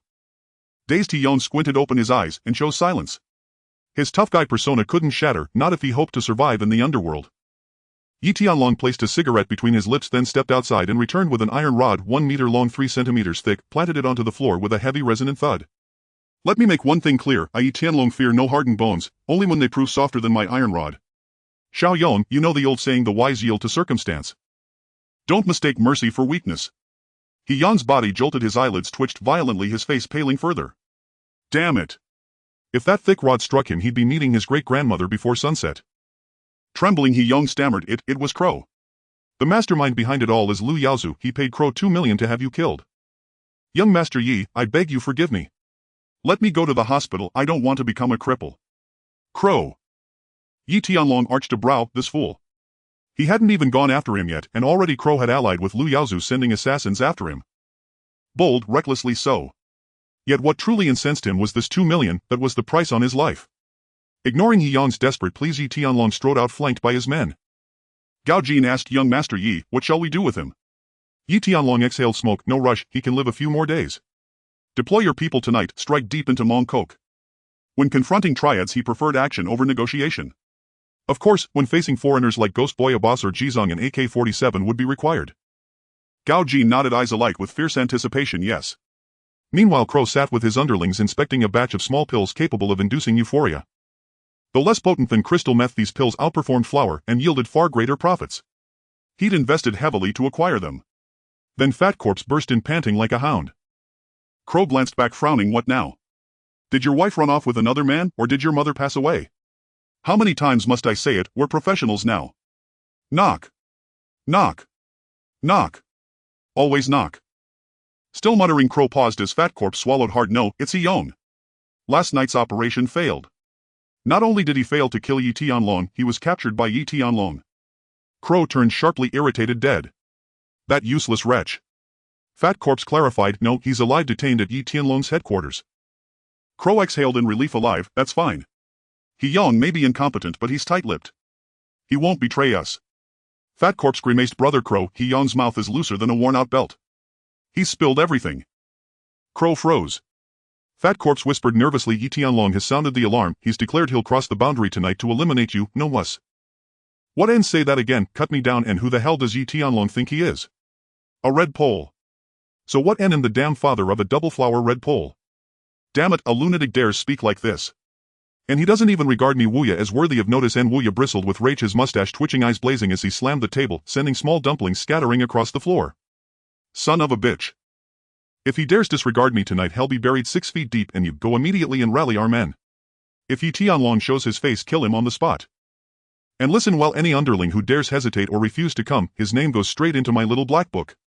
Later I'll wipe out his entire family and the junior members scattered to the far corners of the room, holding their breath, too terrified to stir. Each feared being singled out by Wuya. And rumors claimed Yi Tianlong was mentally unstable, but in truth they all knew better. Wuya himself was likely even more unhinged. He flew into rages without warning, beating subordinates to vent his fury, and had an obsession with overturning tables. And worse still, he regularly stole their girlfriends, even their wives. Just days earlier, Ah Chang had brought his girlfriend for a casual visit. Wu Ye glanced at her once, and that very night she vanished. The next morning Ah Chang's eyes were bruised and swollen, yet he dared not utter a single word. And not only did he starve for 3 days while shadowing Wu Ye, but he also lived in constant dread of losing his wife. What kind of world is this? NAS underlings, they seethed inwardly, but dared not voice a complaint. And their hearts tasted only bitterness. And Fei Shi nodded solemnly, yes brother. I'll arrange it immediately. With that he bolted, fearing Wu Ye's wrath might spill over onto him. And no sooner had Wu Ye's fit subsided than he kicked a nearby chair flying, then glared at his assembled men. What are you all standing there for? Grab your weapons, and like startled birds the underlings scrambled in all directions. Diego stepped forward cautiously. Brother Wu Ye, should we alert the Dongqing headquarters? Alert them. To what end? And Wu Ye slapped Jigu hard across the forehead. What the hell am I supposed to tell them? If I can't hold my own turf, how will I ever face the world? Diego rubbed his forehead crestfallen. And Wu Ye lit a cigarette, drew deeply, and suddenly turned back. Where's Fei Shi? He just ran off, Jigu replied. And ran off. Wu Ye's eyes widened. Where to? And said he was going to rally the troops. Wu Ye gritted his teeth. Fei Shi, that wretched coward, fled faster than a hare. And he exhaled a plume of smoke, scanning the motley crew before him, and felt a flicker of doubt. But he couldn't show weakness, not in this world. The triad Underworld reputation rested entirely on presence and posture. And if anyone was to blame, it was he, Yong, the utter failure.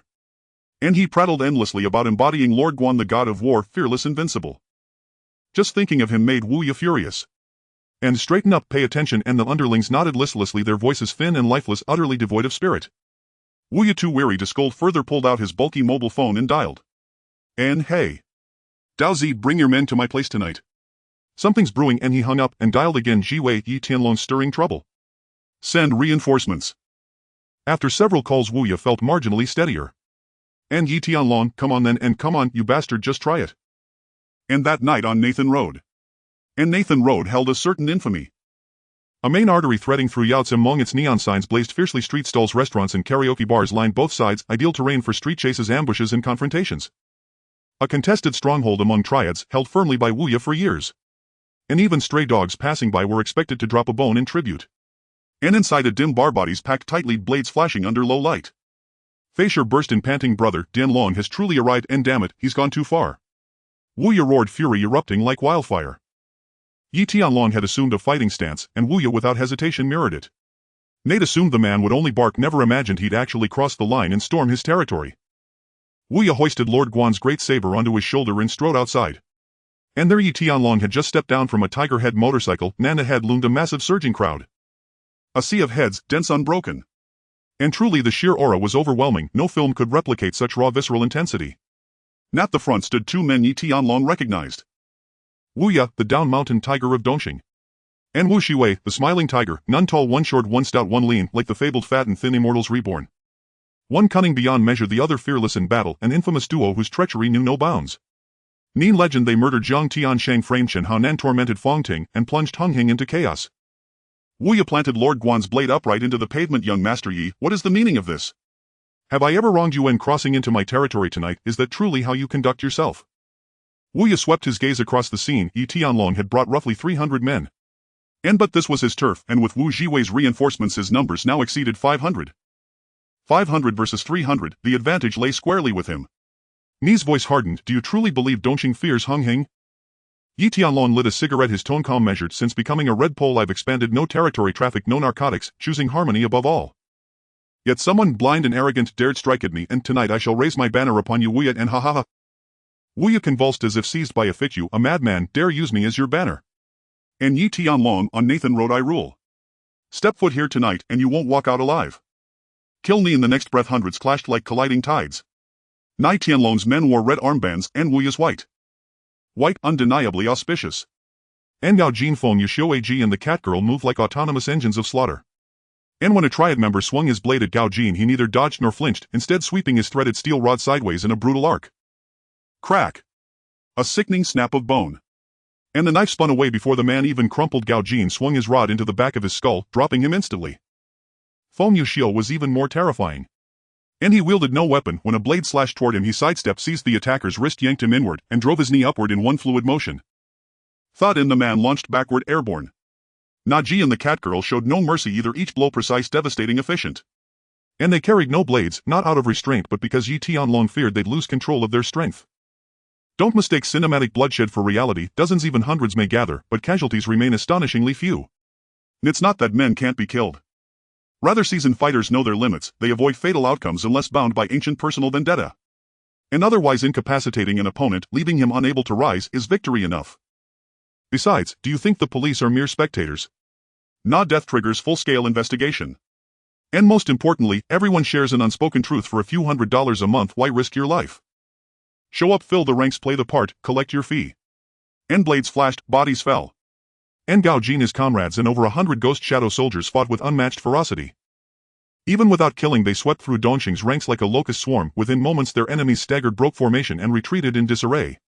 Meanwhile, at the West Kowloon police station, Chan Wingyan rushed in breathlessly. Sir Wang, Sir Luck, something's wrong. Yi Tianlong has indeed led men to Mong Kok and clashed with Crow.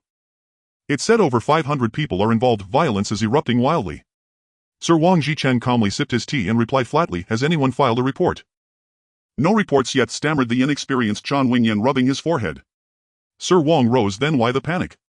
Have you solved the Kowloon Tong gold heist? What about the Yamati gang shootout, 1 dead 10 wounded? Have you identified the killer? With so many unsolved cases, why obsess over Mong Kok? Why fixate on Mong Kok? Chan Wingyan blinked. Sir Wang, Mong Kok is vast. If we don't intervene, things may spiral beyond control. At that moment, Luck Chichang, who had remained silent, rose and clapped Chan Wingyan on the shoulder, speaking bluntly, is there a law forbidding hundreds from gathering on the street? Is there a law mandating police intervention whenever hundreds quarrel? A seasoned veteran of the force, he had long grown accustomed to triad clashes. Once, like Chan Wingyan, he'd been a fiery young man who wore justice as his badge, a zealous idealist dreaming of eradicating every criminal in Hong Kong. But as years passed and secrets accumulated, he learned a harsh truth: in Hong Kong, justice alone is not enough to get things done. Take Lei Luo, the legendary inspector of the 500 million, whose authority spanned both underworld and law enforcement. No one dared defy him. He championed the doctrine of black or white. Police must not overstep, triads must not grow too bold, coexistence maintains balance. Lei Luo achieved this not merely through skill but through sheer power. Yet deeper still lay the government's willful blindness. Had Lei Luo not grown reckless, striking at the very dignity of the colonial administration, Hong Kong's sky might still bear his name today. The same logic applies now. Triads squabble freely. As long as they avoid politics and refrain from provoking chaos, the government looks away. This is colloquially known as controlling black with black. Setting aside such underlying complexities, consider the practical reality. Even if the entire West Kowloon police station deployed now, what could they truly accomplish? Could they stop it? No. Consider just one fact: prisons cannot hold them all. Moreover, Yi Tianlong is an undercover operative planted by West Kowloon within the triads. Would they arrest their own asset? That makes no sense. Furthermore, Yi Tianlong, not only a police informant, but also scrupulously refuses to traffic narcotics. So what harm lies in beating up a few low-level thugs? Better yet, let Hong Kong be cleansed entirely. Restore order to this city. Chan Wingyan clenched his teeth and stormed out, silent but seething. Though he voiced no protest, he inwardly condemned Wang and Luck's conduct as deeply corrupt. Meanwhile, in Causeway Bay at Brother B's headquarters, Shanji and Baopi, acting on their own initiative, had already assembled a large contingent. Brother B had just returned from a leisurely visit to the cloud-top celestial palace and froze at the sight. Especially Shanji, brandishing the samurai sword left behind by Chenhaonan, stood there like a fool, glaring unblinkingly at him. Damn it, Shanji, are you staging a coup? Brother B forced calm and stepped forward. Shanji, what is the meaning of this? Shanji's face was icy. Just received word, Yi Tianlong has led men to Mong Kok to fight Crow. Now is the time to reclaim English Road, even destroy his stronghold. Avenge Brother Nan. As he spoke, Baopi and others roared in unison, avenge Brother Nan. Revenge. Revenge. Revenge. Their voices boomed fierce and full of momentum, yet Brother B's face turned green. If even a shred of evidence linked Yi Tianlong to Chenhaonan's death, he'd have struck long ago. Yesterday Zhang Tiancheng had explicitly warned him not to act rashly. You all come inside with me. They entered the headquarters together. Frowning deeply, Brother B brewed a cup of tea. How did Yi Tianlong dare cross territories to attack Crow? Has that been clarified? Shanji and the others exchanged glances. Well, no, not yet. But Yi Tianlong has just departed with his men, his base must be vulnerable. This is our chance. Baopi added. Brother B, yes, we lack concrete evidence against Yi Tianlong. But think who truly wished Brother Nan dead. Yi Tianlong had overwhelming motive. Whether or not he did it, he must die. Otherwise, how can we honor Brother Nan's memory? Over the years they'd fought their way from Sui Wanshan to Causeway Bay, making countless enemies Hoa to Chung Lokbang and more. Yet each time they eliminated their targets outright. Afterward they stood firm beneath the Unhinged banner, suppressing all opposition. Nothing ever went awry except for Yi Tianlong. And then, Chinhoan exploded into oblivion. Was that mere coincidence? Brother B stared at Shanji and the others, furious, grief-stricken, then sighed deeply. Fine. Go ahead. Take back English Road. Shanji and the others erupted in joy and sprinted out with their men. Meanwhile Jigu was sent flying by Yi Tianlong's single knee strike, crashing onto a car and retching violently. Worthless. I'll handle this. Crow seized his Guangdong broadsword and slashed toward Yi Tianlong. Die. That strike channeled 20 years of cultivated strength, merciless, unrestrained. The razor-sharp blade seemed to cleave the air itself, whistling with lethal force. Yi Tianlong lifted his gaze, not retreating but meeting the blow Hedon with a threaded steel rod swinging horizontally in a sweeping arc. Clang, steel met steel. Sparks erupted. In that instant 20 years' worth of power shattered, recoil surged up the broadsword, tearing Crow's palms open, flesh splitting wide. The sword flew from his grip, he staggered backward 3 steps. When Crow finally halted and turned, his eyes twitched, terror flooding his entire being. There on the blade a jagged notch and deep fissures spiderwebbing across its surface. Was this humanly possible? Until now he'd dismissed Yi Tianlong as a deranged youth, weak, powerless. To crush him would have taken no more than a flick of the finger. Yet after one exchange, fear gripped him. Yi Tianlong was no ordinary man. Even Prince couldn't match his ferocity. Among Red Pole enforcers he outshone even Double Flower Red Poles. Damn it, how do we fight this? As Yi Tianlong advanced, Crow bolted, each stride covering 10 paces. He even snatched passing underlings as human shields. Yi Tianlong did not pursue. Men could never all be slain, but order must be restored. Tonight's spectacle served 2 purposes. First, to cement his reputation as Red Pole young Master Yi by standing atop Crow's fallen pride. Second, to give Crow a stark, unforgettable lesson. Though Crow fled, the battle raged on. The 2 sides fought from 1 o'clock until dawn. Yet Tianlong seized control of more than half of Nathan Road. As daylight broke, both sides prudently withdrew, drums sounding the retreat. Few had died, but many were wounded. Yet compared to Crow's men, Yi Tianlong's casualties were negligible. The disparity was staggering, several times greater. It proved a grim truth: any large-scale gang clash demands heavy tolls from all parties involved. Never mind appearance fees, just medical expenses alone amounted to a substantial sum. As the saying goes, doctors are angels in white, but what of hospitals? When all is well, one avoids them entirely. But when misfortune strikes, one must pay until one's fortune is utterly exhausted. Yet Tianlong naturally covered all costs for his side.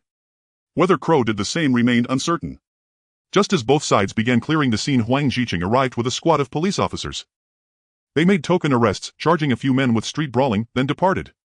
For them, triad clashes were simply another revenue stream. Consider bail alone. 5,000 to 10,000 Hong Kong dollars for ordinary foot soldiers. 20,000 for those holding formal positions within a triad. And for someone like Yi Tianlong, $10,000 was merely the starting point. News of last night's clash spread swiftly through Underworld channels, igniting shockwaves across the entire Jianghu. Public perception of Yi Tianlong had long been fixed, reduced to a handful of labels. A madman. Dianlong, the deranged dragon. A lunatic. A con artist. Each term was blunt, unvarnished, and none spoke of his true strength.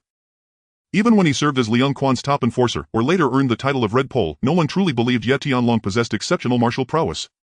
Most assumed Jiang Tiancheng had promoted him purely as a political gesture, thus concluding Yi Tianlong's actual ability was merely average. Last night shattered that illusion, slapping them hard across the face. 300 men held their ground against 500 and seized half of Nathan Road. Even more astonishing, Yi Tianlong faced Crow, one of East Star's 5 tigers, in single combat and defeated him in a single exchange. His name now echoed far and wide. Gao Jinfeng, Yuxiu Ag and Catgirl also performed brilliantly. This battle forged their reputations, earning them the title of the 4 Supreme Kings under Yi Tianlong, unmatched in martial might. Each stood equal to a Double Flower Red Pole. Yi Tianlong returned early to his residence in Causeway Bay. Meanwhile, a separate clash erupted on King's Road last night. Shanji and over 200 men launched a full assault, yet Duyanlong and his men held firm, not yielding an inch of territory. Upon hearing the news, Yi Tianlong was furious. I go out to fight, and you dare strike at my home. Fine. Fine. Fine. So this is how we play. Then don't blame me for forgetting courtesy. A plan to outmaneuver Boss B quietly took shape in Yi Tianlong's mind. At that moment his phone rang. He narrowed his eyes. This call came suspiciously fast, and answered. Mr. Jiang, what is it? Zhang Tiancheng replied gravely, how long I've always known you to be a man of reason. What exactly happened last night, your attack on East Star? Hongxing and East Star had long clashed ideologically, making coexistence impossible. Clashes occurred frequently, but rarely on such a scale. Moreover, Zhang Tiancheng knew Ye Tianlong harbored no ambition to expand his territory. So why such unprecedented escalation? Something was deeply amiss. Reason. Really? Ye Tianlong rubbed his nose. This was the first time anyone had praised him so earnestly. No wonder Zhang Tiancheng rose to lead the triad. He mastered the art of speaking precisely to whoever stood before him. In the 21st century he'd surely be a senior executive, never summoned to meetings where the stakes weren't high. Ye Tianlong lit a cigarette. Crow offered 2 million to Ho Young to kill me. Doesn't it follow that my retaliation was perfectly justified? Zhang Tiancheng fell silent for a beat, then smiled. He'd feared another episode of Ye Tianlong's madness. Instead, Ye Tianlong had solid grounds. Justified meant negotiable, meant room to maneuver. Ah Long Camel called me, he proposes peace talks. Ye Tianlong feigned a frown, already stopping. No fighting left. We've barely passed one night, and already you're done. How dull. Mr. Zhang, shall we talk after I seize Crow's turf? Zhang Tiancheng's eyelid twitched. Once seized, how could there be any talk left? All along in our world harmony matters more than violence. I'll give you answers tonight, by 8 o'clock. Ye Tianlong exhaled a slow plume of smoke. Very well, I leave it all to Mr. Zhang. Zhang Tiancheng's intent was unmistakable. He wished to contain the crisis. Ye Tianlong wasn't yet ready to sever ties with Zhang Tiancheng, so he'd indulge him. Like humoring a child. Zhang Tiancheng sighed in relief. Tonight 8 o'clock, at Meiguchi Restaurant. The restaurant's name carried irony. Only figures of stature could enter, those without backbone would never cross its threshold. On the third floor a round table stood set in the private banquet room, tea already poured in waiting. Zhang Tiancheng arrived first, seated calmly at the head of the table, sipping tea with the self-satisfied air of an overconfident official. Ye Tianlong entered with Gao Jin, nodded respectfully to Zhang Tiancheng and sat beside him. Just as Ye Tianlong lit his cigarette, the door opened again. Camel of East Star entered, Crow at his side. Camel beamed broadly, greeting Zhang Tiancheng with the effusive warmth of a man reuniting with a long-lost in-law. Mr. Zhang. So sorry to keep you waiting. Traffic was terrible, terrible. Zhang Tiancheng rose. Uncle Luocho, please, be seated. All four settled around the table. Zhang Tiancheng, Ye Tianlong, Crow and Camel, no mediators, no extras. If this were mahjong they'd make a perfect hand. Alas, tonight no tiles would be drawn. The waiter filled their glasses and withdrew silently. Camel raised his glass and declared without preamble, Mr. Zhang, young master, yeah, I drink first by way of respect. He tilted his head back and drained it. Setting down the glass he smiled warmly. Young master, yeah, I've heard everything. Crow has a volatile temper, sometimes acts without thinking. He offended you and I apologize on his behalf. As for the 2 million, it came from Lao Yucho. Crow merely accepted payment to carry out a task, not personal vendetta. Ye Tianlong lifted his glass, swirling the liquor slowly. Senior brother, you speak as though I'm the unreasonable one here. Camel said, young master, yeah, Crow was indeed at fault. Yet you struck back last night, claiming half of Nathan Road. Your injuries were few, ours many. East Star accepts this loss. Ye Tianlong laughed softly. Senior brother, you speak as though I've gained some great advantage. First Crow hired a hitman for 2 million to kill me. My response was vengeance. In ancient times this was blood for blood justice. Today it is lawful self-defense. By any standard I stand on solid ground. Second, the half of Nathan Road I hold, I seized it myself, not gifted by you. Third, Crow charged at me with Guangong's great saber and fled after a single exchange. What does that mean? He lacked the skill to handle such a task, struck like Guangong, fled like a hare. Crow's face turned ashen. His knuckles whitened around the wineglass, veins bulging, the crystal trembling on the verge of shattering. Ye Tianlong paused, then sneered, if you Wuya truly possess strength, go ahead, chop me into oblivion. Fine, I'd concede. The problem is you don't. Your blade fails, you fail. Yet you still strut about like the undisputed sovereign of this world, not courage but sheer pretension poorly executed. Even if your pretension falters, that might be forgivable, but what's unforgivable is fleeing the moment you've postured, and dragging your underlings along as human shields. By the way, brother Wuya, rumor has it your men starve 3 times a day while following you. Is that true? Did you pay last night's medical fees? I injured dozens, I covered every expense and gave each man 200,000 yuan for recuperation. You injured over 100, so many still lie in hospital corridors, neglected even by nurses changing dressings. Without strength, don't presume to enter the underworld. Puffing up a hollow chest only invites pain, your own. Wuya, next time do not posture before me. Otherwise I'll spare no one's face. I'll simply cut down all who stand in my way. Upon hearing this, Wu Ye felt profoundly unsettled. The injury was minor, but the humiliation devastating. Yi Tianlong continued forth, you ignited this conflict. I hadn't even warmed up, and yet you demand peace. How utterly dull. So saying, Yi Tianlong took a sip of wine, his expression laced with scorn. Luo Tuo forced a dry chuckle at a loss for reply. Yi Tianlong. That's enough. If we can't talk, then don't talk at all. Wu Ye finally snapped, slamming his wine cup onto the table. He lunged to overturn the table. Then froze. It didn't budge. Damn it. He glanced, it was bolted to the floor. What the hell kind of establishment bolts its tables down? In truth, the Mingo boneless restaurant had weathered countless storms, its owners knew exactly how to handle such thugs. Fearing riots, they'd anchored everything, tables, chairs, firmly in place. To prevent property damage. Wu Ye stood humiliated and deeply aggrieved. Utterly suffocating. At 30-some years old, he'd never before been rendered speechless, outmaneuvered so completely. His bravado had jammed like a misfiring engine. He wished a hole would open beneath him so he could vanish.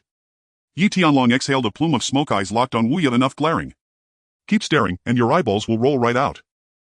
Sit down. The wine isn't finished, yet you're ready to flip the table. Luo Tuo shot him a sharp look. Sit.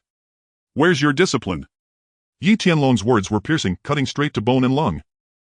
Yet facts outweigh rhetoric. Sigh. How had he ever taken in such a worthless subordinate? Compared to Yi Tianlong, the very embodiment of madness, Wu Ye was earth to heaven. Perhaps he should visit psychiatric hospitals himself to scout for promising talent. Wu Ye sat, raised his cup and drank. Zhang Tianshine lifted his teacup, stepping in to mediate. Along, Uncle Luo has intervened, let both sides retreat an inch. You may keep your territory on Nathan Road, but no more fighting. Luo Tuo seized the moment. I agree. An eye for an eye leads only to endless vengeance, let it end here. Yi Tianlong refused. I propose 3 terms. Accept them, and East Star and I part amicably. First, hand over Lu Yaozu. Second, Wu Ye must serve me tea and apologize publicly. Third, I've calculated last night's losses, appearance fees, psychological damages, plus He Yong's ransom of 300,000 yuan, totaling 5 million yuan. Refuse, and we fight, until you accept. Hearing this, Luo Tuo fell silent in thought. The first demand posed no issue. The second, a formal apology under the highest rights of the underworld, was justified. Wu Ye bore no moral ground. But the third? 5 million. Pure extortion. And what precisely was psychological damage? As he pondered how to negotiate the sum downward, Wu Ye erupted, leaping up, finger jabbing toward Yi Tianlong. Dianlong, don't push your luck too far. You just want to fight to seize the red pole banner from me. Then fight.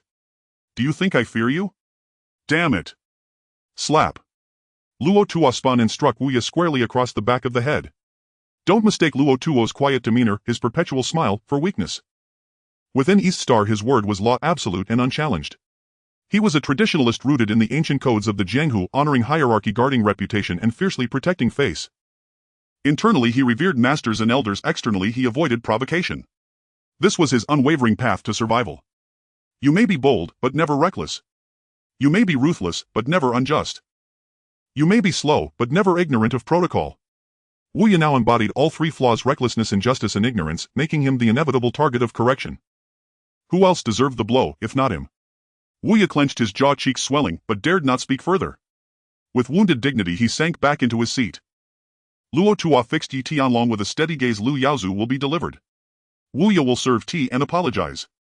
But 5 million is excessive, we offer 3 million. Zhang Tiancheng interjected, along, Uncle Luo is your senior, his face must be honored. Yi Tianlong nodded. Very well, for Mr. Zhang Sake. 3 million it is. Such negotiations were mere formalities, rituals of face-saving, not substance. Wu Ye rose, stepped outside to make a call, and returned to the private room. An oppressive silence hung thick in the air. Soon Fei Shi arrived, with Lu Yaozu and 3 million in cash. Seeing Yi Tianlong brandish a massive Black Star pistol, Lu Yaozu trembled violently, like grain shaken in a sieve, paralyzed by terror. Regret flooded his heart. Had he known this outcome, he'd never have dared act so arrogantly. Was it truly about protection, money? Or merely a woman? How trivial, how utterly insignificant this conflict truly was. Yi Tianlong pressed the gun barrel against Lu Yaozu's temple. It was just a woman you tried to steal, why risk your life over that? Lu Yaozu wept uncontrollably. I'm sorry, I'm so sorry, I know I've erred. Young Master Yi, forgive me. Treat me as a dog, please. Just as all assumed, Yi Tianlong would pull the trigger. He tossed the Black Star pistol to Wu Ye. Wu Lu Yaozu ordered you to kill me. You sent men to hack me down. Ultimately he is the architect of this bloodshed, you merely the pawn he manipulated. Since tonight is a truce, play the intermediary once more, execute him for me. Then the matter ends, clean and final. Wu blinked, what did this mean? His mind overheated, steam nearly venting from his temples. Yi Tianlong exhaled smoke, hurry, afraid. Or unwilling to conclude this piece. Luo Tua shot Wu a warning glare. Bang. Before Lu Yaozu could utter a final word, the bullet struck him full in the face, eyes wide unblinking in death. Wu Ya's gaze hardened, fierce and cold face. Sure, send men up now to clean this up. Yi Tianlong refilled his teacup. Proceed. Wu Ya startled, then swiftly grasped his own cup. Young Master Yi, I'm sorry, I was wrong. Yi Tianlong accepted the cup, sipped and said, Wu Ya, I bear grudges, yes, but I honor fairness. I accept this tea. This matter is closed. But should you trouble me again, it won't be 3 million that settles it. It may cost you your life. Understood. Wu Ya gritted his teeth, swallowed his pride and nodded yes. Brief pleasantries followed, then Yi Tianlong departed the restaurant with Jiang Tianqing clutching the 3 million in cash. At the window, Luo Tuo and Wu Ya watched the car recede into the distance. Wu Ya muttered, dissatisfied, Uncle Laoding, just like that. I can't swallow this humiliation. Luo Tuo glared back over his shoulder, swallow it even if it chokes you. 300 men beat you into this state, if they strike again what chance do you have to win? Wu Ya dared not utter a word. With a heavy sigh, Luo Tuo spoke earnestly, withdraw half your men from Nathan Road, hold what remains. Leave Yi Tianlong alone. Let him do as he pleases, treat him as if he were air. A crane that sticks its head out gets shot first, sooner or later someone will settle his score. Wu Ya, for heaven's sake, stop causing trouble. Having said this, Luo Tuo stormed off in fury, leaving Wu Ya alone, lost in silent despair. This round had been a catastrophic loss, half a street of territory gone, $2 million paid in compensation, and worst of all, his dignity trampled underfoot by Yi Tianlong. Worse still, he'd been forced to serve tea publicly as an apology. Ah! Yi Tianlong, I curse your ancestors. Meanwhile, deep into the night, Yi Tianlong arrived in Causeway Bay with Zhang Tianshang. Dagubi's headquarters blazed with light. Shanji Baopai and several others sat around a table drinking beer and boasting about last night's humiliating defeat. Roasted peanuts and cold lagers filled the air, strangely festive despite the tension. Just then the door swung open. Zhang Tianshang and Yi Tianlong strode in. Dagubi froze mid-gesture, instantly rising MMR. Jiang. What brings you here? Zhang Tianshang said nothing. He settled onto the sofa, lit a cigarette and sat in grim silence. He already knew everything about last night.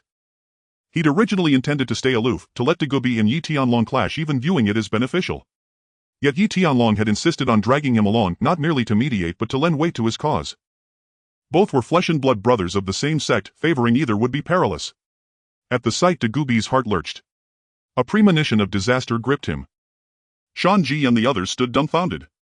Yi Tianlong, you truly have no shame at all. Over such a petty matter you summoned Mr. Jiang himself. You reckless fool. Yi Tianlong dropped into a chair and launched straight into moral high ground. Brother B, I risk my life daily for the triad, yet you dare steal from my household. Yinghuang Road was granted to me explicitly in front of Mr. Jiang himself. Do you hold me in such contempt, or do you also dismiss Mr. Jiang's authority? Brother B's face paled. Alone, I would never dare slight Mr. Jiang. Last night's incident was carried out without my knowledge. Shanji and the others acted on their own initiative. In all my years with Unhinged have I ever betrayed a fellow brother? Shanji Baopai and De Tianair stared stunned into silence. They never imagined Brother B would so effortlessly sacrifice them. Acted on their own initiative. Last night, you gave the nod yourself. Yi Tianlong smiled faintly, who would have thought the righteous cloud-piercing Brother B could deflect blame so smoothly. Brother B, your deflection skills are indeed polished. Shanji is your man, he led 200 men to assault my stronghold, and you claim ignorance. Shanji, speak up. Did Brother B know? Shanji remained silent. What could he possibly say? To admit knowledge would be to slap his elder brother across the face. The burden of blame fell squarely upon him. Dagubi continued his desperate explanation. I truly had no idea. Had I known, I would never have. Enough. Zhang Tianshang finally broke his silence, cutting short Dagubi's clumsy performance, his gaze heavy with disappointment. Abi, you're a veteran. To shift responsibility onto juniors, how does that sound to the outside world? Dagubi wiped his brow, too cowed to reply. Zhang Tianshang continued, since Yinghuang Road has been formally granted to Along, abandon all further designs upon it. Additionally, you will cover Along's on $1 million medical expenses. Any objections? Dagubi, none. Zhang Tianshang nodded. Abi, like Along, you are a pillar of Unhinged. How you two choose to contend is none of my concern, but basic moral integrity is non-negotiable. Mind your conduct. With that, Jiang Tianshang departed. Yi Tianlong clapped Dagubi lightly on the shoulder. Now that's the spirit, brotherby. After all, we're brothers of the same sect. Harmony breeds prosperity. At the doorway, Yi Tianlong turned back with a sardonic smile. By the way, brotherby, I almost believed your story just now. Truly a seasoned master of the underworld, your blame-shifting carries such poetic grace. Next time, though, coordinate your alibis with your juniors before you deflect. Just look at Sean G and the others' expressions. And one more thing, since you stole from my house, I shall steal from yours. Dagubi sank heavily into his seat, took a long swig of beer, and fixed his gaze on Sean G and the others. Tonight's events remain strictly confidential. All of you, go home and rest. Of course the truth could not leak out, otherwise the righteous Cloud's brother B would become overnight the master deflector of blame. Wu Ye said nothing, but this matter would not end here. Outside, Yi Tianlong caught up with Jiang Tianshang. Jiang Tianshang asked, Long brother B may be a veteran, but you must preserve his dignity. Do not let tonight's affair spread. Grant him at least this measure of grace. Yi Tianlong smiled. Rest assured, Mr. Jiang, I know precisely where to draw the line. Jiang Tianshang patted his shoulder with a knowing grin. You young man, take care not to overuse me as your tool. Though spoken with levity, the warning beneath ran deep. Yi Tianlong feigned innocence. Mr. Jiang, I only meant to make it clear, you stand behind me. That way others won't dare cross me recklessly. Besides, was it not fair? He stole from my house. I struck back at his pride. Hearing this, Jiang Tianshang felt a quiet satisfaction stir within him. In the past, Liang Quan had constantly flouted his authority, sneering sarcastically even during formal meetings. Yi Tianlong, by contrast, always upheld his dignity, offered praise without fail, and whenever needed, gracefully provided him with a dignified exit. Such a junior brother was rare indeed. Enough banter. I'm off. Suddenly Yi Tianlong added, Oh, Mr. Jiang, please wait a moment. In the next instant, Gao Jin approached. Yi Tianlong accepted a case, opened the trunk of Jiang Tianshang's car, and placed it inside. Jiang Tianshang frowned. What is this? $1 million, thank you for accompanying me tonight. Consider it compensation for your trouble. Jiang Tianshang paused, startled. What exactly do you mean by this? Bribery. Not at all, I call it filial respect. You spent the entire night shuttling back and forth with me. It would be unforgivable to let you leave empty-handed. Jiang Tianshang flicked away his cigarette butt and drove off. This young man, growing more intriguing by the day. He understood restraint, knew when to advance and when to yield, unyielding when necessary, yielding when wise. His grasp of human nuance was impeccable. Compared to Dagubi, Yi Tianlong suddenly seemed far more worthy of favor. With such a junior brother, even his path toward legitimacy appeared brighter. Long, truly exemplary. Gao Jin stepped closer. Young Master Yi, if you truly intend to steal his house, just give the word. I'll assemble men immediately and drive Brother B out of Causeway Bay for good. Too narrow. Your perspective is too limited.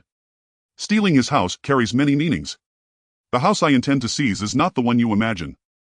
And I won't merely steal his house, I'll bury him with it. Gao Jin rubbed his nose, the chill of dread spreading through his spine. Yi Tianlong indeed played his cards with unnerving subtlety. Out of loyalty to their shared brotherhood, he had yielded to Dagubi time and again. Yet the man remained oblivious, unmoved by mercy, untaught by forbearance. At the same moment, in a luxury hotel in Causeway Bay, Tan Chang lounged with several women immersed in revelry. Before him unfolded a dazzling spectacle overwhelming the senses. The women wore daring attire and danced with hypnotic allure. While three-quarter skirts once defined fashion's future, today's trend was born from Yi Tianlong's invention, the Dinko briefs. Their mission? To benefit humanity. Nearby, a well-dressed underling set down his brick phone and leaned close to Tan Chang, whispering softly, Mr. Tan. Yi Tianlong and Crow are negotiating at Boneless Restaurant. Lao Yutso is dead. Dead. Damn it. That fool never heeded my warning. Tan Chang's eyes flared with exasperation, disappointment etched deep into his gaze. Wasn't securing those $300 million bonds enough? That imbecile. In truth, he had kept Lao Yutso under constant surveillance, his sole objective being those very $300 million bonds. Yet Lao proved irrepressible, not only ignoring counsel but deliberately lighting a candle in the lavatory. The underling said, Mr. Tan, don't be angry, I believe those $300 million must still be hidden somewhere. Tan Chang lit a cigarette. Explain. Rumors have already spread widely these past days, Lao Yutso kneeling before Crow. Think carefully, if he truly possessed those bonds, why would he beg Crow for vengeance? That's sound reasoning. Tan Chang nodded, then fell silent in thought before commanding dispatch teams immediately to search Moon Circle Grand Hotel, and especially Lao Yutso's villa. Search thoroughly. Dig 3 feet deep if you must unearth those $300 million bonds no matter what. The underling rose to leave. Tan Chang added, "Oh, and bring Meng Na here tonight. I've long wished to taste the famed beauty of Causeway Bay." The underling paused, turned back and cleared his throat.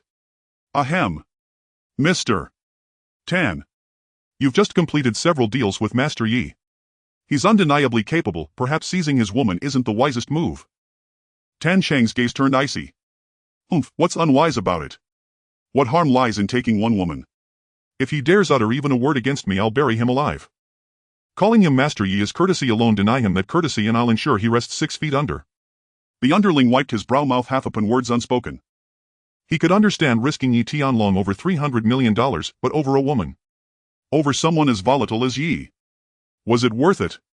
Tan Chang exhaled smoke, his mind filled solely with Meng Na's image. He'd long coveted this free-spirited woman.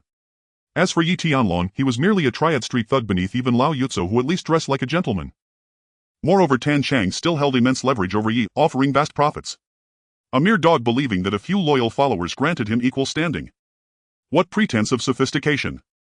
Yi Tianlong might possess boundless courage, but even he wouldn't dare shatter their fragile truce over a woman. At midnight atop cloud-topping Palace, Meng Na arrived at the entrance to begin her shift, only to be seized by several burly men moments after stepping out of her tiger-head sedan. One-eyed dragon smoking outside the gate witnessed the abduction and instantly ordered pursuit, while simultaneously reporting via his brick phone strapped to his waist. Meanwhile, Yi Tianlong had just returned to his villa, ready to advance matters with the stuttering young woman he'd pre-arranged to meet, when One-Eyed Dragon's call reached him, chilling his gaze. Meng Na had been abducted. Throughout all Causeway Bay, who didn't know Meng Na was his woman? Was it Boss B or Crow? Who dares defy the god of age himself? Had his recent warning, using Crow as an example, proven ineffective? Yi Tianlong's voice dropped low and lethal. Who? Still unknown, but I've dispatched pursuit teams. Yi Tianlong commanded, mobilize every man in Causeway Bay, immediately. Even if you must dig 3 feet into the earth, find her. Dead or alive, I demand proof. With that he severed the connection. 10 minutes passed. Yi Tianlong had already smoked 3 cigarettes. Then came another call. Meng Na's Filipino made breathless with urgency. Master Yi. I just returned home and saw a group of men breaking in. They were searching for something. Yi Tianlong paused, then understood someone still hunted the $300 million bonds Lao Yutso had whispered about, a secret known to almost no one. But who? Could it be that lecherous schemer Xiong, who manipulated everyone above, below, left and right? Unlikely, he lacked the nerve. Crow. Understood, I'll send someone now. Yi Tianlong hung up and glanced at Gao Jin, who departed without hesitation. Half an hour later, inside Meng Na's villa. Gao Jin's steel-reinforced bar pressed against a black-clad man's skull. Around them lay over 20 groaning figures. Gao Jin gripped the leader's head with one hand and raised his brick phone with the other. Master Yi, we've identified them. Yi Tianlong lit a cigarette. Who? Tan Chang. Yi Tianlong narrowed his eyes, exhaled smoke, and his gaze turned glacial. Bring them all back to me. He picked up another brick phone beside him. After several rings, the line connected. Background noise surged, laughter, music, clinking glasses. Tan Chang's voice drifted lazily thick with at least 2 ounces of liquor. Master Yi. Calling so late, inviting me for tea. Yi Tianlong replied coldly. Mr. Tan, you've abducted my woman and raided Meng Na's villa. Explain yourself. Tan Chang, realizing his scheme exposed, shrugged indifferently. Your woman. Meng Na belonged to Lao Yutso. Now that he's dead, she's unclaimed property. Besides, any woman I desire I claim. So, you'd risk open conflict over a single woman? Yi Tianlong flicked ash voice like winter frost. Mr. Tan, we've just concluded several business ventures. I respected you as a businessman. Businessmen value harmony and mutual profit. Return her and we continue profiting together. Refuse. And I'll show you no mercy. Tan Chang laughed heartily, arrogantly declaring, Yi Tianlong, has your madness returned? You're nothing but a triad thug. Do you truly believe yourself exceptional? You're a dwarf among men, forever unfit for the stage. Meng Na is mine tonight, what will you do? Send men to slash me. Come on, I'm waiting. Understand this, I've thrived in Hong Kong for decades, not through empty talk. If we play for keeps, you're nothing but excrement. Just one woman, nothing more. Be wise and consider it tribute. Then we proceed with further cooperation. Refuse wisdom and I'll obliterate you within minutes. Don't provoke me, because you cannot bear the consequences. The line went dead. Yi Tianlong paused for a moment, startled. This man was far more audacious than Liu Yaozu. Had he himself appeared too mild-mannered in daily life? Very well then, the path ahead shall run red with blood. I had intended to reintegrate quietly as an ordinary man, adopting a measured patient approach to gradually tighten the net and earn great merit enough to reclaim my place in the police force. Yet some insist on playing the big shot before me. Fine, I'll drop the act. Let's fight. And while we're at it, seize Hongda Financial Company outright. I'll print money myself. In that instant, Yi Tianlong crossed irrevocably into darkness. Within 10 minutes, Gao Jin, Feng Yuxiu, Catwoman, and Aji assembled before him. Gao Jin, Feng Yuxiu, you two retrieve Meng Na. Leave no one behind. Aji, Catwoman, you take control of Tan Cheng's company. Resistors are to be executed without hesitation. Go now. Yi Tianlong exhaled a slow plume of smoke, his voice calm and detached. Once the others had departed, he placed a call to Yi Guohuan. The directive remained unchanged: seize Tan Cheng's smuggling operation. Resistance met with death. In central, a secluded suburban estate stood alone. It was Tan Cheng's secret lair, filled with women's garments and an array of sinister paraphernalia. Over the years, countless women had fallen prey to his cruelty. Every room blazed with light. Outside, over a dozen black-clad bodyguards stood watch, each armed with heavy revolver shotguns lay ready inside their vehicles. So what if Yi Tianlong had uncovered the truth? What authority did a mere triad underling possess to swagger before Tan Cheng? None. Inside the villa, peals of girlish laughter echoed. Tan Cheng was playing hide and seek with 5 or 6 young women. Whoever he caught would suffer punishment. Through such punishment, Tan Cheng fed his insatiable vanity and thirst for domination. At that moment, a car arrived. The door swung open, and several burly men dragged Meng Na toward the villa. Inside, Tan Cheng's eyes gleamed upon seeing Meng Na. Her presence instantly eclipsed the other women around him, rendering them dull and forgettable. Tan Cheng slapped a thick wad of cash onto the table and coldly declared, "Leave, tonight you're dismissed." The women snatched the money and fled without delay. Tan Cheng ripped off Meng Na's hood. She recoiled in terror. "Titan Director, what do you intend to do?" I am young Master Ye's woman." "You cannot." "Ye's woman." Tan Cheng erupted, slapping her across the face with brutal force. "Poof. Tonight you belong to me alone." He seized her throat in a crushing grip. His fury burned white-hot. He'd sent men to search Meng Na's residence, found nothing, and lost his own crew to Yi Tianlong's control. This night his rage would find its outlet in Meng Na. Then gunfire erupted outside. Tan Cheng recoiled in shock and ordered his men to confront the threat. But he abandoned everyone, vanishing through a hidden passage. When Gao Jin and Feng Yuxiu stormed in, rifles raised, only Meng Na remained trembling against the wall. Gao Jin pressed the muzzle of his AK to a man's temple. "Where is he?" The man gritted his teeth. "I don't know." Bang. Gao Jin fired point-blank, then turned his weapon on another crouching figure. "Speak." The basement has a secret passage." No sooner had the words left his lips than Gao Jin emptied a full magazine into him and 2 others. He'd already killed over a dozen tonight. 2 more made little difference. Gao Jin led his men straight into pursuit. Meanwhile, at Hongda Financial Co. Ltd., Aji and Catwoman breached the doors with armed force. The night guard hadn't even registered the intrusion before rifle barrels were jammed against his temples. The intruders swiftly seized full control of the premises. Catwoman compelled staff to draft a formal transfer agreement in Tan Cheng's name. By dawn, the company would legally belong to Yi Tianlong. Even if the police arrived the next day, the black and white contract would leave them powerless to contest it. Guided by insiders, Aji entered the city's best-kept secret, the counterfeit printing facility disguised as an unremarkable supermarket. Beneath its mundane facade, the basement revealed a clandestine workshop. Over a dozen workers labored amid whirring presses, churning out forged currency non-stop. Piles of counterfeit bills lay stacked across the floor. Aji and his ghost shadow soldiers burst in, AKs raised, voices sharp. "Hands on your heads, kneel." One worker reached for his weapon. Aji lunged forward and slit his throat in a single fluid motion. Blood sprayed across the wall. It was said beyond 7 paces a gun reigned supreme, but within that distance Aji's skill guaranteed instant lethal precision. The spectacle struck terror into the rest. They knelt silent and obedient. Meanwhile, at the docks, Yi Guohuan advanced deep into a smuggling ring, his men brandishing AKs. Some were still asleep when rifle muzzles pressed against their foreheads. The snakehead, a seasoned trafficker, immediately dropped to his knees begging for mercy. Yi Guohuan lit a cigarette, his gaze icy. "Old ghost, if you understand your position, I'll spare your life. Come, accompany me to meet young Master Yi." Old ghost bowed deeply and followed. At first light the next morning, Yi Tianlong sat sipping tea in the villa when Gao Jin and the others returned to report. Gao Jin lowered his head shamefaced. "Forgive us, young Master Yi, we failed to capture Tan Cheng." Yi Tianlong rose and placed a reassuring hand on his shoulder. "No matter. I've sealed off all exits from Causeway Bay, he won't escape. After all you did bring back Meng Na." Catwoman chimed in lightly. "Oh brother Jin, don't fret.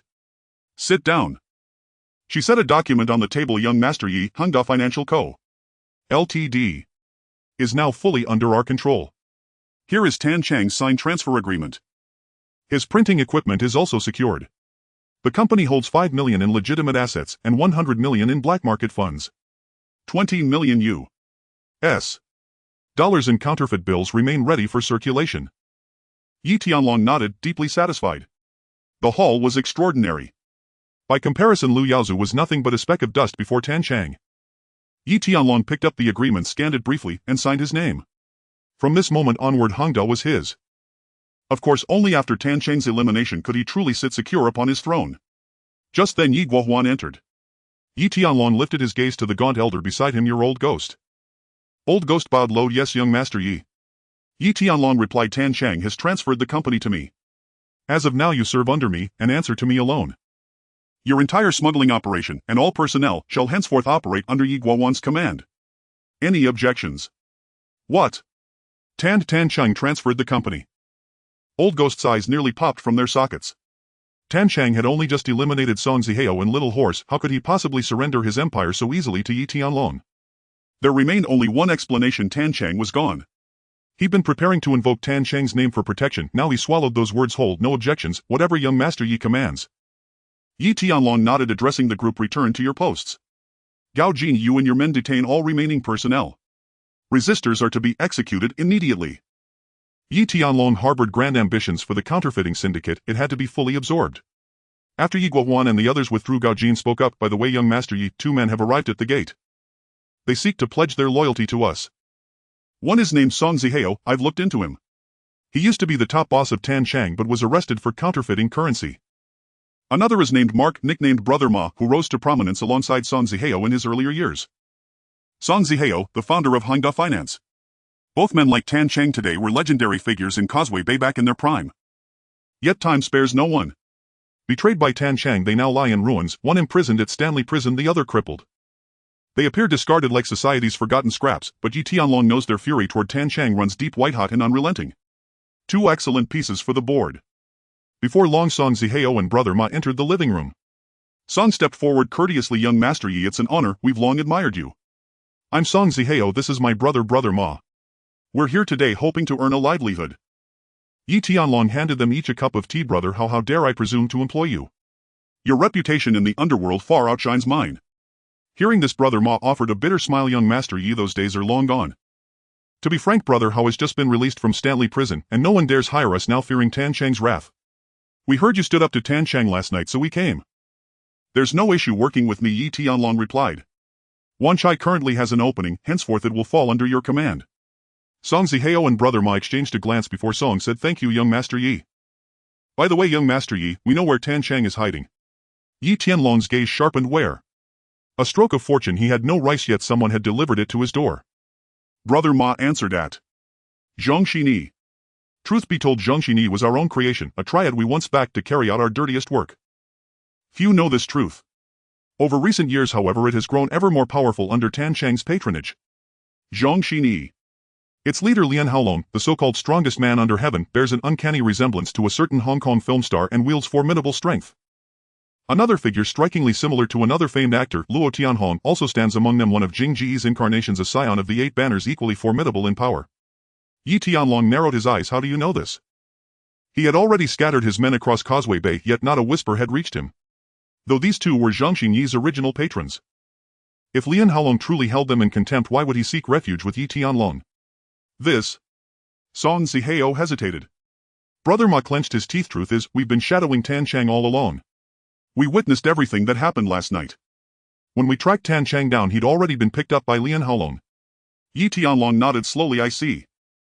Realizing their secret was now laid bare, and seeing Yi Tianlong remain unruffled, Brother Ma's eyes suddenly burned crimson. Young Master Yi, I know you're far more than you seem. Give the word, and I'll go to war with Tan Chang no matter the cost. Last night's carnage, Gao Jin storming Tan Chang's villa with an AK, had unfolded right before his very eyes. Who could have imagined a red pole of Unhinged would command such authority, brandishing an AK as casually as a pen? In that moment, a flicker of hope, of vengeance, ignited within him. Yi Tianlong understood Brother Ma's anguish. Once he too had stood atop the tower, impeccably dressed, revered by all as Brother Ma. Then came Tan Chang's betrayal and the brutal shattering of his leg. For years he endured humiliation, biding his time until Song Zihao's release heralded their long-awaited resurgence. to exact revenge upon Tan Cheng, yet their strength fell short. Yi Tianlong nodded, then produced a thick stack of banknotes. Very well, you may rest for a few days. Soon I'll have you fire the first shot.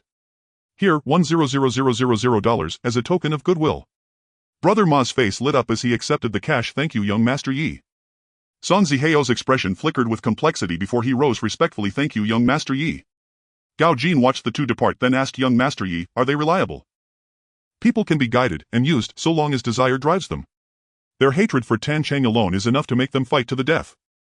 Begin preparations. Investigate Zhongxin Yi and Tan Cheng's current whereabouts.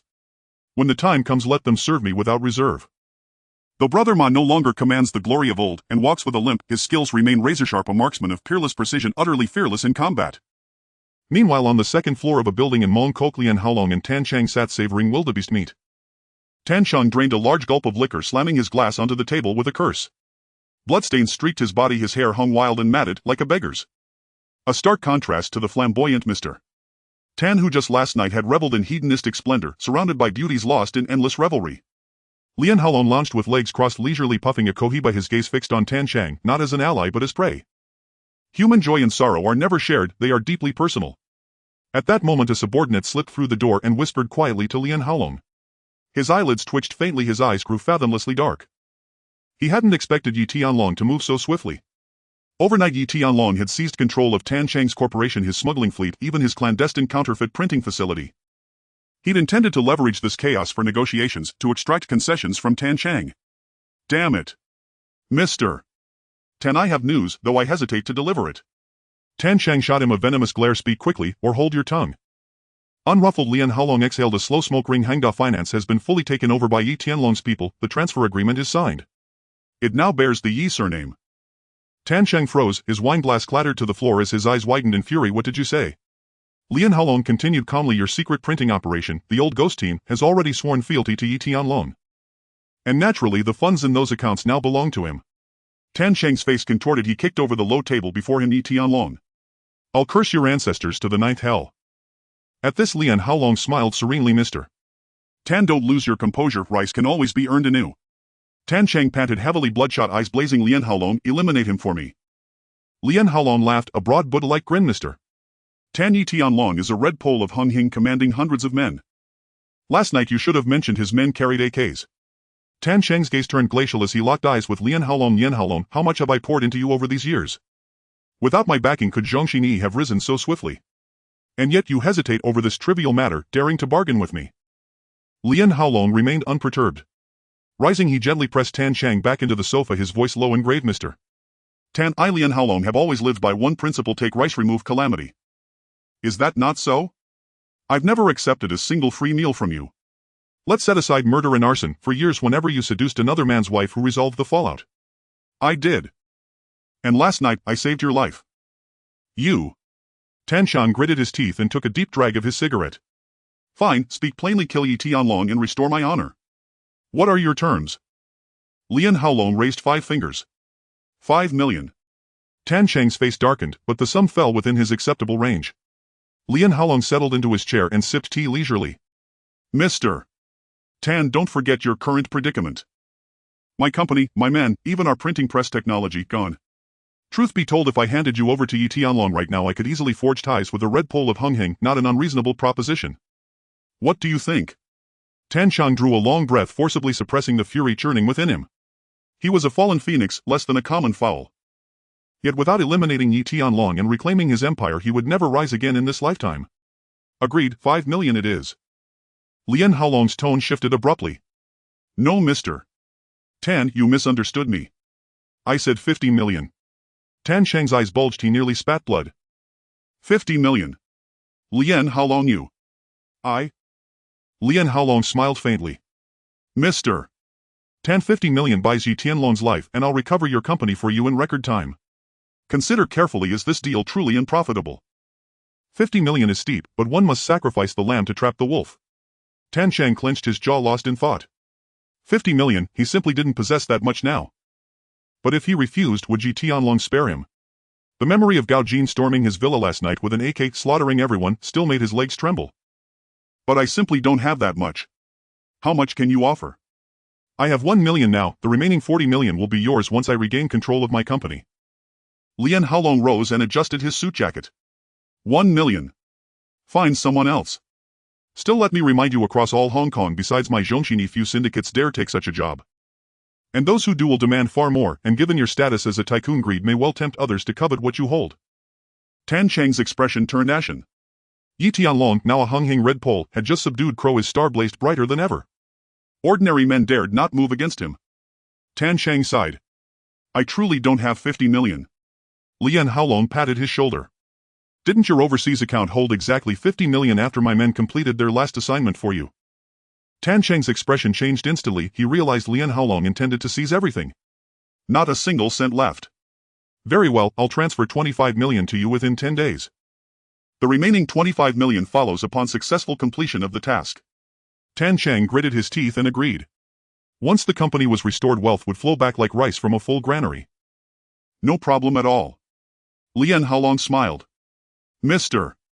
Tan, your decisiveness is admirable, deal sealed. The moment funds clear, I'll deploy my forces immediately. Tan Chang nodded.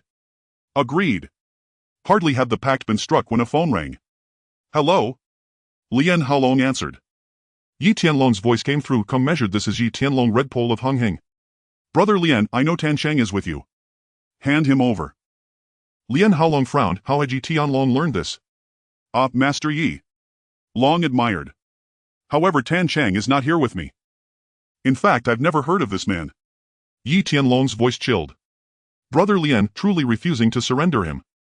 Lian Haolong chuckled lightly. Refuse? How can I surrender someone who isn't here? So, you'd emulate Qin Hui, the treacherous Song Dynasty Chancellor, and brand me with a crime that does not exist? Yi Tianlong hung up without another word. No handover. Then war. That night, in Mong Kok Pottinger Street, Yi Tianlong assembled his elite forces in full. 150 ghost shadow soldiers, plus 300 loyal underlings. All present and accounted for. 13 Sister stared ahead at the ranks of hardened fighters and murmured, Sister, truly going after Lian Haolong. Zhongxin Yi's strength was no trivial matter. It even surpassed her own. Unlike Hung Tai, a mere street-level outfit, every member beneath Zhongxin Yi was a proven warrior. Yi Tianlong exhaled a plume of smoke. Fight, we must fight. 13 Sister glanced back. Shall I lend aid? Unnecessary. You've already granted me immense favor by letting me cross your territory. Yi Tianlong strode forward to where Gao Jin and the others stood. You are the men I value most.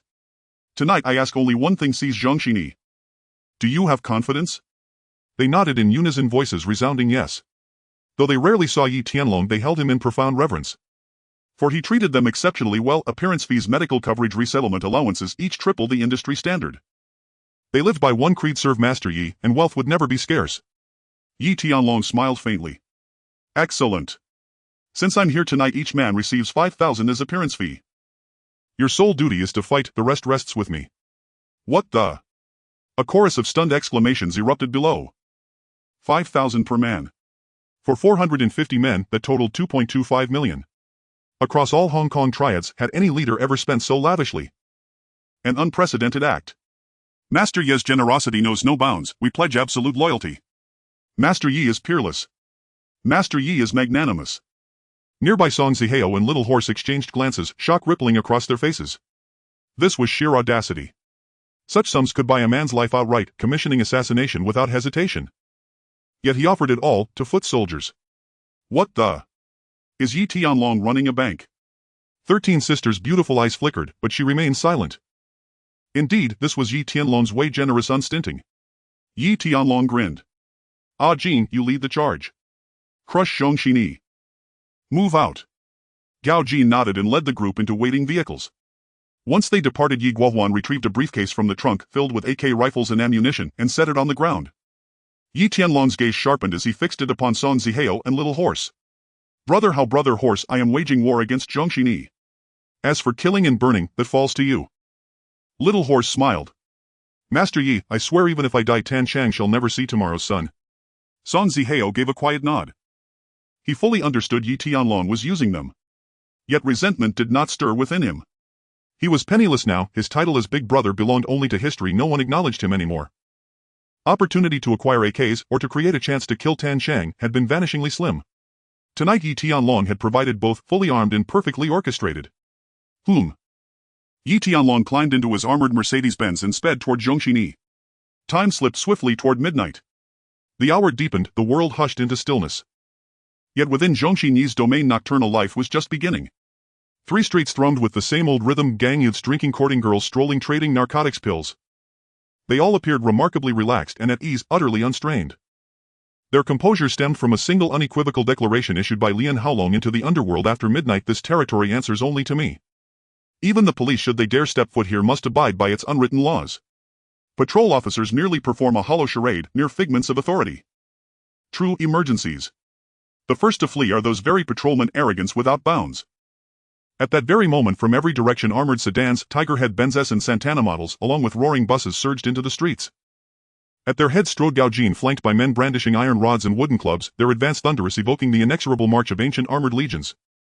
Someone's causing trouble. Damn it. Daring to storm Zhongxini's turf. They've signed their own death warrant. Alert the brothers, crush them utterly. On the street, Zhongxini's underlings erupted in furious curses, eyes blazing with wrath as they rallied their ranks. Far from fear, they brimmed with exhilaration. Ever since Lian Haolong claimed the title of Supreme Sovereign of the Underworld and declared his dominion absolute after midnight, no one had dared breach his gates. For a long, long time, no one had come knocking. It was always they who invaded, never the other way around. Gao Jin remained unruffled, calmly awaiting their full muster. Better to confront them all at once, clean, decisive, and efficient. Then Yi Tianlong arrived. He watched unimpressed as panicked figures scrambled in disarray, unable even to assemble 200 men within minutes. How long has it been? This is all you've gathered? So slow. Gao Jin offered a wry, bitter smile. We've waited 3 full minutes. At that instant, Zhongxini's main force finally descended upon the scene. Yi Tianlong gazed ahead and recognized the leader instantly: Luo Tianhong, one of the 8 Banners' scions and a trusted lieutenant of Jigu. Luo stood out starkly, spiky flamboyant hair, an 8-faced Han sword slung across his shoulder, a toothpick clenched between his teeth, chin tilted skyward, radiating raw lethal arrogance. 200 strong surged behind him, dense roaring, a maelstrom of fury and fervor, charging straight toward Yi Tianlong. Seeing Yi Tianlong's men present yet motionless, Luo halted his advancing troops. Then, locking eyes across the distance, he called out, voice sharp and edged: "Young Master Yi, do you seek passage, or do you intend to plant your flag?" "Your boss has shown me no respect. I'm not angry," Yi Tianlong replied, lifting one eyebrow. "So today I shall erase Zhongxini from existence." The moment his words fell silent, Zhongxini's men erupted, spittle flying, steel pipes clanging violently against pavement. A chill flickered in Luo Tianhong's gaze, his lips curled into a bloodthirsty grin. "Since you've come, you won't leave. Fight." Luo drew his 8-faced Han sword and charged first into the fray. Both sides surged forward like stampeding wild horses, hearts ablaze with battle lust. Within seconds they collided, brutal, chaotic, unrestrained. Nearby patrol officers, witnessing the carnage, fled outright. Yi Tianlong stood still, drawing deeply on a cigarette as flames of violence raged before him. He shrugged off his suit jacket and tossed it onto the Tigerhead Benz, unarmed, unhesitating, then stepped forward into the maelstrom. An old saying rings true: like a tiger entering a pack of wolves, every wolf trembles, falls, perishes. Yi Tianlong plunged straight into the throng. A yellow-haired thug swung a steel pipe downward. Yi Tianlong sidestepped, seized the youth's head in one hand and drove his knee upward. A guttural scream tore from the youth's throat, but amid the deafening chaos of battle it vanished like a mosquito's whine, unnoticed by all. Yi Tianlong didn't even glance back. From the flank another hoodlum lunged, only for Yi Tianlong to snatch the pipe mid-swing and bring it crashing down upon his skull. The man crumpled, instantly clutching his head and writhing on the ground, granted mercy only by restraint. Had Yi Tianlong struck with full force, that single blow would have shattered the man's cranium, sending him straight to meet the Buddha in the Western paradise. Yi Tianlong advanced steadily, each step felling another like scything wheat, one after another, relentless, inevitable. What the hell, is this even human? A wiry Zhongxini recruit froze mid-lunge, knife trembling in hand, belly churning with dread. One strike, one punch, one collapse. Utterly inhuman. They knew Yi Tianlong was a red pole, a formidable enforcer, yet none imagined his prowess ran this deep. From the moment he entered the fray, he'd already laid low over a dozen foes, each witnessed clearly. He'd even considered a stealthy ambush until sheer instinct screamed retreat. Just then a burly middle-aged man shoved past. "Charge. Charge. What the hell are you charging into? It's Yi Tianlong, the madman. So what if it is? Just a lunatic, is he? If you won't go, I will. Take down a red pole, and tomorrow my name echoes across the underworld. The boss will promote me." Eyes locked onto Yi Tianlong like a predator sighting prey, the man charged, fearless, ferocious, radiating terrifying momentum. "Hey you! Don't be reckless!" The slender recruit cried out, but too late.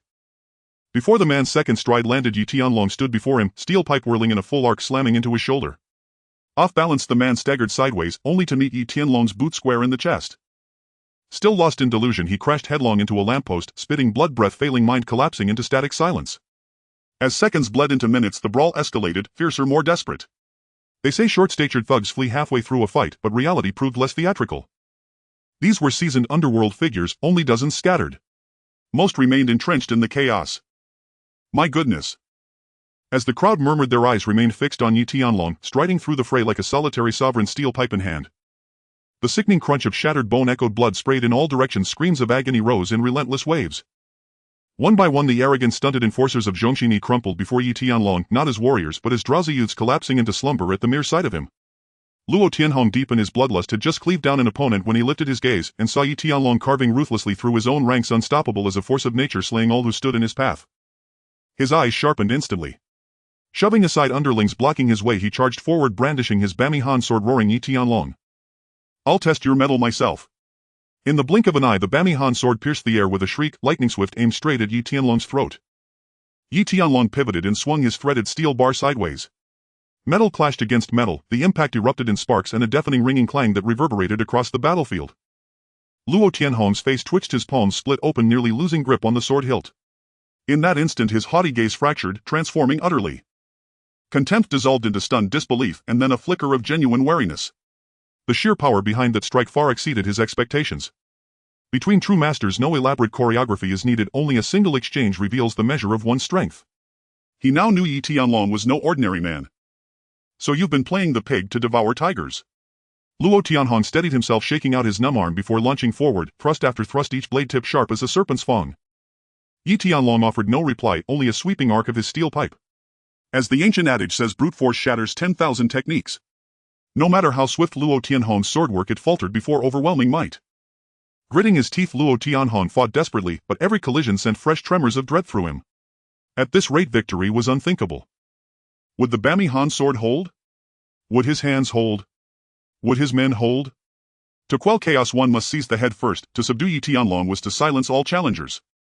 With that thought, Luo Tianhong stepped into the storm, intentionally exposing an opening, twisting his body to its very limit. And in that fleeting moment, he unleashed his ultimate technique. A downward slash toward Yi Tianlong's shoulder, calmly evaded. Simultaneously, the steel pipe slammed squarely into Luo Tianhong's chest. A thunderous crack. Before Luo Tianhong could even register Yi Tianlong's blinding speed, he was airborne, hurtling backward, crashing onto the ground and skidding 2 meters across the asphalt. He tried to rise, only to be seized by searing pain in his ribs. At least 2 were broken. Yet Luo Tianhong forced himself upright, wiped blood from his lips, and locked eyes with Yi Tianlong, gaze razor-sharp, unyielding. Luo Tianhong was a man who never surrendered. He lived for battle against the strongest, and the greater Yi Tianlong's power, the fiercer his inner fire burned. A feral grin spread across his face, fascinating. "They call you the Mad Dragon, but I see now you're not merely mad, you are formidable." Yi Tianlong smiled faintly. "You're quite impressive yourself, to withstand several of my strikes even at only 4/10 of my strength." This was no boast. It was fact.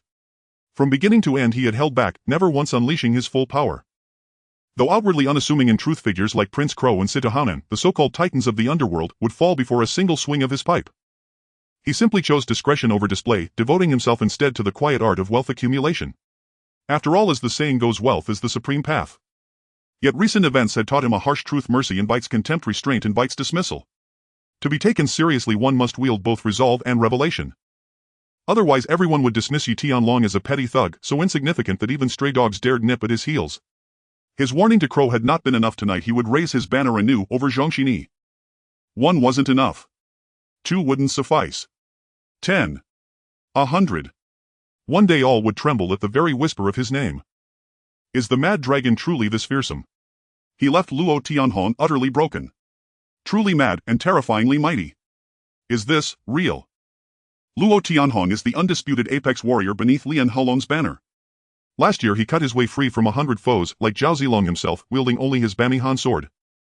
And yet, he fell so easily. If the Mad Dragon had drawn a blade instead of a pipe, would Luo Tianhong already be standing before God? So this is the Mad Dragon's true strength, unimaginable.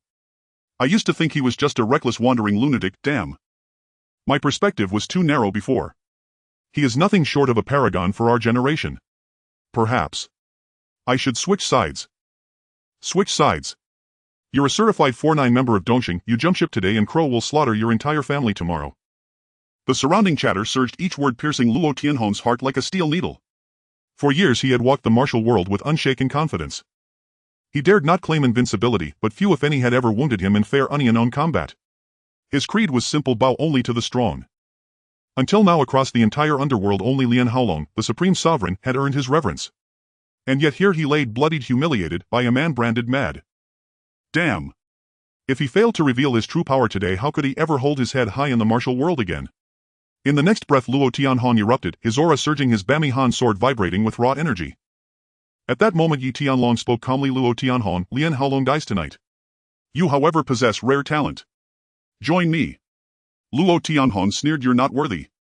Without hesitation he lunged forward, Bami Han sword flashing, filling the air with blinding light and illusory afterimages.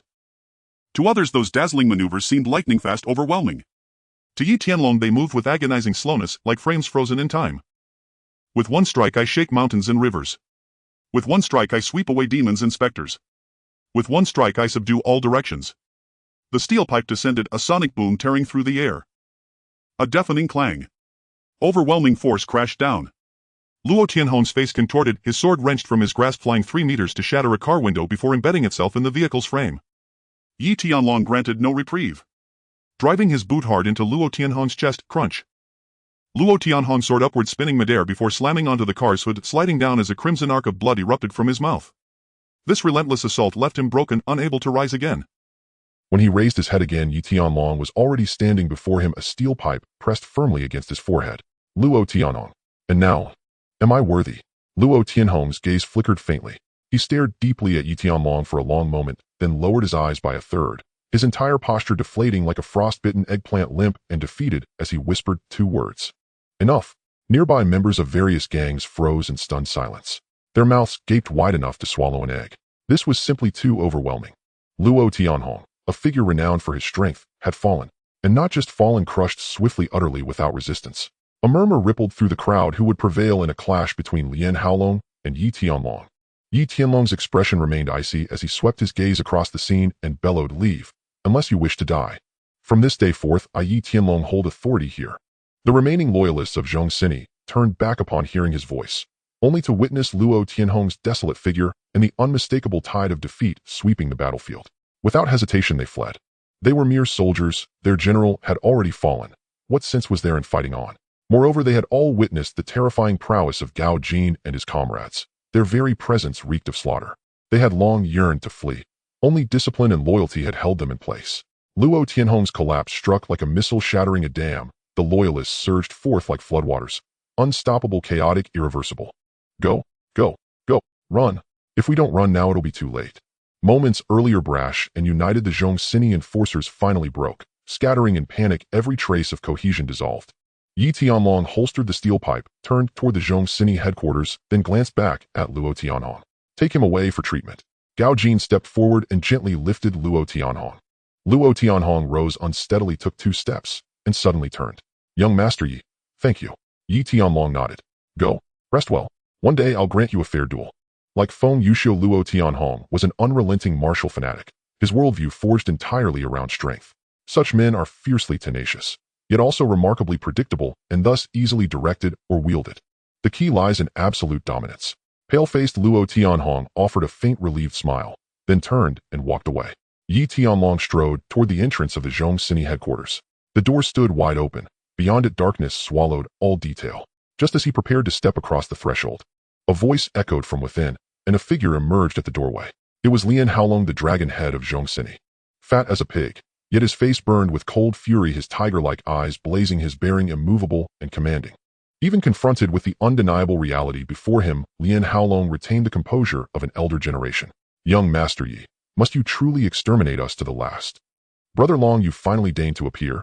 Yi Tianlong paused mid-step. Lian Haolong's gaze grew complex. Young Master Yi, I underestimated you. No, you didn't underestimate me. You overestimated yourself. Yi Tianlong raised his blood-smeared index finger and lit a cigarette. I offered you chances. You squandered them, dancing recklessly atop the gates of hell itself. That was your choice, idol. I know how you rose to power, through sheer gambling instinct. This time, however, your wager failed. We're all just trying to survive. Give us a way out. You want men?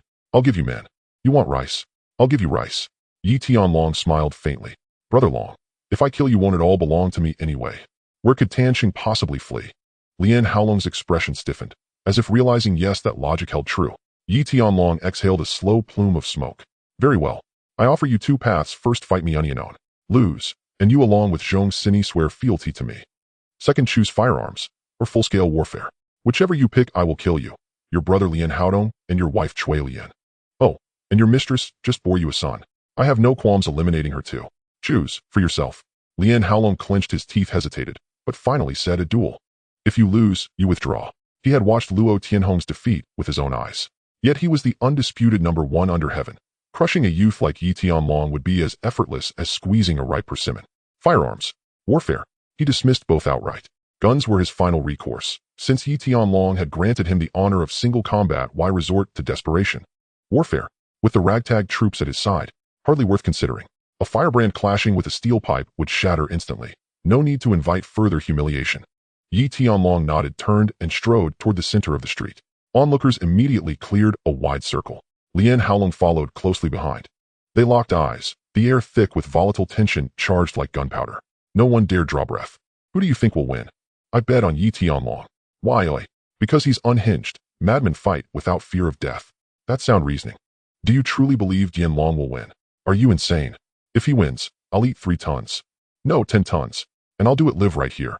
Damn fatso. You'll remember those words. If you don't eat 10 tons, I'll cut you down. Fine. Just wait. Lian Haolong cracked his neck. Crack, crack, crack. The sound sharp and grating. Anyone could tell this bloated man spent far more time entwined with mistresses than in physical training. Rarely exercised. Young Master Yi, be cautious. My title of Supreme Under Heaven is no empty boast.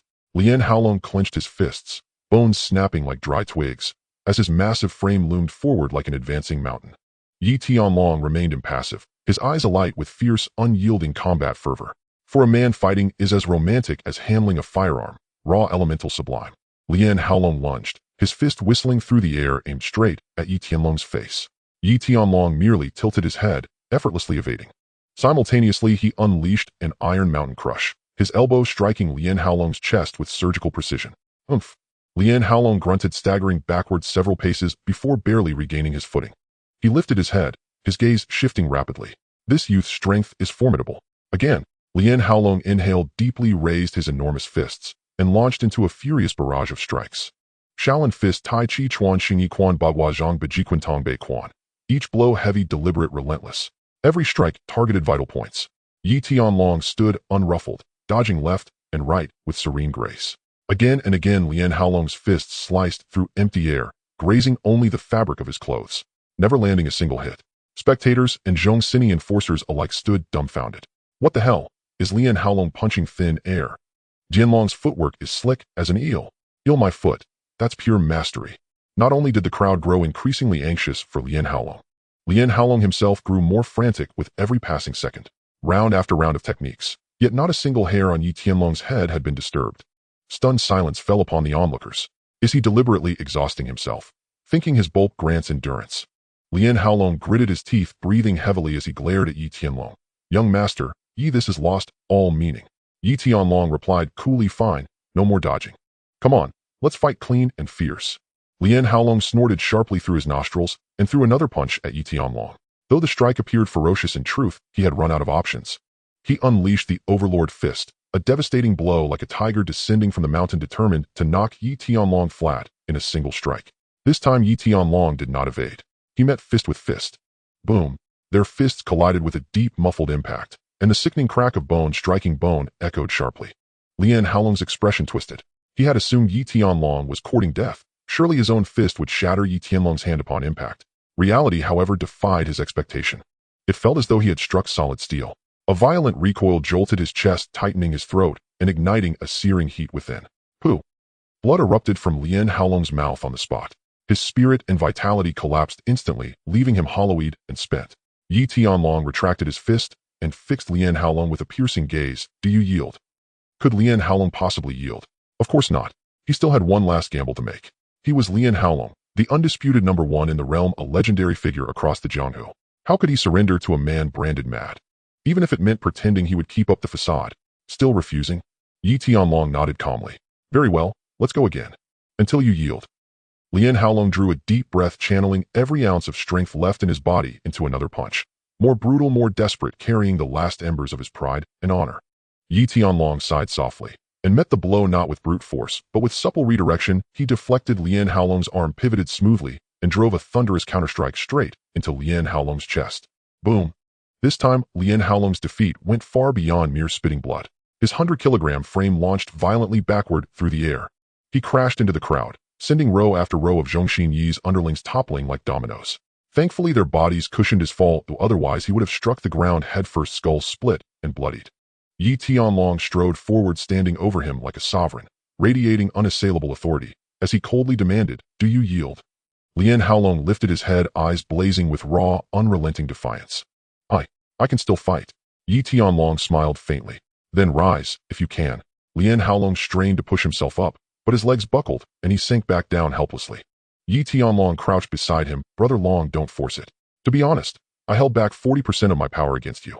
Had I gone all out, you'd already be en route to the hospital. No, you'd be a corpse." Lian Haolong's eyes widened in shock, frozen mid-breath. His face flushed crimson, then paled, stung less by injury than by sheer scorching humiliation. Even the fire in his gaze instinctively dimmed. The onlookers erupted. Holy hell. He broke Lian Haolong's resistance with only 60% of his strength. If he'd used full power, wouldn't one punch have killed Lian Haolong outright? I used to think Madman was just an insult, but now damn, I feel like one myself. You? He's got official certification. Yi Tianlong lit a cigarette. All right, Brother Long. Lead Zhongxin Yi under my banner from now on. Our fortune shall be shared equally. Otherwise, I won't hesitate to appoint someone else to take over Zhongxin Yi while you retire. Permanently. Wiping blood from his lips, Lian Haolong stammered. I choose the first option. Yi Tianlong exhaled a slow plume of smoke. That's the spirit. From now on, we're family. No more pointless brawling. Making money. That's the true path to supremacy. With his subordinates' support, Lian Haolong staggered upright, though his knees still trembled. Yet the defiance in his eyes had vanished, replaced by something far more complex. Resignation. Acceptance. And, faintly, a grudging respect. In the world of the strong, solitude is inevitable. From south to northwest to east, Lian Haolong had fought countless street battles and never lost a single one. In unknown combat, his record remained unblemished. Even his self-proclaimed title, Supreme Number 1, went unchallenged. He believed his martial prowess had reached its zenith. As long as his gun remained holstered, he was invincible. Yet Yi Tianlong shattered that illusion, proving that beyond every peak lies a higher summit, beyond every sky a vaster firmament.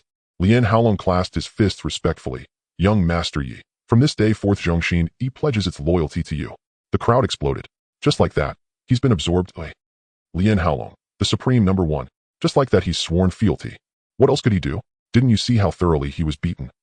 Had young Master Yi shown even a fraction less restraint, Lian Haolong would already be facing the King of Hell. Good heavens, absorbing Zhongxin Yi and binding Lian Haolong himself. That adds a tier heaven sovereign-level powerhouse to his ranks. Yi Tianlong is ascending beyond mortal limits. Unhinged rises again. As the crowd buzzed, the overweight man who earlier boasted he'd eat 20 tons of food cautiously peeked out from some corner, then retreated 2 steps and vanished into the throng. 20 tons. Not even a gram. Not when it tasted sour and reeked of decay. Yi Tianlong clapped Lian Haolong firmly on the shoulder and swept his gaze across the assembly. Remember this. Henceforth, I Yi Tianlong hold final authority here. Silence fell, absolute and suffocating. Jin, clear the scene. Escort the wounded to the hospital. Feng Yuxiu, same procedure, assume control and settle accounts. Gao Jin and the others nodded and dispersed to carry out their orders. Onlookers murmured among themselves, from this day forward this territory truly bore the surname Yi. 3 streets seized in a single night.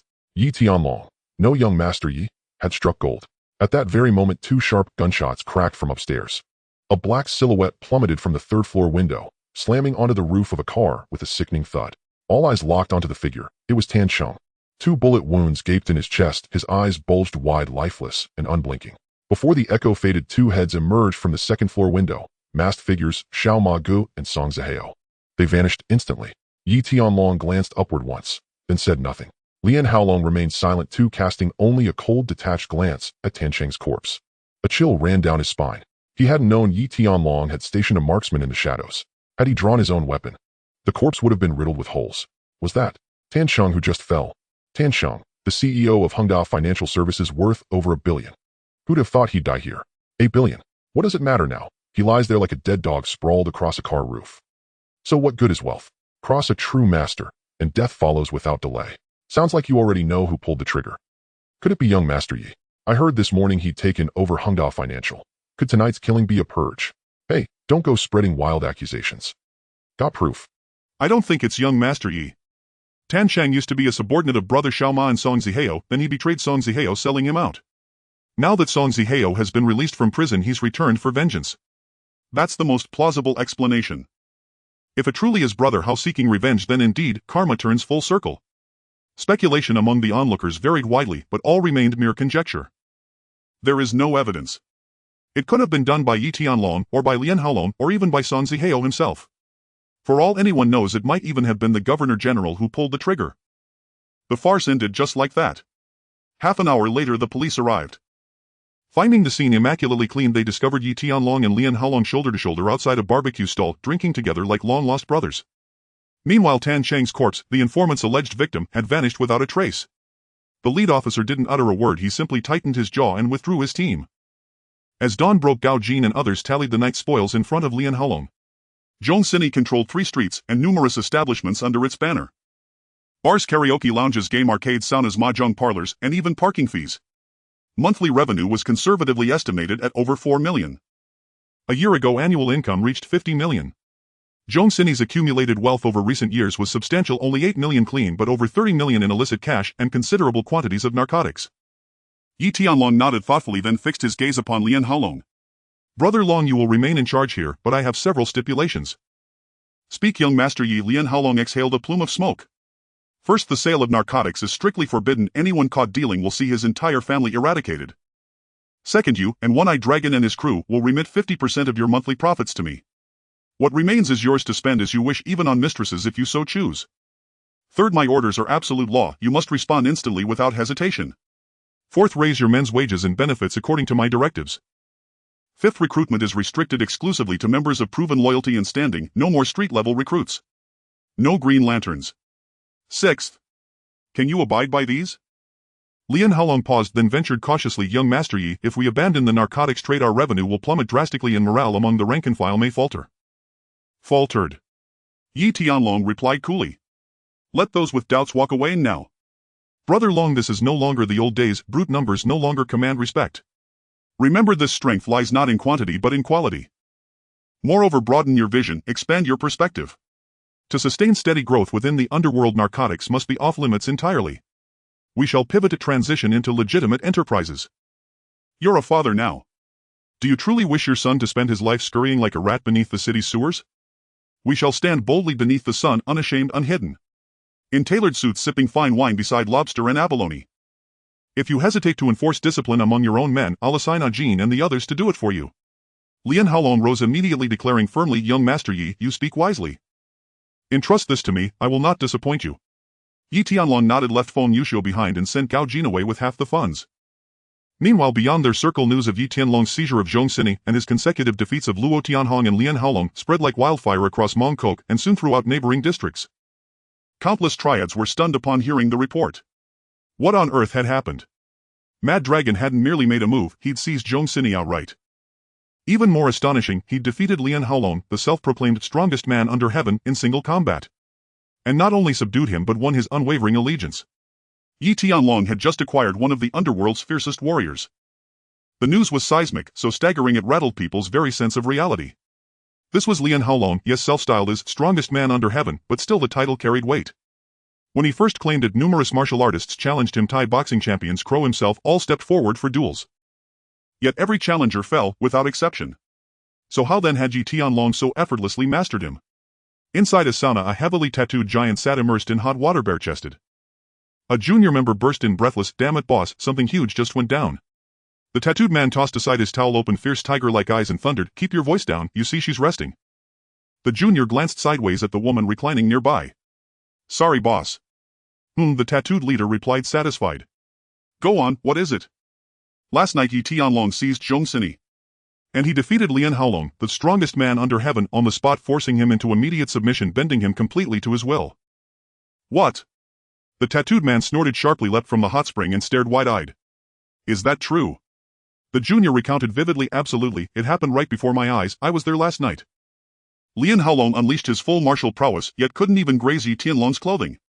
Finally Lian threw a punch he countered with equal force and Lian Haolong flew backward like a ragdoll. What about Luo Tianhong? The tattooed man demanded. He's a master swordsman. Luo fared even worse, beaten into silence by Yi Tianlong's cudgel strikes. Rumor says 3 ribs shattered. He's still hospitalized. Is he even human? Boss, he's no human. He's insane. Mongkok, Crow's headquarters. Crow was sipping morning tea when he heard the news. His shrimp dumpling tumbled straight into his bowl. Bloody hell. He overturned the table in shock. A junior member swallowed hard. Damn boss, you're wasting food. If you won't eat it, give it to us. Crow sat back down, lit a cigarette and, confident in his own shrewdness, began analyzing aloud what's going on. Lian Haolong calls himself strongest man under heaven, arrogant, aloof, never deigning to glance sideways at anyone. So why would he submit to a lunatic like Yi Tianlong? It's humiliating to admit it publicly. That's simply not Lian Haolong's way. The junior then recounted the entire evening's events with vivid relish and concluded Lian Haolong declared he'd bring Zhong Sini under young Master Ye's banner, fully pledged. Crow narrowed his eyes and froze utterly still. His gaze drifted to his bandaged arm, then to the memory of his Guangdong broadsword cracked by Yi Tianlong's single strike, of the half of Nathan Road he'd surrendered, and of the apology he'd been forced to deliver. The rumor had already spread. Crow isn't even a match for a madman. He'd felt humiliated, deeply, persistently. Frustrated. Chafing. Unbearably tense. Without 2 women to soothe his nerves, sleep was impossible. But now, suddenly, he realized perhaps he wasn't quite so wretched after all. At least he'd merely been driven off, not broken. At least his men had merely been cowed, not absorbed into Ye's ranks. At least he could still hold sway in Mongkok without having to call Yi Tianlong boss. With that thought his equilibrium returned. Crow paused in thought for a moment, then said, "Go, prepare a gift for me." Knees underling blinked, startled. A torrent of questions instantly flooded his mind. Who is it for Yi Tianlong? Crow sighed. Call it, forging an alliance. The underling's mouth fell open. And blimey, what a master of reinvention. Just days ago he'd sworn to cut Yi Tianlong down, today he was offering friendship. Ni's face could shift faster than a turning page. Crow shot him a sharp glare. What are you waiting for? Go, buy the most expensive one. And the underling flinched, nodding frantically before dashing out in a blur. Crow leaned back in his chair, gazing at his arm swathed in bandages, and exhaled deeply. And there was no choice, he'd been outmatched and surrender was the only recourse. Such was the unspoken code of the underworld. And as the saying goes, faith is mutual, it must be upheld together. Enton Lao won the stronghold of Brother B. Brother B sat motionless in his chair, the tea before him long gone cold. And he stared at the messenger who'd just arrived, his expression sour as if he'd swallowed a fly. What did you say? Lian Haolong was subdued. And now he's pledged fealty, sworn loyalty to Yi Tianlong. And the underling nodded silently. And Brother B ground his teeth. He knew full well that Yi Tianlong had crossed the river to strike at Zhongxini. He'd encountered Lian Haolong before. A man who recognized no reason, only fists. And reviewing his history, Lian Haolong was a blood-soaked madman forged entirely in slaughter. Put plainly, he was utterly fearless, indifferent to death itself. And Brother B had assumed Yi Tianlong's assault on Zhongxini would end in abject failure, or worse, provoke Lian Haolong's iron-fisted vengeance, ending with Yi Tianlong's execution. He'd planned to sit back and watch 2 tigers tear each other apart. Once Yi Tianlong fell, he'd stand unrivaled as the strongest branch leader in Unhinged. Yet against all expectation, Yi Tianlong not only survived but triumphed. Fine. You won, that's impressive enough, truly celestial. But then, you absorbed Zhongxini outright and forced Lian Haolong to kneel and call you big brother. Damn it. Nonce word spreads who across the entire underworld won't know Yi Tianlong's name. Ni's renown will shake the Jianghu, and within Unhinged his star will blaze brighter than ever. Enough, I understand. Brother B nodded and sipped his tea. By the way, how have Shanji and the others been lately? They haven't even shown up at the branch. Bao Pai replied. Ever since Brother Nan left they've been drowning their sorrows in alcohol, hanging around bars night after night. Brother B nodded slowly. That instant a profound sense of helplessness settled over him. And since Chun Haonan's death he'd devoted himself to cultivating Shanji. Alas, Shanji was simply mud too stubborn to be shaped. Now sudden pang of nostalgia struck him. Haonan, are you at peace in heaven? How much time had passed? The embryo must have taken shape by now. And Sham Shuape of the Jiang family villa. After listening to Chen Yao's report, Jiang Tiancheng set down his teacup, his gaze darkening slightly. Chen Yao ventured cautiously, Mr. Jiang, has Yi Tianlong's rise become too dazzling? They just crushed Crow, and now he'd struck Zhongxini Heden. He's gone too far, beyond all bounds. And Jiang Tiancheng lifted his eyes. Not quite. So long as he stays within acceptable limits, and besides, this victory has restored Unhinged's name. It's been far too long since Unhinged commanded such thunderous respect across the Jianghu, and the Unhinged bloodblade must once again reveal its edge to the world. Chen Yao hesitated, then pressed on earnestly, Mr. Zhang, I acknowledge Yi Tianlong hasn't yet bared his fangs toward us. Yet, we've already suffered the lesson of Liang Quan. I believe we should act early to guard against him. And my chief concern is that his arrogance may blind him to our authority. Zhang Tianchang replied calmly, I have my own measure. And Chen Yao's eyes flickered, so you have your measure. And if only you'd exercised that measure earlier, Liang Quan would never have dared ignore you. Foolish wretch. And realizing persuasion was futile, he fell silent. Now quiet certainty settled within him. Yi Tianlong was far more complex than he appeared. There was something unmistakably deceptive about him, like a pig pretending weakness before devouring the tiger. And if true, Yi Tianlong would prove far more dangerous than Liang Quan ever was. Bolon Street, the establishment run by 13 Sister. And she was training new recruits when news arrived and dropped her leather whip mid-sentence. Bloody hell. The girls jumped in alarm. And 13 Sister didn't pause to explain, she bolted out the door to make a call. And this sister, she's absolutely extraordinary. She excels wherever she goes, mastering every trade she touches, thriving in every field she enters. And by noon the news had rippled outward still further. Suan Wan, Brother D, was lecturing his son on eating more healthful foods. And you'll need stamina later, plenty of charming company, or you'll fade before your time. Act while the impulse is strong. And Chang Mao burst in, breathlessly gasping out the report Lian Haolong lost and pledged loyalty to Mad Dragon as his elder brother. And Brother D froze, then erupted into hearty laughter. I knew it. I knew this young man was extraordinary. Thank goodness I've got discernment, I never laid hands on him. Otherwise Suan Wan would be lost. And Chang Mao murmured quietly, Brother, we never clashed with him because young Master Yi pulled out an AK at the time. Brother D rubbed his nose, you know nothing, what I did was strategic withdrawal, and besides, that's all water under the bridge now. Today my brother commands the Jianghu, and I, Brother D, wear honor proudly. Ha ha ha, and truly, a dragon of fierce might. Sim Sha Sui, also known as East Sim Sha Sui. And Tai Zi, the Unhinged war god, trained in his boxing gym. And sweat poured from his body, gleaming off sculpted muscles. Nearby women couldn't help but swallow hard. And that physique, and then, the bulky mobile phone rang shrilly. Nan underling sprinted over, holding it reverently in both hands. Tai Zi wiped his brow with a towel and accepted the phone. Hello, and what is it? And within 10 seconds his eyes bulged wide with disbelief. What? And he sent Lian Haolong flying in a single blow. And how credible is this? And he refused to believe it because he knew intimately how formidable Lian Haolong truly was. To defeat Lian Haolong in one strike was no less astonishing than achieving 10 rounds in a single night. Nias, Yi Tianlong possessed some skill. And but only modest, unremarkable ability. Moreover, Yi Tianlong suffered from mental instability and harbored an obsessive fondness for women. And he was physically spent, hollowed out. And could such a man possibly best Lian Haolong? And that was nothing short of an international farce. The voice on the line replied, Brother Tai Zi, young Master Yi has already taken control of Zhongxini, and Lian Haolong has sworn fealty to him as his elder brother. This report is 100% confirmed. And Tai Zi nodded slowly, accepting the reality before him. And until now he'd never given Yi Tianlong a second thought. After all, how could a mere fourth-generation recruit dare defy Brother Qi? And had Liang Quan not shielded him, Yi Tianlong would have been eliminated long ago.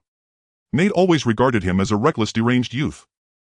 Now, however, Yi Tianlong's string of decisive actions compelled his serious attention. No man like Yi Tianlong could only ever be either a formidable enemy or a powerful ally. Yet as the war god of Unhinged he would never stoop to seek favor. And he only hoped Yi Tianlong would leave him undisturbed. Otherwise, the consequences would be dire. At the same time, Yi Tianlong had already returned to the Tun Lo Wan branch. Gao Jin entered and said, Young Master Yi, many people have sent gifts, Wuya Big Di Dongxing, and several smaller triad societies as well.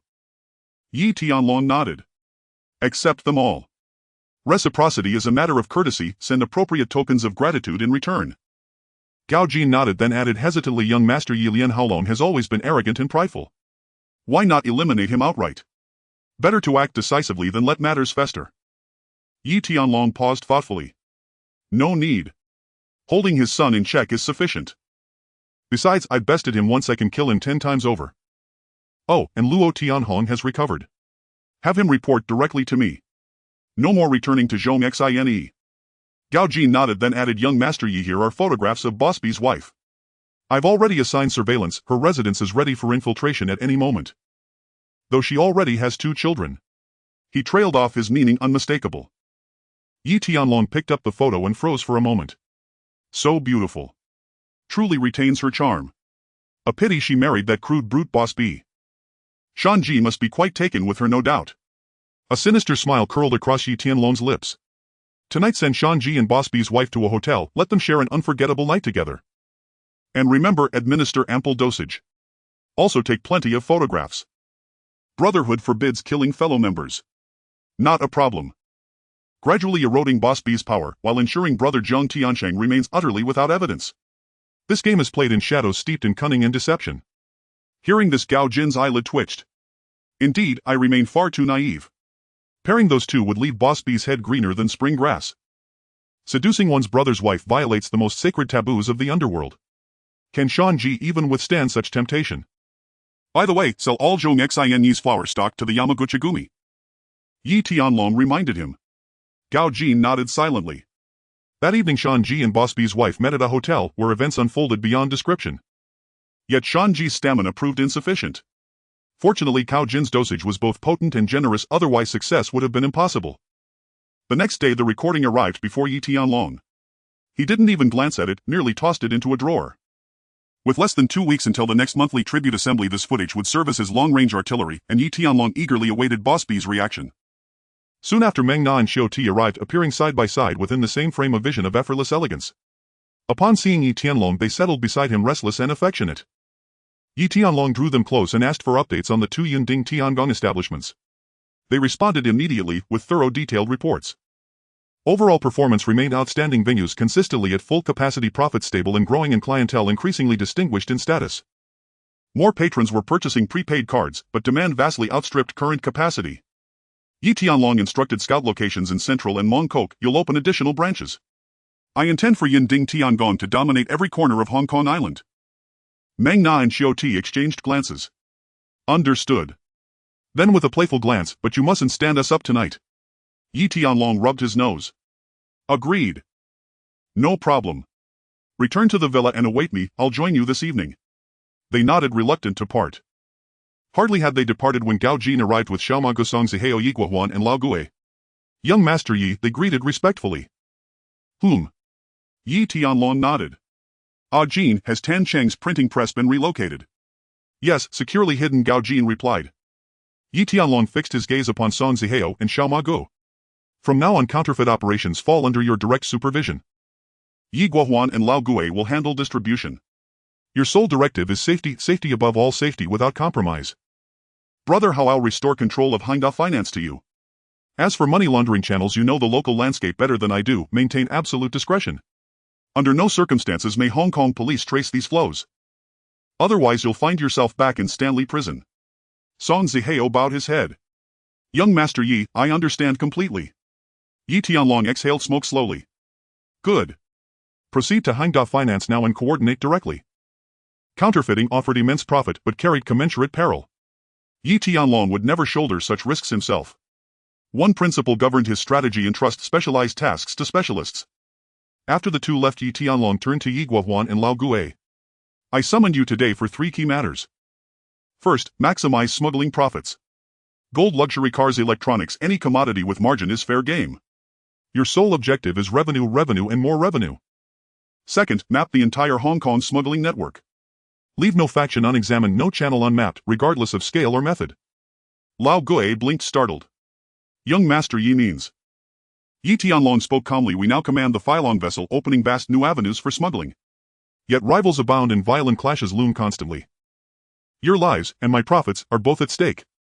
Yi Guohuan's eyes sharpened. Does young Master Yi intend to unify the entire smuggling underworld? Yi Tianlong lifted his teacup. Either abstain entirely, or become the undisputed sovereign. Lao Gue sucked in a sharp breath. Had those words come from another mouth, he'd have dismissed them as empty wind. But from Yi Tianlong, they carried irrevocable weight. Setting down the cup, Yi Tianlong asked coolly, Are you afraid? Yi Guohuan smiled confidently. Afraid? With young Master Yi at the helm, I feel nothing but certainty. Lao Gue hastened to affirm, Young Master Yi, entrust this to me. I will chart every faction, every alliance, every hidden node within the smuggling world. Yi Tianlong nodded. Very well, proceed. They bowed and departed. The Hong Kong smuggling trade promised colossal returns. In the past, fragmented factions shared the spoils, none satisfied, all resentful. Now the rules demanded rewriting. Open gunplay on Hong Kong soil was unthinkable. The SAR government's security forces were no mere facade. He would instead shift the battlefield to the sea. There he would reign as Hong Kong's supreme smuggling sovereign. A man without dreams is no different from a lifeless salted fish. Having finalized all arrangements, Yi Tianlong descended to the basement studio. Xiaomei, the woman formerly used by Liang Cohen to relieve tension, was today's lead actress. Yi Tianlong patiently observed the entire shoot.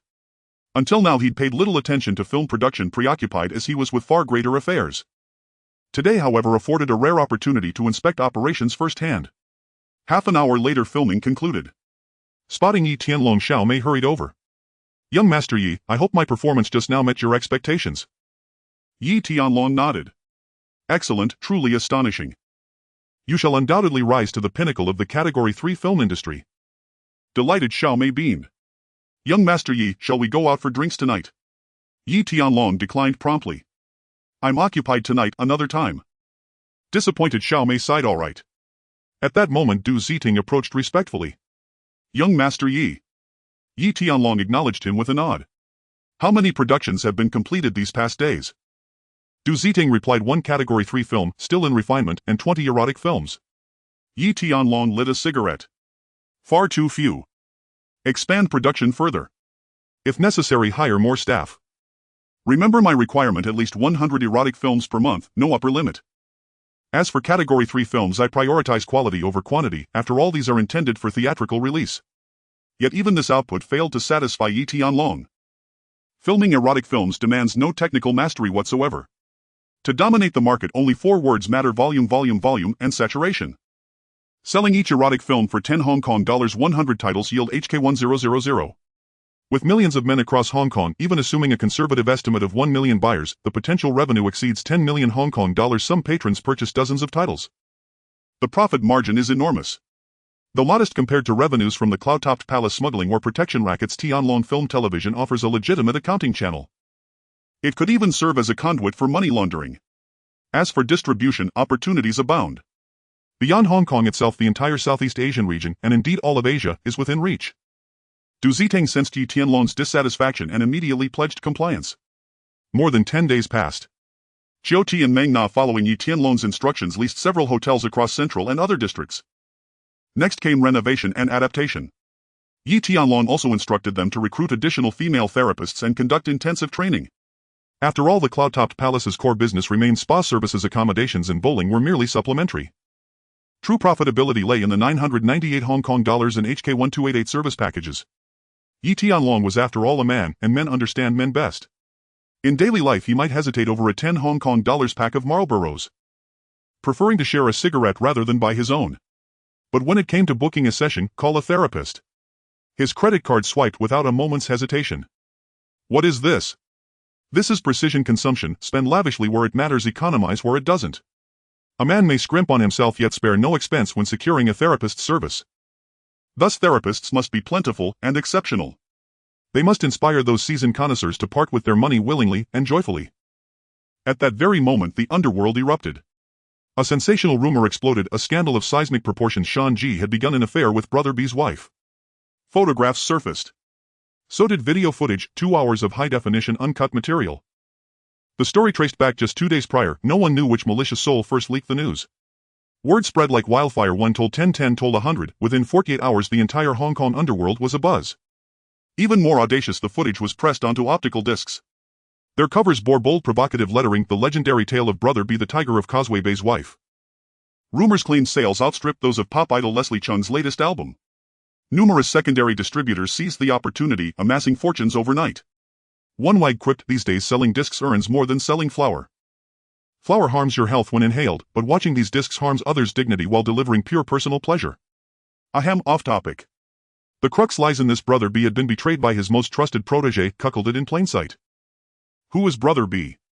80% of the underworld knows him well, a veteran hall master of the Unhinged society, the most influential figure beside Jiang Tianqing himself, the undisputed lord of Causeway Bay. In his youth, Brother B was a fearsome presence in TSZ1 Shan, renowned across the underworld. Though time has dimmed his fire, he still bears the title of Unhinged's foremost hallmaster.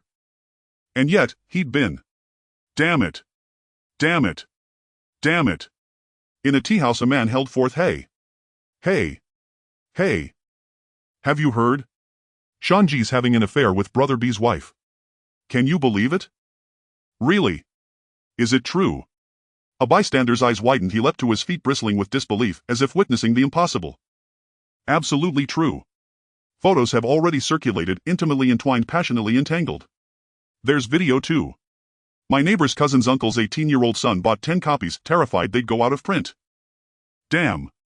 How dare Shanji defy his own boss? Has he lost his mind? Whether he'll keep his life remains uncertain, but Brother B's honor is irreparably shattered. How do you think Brother B feels right now? How? His head's a verdant prairie, lush, radiant, and utterly humiliating. If I were him, I'd chop Shanji into pieces and feed him to the dogs. Feed him to the dogs. Even then Shanji would have already slept with your wife. What recourse do you have? Damn. Brother B won't even dare step outside his door now. I've seen the video, Shanji, not impressive. You're missing the point entirely. The point is, Shanji slept with the big sister. So what? Still, the big sister is undeniably beautiful, her charm undimmed by age. Given the chance, I'd. Don't drag me down with your death wish. Who took those photos? Who leaked the video? Who knows? Not me. I've been overseas these past few days.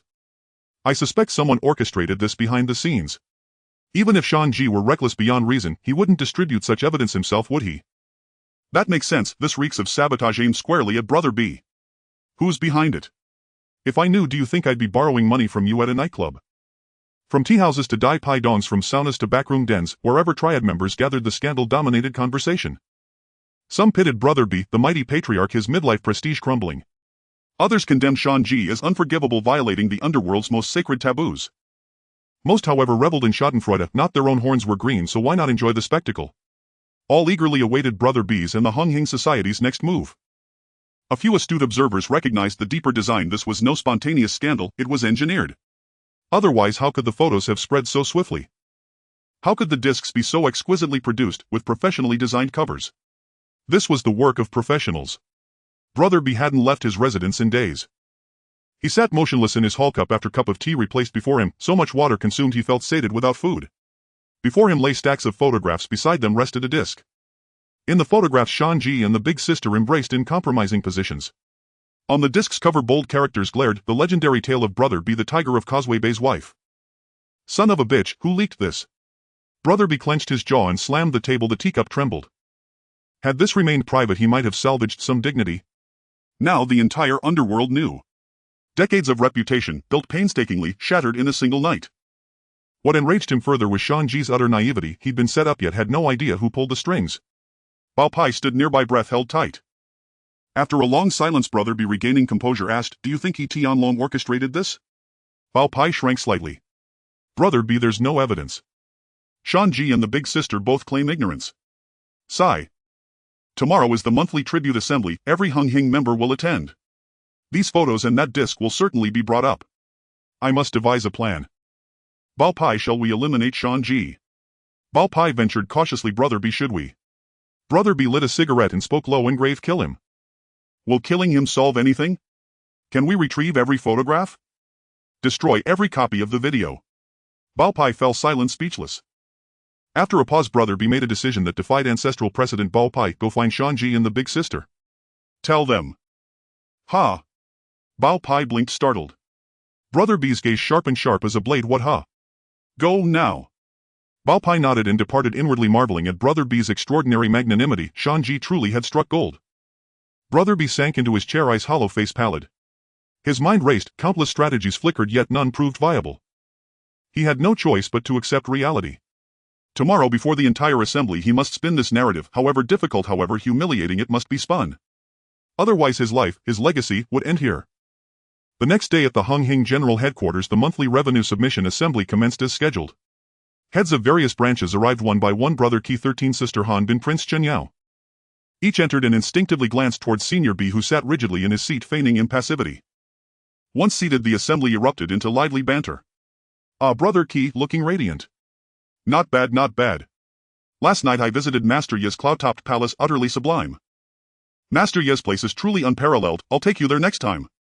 "Brother Ki, how effective was that medicine Master Ye gave you last time?" "Excellent.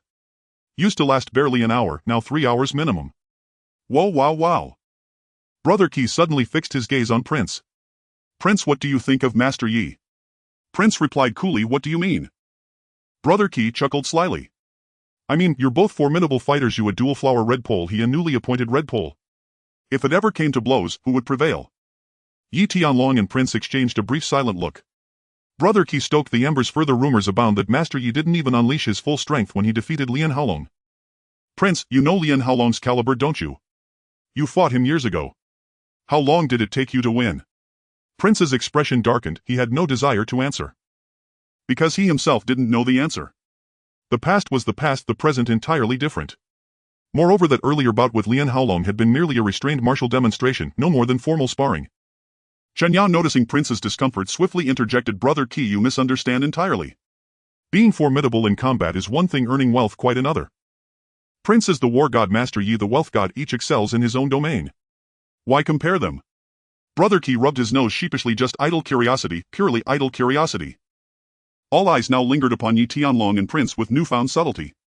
Yet men like Fat Lai Lao puzzled inwardly, why did Chen Yao call Yi Tianlong the wealth god?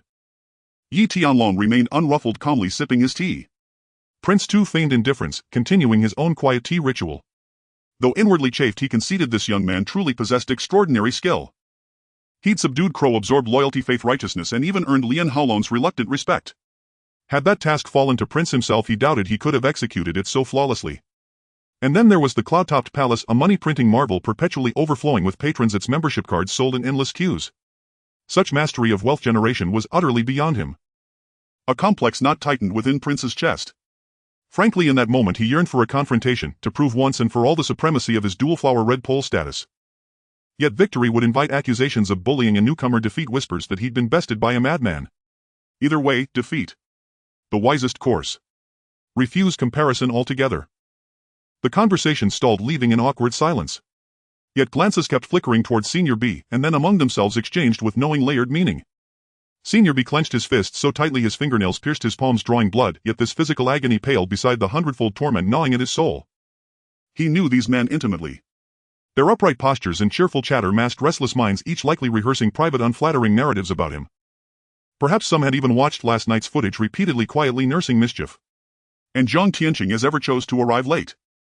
Truly it was no wonder Liang Quan resented Jiang Tianshang, or that Yi Tianlong himself bristled. What on earth are you pretending to be? Even a single punctual appearance would have sufficed. With Jiang Tianqing's entrance, the Revenue Submission Assembly formally began. Branch leaders successively reported monthly income expenditures, venue conditions, and submitted their dues. Jiang Tianqing occupied the central seat, nodding occasionally or posing brief questions, performing the ceremonial duties of leadership. Senior B delivered his report in calm, unwavering tones, as if nothing had transpired. Jiang Tianqing's gaze held a tangle of emotions, but he said nothing. Once submissions concluded, the customary exchange among branch heads commenced, though today an unusual hush settled over the room. Jiang Tianqing, sensing their collective intent to censure Senior B, deftly redirected the discussion. Over the past 2 months, Long has performed exceptionally well. Chen Yao instantly caught the cue. Mr. Jiang speaks wisely. Long doesn't merely generate wealth, he crushed Crow and integrated loyalty, faith, righteousness, elevating Unhinged's prestige across the board. A red pole in every sense. Oh. Now that wakes me up. Brother Qi's face flushed crimson. I visited Master Yi's cloud-topped palace 20 times this month. Every time my legs wobbled out the door, yet the next morning I craved returning again. Tell me, isn't that uncanny? Yi Tianlong smiled faintly, offering no reply. Brother Qi continued, awestruck. The interior designed, the ambience, the practitioners, awe. Not boasting, but it dwarfs provincial brothel fare by 100-fold. Master Yi, how is your mind wired? How did I never conceive such a venture? 13 Sister rolled her eyes. Brother Qi, if your mind could conceive it, you wouldn't be Brother Qi, you'd be Brother Guji. Laughter erupted. Unfazed Brother Qi grinned broadly. 13 Sister, that's pure envy. Word is cloud-topped palace has siphoned off much of your Borrington Street business, is that true? Siphoned? Hardly. Master Yi targets the premium market, we operate on entirely separate tracks. Besides, my girls now train at his academy. When they return, their refinement has visibly elevated. I'm grateful to him. Brother Qi sighed in admiration. Let's be honest, the cloud-topped palace prints money. Daily gross. Several million. After expenses, net profit surely exceeds 1 million, 30 million monthly, 360 million annually. Blimey. At this, Fat Lai Lao and the others froze mid-conversation, turning as one toward Yi Tianlong with dazzling flustered grins. Master Yi, we're all brothers of the same triad. Shared fortune, shared hardship. When will you guide us old-timers toward prosperity? Indeed, indeed. Master Yi, I run a venue perfectly suited for a spy. Securities guaranteed. Fat Lai Lao personally oversees it. Master Yi, may I get a membership discount? Master Yi, might your training program accept my staff as well? In an instant the assembly swarmed Yi Tianlong like sharks scenting blood, eagerly courting the wealth god. Moments earlier they'd scarcely grasped why Chen Yao bestowed that title upon him. Now the reason crystallized. Yi Tianlong rose, adhering to the principle that wealth must remain discreet. Brother Qi jests, I clear only 30 to 50,000 daily net. But collaboration. Absolutely feasible. Truth be told, I'm already planning a chain of cloud-topped palaces. Should you secure prime locations, I'll invest. Yi Tianlong of course accepted their overtures without hesitation. First it would secure investment, second they could serve as his unpaid security detail. Third, granting them this courtesy fostered harmony, and harmony after all bred prosperity. Seeing room for negotiation, the assembly broke into broad smiles. Yet human joys and sorrows seldom align. As Yi Tianlong basked in their flattery, Brother B's face twisted into an expression of profound discomfort. Zhang Tianqing's gaze sharpened imperceptibly and a sudden wave of resentment surged within him. For at that very moment all the limelight shone solely upon Yi Tianlong, leaving him utterly irrelevant. Worse still if Yi Tianlong forged alliances with all 12 hall masters. What role then remained for him, the dragon head? Frustrated and dispirited, Zhang Tianqing was just rising to adjourn the meeting when Brother Ji cleared his throat and stood. Gentlemen, I have something I'd like to ask openly. With that he withdrew a stack of photographs from his coat and slapped them onto the table. You all know what these are, I trust. The photos showed Shanji embracing Sister B in compromising indecent poses. Reactions varied across the room. Those like Yi Tianlong folded their arms and waited amused for the spectacle to unfold. Brother Ji then produced a DVD disc and held it aloft, and this, The Legend of Sister B, the Tiger of Coppermine, 2 hours long, high definition uncut. I reviewed it last night, ahem, truly remarkable. Seeing Brother B's murderous glare, several men hastily coughed ahem. Let us return to the matter at hand. Shanji dared lay hands on the dragon head's wife, a beast unworthy of human name. He has violated the sacred codes of the Jianghu and disgraced the Unhinged society before the entire underworld. By tradition he must endure the 3 knives 6 wounds. Brother B, you must address this. Shanji is your man. Sister B is your wife. Now they conspire together, you as the leader must declare your stance. Brother B's face turned ashen. He clenched his teeth, eyes locked on Brother G. That old fox, ever shifting with the wind, now dared ride a donkey onto the millstone itself. Truly a fallen tiger humiliated by dogs. Yet he had no grounds to retort. The photographs were genuine, the footage undeniable. The entire Jianghu already knew, and denial was impossible. The others sat back watching with detached amusement until Yi Tianlong suddenly spoke. Brother B, hold strong. After all, she is but one woman, another may be found. Wherever one travels fragrant blossoms abound, why fixate on a single branch? Rabbits do not eat grass beside their burrow, though Ascension clearly has. Damn. Faced with Yi Tianlong's mockery, Brother B drew a slow steadying breath, suppressing his fury, and turned instead to fix Brother G with a cold stare. Brother G, my wife and I parted ways long ago. A hush fell, so absolute a needle's drop would echo. Eyes widened, mouth gaped wide enough to swallow eggs. Parted. When? How have we heard nothing of this? Damn, Brother B, is this true? Could you be fabricating this to shield Shanji? Would such sacrifice even be justified? Murmurs rippled through the room, disbelief thick in the air.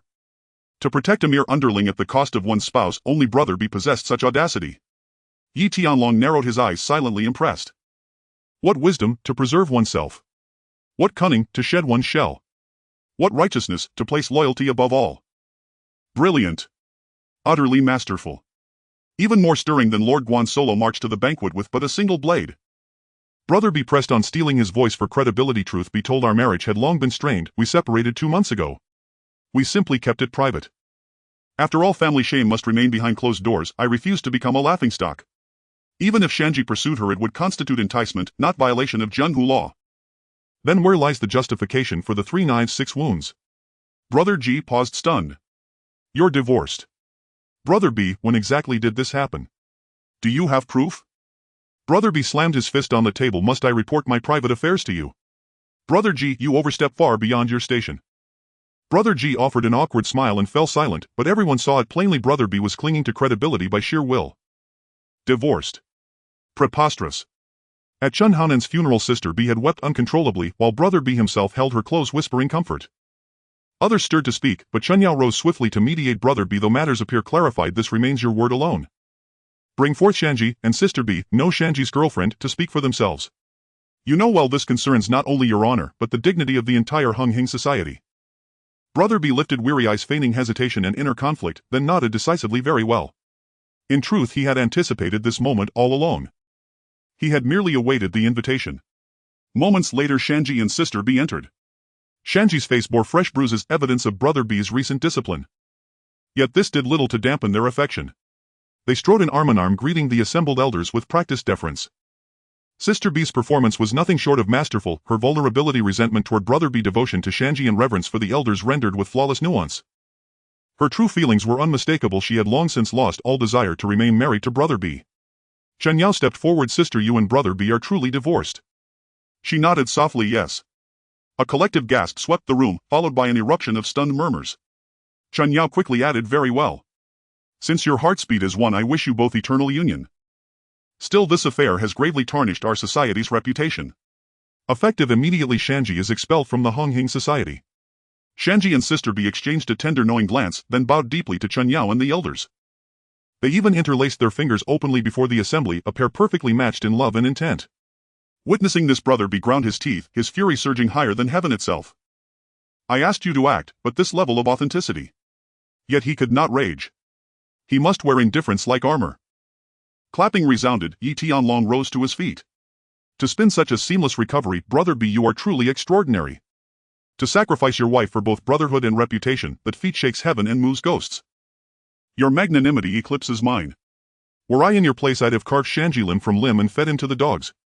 Yet you defend them. This boundless grace leaves me speechless. Respect. Brother B gritted his teeth. He knew even with Shanji and Sister B's testimony, the elders would harbor doubt. Yet none would press the matter further, not now. So long as he held firm to the claim of divorce, the story would hold, however tenuously. It was weak, yes, but it was at least a story. But Brother B, you should have said this earlier. If you had said it earlier, the outside world wouldn't have accused you of not being a man because of some unsightly photos and videos. Furthermore, it was captured by someone with ulterior motives, damaging your reputation, Brother B, and tarnishing the name of Hongqing. Brother B clenched his fist tightly and gritted his teeth, saying, Yi Tianlong, don't think I don't know who is behind this. By the way, Shanji, remember to invite me to the wedding. I will definitely give a big red envelope. After all, it's not something everyone can achieve to be with the woman of the big brother. You are really impressive. With every jab, Brother B's mental state was collapsing, questioning his life. However, Shanji was enjoying it. Not only did he avoid the 3 knives and 6 holes, but he also got the beauty in his arms. He was over the moon. After all, which younger brother doesn't have ideas about the big brother's woman? Just like the golden armor of the past, a single phrase of loving the sister-in-law added highlights to the film. In this moment, Shanji even felt a bit grateful to the one in the shadows. Unfortunately, he didn't know that this shadowy figure was actually right in front of him. Enough, this matter should not be discussed any further. A Yao immediately spread the news. Zhang Tiancheng withdrew his gaze from Yi Tianlong and arranged. At this moment, he increasingly felt that something was off with Yi Tianlong. When Liang Koan was around, Brother B didn't seem to have any issues. How long has it been since Yi Tianlong became the big brother? Brother B's elite Chenhan and Shanji, his wife, and Yinghuang are all gone, and even his reputation is damaged. This is definitely not a coincidence. Rather than a coincidence, it would be more accurate to say that Yi Tianlong is good at scheming. With Brother B's intellect, he simply cannot match Yi Tianlong. Outside the main hall, Jigu caught up, patting Yi Tianlong's shoulder. Yi Xiao, what you said just now was too damaging. Brother B's face turned green. Yi Tianlong exhaled a puff of smoke. Jigu, I speak frankly, I say what comes to mind, unlike some people who hold back their malice without saying a word. Jigu laughed heartily. Okay, you are the most straightforward, but seriously, about the photos and videos, were you the one? Yi Tianlong turned around. Jigu, you can't say such things recklessly. Am I that kind of person? Jigu was taken aback. Right, you are not. Immediately Fat Li and others came over, wanting to discuss a collaboration with Yi Tianlong. Yi Tianlong took them to visit the Cloud Peak Palace. As for whether to cooperate or not, that would be discussed later. After all, not everyone can cooperate with Yi Tianlong. Zhang Tiancheng had just returned to the villa. Chen Yao and Brother B walked in. Sit. Zhang Tiancheng brewed 3 cups of tea. Chen Yao and Brother B sat down. Though Brother B wore a smile, it was forced. Especially the bloodshot eyes revealed his pain. Zhang Tiancheng took a sip of tea and asked, AB, tell me what's going on. Brother B recounted the inexplicable events of the past 2 days. Zhang Tiancheng supported his forehead. So you haven't figured out who was behind this? Did you really let go of your wife for someone else? You are truly foolish.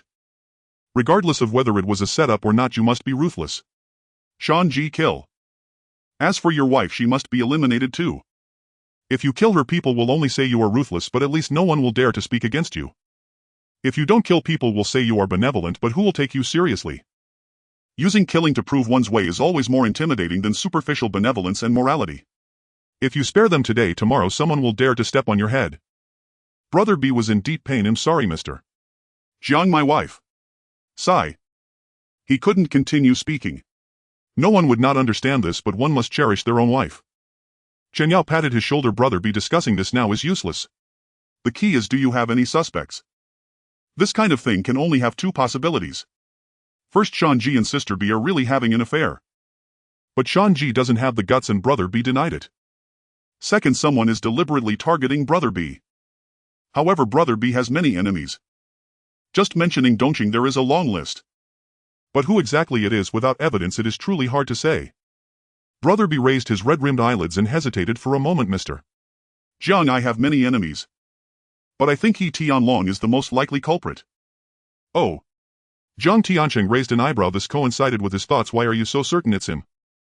Sigh. Brother B sighed. Since he became the big brother, I haven't had a single good day. Chinhoan has died and everything has his shadow.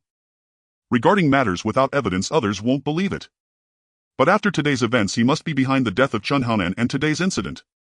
Brother B continued, we are from the same sect. He wouldn't dare to confront me openly. So he plays dirty tricks. His goal is to gradually weaken my power. In this way, the entire Hongqing would become his largest domain. At this point, Brother B paused, staring seriously at Jiang Tiancheng. Mr. Jiang, now Yi Tianlong not only makes money but is also deliberately pulling in the other hall masters, getting stronger and stronger. If he takes me out, his intention couldn't be clearer. As Brother B finished speaking, the surroundings fell silent. Even the future that Brother B could foresee. Jiang Tiancheng and Shen Yao would certainly not be able to ignore it. But the problem is that Yi Tianlong is more difficult to deal with than Liang Kuan.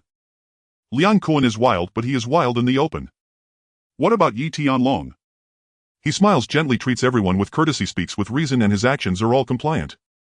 In summary, it boils down to one phrase: he does everything flawlessly without any flaws. Moreover, to deal with Yi Tianlong, not only must one have a legitimate reason but also the support of the crowd. Jiang Tiancheng was extremely troubled, his eyes deep and cold enough to drip water. Just as Brother B said, if AB weakens, Yi Tianlong will dominate and his power will grow.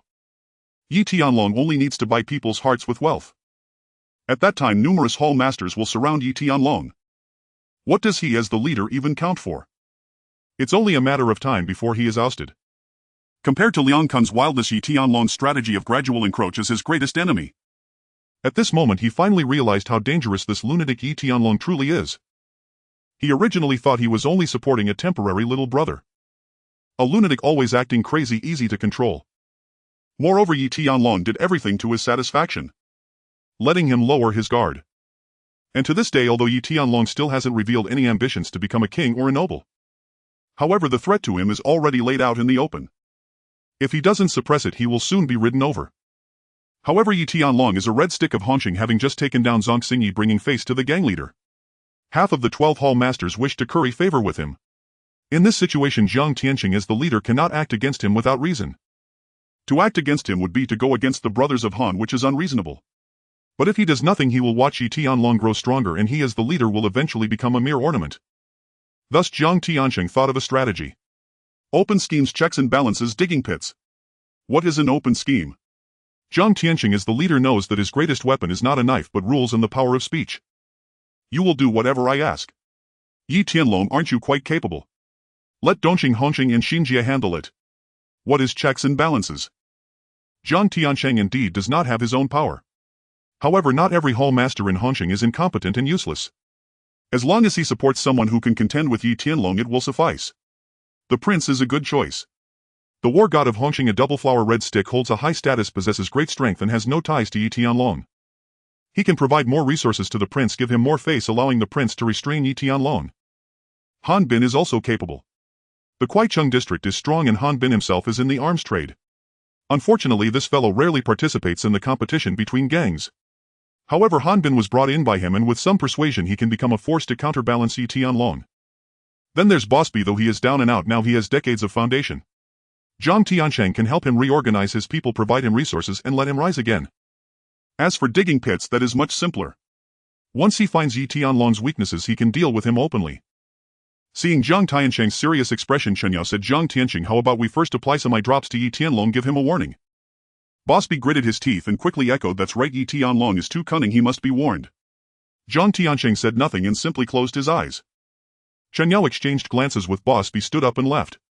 The next day, as soon as Yi Tianlong woke up, he received some news. Shan Ji left Hong Kong Island overnight, causing quite a stir. As for Boss B and Sister B's situation, it had already spread through the underworld. Everyone couldn't help but marvel at Boss B's grand vision. Truly, he has the style of Nai Liang. Whether it's the grassland or not, he doesn't care at all. Indeed, there's a saying that as long as you're not embarrassed, the one who's embarrassed is the other. At noon, Yi Tianlong arrived at the Zhang family's villa. Today, Fang Ting still attended, beautifully swimming like a mermaid in the hot spring. Upon seeing Yi Tianlong, Fang Ting's heart rippled like the water surface. Yi Tianlong took the cigarette Zhang Tiancheng handed him, unable to suppress his inner anger. You Zhang Tiancheng really are the epitome of stinginess. You smoke high-end brands yourself while offering Marlboro to others. The director is here, he would surely be furious. Ah. Yi Tianlong lit the cigarette and asked Mr. Zhang, what is it? Zhang Tiancheng, while brewing tea, said, along in these months Hongqing has made quite a name for itself in the underworld, polishing our reputation, and your contributions are the greatest. You flatter me, Mr. Zhang, it's all thanks to the brothers' support. Yi Tianlong flicked the ash from his cigarette. Zhang Tiancheng pushed the teacup forward, faces earned not given by others. You can make the crows submit, take down Zhang Xinyi, and make all the hall masters curry favor with you, that's your skill. Yi Tianlong took a sip of tea, his expression unchanged, but he already sensed the underlying meaning in Zhang Tiancheng's words. It sounded like a compliment, but it was actually suggesting he was too arrogant. Mr. Zhang, you didn't call me here just to praise me, did you? Zhang Tiancheng smiled wider. What can't I praise you? Yi Tianlong smiled. I accept your praise, but I know this principle well, there's no such thing as free praise. Zhang Tiancheng was taken aback for a moment and then laughed. Along, your words make it sound like I want to harm you. Yi Tianlong replied, that's not what I meant, I'm saying, Mr. Zhang, just feel free to instruct me on what to do, no need to flatter me first. Zhang Tiancheng picked up the teacup and took a sip. All right, I won't beat around the bush, I'll get straight to the point. Recently, Xinjia has been causing trouble, taking over many of our venues and injuring several of our brothers. AB is busy with family matters and the prince has his own issues. After thinking it over, I can only hand this matter over to you. You're a red stick, having just made achievements, it's a good opportunity to show your face and make a name for yourself. Go and negotiate with Xinjia. If you can reach an agreement, that's the best. If not, just fight directly. So what do you say, are you willing to take it?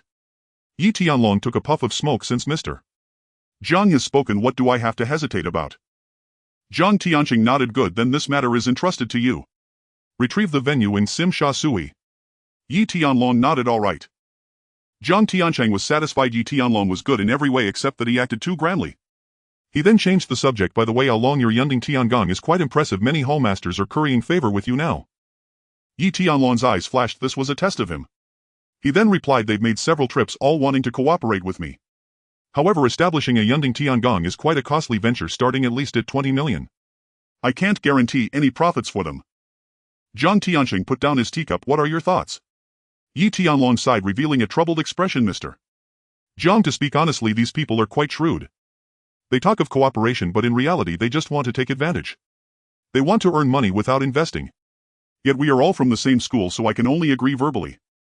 Moreover, I am currently too prominent. If I mix in with them, I fear others will say.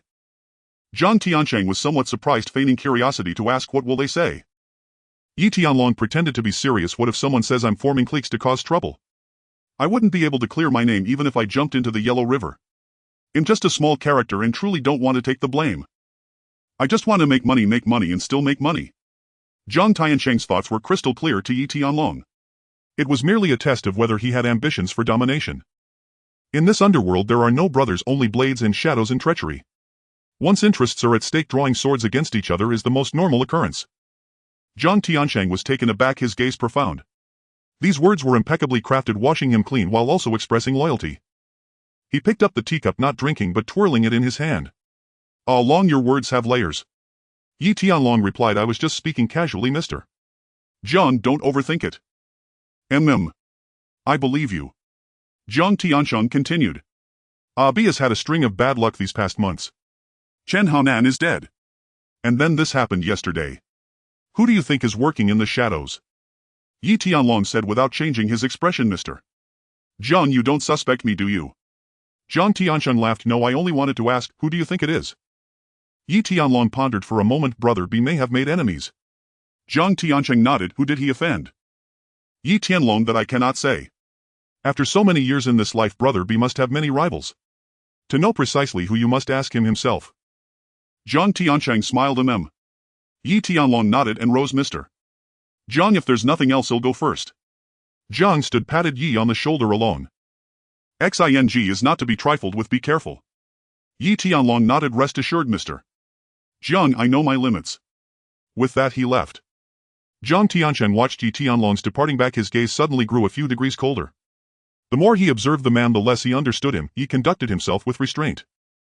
Yet it was precisely such men who made Jiang uneasy. Still, today's probing was only a small appetizer, a mere taste. Nightfall. Sim Sha Sui Taizi's boxing gym. The gym was closed, the shutter half-drawn, lights burning inside. Taizi sat alone at the ring's edge, shirtless, sweat still clinging to his skin. He had run several rounds and left his sparring brothers unable to rise. Such a record could command the admiration of many, yet Taizi felt a tightness in his chest that would not ease. He could not stop thinking that Yi Tianlong, without unleashing his full strength, had already bested Lian Haolong. In his view, only a handful in the Jianghu could truly contest him. Lian Haolong was one of them. If he and Lian were to fight to the death, the outcome would be 50-50. He could not guarantee victory. And Yi Tianlong, a newly risen Honggun, had seized the title of the nation's #1, a name that rang even louder than Taizi's own Hongxing war god reputation. Now the streets said Hongxing's top was Dianlong and that Taizi came second. He had climbed from a street fighter to a double flower Honggun to the war god of Hongxing. Bearing the war god title, who had not once called him Taizi Ge when he strode outside? Yet that honor had been taken. It stung his pride and left him inwardly seething. Footsteps sounded outside and a junior's voice called, Taizi Ge, Mr. Jiang is here. Taizi frowned and pulled on his shirt. Jiang Tiancheng and Chen Yao entered. Jiang scanned the gym and fixed his gaze on Taizi. Still training this late? Taizi nodded. Habit, can't sleep if I don't train. Jiang walked to the ring and tapped the ropes. Good work. Taizi stepped forward. Mr. Jiang, coming so late, do you have business? Jiang sat on a nearby chair. Can't I come if there's nothing? Taizi, of course you can. In truth, he was not utterly loyal to Jiang Tiancheng. Back when Jiang Tiancheng and Jiang Tianyang vied for leadership, Taizi had backed Jiang Tianyang. Accustomed to Taizi's coolness, Jiang said, What do you make of Yi Tianlong? Taizi was taken aback for a moment. He had not expected Jiang's visit to pose that question. After a moment's thought, Taizi replied, He can fight, he makes money, he's clever, far stronger than I am. Jiang let out a light chuckle. You're too modest. Taizi, you've served Hongxing for over a decade, done the society many favors, bled for it, I know that well. I am aware of the rumors outside. How do you feel about it? Taizi inhaled deeply and exhaled. Mr. Jiang, I naturally refuse to accept it. Think how I fought my way, kill anyone who stands in my way, even Buddha could not stop me. Jiang and Shen Yao exchanged a look and smiled. It was clear Taizi was not only warlike but also proud. Two heroes from one house are like two tigers on the same mountain. Unless lovers, they are as fire and water, cannot coexist. Jiang flicked ash from his cigarette and spoke evenly. Taizi, you've been with me all these years, I'll be blunt. People outside say Hongxing's #1 is Dianlong and you come second. Hearing that you're inferior stings. The more it's repeated, the more people start to believe it. I'm not here to sow discord. You and Yi Tianlong are both of Hongxing. I will not openly favor either. But if forced to choose, I would choose you. I know better than anyone the blood you've spilled for the society. Your title of war god is plain for all to see.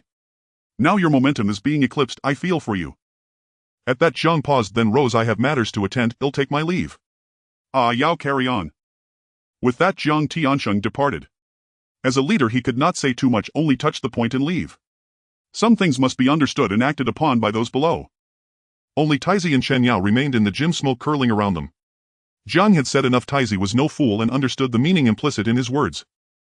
Jiang meant for Taizi to deal with Yi Tianlong. Indeed, yes, overall strength now shone even brighter than Lian Kuan once did. He claimed the nation's top spot, commanded 4 great kings beneath him, counted Lian Haolong among his strongmen, and his underlings had swollen past 1,000. Most importantly, he was wealthy and flaunted it. Though not as reckless as Lian Kuan on the surface, if this continued, Yi Tianlong would soon stand unrivaled. Jiang Tiancheng's boss Big B was now inferior to Yi Tianlong and prospects looked worse for the future. If he drew his blade, Jiang would be forced to yield ground. Whether Hongxing's true name belonged to Yi or Jiang was uncertain. Taizi exhaled, fixed his gaze on Chen Yao and said, Brother Yao, I understand what Jiang Tiancheng meant. But they're of the same house, this is awkward. Chen Yao offered a satisfied smile. Taizi showed he was sensible. Simple. You are the war god and he is the number one. Why not stage a challenge match? With your strength, beating that kid would be no trouble at all. Let it be a lesson to a junior. Taizi narrowed his eyes. A challenge match was how people of the Jianghu settled grudges and the preferred way to resolve single combat. A match under the guise of a challenge would be acceptable. If he won, no one could accuse him of bullying a madman and he could claim the title of number one. Taizi agreed fine. Chen Yao rose to leave but added, by the way, Yi Tianlong has taken a job for Xing, let him fight them first. After he finishes with Xing, then hold your match. Mr. Zhang said that win or lose you'll be granted 2 streets on the Tsim Sha Sui side. With that, Chen Yao departed. The Crown Prince lay sprawled on his back at the center of the clenched fist, staring blankly at the flickering lights above. He knew he had been used as a blade, yet what did it matter?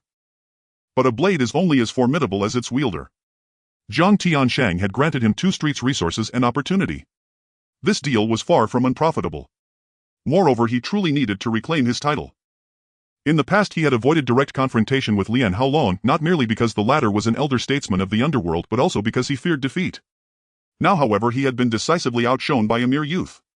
If he failed to demonstrate real strength, people might truly believe the Crown Prince, the legendary warrior of Unhinged, was nothing more than a joke. As the saying goes, even if one refuses to steam buns, one must still fight for dignity. One mountain cannot shelter 2 tigers, so a definitive reckoning was inevitable. Meanwhile, Yi Tianlong remained unaware that Zhang Tianshang had already deployed the Crown Prince against him. He was heading toward the Causeway Bay Pier, his ambition to unify the smuggling trade unwavering, his focus absolute. A sharp sea wind howled across the pier.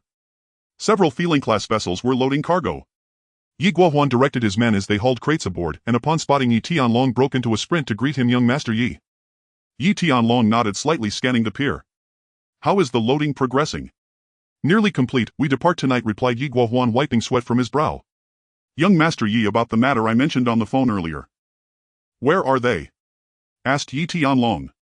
I brought them, answered Yi Guohuan, and with a subtle glance signaled one of his underlings nearby. Moments later 2 men appeared beside a shipping container. The first wore a leather jacket, short in stature, sharp-eyed and calculating. The second stood broad-shouldered and impassive, exhaling slow plumes of smoke. Though young in years, both radiated lethal intensity. Zhang Zichang. Ji Bingxiong. Names destined to be etched into Hong Kong's criminal annals. Yi Guohuan, the AK King, had pioneered armed bank robbery in Hong Kong with an assault rifle. Zhang Zichang, the century bandit, mastered kidnapping and heists alike.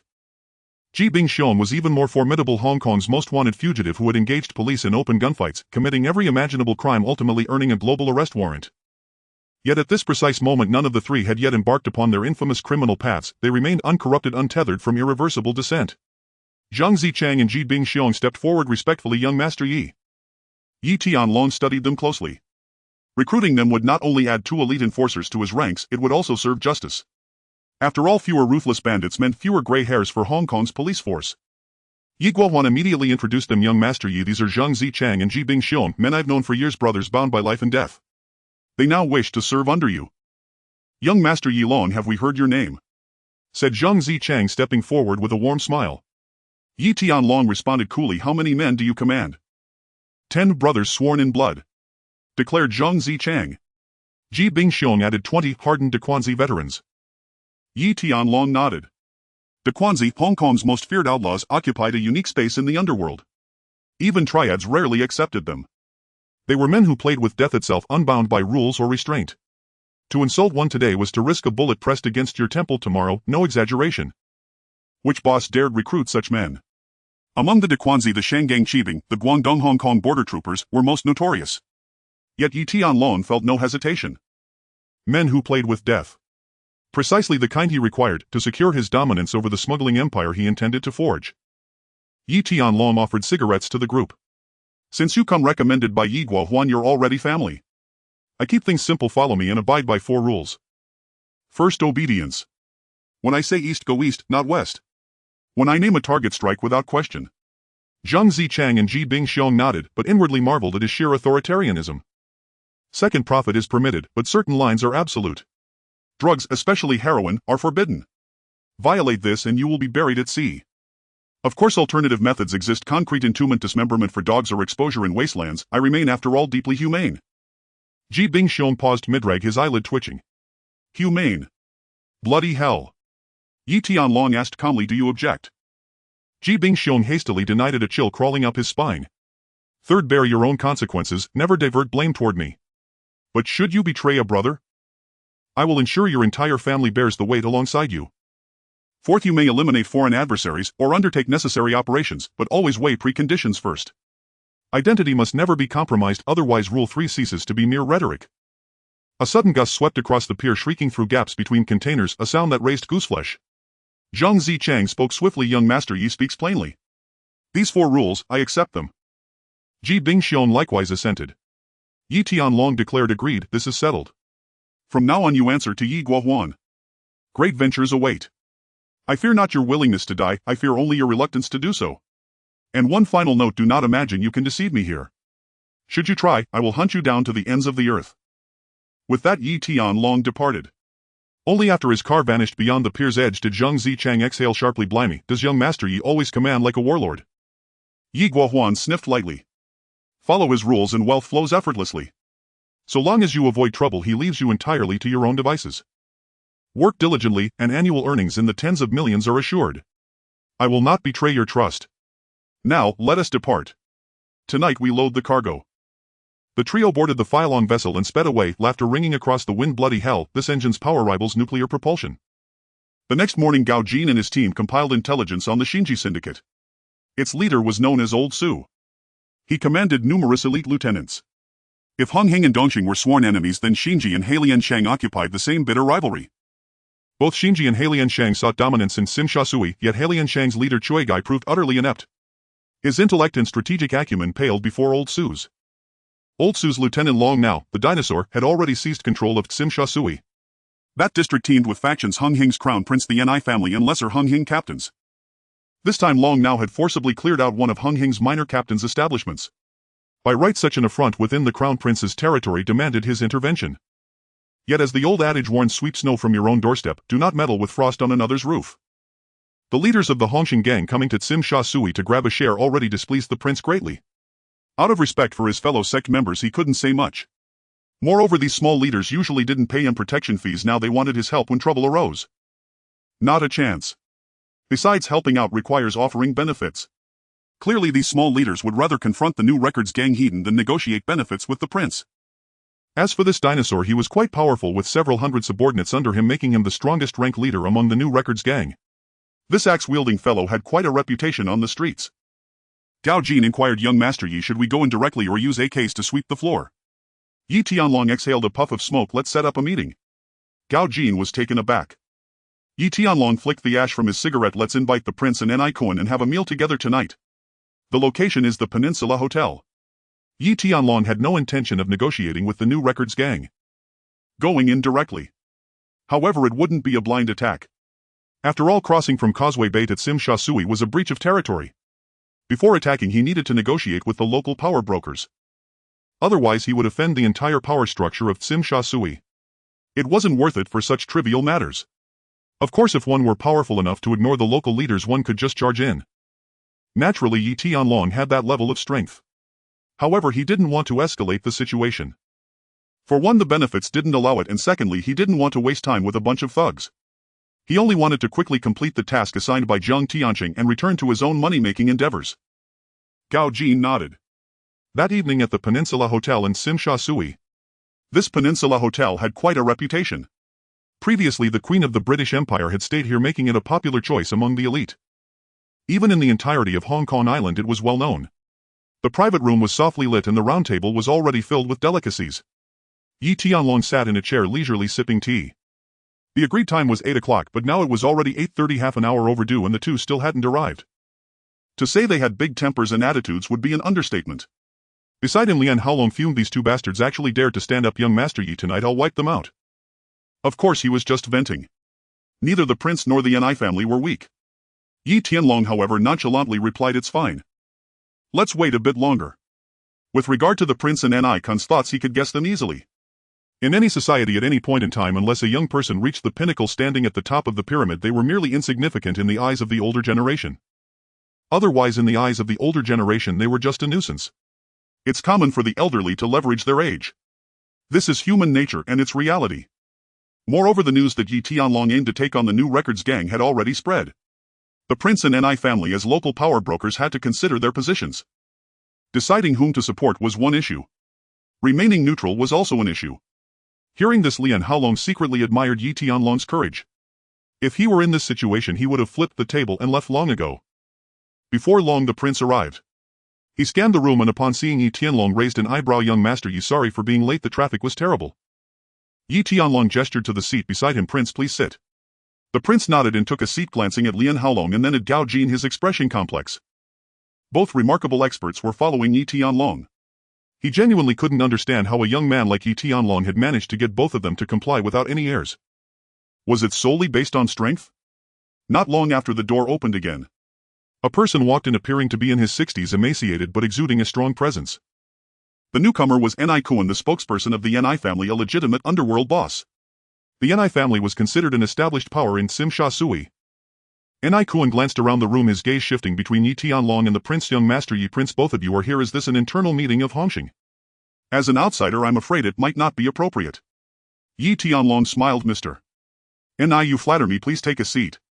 Ni Kuan sat down and the bodyguards closed the door, standing guard outside.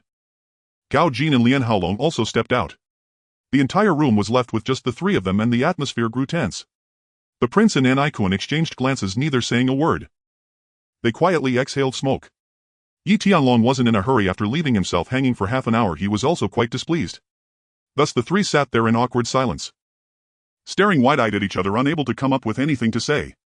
Finally, the older Ni Kuan couldn't hold back any longer. Young master Yi, we don't have much of a relationship. You called me here today, what's the matter? Young master Yi, are you aware that Sim Sha Sui has been quite unsettled recently? Ni Kuan replied, of course, the new records gang's dinosaur has cleared out several venues on Jinsalo and taken control of 2 streets. They have quite the temper. Yi Tianlong nodded. These venues belong to my Hongxing brothers. Although they are small fry, they carry the Hongxing brand. If they are driven out, I must take action. Ni Kuan shifted slightly, his tone laced with disdain. Young master Yi, with such a big Hongxing, are you the only one capable of managing it? Why can't others do it? Saying this, he deliberately glanced at the prince. Yi Tianlong remained unfazed, replying calmly, not at all. My involvement is arranged by Mr. Jiang. Since Mr. Jiang arranged it, I must follow through. I invited you both here to inform you that I intend to plant my flag in Sim Sha Sui. The prince's brow twitched, remaining silent. Internally, he questioned why he would replace the gang in reclaiming territory when he was there to plant a flag. His appetite seemed quite large. Ni Kuan's expression shifted. Plant a flag? Yi Tianlong affirmed, yes, I want to plant my flag. Ni Kuan scoffed, young master Yi, aren't you being a bit presumptuous? Sim Sha Sui isn't Causeway Bay, your word isn't law. The new records gang isn't a mere decoration. Yi Tianlong responded, whether my word holds weight or not, within 3 days I will clear the area and drive the new records gang out. At the same time, I hope you won't interfere. Now I want an answer. Can you grant me passage? The prince inhaled sharply, his eyes sharp. However, being fellow sect members and with Yi Tianlong working for the gang, he should agree based on reason and emotion. I have no problem. Ni Kuan said coldly, but what if I refuse? Yi Tianlong exhaled a puff of smoke. Mr. I am not here to negotiate today. I am here to inform you. If you disagree, then we can only confront each other directly. Ni Kuan's smile instantly stiffened. Oh snap, what a big mouth. Even hotter than the temperature in India. Young master Yi, do you really think you're invincible? Yi Tianlong replied calmly, as I said, I came to confront the new records gang. Whoever dares to block me, I'll take them down. Ni Kuan paused for a moment, then ultimately chose not to erupt in anger.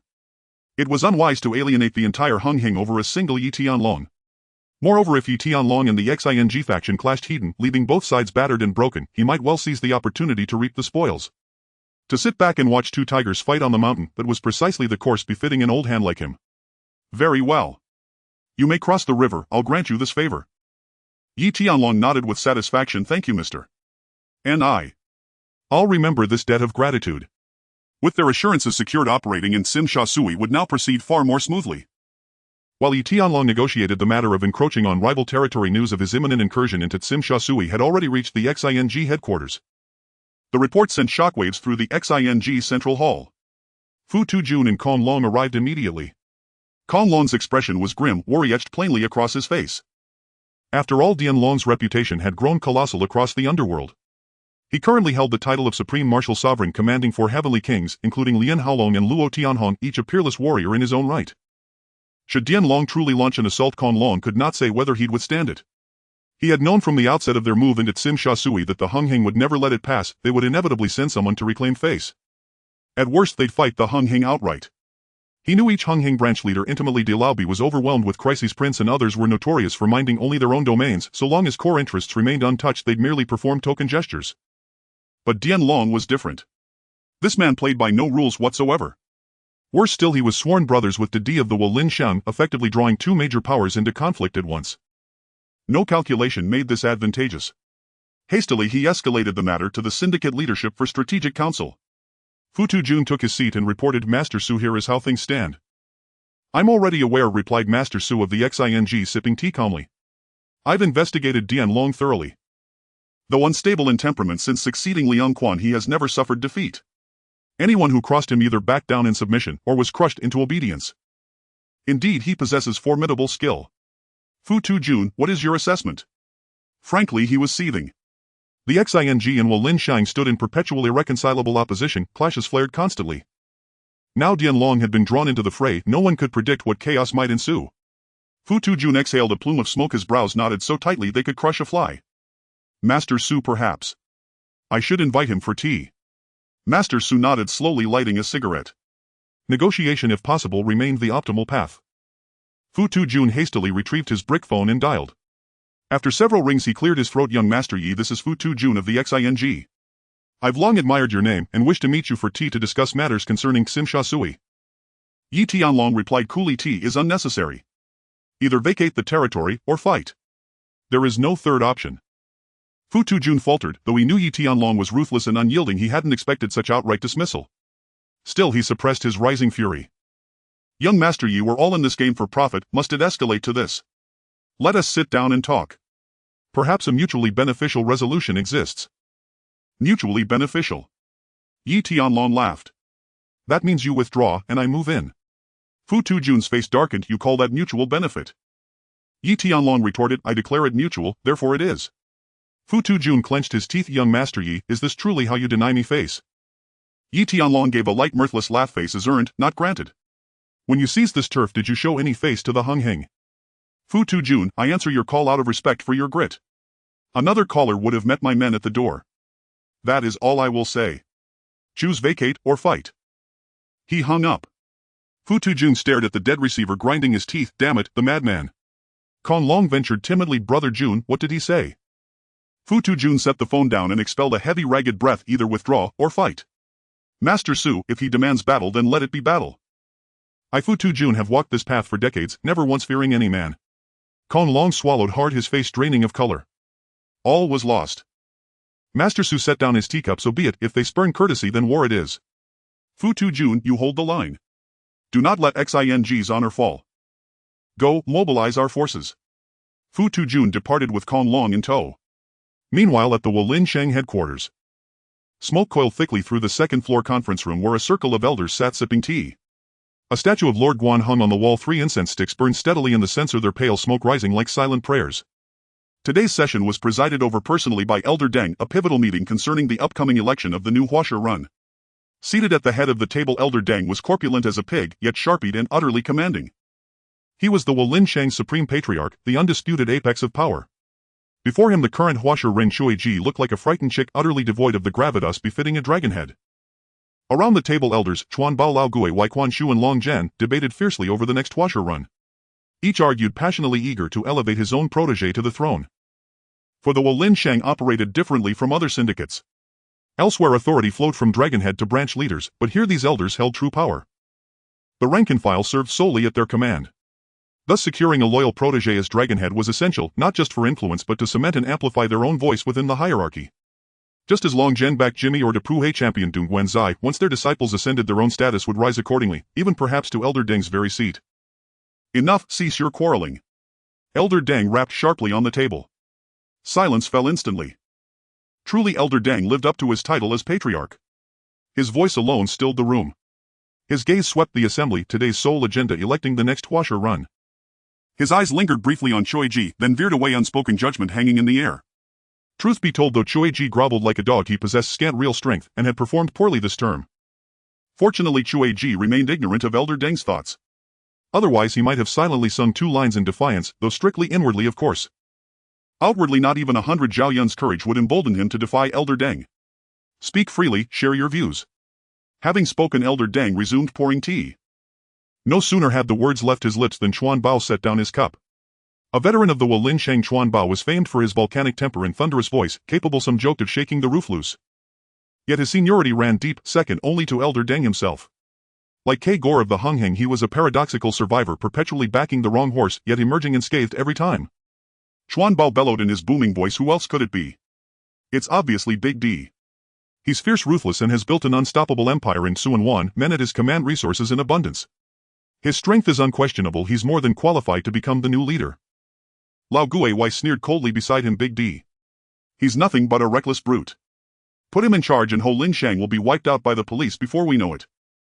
You may not care about living, but I intend to enjoy a few more years. Chuan Bao bristled, his mustache flaring as he glared. Lao Guiwei, what do you mean by that? What do I mean? Lao Guiwei flicked ash from his cigarette. You know Big D's temper, always threatening to slash someone, always making enemies. Let him lead. We'll spend our twilight years cleaning up after him.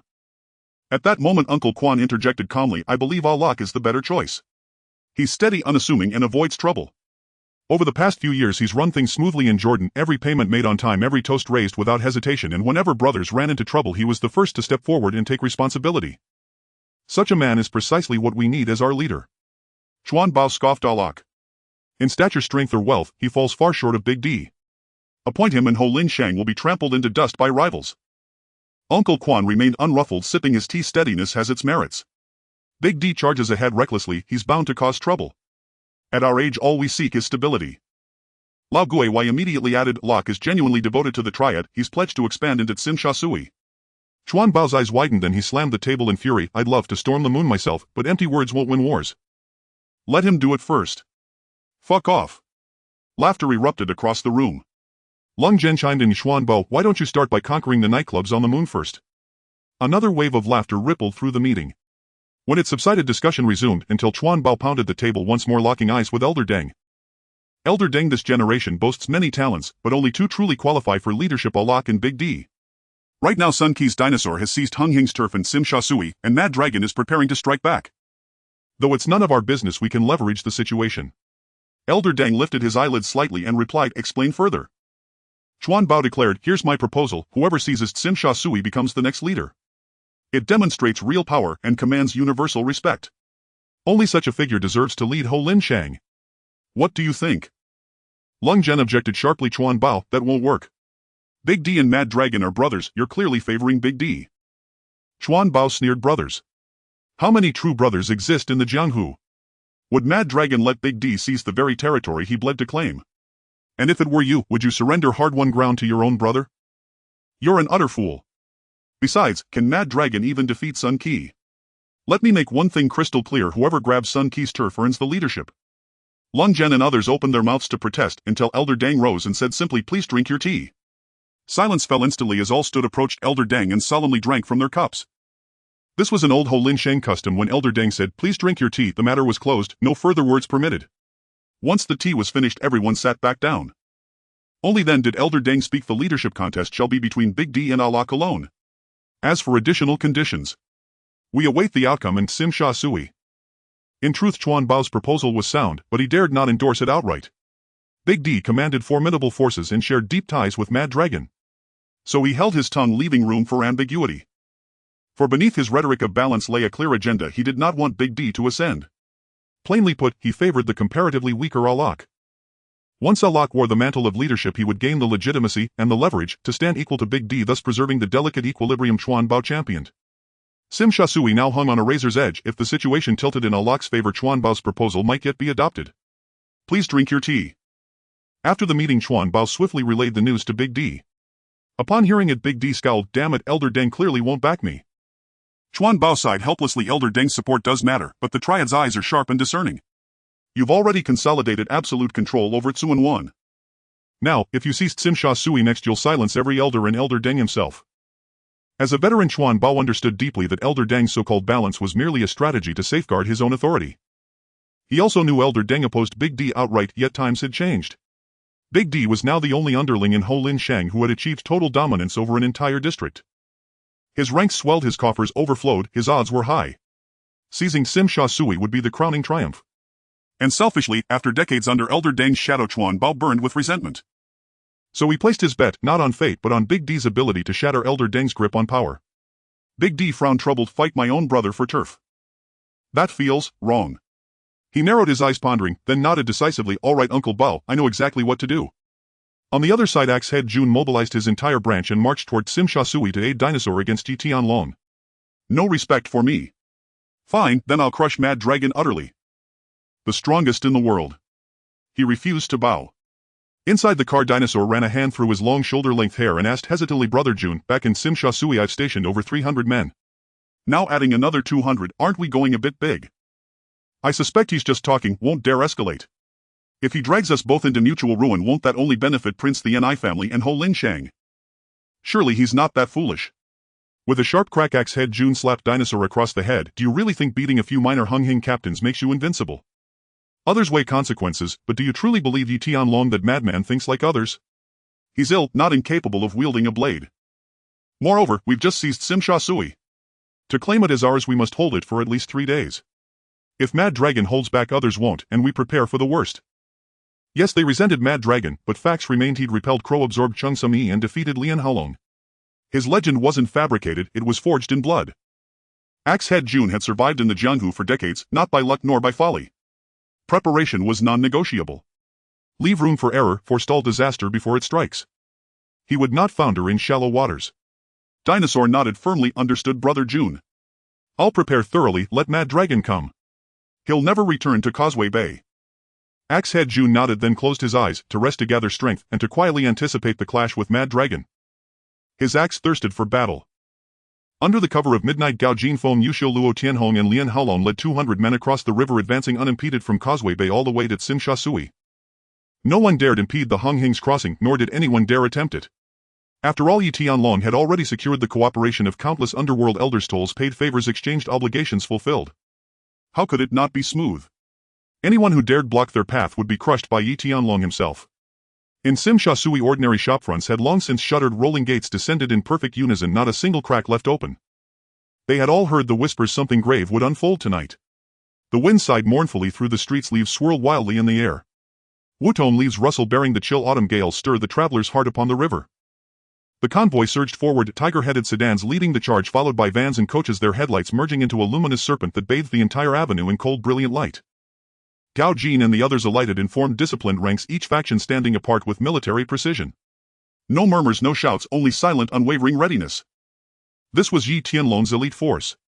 Feng Yuxiu gripped a ribbed steel bar, his gaze icy and cruel, lips curled in a bloodthirsty smile. Luo Tianhong descended with an 8-faced Han sword slung across his shoulders.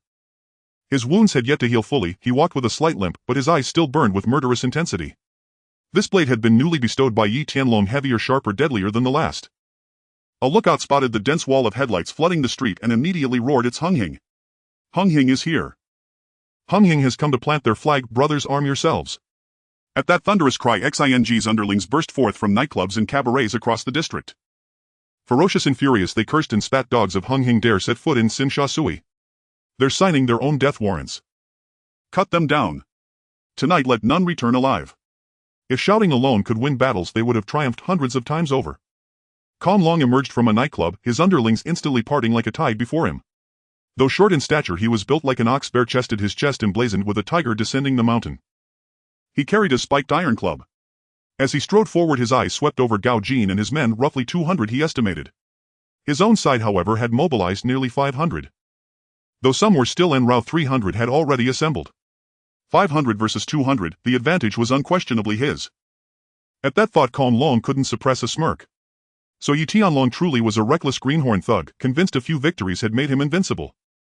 Kowloon strode forward with arrogant, unyielding steps, ready to deliver his rehearsed taunts and inflate his own bravado, when Gao Jin, face impassive and voice devoid of inflection, uttered a single word: "Kill." Kowloon froze, his carefully memorized lines choked back into silence. What? Not even allowed to speak. Damn it, was this arrogance even human? That single razor-sharp command sliced through the night air. Gao Jin shot forward like an arrow loosed from its bow, first into the fray, unstoppable, shattering enemy lines with the force of a typhoon. Where his blade fell, no man stood. Even Zhao Zilong of Changshan could not rival such valor. The mournful wind was instantly drowned out by the cacophony of clashing steel. Kill! Kill! Feng Yuxiu bellowed and thrust his steel bar forward, charging from the flank. A single sweeping strike sent 3 men flying as if struck by a thunderhammer, their bodies crumpling without hope of rising again. In a reverse swing, crimson sprayed across the pavement. In that moment, Feng Yuxiu was no longer the limping warrior, he was an unmatched war god. Wherever he pointed, destruction followed his might peerless. Xing's thugs relied solely on blind fury and raw courage, no discipline, no formation. Before Feng Yuxiu they were children, powerless, defenseless, utterly incapable of resistance. When Feng Yuxiu swung his club, they didn't even know how to dodge. With sheer overwhelming strength he carved a crimson path through their ranks, unstoppable, unchallenged. No man could halt Feng Yuxiu's advance, not even for a single step. None could endure 2 of his blows. The first drew blood, the second stole half a life, and the third would claim it entirely. Seeing this, a Xing squad leader hastily gathered several men to surround Feng Yuxiu. Unable to win unknown, they resorted to mobbing him. Surely, they reasoned, a crippled man, a disabled fighter, could not withstand their combined assault. But before they could close in, Feng Yuxiu's club shattered their formation, sending them crashing to their knees. Not even a chance to flee. What the hell, is this even human? Nearby a young thug turned, and at the sight his mind unraveled. One man had just felled 6 untouched, unscratched, not even a graze on his skin. Not even cinema dared stage such a scene. Yet before the youth could take 2 steps, Luo Tianhong's blade slashed across his shoulder. A shriek tore from his throat, his shoulder split open, flesh peeled back, blood gushed forth in torrents, revealing gleaming white bone beneath. Fortunately, Luo Tianhong held back. Had he not, the youth's arm would have been severed outright. Luo Tianhong glanced sideways, then kicked the youth aside and turned to engage the rest. His 8-faced Han sword flashed under the lights, each arc of steel felling another man. He did not strike to kill, only to disable, severing shoulders, hamstringing thighs, slicing arms, rendering foes combatant effective yet sparing their lives. Though his wounds remained unhealed, his swordsmanship endured, and so did his power. Yet even thus restrained, none could trade more than a few blows with him. Compared to Feng Yuxiu's indomitable valor, Luo Tianhong's relentless blood-soaked precision was far more terrifying. To the naked eye his blade was now veiled in a faint glistening sheen of blood. With a casual flick of his wrist, crimson dripped from the tip, revealing the sword's true form, gleaming merciless, ice cold. Xing's thugs recoiled as though confronting a specter. Forgetting their $800 wages, they fled without hesitation. Run! He's a demon. The Unhinged men are mad. Flee! Luo Tianhong stared after them, speechless. Run! Why run? I haven't even warmed up yet. With that he lunged forward, slashing one down, reversing to pierce another, blood dripping steadily from his blade's tip. Meanwhile, Lian Haolong wasted no time, each punch felling a man. Don't be fooled by his bulk and the chaos. He moved like a dragon surging through water, effortless, unstoppable, flawless. He wielded no weapon, yet men fell before him, gods fell before him, and not a drop of blood stained his clothes. Merely standing among them, few dared approach. For Lian Haolong bore the title Supreme Martial Sovereign of the world, a name earned not in boast but in blood and bone, forged in real combat, blow by blow, fist by fist. Who challenged him fell flat, who faced him lay motionless on the ground. Yet the world teems with all kinds, some fearless, some reckless, some who court death itself. To slay, or even defeat, Lian Haolong today would not only earn one the highest accolades from the Triad but instant immortal renown, standing shoulder to shoulder with the legendary Mad Dragon, the Supreme Martial Sovereign. Such glory held fatal allure for any low-ranking thug. It stirred more hunger than $1 million laid bare before his eyes. After all, money spent is gone forever, yet a name once etched in legend lasts a lifetime. A middle-aged man with shifty rat-like eyes slinked quietly through the crowd, his peripheral gaze repeatedly flicking toward Lian Haolong, who was laying waste to all before him. This man was known as Laoing Gue, Olding Ghost. He stood shoulder to shoulder with Fu Tujun in infamy and ranked among the 10 great heroes of the Xingji Syndicate. He had been secretly summoned by Fu Tujun. In daily life he remained unassuming, neither conspicuous nor flamboyant. Though his martial prowess fell short of Fu Tujun's axe-wielding might, his mind was razor-sharp. Many ruthless figures across the Jianghu had met their end in the netherworld, ensnared by his treacherous schemes. Having spent a lifetime mastering the art of betrayal, he had forged an entire path, the Yin path, through deception. Today he aimed to betray his way to the title of Supreme Sovereign under heaven. Without drawing attention, he silently signaled 3 underlings to charge forward, blades drawn. Lian Haolong whirled, delivering a lightning-fast rebound kick that sent 2 cleavers flying, then swept sideways, a single motion felling 2 men. At that very instant, a stocky thug seized the opening and swung his blade at Lian Haolong's back. From within the crowd, Laoing Gue's eyes gleamed. This was the moment. In one fluid stride he lunged forward, striking downward with his blade toward Lian Haolong's forehead while the latter was still engaged. One strike, and even a celestial immortal would need resurrection. Yet Lian Haolong possessed both peerless strength and seasoned instinct. In the blink of an eye he kicked aside the stocky thug, twisted his torso to evade the fatal blow and seized Lao Yinggui's throat in one seamless motion. Lao Yinggui froze, his gaze unfocused, his oversized head and tiny eyes wide with disbelief. His thoughts remained trapped at the precise instant Lian Haolong had evaded his strike. In the span of a heartbeat he found himself lifted off the ground, suspended midair, throat clamped in an iron grip, face swelling crimson from suffocation. His eyes bulged in terror, locked onto Lian Haolong. What the? This is the power of the former supreme sovereign under heaven. How formidable then must Yi Tianlong be to have defeated Lian Haolong? What manner of monster could accomplish such a feat? The next second an unbearable pressure clamped his windpipe, he gasped breathless. His face burned scarlet. Before his fading vision the spectral image of a long-dead matriarch wavered. His legs kicked wildly in empty air. In the next breath Lian Haolong hurled him skyward, then delivered a thunderous slap with a palm the size of a sandbag. Crack! Lao Yinggui crashed onto the bluestone pavement with a guttural cry. Blood gushed from his mouth and nose, flecked with frothy white spittle. His limbs convulsed, jerked spasmodically like a body seized by violent epilepsy. Lian Haolong cast a cold, dismissive glance, utterly unimpressed. Was this pitiful wretch truly bold enough to scheme against him? Utterly ignorant of death's threshold. Such vermin were not even worth Lian Haolong's time. He turned and strode onward into battle. Gao Jin meanwhile was far from idle. A veteran of countless brawls, 80 if not 100, he knew the Jianghu's immutable law of street warfare. Seize the leader first, capture the king, and the rest collapse inward. Once the chief falls, morale shatters beyond repair.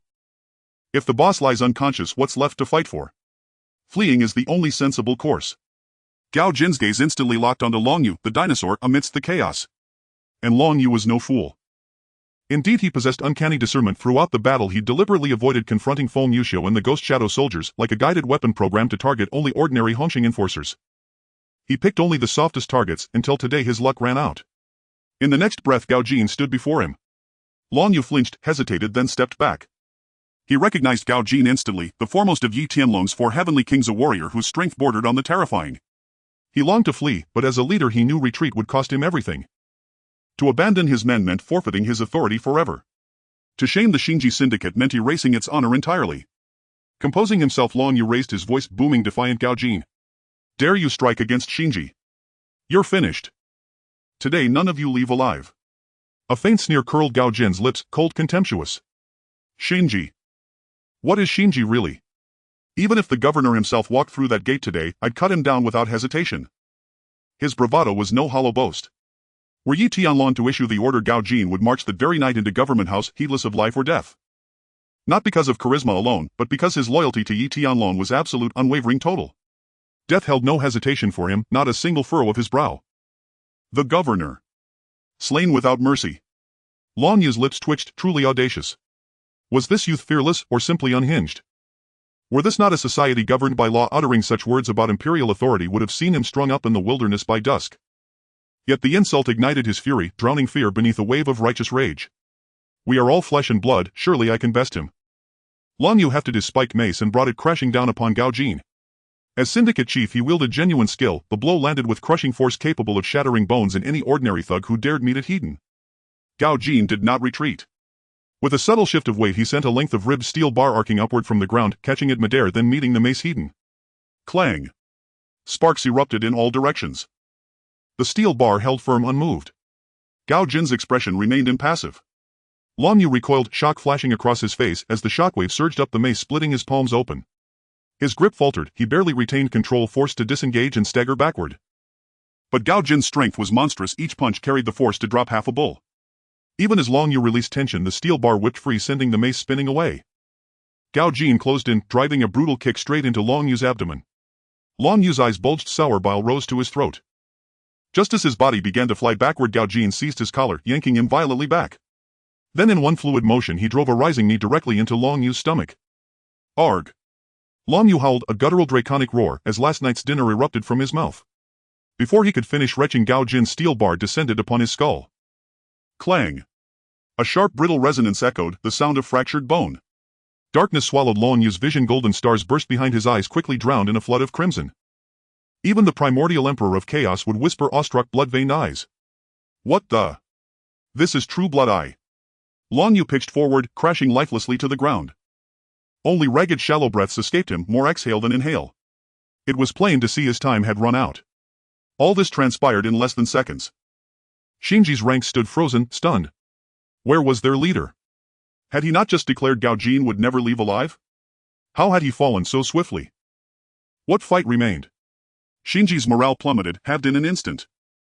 Meanwhile Feng Yuxiu, Luo Tianhong and Lian Haolong each held their own sector, leading ghost shadow soldiers and loyal underlings like unstoppable bulldozers crushing Xingji's resistance until surrender seemed inevitable, their armor and weapons abandoned in despair. The remaining new record enforcers were truly faltering, their leader lay unconscious, old Ing was down and numerous brothers had already fallen. Those still standing exchanged uneasy glances. This fight had become untenable, pressing on would only leave them all sprawled where they stood. Meanwhile scouts from rival factions gathered just meters beyond the perimeter witnessing the entire spectacle and could not suppress their astonishment. These new record fellows aren't worth much, so many against 200, yet they're crumbling like this. I'd outfight them barehanded. You scoffed, another scout. You'd be flat on your back in 3 seconds. 3 seconds. Don't underestimate me, I'll last at least 6. 6 seconds for what? Damn, aren't you one of those 6-second men? Their combat prowess doesn't even match that of Zhong Xinyi. At least Zhong Xinyi traded blows several times, these new record thugs collapsed the moment their leader fell. No wonder, they've got Lian Haolong and Luo Tianhong, but who does new record have? Dinosaur. He lasted barely a few exchanges against Gao Jin before going down, what a complete washout. Wait, where's Axe Jun? Isn't he Dinosaur's boss? Where is he? Who knows, probably sleeping beside some girl at home. The words had barely left his mouth when a deep thunderous roar echoed from afar. A black Mercedes-Benz roared into view, followed by waves of underlings emerging from alleys and side streets. Axe Jun stepped down, gripping an axe, his gaze cold and sweeping across the scene. Surveying the chaos before him, his eyes hardened, locking fiercely onto Gao Jin. At the sight of Axe Jun, the new record men's panic dissolved, replaced by surging resolve and fervent excitement. Compared to Dinosaur, Axe Jun was nothing short of divine in their eyes. Dinosaur merely served as his chief lieutenant, while Axe Jun himself was the true Red Pole, the undisputed elder brother. Dinosaur was formidable, but Axe Jun was peerless. Alone he could carve a path of devastation down half a street. His place among the 10 heroes of new record was no empty boast. Axe Jun trained in Muay Thai from childhood, fighting underground bouts across the kingdom of Siam. He debuted at 16 and retired at 23, 8 years, 100 fights, 10 losses, a staggering 90% win rate. Later recruited by Old Su of new record, he rose from a low-ranking foot soldier to Red Pole solely through sheer skill and that axe. His style defied convention, others relied on brutality, courage or numbers, but Axe Jun fought with authentic mastery. He commanded every facet of Muay Thai, the knee, the elbow, the fist, the kick, with flawless precision. His axe moved like a natural extension of his body, striking wherever he willed, cleaving whomever he chose. When he first arrived in Hong Kong, a challenger dared to face him alone, and with a single stroke Axe Jun split him cleanly in two. After that he was formally elevated to Red Pole, inducted into the 10 heroes, granted his own territory, and earned the moniker Tigerhead Jun. From then on no one dared utter a word of defiance before him. As silence swallowed the night, Dinosaur spat a gout of blood and slumped lifeless into his underling's arms. Brother, big brother Dinosaur, he's gone. Avenge him. Yes, crush them. Dozens of underlings bristled with righteous fury, eyes blazing with wrath. Axe Jun flicked his cigarette aside and fixed Gao Jin with a steely stare. New record and Unhinged have coexisted for years, no trespassing, no provocation. Yet today you crossed the river, overstepped our boundary, assaulted my men, seized my turf, slaughtered my chief lieutenant. Does young Master Yi truly believe Axe Jun is easy prey? Easy prey. You flatter yourself, Gao Jin replied icily. I'm not here to humiliate you, I'm here to declare from tonight onward these streets of Tsim Sha Sui belong to the Yi family. Axe Jun's eyes narrowed. And just who are you to speak such words? He appraised Gao Jin up and down, voice laced with contempt. Gao Jin, isn't it? I know you. First among the 4 heavenly kings under Yi Tianlong, fierce, ruthless, loyal. But tell me, what is your station? Merely a petty thug. Send Yi Tianlong out to speak with me. Gao Jin laughed sharply. And who, pray, are you, to demand an audience with young Master Yi? If you wish to fight, I'll oblige. If you wish to negotiate, send your boss Old Su to speak with young Master Yi. As for you, you're unworthy. The words detonated like a grenade, the air thickened. New record underlings stared in stunned disbelief. To say such a thing, to slap Axe Jun across the face before the entire assembly, was unthinkable. Who was Axe Jun? A Red Pole. One of the 10 heroes. A man who could level half a street with a single blade. Unworthy of meeting Yi Tianlong. What savage arrogance! Axe Jun's expression darkened, a flash of lethal intent ignited in his eyes. Say it again. 100 times yields the same answer. You may command respect within new record, but before me, you are insignificant. Gao Jin stepped forward, closing the distance until less than a meter separated them. You wish to meet young Master Yi. Very well, defeat me first. Win and I'll take you to him. Lose and swear fealty to Unhinged, or lie beside Dinosaur in the Netherworld sparing him lonely silence on the road to hell. Such brazen defiance ignited the new record underlings and new brother June. Take him down. Kill him. Let this pup learn what it means to face one of the 10 heroes. For Heavenly Kings. A title alone won't tell you who you are. Before Brother June's axe, you're nothing but hot air. When Brother June ruled the underworld, you were still scavenging trash in alleys, you wretched scum. Their fervent praise emboldened Axe June. How intriguing, do all of Yi Tianlong's men speak with such arrogance? Gao Jin replied, arrogance depends on the man, and with you. Courtesy is unnecessary. Because, in my eyes, you're nothing but a washout. Axe June could contain himself no longer. With a roar he leveled his axe at Gao Jin. Gao Jin, you dare push your luck too far. He lunged forward, one fluid motion, and the axe flashed its razor edge, slicing through darkness, erupting in silver brilliance as it surged toward Gao Jin. It was a killing strike, swift, merciless, born of seething rage. The new record enforcers held their breath, eyes unblinking. They feared missing even a single frame of the coming carnage, yet Gao Jin, expected to fall in one blow, suddenly moved. In the instant Axe June's axe cleaved empty air, Gao Jin reappeared at his flank, a fist charged with crushing force slamming into Axe June's face. A sickening crack, blood and teeth exploded outward. Not done, Gao Jin drove a devastating kick into his abdomen, sending Axe June hurtling backward, axe and body crashing into the Mercedes-Benz. Dazed and reeling, Axe June staggered upright, only to stumble blindly into the crowd, collapsing once more, utterly unable to rise again. Fu Tujun remained dazed and disoriented, struck down in a single punch, a single blow, a single kick, leaving him utterly unable to tell east from west. In that instant he felt his pride shattered, his dignity stripped away. His composure shattered entirely. He had intended to fight Yi Tianlong, and perhaps even claim the title of Supreme Martial Sovereign. Yet here he stood defeated not by Yi Tianlong but by Gao Jin. He wept bitterly. Onlookers froze in stunned silence. What? Fu Tujun lost. Gao Jin won. The first of Yi Tianlong's 4 heavenly kings, this formidable. What kind of fighting style is this? One punch, one kick, and Fu Tujun was laid flat. Is he even human? Fu Tujun is among the new record's 10 prodigies. A man who can cleave through half a street. Unbelievable. A fearsome warrior. More like a craven cur. Once word spreads, the entire underworld will erupt. Gao Jin let out a faint cold laugh, gazing impassively at the broken figure before him. Fu Tujun, this is all you are. I'd heard the new record's 10 prodigies were peerless fighters. It seems I overestimated you. Fu Tujun clenched his teeth, attempting to retort, only to cough up a mouthful of blood, his face draining of color. The dual assault, psychological and physical, had left him utterly subdued. Gao Jin then delivered an unflinching declaration: from tonight onward these streets of Tsimsha Sui belong to Yi. Get out. With his underling's support, Fu Tujun staggered upright, lips trembling as he stared at Gao Jin. You're not going to kill me. Gao Jin turned, appraising him with icy detachment. You're too weak. Killing you would only soil my hands. As for subjugation, you lack even the qualification. Fu Tujun stood frozen, struck dumb, as if thunderstruck. He, a man of such stature. And yet, what was he now? Defeated. Utterly, irredeemably crushed. Worse still, his opponent deemed him unworthy of death or even of recruitment. It was humiliation beyond measure, his face ground into the dust, trampled beneath boots, then spat upon. An outrage so profound it defied description. Fu Tojuan's face flushed crimson, then paled, his chest heaving violently, before blood surged from his mouth. Gao Jin swept his gaze across the crowd and uttered a single glacial command: kill. Run. No one knew who shouted first, but the new record's faction instantly broke ranks. Some bolted into the bar, others vanished down alleyways, still others fled across the street, each scrambling alone, abandoning all cohesion. Fu Tujun was carried off by his men. Gao Jin remained motionless in the center of the street, making no pursuit.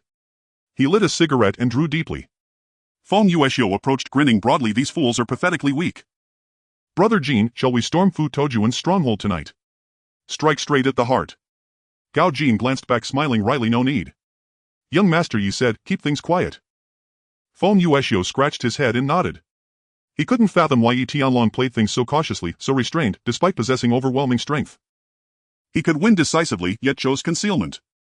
Had it been Feng Yueshio, he'd have stormed forward without hesitation, territory, protocol, or diplomacy be damned, seizing control first, answering questions later. Who dared speak out? He'd strike them down without mercy. In truth, Yi Tianlong weighed his actions carefully. He permitted conflict, but never recklessness. Like a businessman operating within the law, he skirted its edges, but never crossed them. To overstep would be to invite confrontation with the law itself.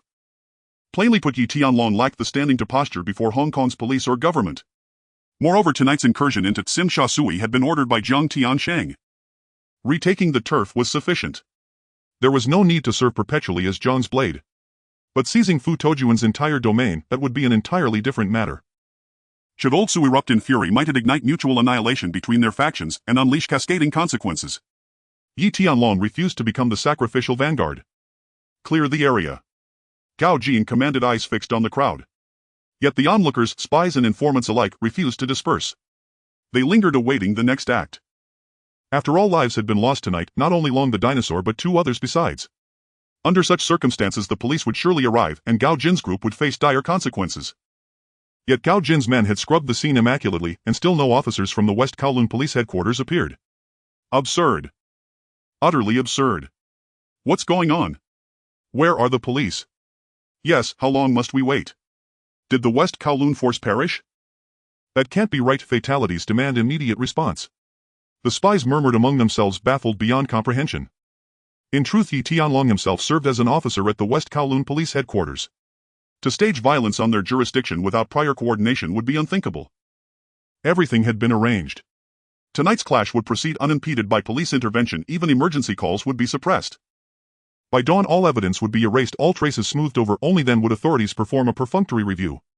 Such was Yi Tianlong's method. One may be fierce, but never foolish. To act without calculation is to remain forever a reckless foot soldier devoid of true authority. The Battle of Tsim Sha Sui spread like wildfire. Within a single night it reverberated across Hong Kong's underworld.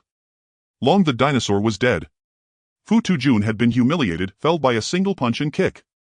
Hundreds of new records members had been routed by just 200 men. Each detail was explosive. Together they ignited the entire realm. At dawn the news echoed everywhere, in teahouses, Dai Pai Dongs and saunas alike. Have you heard? The Mad Dragon crossed the harbor and seized Tsim Sha Sui. His ferocity has finally surfaced, more untamed than Liang Quan. Mr. Zhang stands in grave peril. Crossing the harbor. That's the least of it. Long is dead and Fu Tujun knelt begging for mercy. Begging for mercy. Surely an exaggeration, wasn't it? Said Gao Jin, scorned killing him, deeming it beneath his dignity. Good God, that's infinitely more devastating. Death is swift, but this isn't merely a blow to Fu Tojuan's face. It's the new record's honor dragged into the mud and trampled. Precisely. Fu Tojuan, after all, is one of the new record's 10 prodigies, a master of Muay Thai, yet toppled in a single punch and kick. How can he ever hold his head high again? The new record sought advantage and reaped only ruin. Provoking the Hung Hing society was folly enough.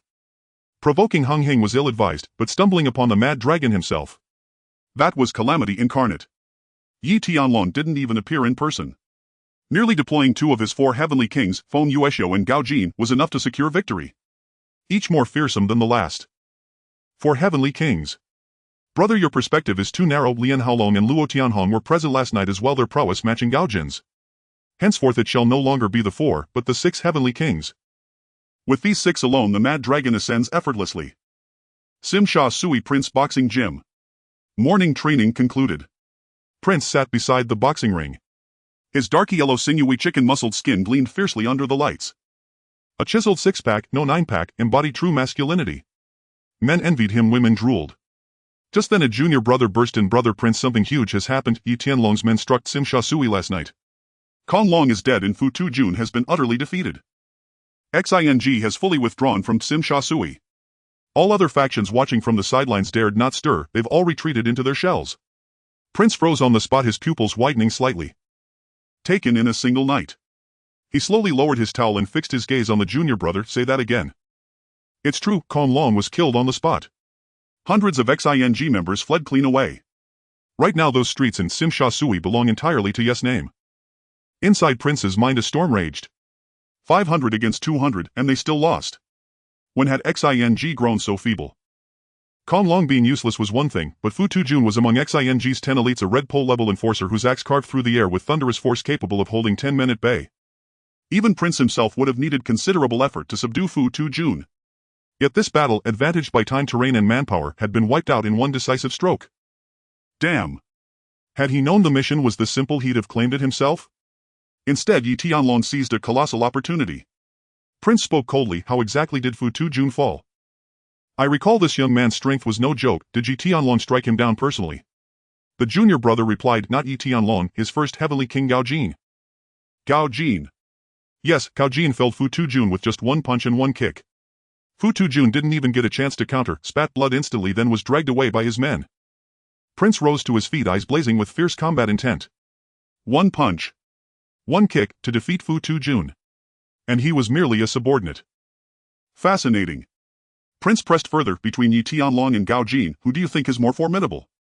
The junior brother paused thoughtfully. All things considered, Yi Tianlong is undoubtedly stronger than Gao Jin. Otherwise Gao Jin would long since have risen to lead. Prince nodded, exhaling a slow heavy breath. Before he'd felt a faint sense of condescension facing Yi Tianlong in single combat. Now that guilt vanished entirely, replaced instead by an intense surging desire to fight. The junior brother hesitated, then ventured, brother, should we make our voice heard now, publicly back brother Yi? In his view Hongxing had just lost ground in Sim Sha Sui, Prince ought to step forward. Yet Prince remained silent, not a word, not a move. Now Yi Tianlong had reclaimed the territory and raised Hongxing's banner high.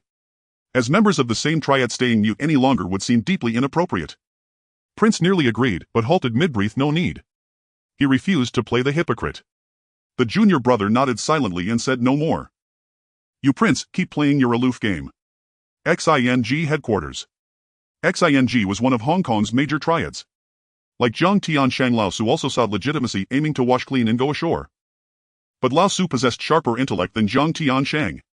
While Zhang Tianshang still fancied himself a master strategist, Lao Su had already established contact with Director Shi of the Longhua Public Security Bureau. Still, no organization as vast as this could sail smoothly forever. As Lao Su pursued legitimacy, his underlings stirred up trouble. Trouble alone would be tolerable. But this disgrace. Unforgivable. Without restoring face, how could XING continue to command respect? Lao Su XING's dragon head paced furiously inside his chamber, his face clouded with fury, eyes burning with wrath. Beside him Fu Tujun's eyes darted nervously, terrified beyond measure.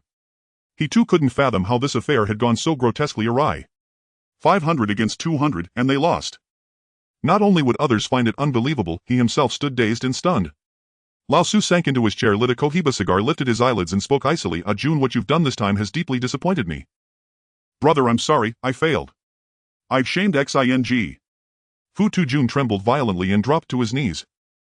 Lao Su stared at him, sighed deeply, rise. What good is kneeling? Will it reclaim our turf? Will it restore XING's honor? Fu Tujun rose with a bitter smile. Lao Su placed the Cohiba in the ashtray and picked up the phone. Sham Shui to the Zhang family villa. Zhang Tianshang sat in his study sipping tea. Chen Yao entered with a scout. The scout recounted last night's events in full, from Gao Jin crossing the river to Conlong's death to Fu Tujun's crushing defeat to XING's rout. Every detail was rendered with crystalline clarity. As he spoke, the scout seemed to relive the scene, a voice charged with fervor, eyes blazing with awe and admiration. Chen Yao patted the scout's shoulder, you may withdraw. After the scout left, Chen Yao sat down inside, 1,000 words poised on his lips, yet none found voice. Per Zhang Tianshang's original plan, sending Yi Tianlong against XING was meant to entangle him in trouble. After all, Conlong and Fu Tujun were both fearsome fighters. Even if Yi Tianlong emerged victorious, he'd surely suffer grievous losses, thus weakening his power and dampening his momentum. Only then would Zhang Tianshang dispatch Prince to discipline him. It was a flawless stratagem. But reality defied design. Yi Tianlong won. Cleanly. Brilliantly. Conlong slain. Fu Tujun humiliated. Hundreds of XING members routed in panic, and Yi Tianlong planted his flag triumphantly over Tsim Sha Sui. The operation's perfection left no opening, even rival triads seeking pretext for intervention found none. Zhang Tianshang rubbed his temples, a deep furrow like the Chinese character Chuan creased his brow. He sensed his grip over Yi Tianlong slipping, sliding toward irreversible loss of control. What are your thoughts moving forward? Mr. Zhang XING suffered fatalities. Fu Tujun was publicly disgraced. With over 500 men fleeing in disarray, their dignity lies in ruins. Given Lao Su's temperament, he will not let this rest. Logically, since XING instigated the conflict, Yi Tianlong's seizure of Tsim Sha Sui should settle matters. An unspoken truce, mutual retreat, would preserve the balance of the underworld. But XING was different. Lao Su prized face above all. Zhang Tianshang narrowed his eyes. Chen Yao continued, Lao Su will certainly call soon to demand answers. We must adopt a firm stance, pressuring XING into continuing the war. So long as we declare Tsim Sha Sui non-negotiable, Lao Su's volatile temper will erupt. Then XING will launch a full-scale counteroffensive, and even Yi Tianlong's prowess cannot guarantee immunity from consequence. Chen Yao added, we may also maneuver within He and Shang. I've learned they're selecting their next Huasher Ren, the rumored criterion. Whoever secures Sim Sha Sui becomes the new leader. I believe we can leverage that. Zhang Tianshang's eyes flickered. Big D. The one who calls Yi Tianlong his sworn brother. Yes, Chen Yao nodded. Big D and Yi Tianlong are close, but how much is that bond truly worth? Today Sim Sha Sui is divided among three powers, the Yan'ai family prince and Dianlong. If Big D wants a share of Sim Sha Sui, he must choose Dianlong. Will Yi Tianlong yield or refuse? If he yields, we back Lin Weilu. If he refuses, we sit back and watch them tear each other apart. Yield and lose territory. Refuse and fracture brotherhood. No matter Yi Tianlong's choice, he walks into a trap. We can also maneuver Lin Weilu's camp. Though he lacks Big D's numbers and resources, he enjoys broad goodwill. His uncles support him and Uncle Deng will too. Once we leak word that Yi Tianlong backs Big D, Lin Weilu's faction will brand Yi Tianlong an enemy to be eradicated, like a thorn in the eye, a splinter in the flesh. A two-pronged strategy. Hearing this, Zhang Tiansheng cast a long appraising glance at Chen Yao, then gave a slow approving nod. Brilliant calculation. Both the XANG and Wu Wensheng triads had their eyes fixed on Sim Sha Sui, yet all he needed was to quietly ignite a spark in the shadows. Just as he pondered this, the telephone on the desk rang sharply. Chen Yao picked it up, listened for a moment, then handed the receiver to Zhang Tiansheng. Mr. Zhang Old Su of XING. Zhang Tiansheng paused, then smiled. Speak of the devil, and he appears. Perfect timing. With a rhinoing tone, Zhang Tiansheng said, Old Su, calling this early, what's the matter? Old Su gritted his teeth, Mr. Zhang, your Hongheng men crossed the river, trespassed into my territory, killed my people, seized my venues. Don't you owe me an explanation? Zhang Tiansheng burst into hearty laughter. Old Su, that phrasing grates on my ears. Those streets in Sim Sha Sui were always Hongheng's turf. Your men provoked the conflict first, my people merely reclaimed what was ours. Justice demands no less. If you can't perform, don't blame gravity for lacking pull. Without the strength, don't dare provoke Hongheng. And now look, Venu's lost face, lost, ha. Venu's aside, I won't raise that issue. But the killing of my XING grass shoes, Hongheng must give me an account. Otherwise. Zhang Tiansheng scoffed. Otherwise what? Old Su declared, otherwise it's life or death between us. Zhang Tiansheng fell silent, then tapped ash from his cigarette. Enough, Old Su. No need to posture so grandly before me. You know full well XING's standing, and Hongheng's. Don't pretend otherwise. A muffled thud echoed down the line, the sound of a fist slamming onto a table. Zhang Tiansheng, don't get too arrogant. XING hasn't fallen yet. Zhang Tiansheng gave a light cool laugh. I never said it had. I'm only reminding you, if you wish to fight, choose your opponent wisely. Last night's incident was carried out by Yi Tianlong's men. If you seek vengeance, go to him. As head of Hongheng, I do not interfere in my subordinates' private affairs. Old Su froze. Damn. What did that mean? Yet in the blink of an eye he grasped Zhang Tiansheng's intent. Yi Tianlong had grown too powerful, his star blazing high. Could Zhang Tiansheng truly stand idle? He meant to use him, to cut Yi Tianlong down. Old Su's tone softened slightly. Zhang Tiansheng, I understand your meaning. I'll lend you this hand. But next time, you owe me. Zhang Tiansheng replied coolly, of course. But let me remind you one thing, victory or defeat rests solely on your shoulders. Two triad leaders, no words needed. Their intentions hung unspoken yet crystal clear. They hung up in mutual unspoken understanding. Chen Yao raised a thumb. Master Zhang, brilliant. Zhang Tiansheng sneered faintly. Let's see how long this young man can last. So Yi Tianlong thinks he's invincible in a brawl. Then let him fight until his fists bleed dry. Meanwhile, Old Su set down the phone, beaming spirits high. With Hongheng staying out of it, could XING not command its vast power, eliminate a single Yi Tianlong? Fuzuta Jun had heard every word of the call and couldn't resist muttering, Zhang Tiansheng is truly something else. He doesn't even care whether Yi Tianlong lives or dies. Worse, he wants to wield us as his blade. Truly. Old Su interjected, shameless. No, you're mistaken. Blame Yi Tianlong's arrogance, so brazen it made even Zhang Tiansheng wary. But if Zhang Tiansheng thinks he can manipulate me like a pawn, he underestimates me gravely. Ah, Jun, go do something for me. Fuzuta Jun stepped forward, bowing respectfully. Brother, speak. Old Su spoke with quiet menace. Go to Wu Wensheng, find Lin Weilu. Tell him XING pledges full support for his bid to seize Sim Sha Sui and ascend as its leader, with one condition: Yi Tianlong must die. Fuzuta Jun blinked in surprise. Ah. But brother, we're locked in deep conflict with XING. Why ally with them? Old Su replied calmly, an enemy's enemy is a friend. This is also our first step toward mending ties with Wu Shang. The Jianghu isn't just about bloodshed, it's about human connections, guanxi, and wisdom. Seeing Fuzutu Jun's bewildered expression, Old Su continued, put simply, if we help Lin Weilu become the new leader, doesn't he owe us a profound debt of gratitude? Fuzutu Jun scratched his head, then nodded, slowly dazed. You study hard, work diligently, learn while doing. The future of the society rests on your shoulders. Meanwhile, Lin Weilu and Uncle Deng sat sipping tea deep in discussion when Lin Weilu's phone rang. Fuzutu Jun stated his purpose plainly and concisely. Lin Weilu lifted his gaze, locking eyes with Uncle Deng, silently seeking counsel. Securing a foothold in Sim Sha Sui would certainly bolster his reputation. Yet Uncle Deng had not yet clarified whether such a move counted toward eligibility in the leadership election. Lin Weilu preferred to avoid unnecessary entanglements. Uncle Deng gave a firm nod. Agreed, no problem. We'll discuss details tonight. Lin Weilu hung up, then turned to Uncle Deng, voice edged with concern. Uncle Deng, they want to use us as their blade against Dianlong. Use us? Uncle Deng dismissed it lightly. That's called mutual benefit. They want to reclaim face, we want territory. That's all the alignment we need. Lin Weilu pressed further. Uncle Deng, Dianlong and Big D are brothers. What if they join forces? Uncle Deng lifted his teacup, took a slow sip, and his gaze sharpened like a blade. Ah Lu, you oversimplify human nature. Would Yi Tianlong so easily surrender territory he bled to claim, just to hand it over to Big D?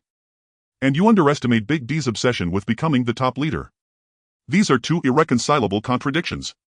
Where interests clash, they will clash. And that is your opening. Lin Weilu exhaled heavily. What if they reach an agreement? Uncle Deng clicked his tongue. Don't forget, you have Xing backing you. So, what is there to fear? Lin Huailu nodded, having no choice but to agree. Soon Uncle Deng announced the news within the organization. Whoever among Didi and Lin Huailu could establish a foothold in Sim Sha Sui would become the next decision-maker. In Suanwan at the nightclub in a supreme VIP room, Didi was enjoying drinks with two girls when Chang Mao pushed the door open and entered. Brother Didi. Brother Didi. Something big has happened.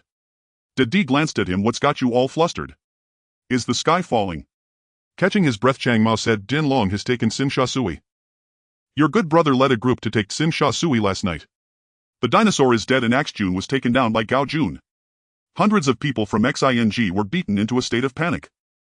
Didi's eyes widened. Is it true? It's true, the entire martial world is talking about it. Didi laughed heartily. I knew it. I knew this kid would succeed. I've never liked that dinosaur and that pretentious Axe Jun, thinking he's so great now he's been taken down, hasn't he? Ha ha ha. This is truly satisfying. Just then Chuan Bao arrived. Didi stepped forward, beaming. Uncle Bao, what brings you here? Chuan Bao sat down, took a cigarette and got straight to the point. Uncle Deng just said that whoever can take Sim Sha Sui will be the next decision-maker.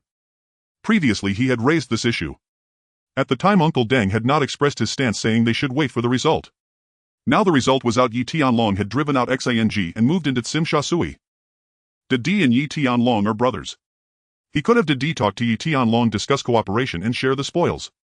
If they couldn't reach an agreement. No worries. With Didi's violent temper and obsession with being the decision-maker, brothers. It's all about being brothers. Didi's pupils constricted, followed by wild joy. Great. Heaven is helping me, ha ha ha. Chuan Bao then splashed a bucket of cold water. Didi, don't get too happy too soon. This matter is not simple. Didi sat beside Chuan Bao. Uncle Bao, what do you mean? Chuan Bao's gaze was deep. Does Uncle Deng not know that you and Dian Long are brothers? Uncle Deng is a person who always takes 3 steps for every step he takes. Since he dares to say this, he must have his own calculations. On another note, are you sure Dian Long will give you face? Didi's smile froze, unable to guarantee. Yes, he indeed called Yi Tianlong brother. But he was very clear about how much ambiguity existed in this relationship. How about I go talk to Yi Tianlong first? Chuan Bao nodded, chalking is definitely needed. However, you cannot go now. Didi asked in confusion. Why not?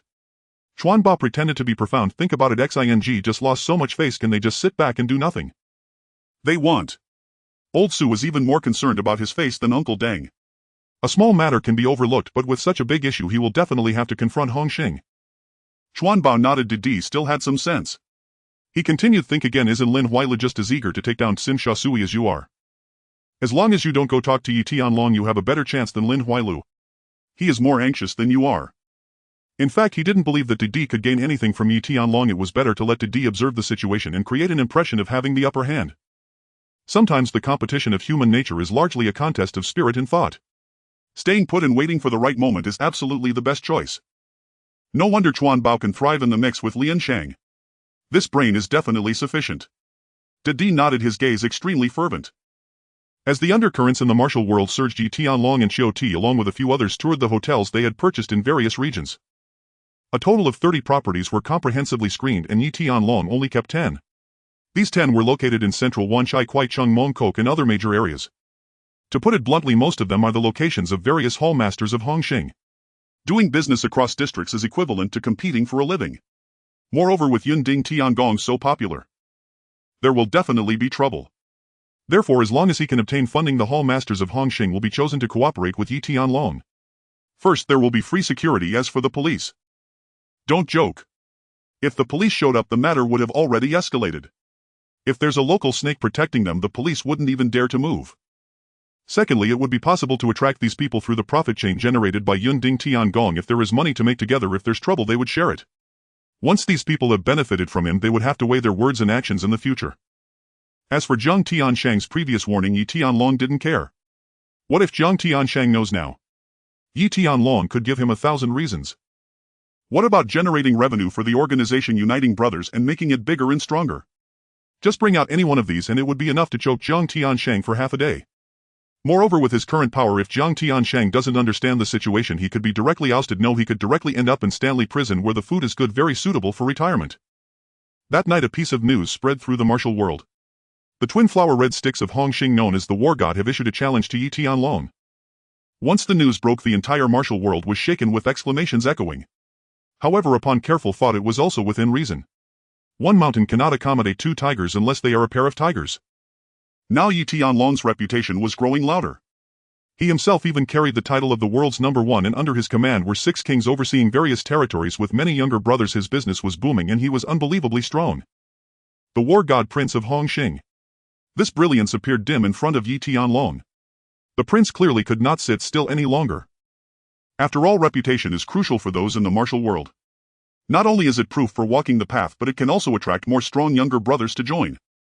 Moreover, it is a testament to one's strength.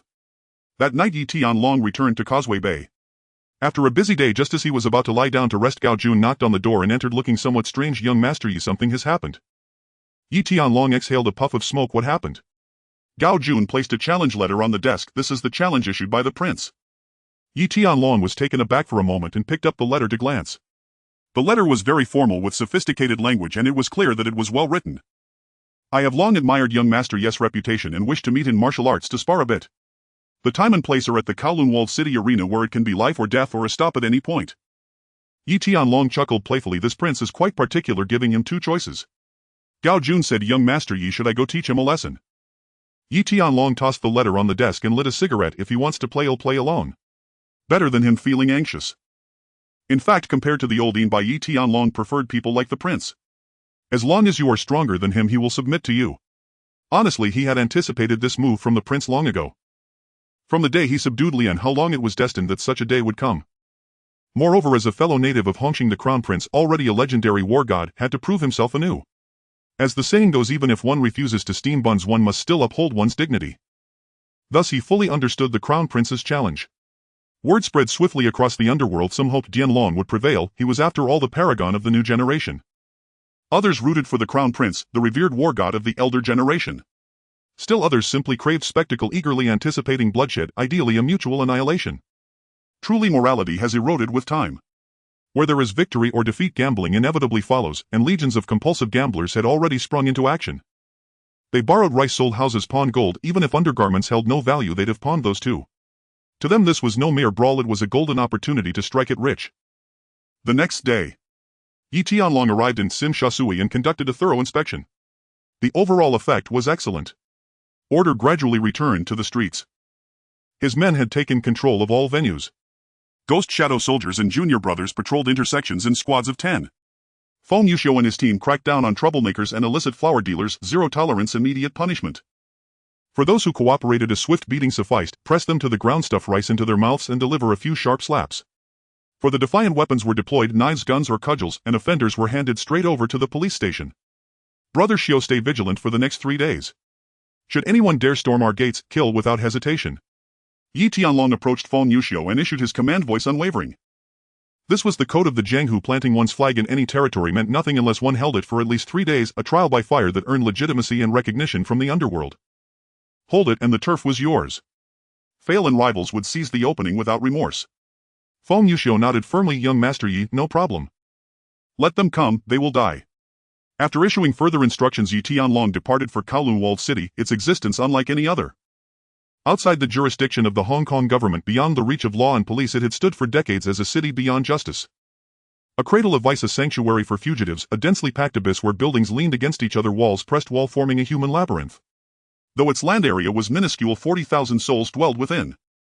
Undocumented laborers, fugitives, triad members, unlicensed physicians, sex workers, addicts, every walk of life converged here, a chaotic confluence of humanity. Alleys teemed with people of every hue and tongue. Deeper inside, cacophony rose from every direction, cries of women echoed from upper floors, indistinguishable whether born of agony or ecstasy. And even that ironically counted among the more fortunate sounds. Elsewhere, unseen corpses rotted in narrow lanes, left unclaimed, unburied, unheeded. Frankly, surviving here demanded fortitude, experience, and strength. Without them, endurance would feel worse than death itself. After navigating streets thick with sour fetid air, Yi Tianlong finally reached the underground arena, an establishment founded decades earlier within Kowloon walled city. Originally conceived as a sanctioned arena for settling grudges among residents, revenge exacted, grievances redressed, life or death accepted, in matters concluded once and for all. Over time, however, its fame surged across Hong Kong Island.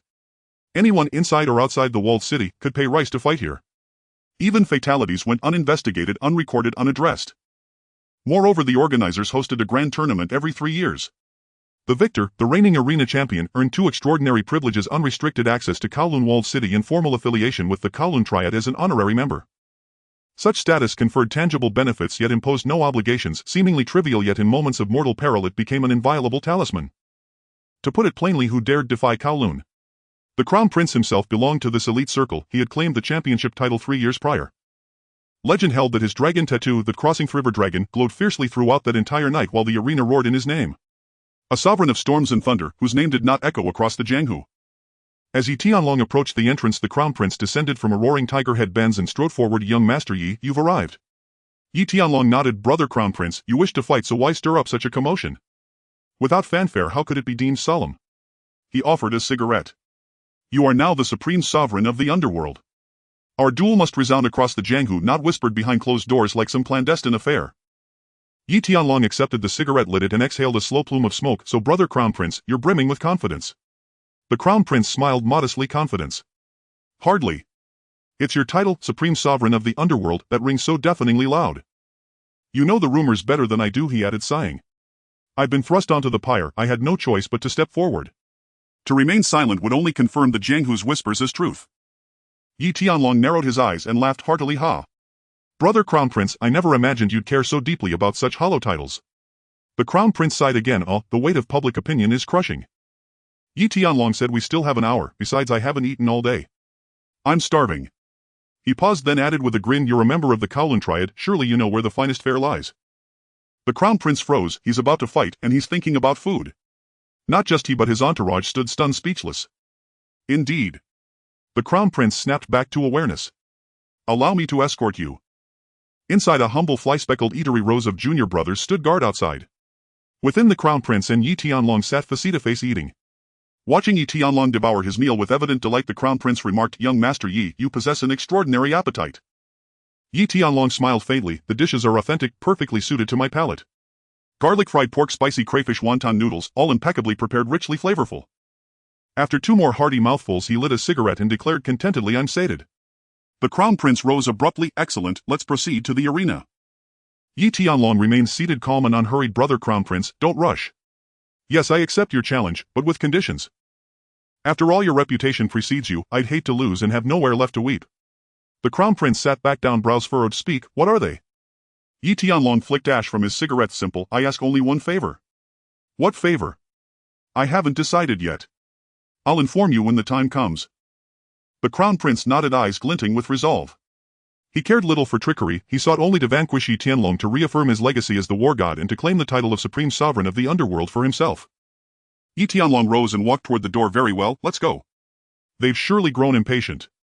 The two walked side by side out of the fly-infested place, passing through several narrow alleys to arrive at the entrance of the underground arena. The so-called entrance was merely a rusty iron door guarded by two bald men acting as bodyguards. Bare-chested with the emblem of the Nine Dragons gang tattooed on their chests. Upon seeing the prince, the two nodded respectfully and stepped aside to let him pass. As the iron door swung open, a wave of heat rushed out. Yi Tianlong frowned slightly. The smell was overwhelmingly fragrant, a mix of sweat, blood, smoke, and foot odor. It could only be described as a 1,000-year-old phlegm, a stench of rotting corpses. Just a whiff could shorten one's life by 3 years. Soon the two arrived at the underground boxing arena, a subterranean space. The marble stands were almost polished to a shine, the overall area small but capable of accommodating at least 100 people. In the center was a boxing ring with old ropes and a surface full of holes visibly stained with dark red blood. Above hung a large lamp swaying precariously. Yi Tianlong was speechless. This was just too shabby. Suddenly the prince spoke up, pointing ahead and saying, "Brother Yao is here too."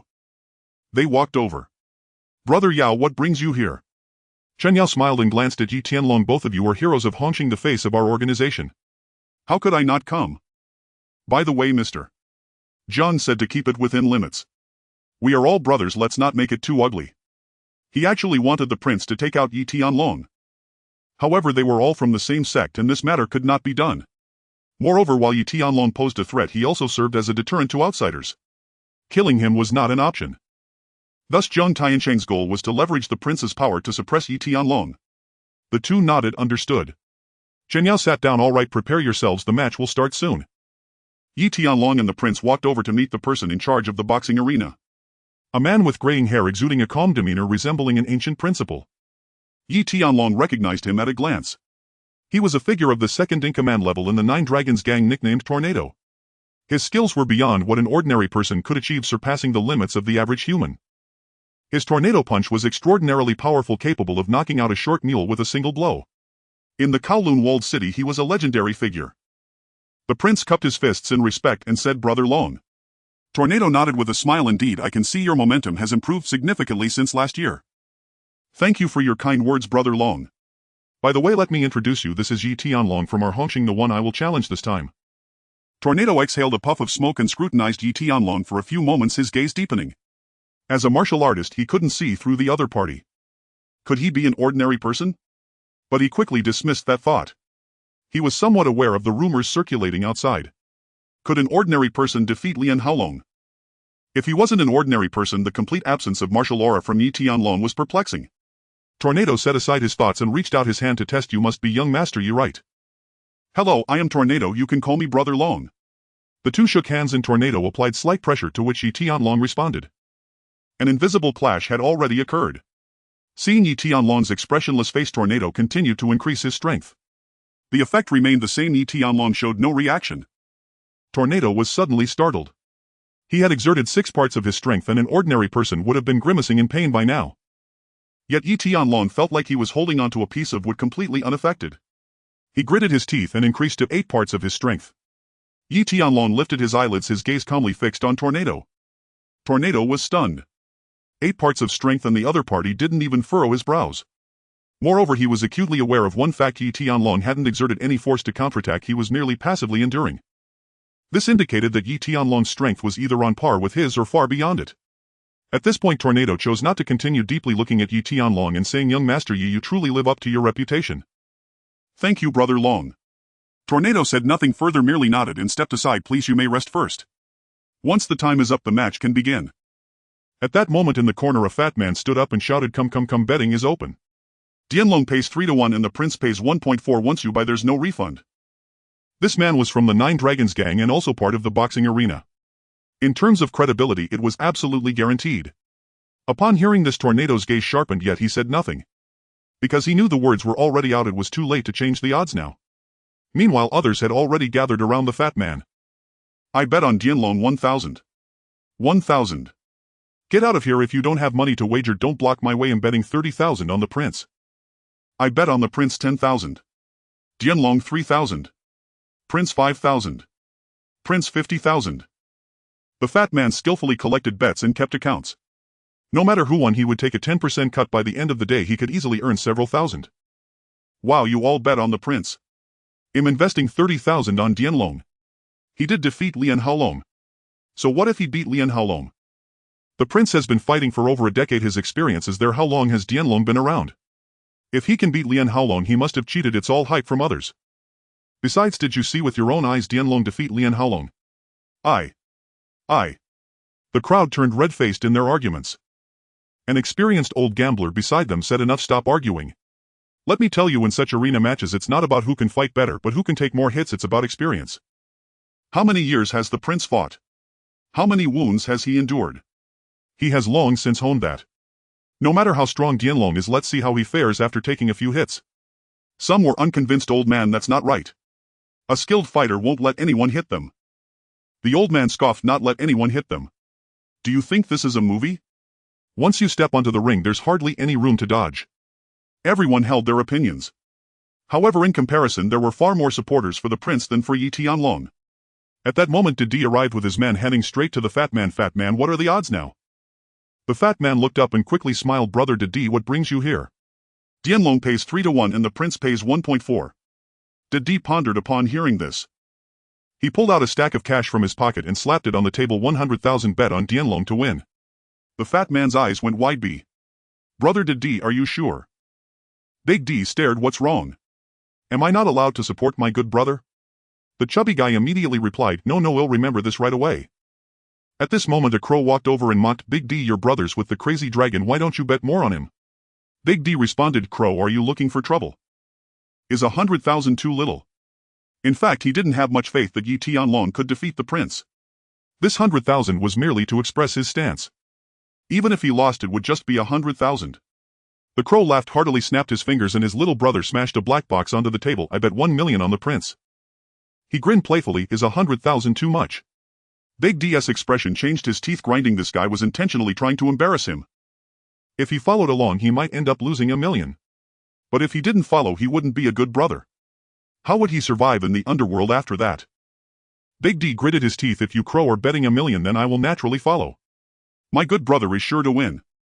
In the background the prince took off his coat and hung it on a rack, revealing a vest underneath. He moved his neck, producing cracking sounds. Yi Tianlong sat on the sofa, lit a cigarette and asked, what's the cut on the bets here? The prince turned around stunned for a moment. You want to place a bet? Yi Tianlong nodded. Exactly, I bet on myself to win. The prince sniffed, his gaze peculiar. This guy had such confidence even before the fight. Wow, how arrogant. And he was doing this right in front of me. The cut is 10%. Yi Tianlong nodded. 10%, well, that's not too bad. With that, Yi Tianlong stood up and headed for the betting table, making his way directly to the chubby guy and tapping the table. The chubby guy looked up surprised. Crazy. Yi Xiao. Want to place a bet? Yi Tianlong nodded. I bet on myself. Gao Jin took out a large box and slammed it on the table. Yi Tianlong said, 5 million, will you take it? Ni had already prepared for this. He was waiting for this moment. This move silenced the entire venue. Soon after, an astonishing discussion erupted. What the heck? 5 million. Crazy Dragon is betting 5 million on himself. Is he insane? Who the hell gave him that confidence? If he wins, how much will he get? If he wins, the house has to pay 30 million. 30 million, damn, would the chubby guy even have to sell his shorts? Not necessarily. He is from the 9 Dragons gang. 30 million is still within reach. Being able to provide it is one thing, but whether they are willing to pay is another. You don't know anything. The 9 Dragons underground fighting arena has been around for decades. When have they ever defaulted? They play on their reputation. Many people discussed their eyes scanning Yi Tianlong. Everyone wondered if Yi Tianlong had gone mad. Arrogance is acceptable. But this was a bit overboard. Damn, no wonder he's a lunatic. His thought process is different from normal people. Wait, the prince and Yi Tianlong are from the same sect. Could they be colluding to fix the match? Are you stupid? Fix a match? Has your brain been eaten by a dog? Would the prince throw away the title of war god for this little bit of money, or do you think Yi Tianlong would give up his title as the #1 in the world for this little money? If it were you, would you? Well. The chubby guy's eyes were about to pop out. 5 million wasn't that he couldn't take, but Yi Tianlong's move was too abnormal. After all, the odds he gave Yi Tianlong were 3-1. In simple terms, he didn't think Yi Tianlong could win. So Yi Tianlong's counterintuitive move left him baffled. Yi Xiao, are you sure? Yi Tianlong flicked the ash off his cigarette. If I wasn't worried that you couldn't afford it, I would have bet everything I own. He was speaking the truth. He could scrape together 100 million. If he won, would the fighting arena really put out 300 million? The answer was certainly no. Moreover, places like the 9 Dragon City are crowded and mixed. Big bets attract all sorts of people. 5 million is neither too much nor too little. The chubby guy awkwardly smiled. I'll ask our manager. Yi Tianlong nodded. The chubby guy went to the second floor reporting the urgent situation. Dragon brother. Dragon brother. Something big has happened. Tornado asked what happened. The chubby guy replied, crazy dragon, this lunatic wants to bet 5 million on himself. Tornado's eyes narrowed. 5 million. Betting on himself. Truly a talent. Even before the fight he had stirred up such a big fuss. So recklessly arrogant. The chubby guy said, Dragon brother, why not? Refuse it. Tornado walked to the window looking down at Yi Tianlong. Our Nine Dragons underground fighting arena has been open for 30 years. The rule is that there is no upper limit and we do not refuse anyone. Regardless of the amount bet, we must accept it. This is the Nine Dragons gang's reputation and our underground fighting arena's honor. We cannot tarnish it. The chubby guy nodded. Dragon brother, I know what to do. He returned to the table panting. Yi Shao. Dragon brother said to accept it. Yi Tianlong nodded, then write it down. Accepted. Really accepted. Damn, crazy dragon is going big. 5 million. I've never seen so much money in my life. If he wins, he will make a profit of 15 million. Yi Tianlong ignored these sheltered people. He returned to the background and waited quietly. Soon after, 13 sister brother Ji Fatli and others began to arrive one after another. Their purpose in coming was naturally to support the prince and Yi Tianlong and to place some bets to make some easy money. The time for the match had also arrived. Cine Tornado's eldest disciple arrived at the arena holding a gong. With a loud bang, everyone fell silent. The time has come. The match is about to begin. Please remain quiet and follow the rules of the fighting arena, otherwise you will bear the consequences. As his words fell, a group of people entered the door. All of them were underlings of the Nine Dragons gang, spread out in various corners watching everyone. No one dared to oppose the rules. In Nine Dragon City, no one would dare to be arrogant against the Nine Dragons gang. Even if Liang Kuan came back to life, he would have to behave. At the same time, Yi Tianlong and the prince walked out. The two approached the boxing ring and exchanged glances. The prince said, Yi Shao, I have a habit. Yi Tianlong threw away his cigarette. But what habit? The prince ripped off his tank top and tossed it aside. Before the fight, I like everyone to know who they are betting on. Saying this, the prince turned to face the stand, spreading his arms wide. The lights shone on him. 9 abdominal muscles, 2 pectorals, 2 powerful arms, and a shoulder dragon tattoo on his chest glimmered brilliantly. It was as if he had come to life. This was the legend that belonged exclusively to him. The shoulder dragon shone on the arena all night long. The tattoo of the river-crossing dragon undulated with the prince's breath. The scars on his body were testaments to his glory. Indeed, the prince's ostentatious display immediately ignited the crowd. The crowd cheered for the prince. Prince! Prince! Prince! God of war, God of war, God of war. Hongxing, God of war, invincible, invincible, invincible. The cheers rose higher and higher. Everyone was blushing with excitement as if they had been injected with adrenaline. Women yearn for strength, craving power and wealth. Men yearn for strength, craving true power. The prince's prowess was undoubtedly supreme in the hearts of the crowd. Such behavior was hardly surprising. The prince turned to Yi Tianlong smugly, saying, Young Master Yi, why don't you come up too? Yi Tianlong chuckled. I lack that charisma. At that moment, Xine stepped onto the stage. You understand the rules, right? The prince nodded. Yi Tianlong nodded as well. I'll emphasize once more, there is no time limit, no round limit. The fight continues until one side concedes or cannot get up, and killing the opponent is permitted. It is up to you to decide life and death. Any questions? Yi Tianlong asked. Can we start now? Xine stepped aside and blew the whistle. Begin.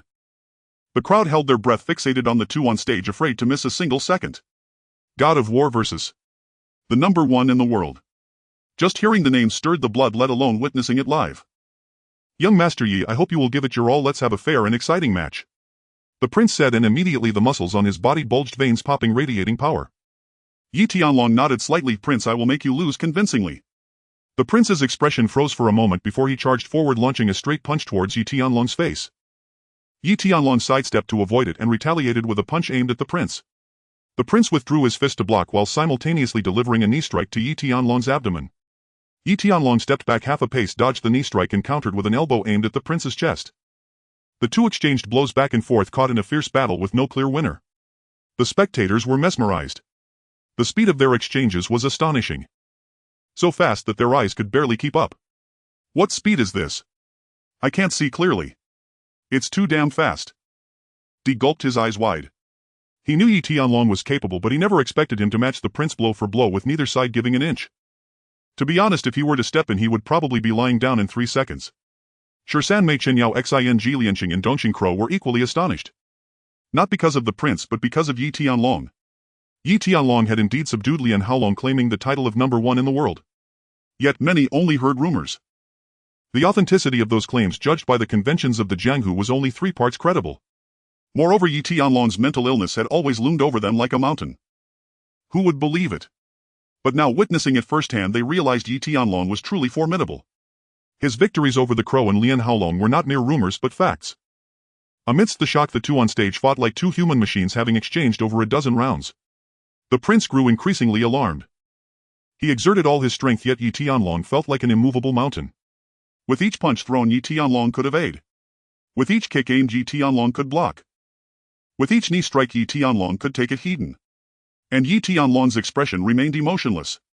What kind of monster is this? He even felt a strange illusion that Yi Tianlong regarded him as nothing more than a plaything. As if he had been toying with him all along. At that moment, Yi Tianlong suddenly exerted force. One punch deflected the prince's fist, followed by a whip kick aimed at the prince's side. The prince couldn't dodge in time and had to take it. Bang! The kick landed squarely on the prince's waist. The prince grunted, retreating 2 steps to the side. A fiery pain shot through his side, at least one rib was cracked and his lower back throbbed painfully. However, it was a pain he could still endure. Yi Tianlong beckoned with his finger. Continue. He had initially thought the prince was strong, but it turned out to be just that. He had overestimated the prince. He also underestimated the strength of a body enhanced by superhuman serum.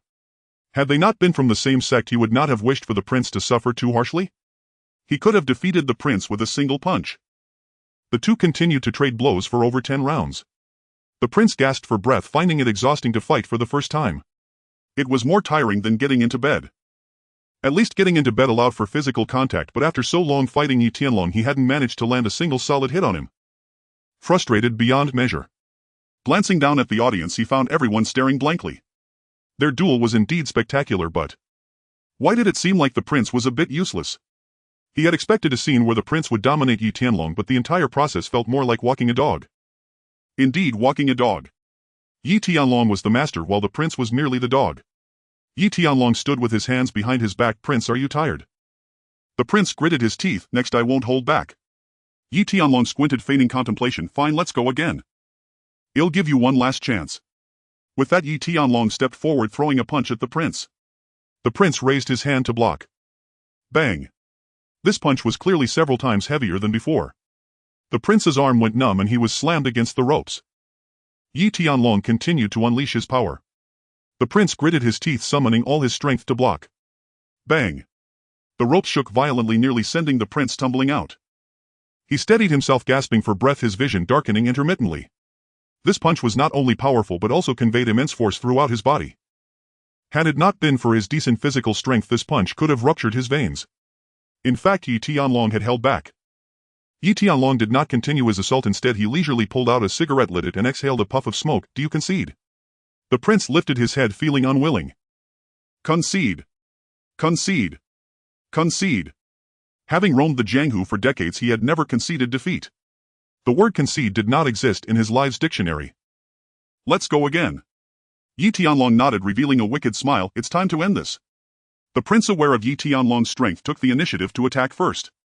Using the rebound from the ropes, he charged at Yi Tianlong. In the next second, he suddenly changed his attack, leaping into the air, delivering a surprise horizontal kick aimed right at Yi Tianlong's forehead. This kick was his full-powered strike, decades of strength converging into a single point. It could break through all defenses. The prince even considered various scenarios that could unfold. If Yi Tianlong took this kick hidden, he would most likely not be able to withstand it. Even if he did, the prince would have room to continue attacking. And if Yi Tianlong chose to evade, the prince would still have the opportunity for his next move. No matter the approach, he was confident that he could create an excellent opportunity with this kick to defeat Yi Tianlong. The next moment, with a loud bang, the prince flew out, crashing into the ropes, which couldn't even hold for a second before snapping. The prince's body was thrown out, heavily impacting the polished stone. The raven turned pale. Fortunately, the raven dodged in time, otherwise being hit by the prince would have meant not only death but also a lengthy hospital stay. The prince had no strength left to rise. Blood spewed from his mouth, leaving him dazed. Just a moment ago, he had naively believed he could exchange blows with Yi Tianlong through sheer strength. Only with the final blow did he realize Yi Tianlong's true power. The venue fell silent. A unified expression of shock appeared on the faces of the 100 spectators. Astonishment, disbelief, both startled and stunned. What exactly had transpired in that fleeting moment? They hadn't even seen clearly how it happened before the prince was sent flying. Was he directly knocked out by Yi Tianlong in broad daylight? This was truly unbelievable. Everyone was left in a daze. What level of divine conflict was this? At that moment Yi Tianlong jumped off the ring and approached the prince asking, "Are you alright?" The prince hunched over, forcing a bitter smile. "I could take on 10 more. Yi Tianlong chuckled. "You really know how to put on a show. Alright, stop pretending. If you keep this up you'll seriously injure your kidneys and only be able to cry in despair." The prince grinned through gritted teeth, then stepped back, forcing himself to perform the highest gesture of respect in the martial arts world, cupping his fists and salute. "Yi Xiao, I concede. The world's #1, truly deserving of the title. I yield. Thanks for showing mercy earlier. I swear I will never fight you again." He recalled the entire process. In fact, he had already realized that Yi Tianlong had not wanted to humiliate him from the start, which was why he had played along for a few rounds. Otherwise he would have likely been lying on the ground from the very first strike. He was simply too ignorant of his own limitations. Yi Tianlong nodded, surprised that the usually serious prince would crack a joke. Xine stepped forward and struck a gong. "The victor has been decided. The prince concedes and the winner is Yi Tianlong." The next moment applause erupted from the crowd. Crazy dragon, crazy dragon, crazy dragon, #1 in the world. #1 in the world. A model for our generation. The cheers were deafening. Meanwhile at the betting table the chubby man looked slightly pained. "Oh no, it's over, I've lost everything. I've lost so much that I'm close to losing my shorts." Although very few had bet on Yi Tianlong, the odds were high, 3-1. Moreover, Yi Tianlong himself had bet 5 million, which was more than half of what the prince's supporters had wagered. The chubby man's words stirred restlessness among those who had bet on the prince. They all hung their heads in regret. After all, some had staked all their hard-earned money on the prince. The prince's defeat meant they would lose everything. However, losing everything was a minor issue. The main problem was that their wives might run off with someone else. Someone went mad on the spot, wishing they could kill Yi Tianlong. Seeing this, members of the Kowloon gang stepped forward, employing violent law enforcement, delivering several heavy punches, dragging the man away like a dead dog. At this moment Tornado approached Yi Tianlong and the prince, saying, "Prince, are you alright?" The prince replied, "I'm fine, just need to rest for 10 days or half a month, it's not a big deal." Tornado's eyelid twitched. Rest for 10 days or half a month. Is that not a big deal? However, he said nothing. In fact, he had realized during his test of Yi Tianlong that the prince might not be his match. He just hadn't expected the prince to lose so miserably. Xine arranged for the prince to return to the city to rest and recuperate. Xine nodded, supporting the prince as they left. Tornado turned back to Yi Tianlong. "Yi Xiao, congratulations, this time you have made a name for yourself." Yi Tianlong nodded in acknowledgement. Making a name for oneself was indeed no exaggeration. If the rumors about him in the martial arts world were merely hearsay before after this battle, it was entirely different.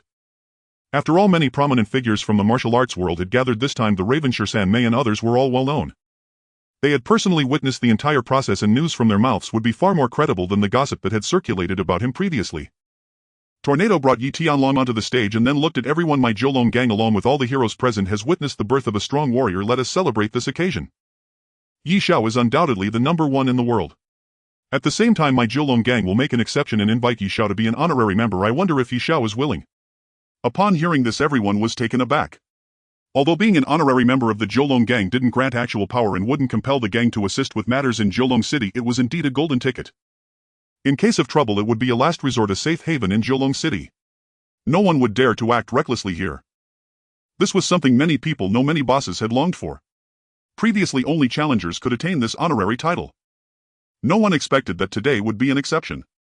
However, everyone could understand defeating the prince was already proof that Yi Tianlong possessed extraordinary strength. Tornado's decision to recruit talent was entirely reasonable.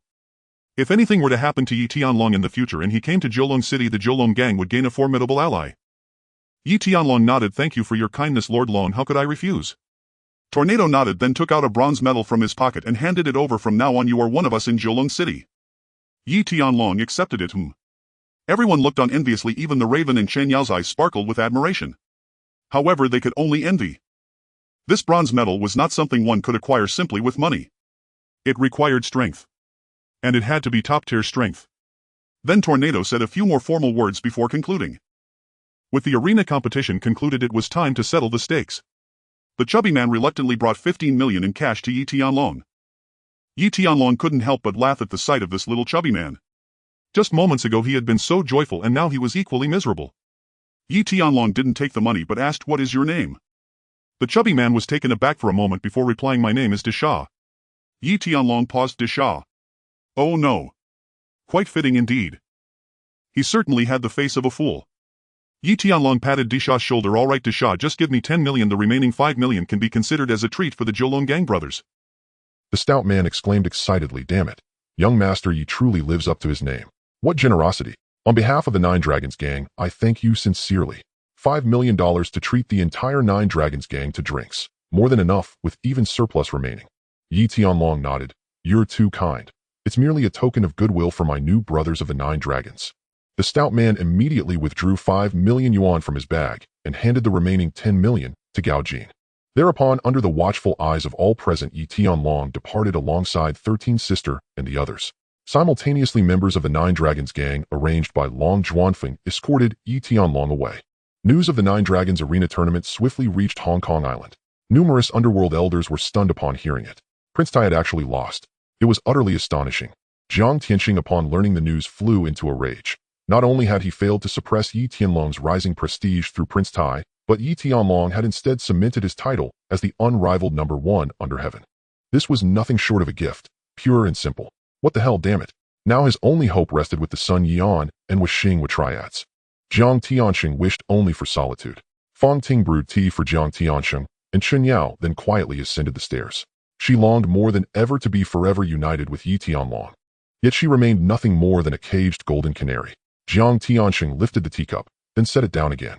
Yao, tell me, would it be wiser to trade Kowloon Tong streets for Elder Deng's promise, or to have the Sun Yian and with Xing would discipline Yi Tianlong?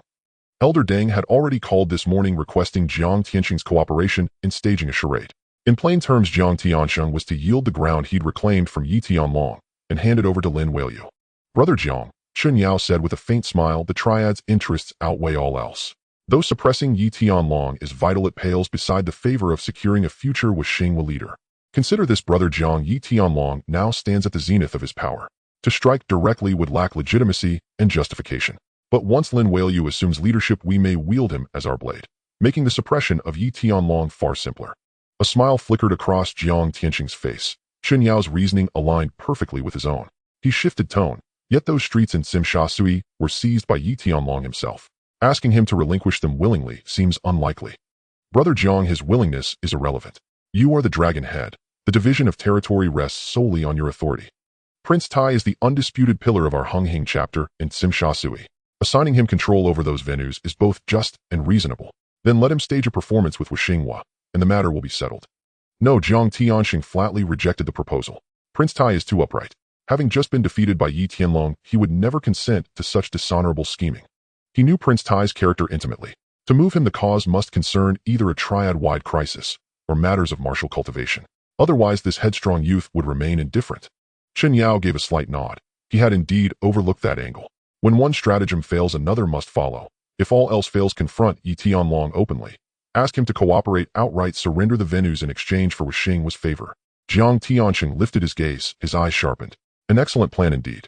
A double win, exploiting Yi Tianlong while simultaneously undermining him. Brilliant, triple brilliant. Very well, proceed thus. Notify Yi Tianlong at once. Tell him to cooperate. At the Causeway Bay Villa, Yi Tianlong sat across from Didi. Pouring a cup of tea for Didi, Yi Tianlong asked, "Rumors claim your Xing Wu seeks to seize Simsha Sui to secure the next leadership position. What is your view? How do you see it?" Simsha Sui is the most lucrative district among Yao Tsimong and the epicenter of underworld contention. The current balance of power in Simsha Sui is crystal clear. The Ni family, Prince Tai, and Yi Tianlong himself. The Ni family is an entrenched old guard. Few dare challenge them, and fewer still could swallow them whole.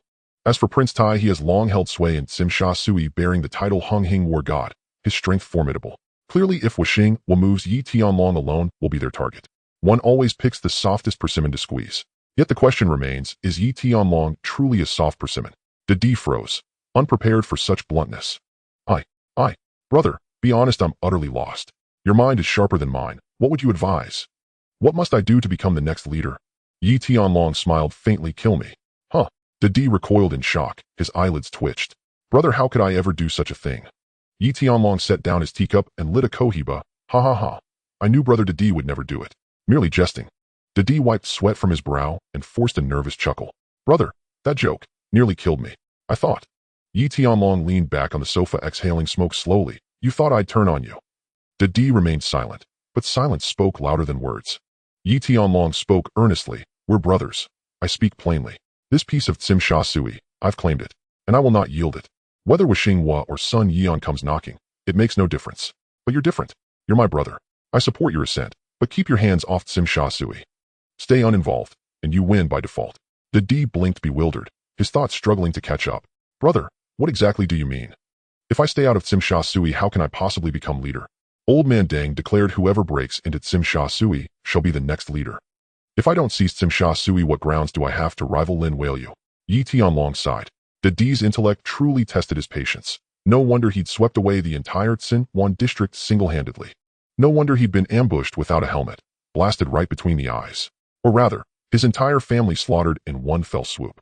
Yi Tianlong rephrased, tell me, how many factions currently hold sway in Tsim Sha Sui?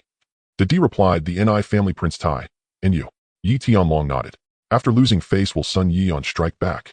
Didi pondered, undoubtedly. Old Su prizes reputation above all. With Long Yao dead and Axe Jun humiliated, he must reclaim his honor, or risk irrelevance forever. Yi Tianlong continued, does Lin Weiyu yearn to become leader? Is he impatient? Didi nodded, desperately, even more so than I. He lacks deep roots in Wuxing, while his sole support comes from his uncles. In every respect, he falls short of me. Without decisive achievement, why would his uncles choose him? Yi Tianlong smiled, there you have it. Sun Yian will attack Tsim Sha Sui, and Lin Weiyu will too. Whichever strikes first will inevitably clash with me. Your role? Observe. Watch the tigers battle from the mountain. Let them exhaust themselves. When the dust settles, those who lose badly, those who fight bleed heavily. You need not lift a finger to win. Who then will the uncles choose? If not you? Didi's mind cleared like dawn breaking, his eyes widened. Holy hell, brother, how does your brain work? Absolutely phenomenal. My admiration for you flows like the endless Yangtze River, eternal and unceasing. My reverence for you. That sudden torrent of praise made Yi Tianlong's lips twitch. Enough, stop. It's not that my mind is sharp. It's that yours rushes headlong into every storm before pausing to think. The underworld isn't played that way. Remember, sometimes the one who does nothing emerges victorious. Didi nodded vigorously, beaming ear to ear. Brother, I understand. I absolutely get it.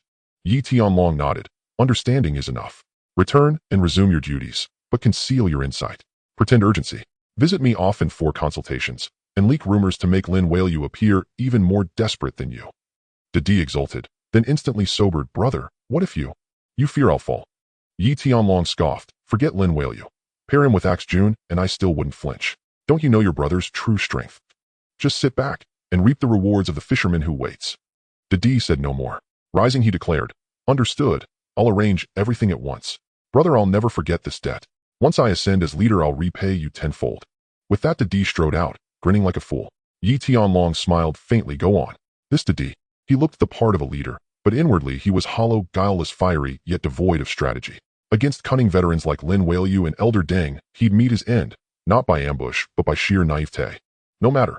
So long as Didi followed Yi Tianlong, all would be well. Propelling Didi to leadership would yield 100 benefits, and not a single drawback. As for Lin Weiyu and Axe Jun lurking in the shadows, Yi Tianlong felt no concern. Every contingency had been laid. Should they dare stir trouble in Tsim Sha Sui, he'd ensure they couldn't distinguish east from west, north from south. At that moment, Catgirl entered, pushing the door open. Young Master Yi. Qinyao is here. Yi Tianlong's eyes flashed. Qinyao? Visiting so late. Nothing good could come of it. Show him in. Qinyao stepped in, wearing his customary polished smile. Young Master Yi. My apologies for the intrusion. Yi Tianlong smiled. Brother Yao, please take a seat. What brings you here so late? Qinyao sat, accepted the tea offered by Gao Jin, and took a sip. Young Master Yi, Brother Zhang sent me to discuss a matter of utmost importance, concerning the Triad's collective interests. Yi Tianlong narrowed his eyes. The Triad's interests. That phrase carried weight. His suspicion deepened. He was certain Qinyao bore ill intent. Be specific. Qinyao said, this morning Elder Deng of Wuxing was called, requesting our assistance. Yi Tianlong raised an eyebrow. What assistance? Qinyao lit a cigarette, then spoke deliberately. Brother Zhang proposes you stage a deliberate defeat, surrendering Tsim Sha Sui's venues to Lin Weiyu. After all, should Lin Weiyu ascend as leader, he becomes a friend to our Unhinged. This favor bears directly upon the Triad's overarching interests. Yi Tianlong's gaze turned icy. Brother Yao, you're suggesting I surrender hard-won territory, hand it over to another. Sensing Yi Tianlong's displeasure, Chun Yao hastened, precisely that. Naturally, Brother Jiang won't ask you to sacrifice in vain. He'll offer compensation. Yi Tianlong lifted his teacup, sipped, then replied coldly, compensation. What form? Chun Yao paused. That's negotiable, cash territory, anything can be discussed. Yi Tianlong set down his cup, rose, and loomed over Chun Yao. Brother Yao, Sim Sha Sui belonged to Prince Tai. By rights this burden shouldn't have fallen to me. Yet I reclaimed it, at great cost to myself and provoking Sun Yion's wrath. Now you ask me to hand it over to a Xingwei. Yi Tianlong braced his palms on the table. Chun Yao instinctively recoiled. Tell me, is that reasonable, eh? Chun Yao forced a dry laugh. Young Master Yi, I know you're upset, but this is Brother Zhang's directive, and for the Triad's greater good. Yi Tianlong sneered. The Triad. Brother Yao, I ask you, when I seized Sim Sha Sui, did the Triad supply men or money? Now that I've reclaimed it, you demand I yield it. On what grounds? Sweat beaded on Chun Yao's brow. His voice faltered, intimidated by Yi Tianlong's overwhelming presence. Young Master Yi, Brother Zhang promised compensation. Yi Tianlong rose, returned to the sofa, lit a cigarette, and spoke with disdain. Compensation? What compensation? Cash. I have it. Territory. I'll seize it myself. Chun Yao fell speechless. He'd arrived confident Yi Tianlong would comply. After all, Yi Tianlong had always deferred to Jiang Tianqing to him, never refusing anything. He hadn't anticipated such unwavering resolve this time. Yi Tianlong didn't press further. Chun Yao held immense influence within Unhinged, his status unquestioned. Were ambition and strength his allies, he might well have been Dragon Head himself. The position of chief strategist wasn't granted lightly, and Chun Yao excelled at it. He would prove useful in time. Brother Yao, return to Brother Jiang, and tell him Sim Sha Sui is mine. No one, not even him, can undo that. Chun Yao's expression darkened. What do you mean by that? Yi Tianlong spoke calmly. I mean, my domain, my sovereignty. No one interferes. Show him out. Gao Jin stepped forward, gesturing politely toward the door. Chun Yao rose. Young Master Yi, I'll deliver your words to Brother Jiang. Yi Tianlong watched his retreating figure. His gaze hardened. Jiang Tianqing truly dared utter such a demand. My territory, won by blood and will, relinquished at his whim. What arrogance, pretending to be some mighty predator. If I don't display a modicum of fury, they'll mistake me for a docile housecat. Utter nonsense. The next day, at the Jiang residence, Jiang Tianqing finished his workout in the gym. Chun Yao and the steward entered. Brother Jiang, Yi Tianlong has arrived.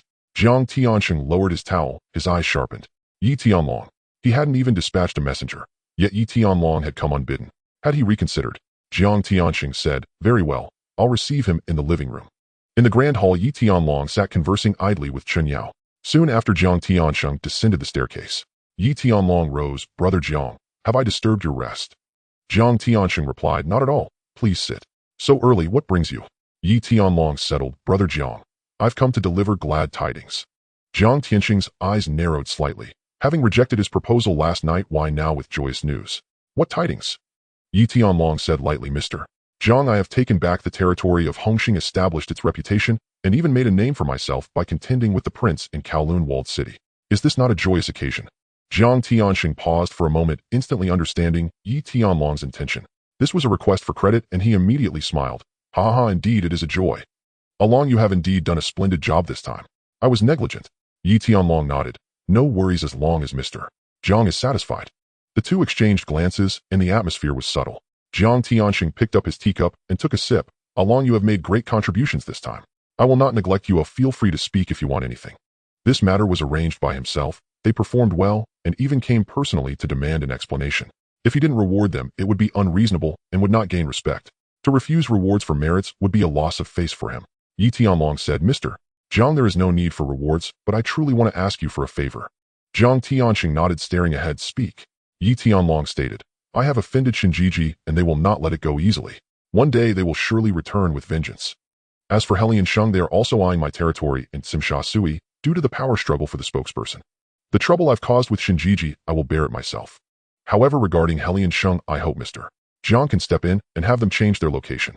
Jiang Tianqing exchanged glances with Chun Yao, their jaws nearly dropping. What the hell? You refused to yield Sim Sha Sui, and now you come to turn the tide against me. Jiang Tianqing's expression changed slightly, but quickly returned to normal. Along, what you said sounds a bit off to me. Yi Tianlong exhaled a puff of smoke. Mr. Jiang, what seems off? As for Shinjiji, I will handle it myself without relying on the gang. For Helian Sheng, you are the leader. Oh, just say a word to have them avoid Sim Sha Sui. Is that too much to ask? Moreover, the venue in Tsim Sha Sui generates considerable income each month. If I maintain it, the gang will benefit as well. Yu Jiang Tianxing want to stand on a moral high ground and play some underhanded games. He could also stand on the moral high ground to counterattack, using one spear to counteract another shield. Jiang Tianxing wanted to refute, but found no grounds. Chun Yao was anxiously watching from the side, unable to find words to counter Yi Tianlong's argument. This statement was simply impeccable. It was impossible to directly tear the facade with Yi Tianlong. After pondering for a moment, Jiang Tianxing sighed. This might not be very realistic. The decision regarding the spokesperson election of Helian Sheng cannot be changed with just a few words. Seeing the complex expressions of the two after a long pause, Yi Tianlong sneered internally. Yi Tianlong continued to mock, Mr. Zhang, when Deng Bo asks you to cooperate in a charade, you comply, without question, yet when you need to help him, he says no. This is unfair. Upon hearing this, Jiang Tianxing felt a pang of bitterness. This kid is determined to put me on the hot seat today. Chen Yao, wanting to interject, was stopped by a glare from Jiang Tianxing. Jiang Tianxing took a deep breath, revealing his signature fake smile. Alright, so now you've learned to tease me. In the end, you simply don't want to yield Tsim Sha Sui, right? Fine, no problem. I will just directly refuse Deng Bo shortly. However, you must be prepared. You may soon face the wrath of Shinjiji and Helian Sheng. Chen Yao immediately chimed in. Yes, our request for you to yield Tsim Sha Sui is not merely for a favor for Helian Sheng. We are considering you. Yi Tianlong exhaled a puff of smoke, watching the two play off each other. Jiang Tianxing is skilled at this game, still choosing to act like the good guy from the moral high ground. Yielding Tsim Sha Sui is for your own good. If you don't yield, don't blame me for not reminding you. Yi Tianlong smiled faintly. Mr. Jiang, brother, Yao, I appreciate your goodwill. Whether it's Shinjiji or Helian Sheng, I will take on whoever comes. Bring one, I will fight one. Bring two, I will fight two. Chen Yao rubbed his temples. This kid truly was stubborn. Jiang Tianxing was not angry and spoke amicably. Since everything has been clarified, you have also made your choice. Next, you must bear the consequences. Do not let us lose face in Tsim Sha Sui. Yi Tianlong stood up, promising, all right, I will not let the gang's reputation suffer. Mr. Jiang, if there's nothing else, I will take my leave. As Yi Tianlong departed, Jiang Tianxing's gaze grew colder. What a tactic of using one spear against one shield, directly confronting me with a hard line. Without crying or making a fuss, just a few words had him nearly unable to maintain his stance. Much more clever than the likes of Liang Kuan. Jiang Tianxing spat out. Yao informed Deng Bo that the negotiations have collapsed. Let him play however he wants next. Chen Yao nodded and immediately left to make a call. In Helian Sheng at a tea house, Deng Bo gritted his teeth as he hung up, his expression filled with dissatisfaction. Ever since Yi Tianlong had driven away Shinjiji, he had been contemplating a strategy to ensure Lin Huai Lu took Tsim Sha Sui. After several days of thought, he devised 3 plans. First, to cooperate with Shinjiji, but this was his last resort. He did not wish to collaborate with his enemies unless absolutely necessary. Second, wait for Didi to negotiate with Yi Tianlong to break down so that Didi could attack, and then let Lin Huai Lu reap the benefits. However, in recent days, Didi and Yi Tianlong had been maintaining close ties. Though not much news had emerged, as long as the two had not fallen out, there was a high chance they were negotiating. Thus, he became anxious. He directly activated the third plan, offering sufficient benefits to have Jiang Tianxing apply some pressure on Yi Tianlong. Who would have thought that Jiang Tianxing, this young one, was so useless? He couldn't even deal with a Yi Tianlong. Truly a piece of trash. Deng Bo took a sip of tea, still feeling unsatisfied, and couldn't help but curse. Damn it. Damn it. Damn it. Lin Huai Lu beside him did not dare to speak. He simply did not dare to utter a word. After all, there was a top boss wholeheartedly paving the way for him. Not to mention being frightened. Even if he were asked to eat in the restroom right now, he wouldn't hesitate. Deng Bo's gaze turned cold as he said sternly, Jiang Tianxing is such a useless thing, and he couldn't negotiate clearly. You must act quickly. If Didi and Yi Tianlong come to an agreement, you will have no opportunity left. Lin Huai Lu stood up. All right, Deng Bo, I will contact Axe Jun immediately. Deng Bo led the way, waving his hand. Go ahead. By the way, be careful not to let anyone find out that you are cooperating with Shinjiji. Otherwise, even if you secure the deal, people will say you sold out the gang for glory. Lin Huai Lu nodded and left. He knew that this time he could only win and not lose, otherwise who knew when he would have the chance to become the spokesperson. In the afternoon, Yi Tianlong traveled from Sham Shui Po to Central. Central is one of Hong Kong Island's most developed districts, preeminent in both economic vitality and urban infrastructure. Headquarters of bond firms, real estate conglomerates, and major banks all stand within Central. Skyscrapers rise in dense clusters, the area bustles with people, and maintains an exceptionally high standard of public safety. It bears no resemblance to the chaotic, heterogeneous atmosphere of Causeway Bay. After all, this is the seat of authority. Which reckless triad member would dare provoke trouble here? Unless he truly believes his life is already too long. Within minutes of a single call, elite tactical police units arrive. Even the most formidable brawler cannot withstand gunfire. Yi Tianlong had come to Central today for negotiations. Earlier, Qiu Ti had identified several outstanding hotels here, ideal venues for Yunding Tiangong. Yet the other party abruptly changed their mind, insisting on meeting him in person. Upon receiving the news, Yi Tianlong immediately made his way there. Anyone who owns multiple prime location hotels in Central is unquestionably a figure of extraordinary influence. Whether fortune or misfortune awaited, such a meeting demanded his personal attendance. Soon Yi Tianlong arrived at a towering office building. The company name, Chengkong 10 Industries, flashed before him. Suddenly fragments of memory surged forth. Could it be? At that moment, Qiu Ti approached young master. Yi, this is the place. Yi Tianlong nodded and stepped inside. A beautiful receptionist sat at the front desk, elegantly dressed in professional attire, poised with mature charm, a true vision of grace. Please connect me with Mr. Li. Good afternoon, sir. Do you have an appointment? Yi Tianlong nodded. She promptly placed a call, confirmed his visit, and escorted them upstairs. They arrived at an office door on the top floor. She knocked gently. Mr.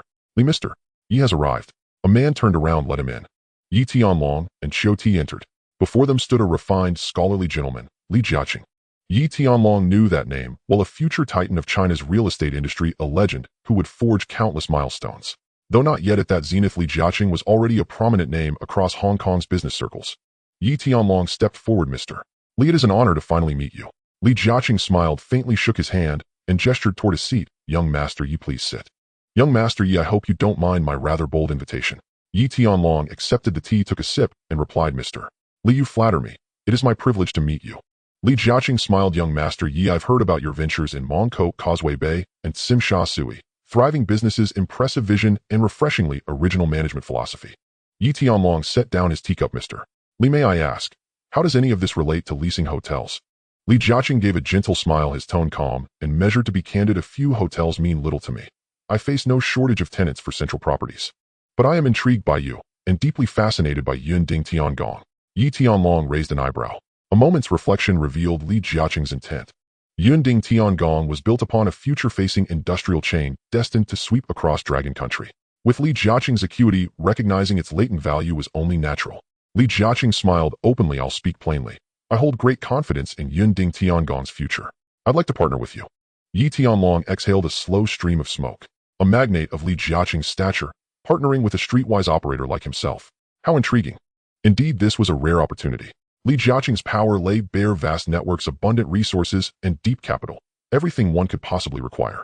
Collaboration would not only attract elite clientele, but also accelerate Yunding Tiangong's expansion into a formidable enterprise. More crucially, bearing Li Jiaqing's endorsement would lend Yunding Tiangong immediate gravitas, deterring rivals, even seasoned underworld figures. Don't mistake bravado for invincibility. Though Triad members swagger through streets unchallenged, even defying police, their arrogance evaporates before titans of commerce. Not even Jiang Tiansheng would dare overstep before a man like Li Jiaqing. This was no exaggeration, it was reality. One call from Li Jiaqing could summon government officials, a few $1 million could command unwavering loyalty. Who would dare threaten his interests? Yi Tianlong shifted subtly, his gaze inscrutable. Mr. Li, are you certain partnering with me won't tarnish your reputation? Li Jiaqing responded earnestly. Young master Yi, you are no ordinary gangster. You are a man who gets things done. Yi Tianlong released another plume of smoke. You flatter me, Mr. Li, but let's be honest, I operate in the underworld. Associating with me, won't that harm your standing? Li Jiaqing laughed outright. Reputation. After decades in business, I've seen every kind imaginable. My partners include politicians, tycoons, triad leaders, and foreign investors. Adding you makes no difference. Besides, do you truly believe your reputation is so poor? You conduct yourself with discipline. No narcotics, no exploitation. And under Yunding Tiangong's banner, you've donated generously to kindergartens. Gangsters like you, upright principled, are exceedingly rare. Yi Tianlong narrowed his eyes. You've investigated me, Mr. Li. Li Jiaqing waved a dismissive hand. Investigated. No, that's the wrong word. I prefer deep due diligence. To enter a partnership, I must know precisely who you are. As for your concern about tarnishing me, frankly, it holds no weight in my eyes. I've navigated Hong Kong's treacherous waters for decades. If I couldn't withstand this, I'd never have reached where I stand today. His words were commanding, fiercely confident, and profoundly reassuring. With such candor laid bare, refusal would be unforgivable.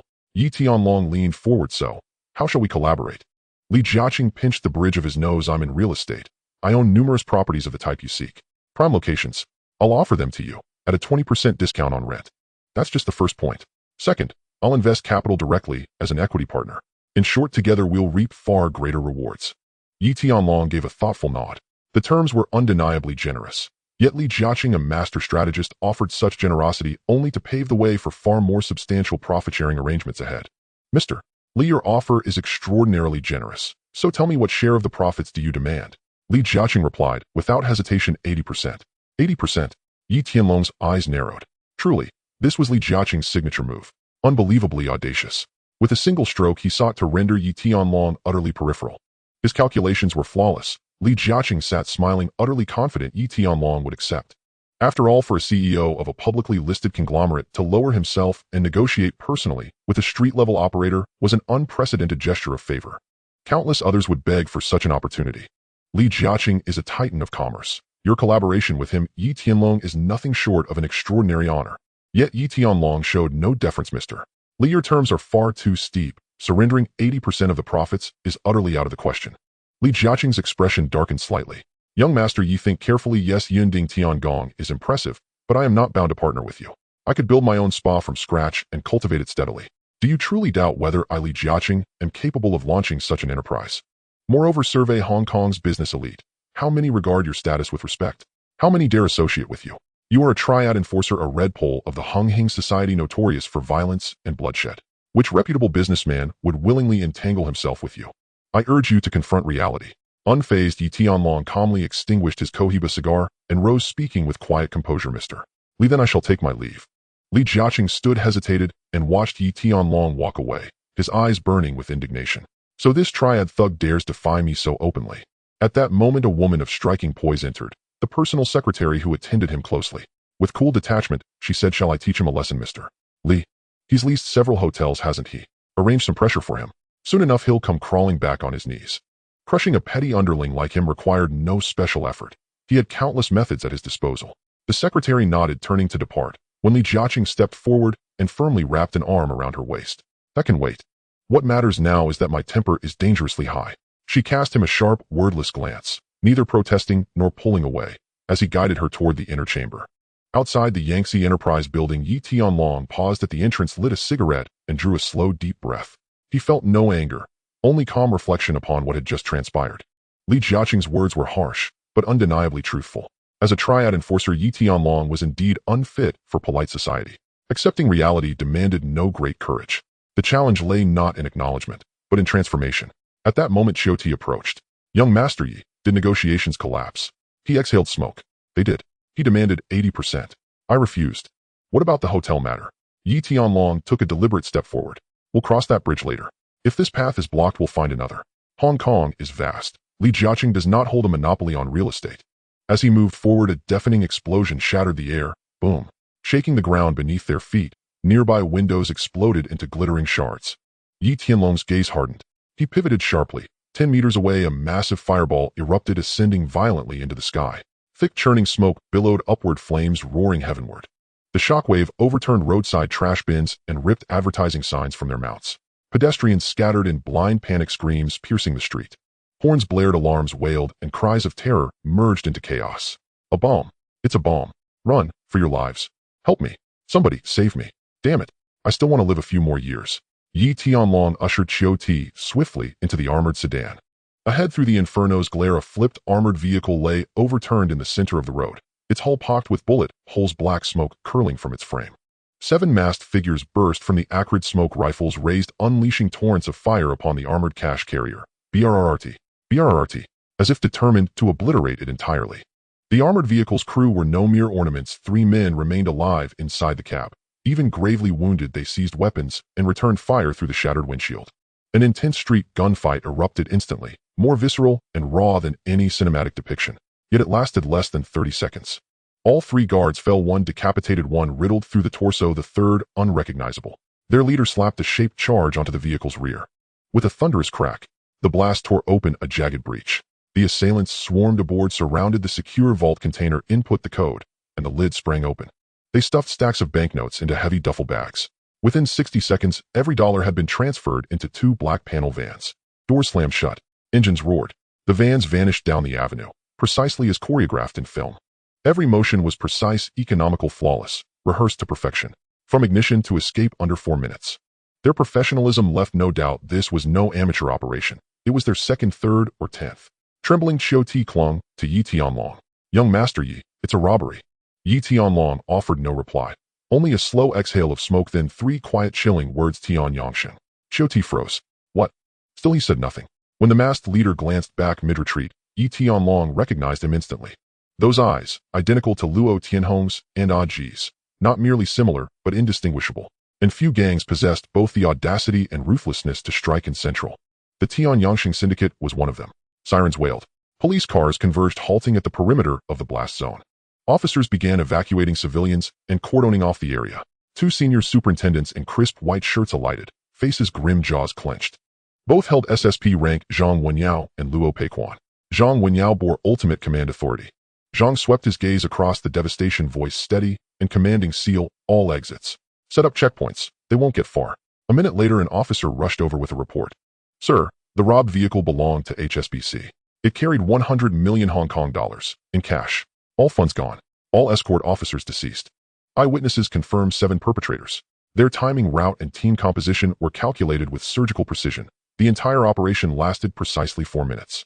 They clearly possess intimate knowledge of our response protocols. This suggests a highly organized professional syndicate.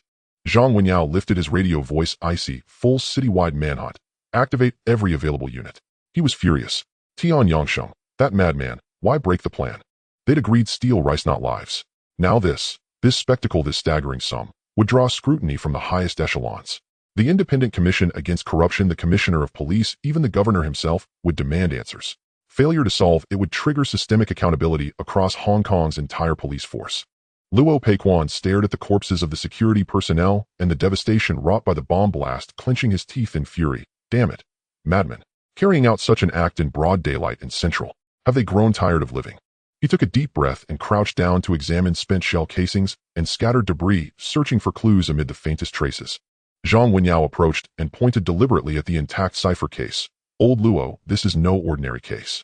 These perpetrators not only know our operational procedures inside out, they even knew the combination to the case. There may be a mole within the police force.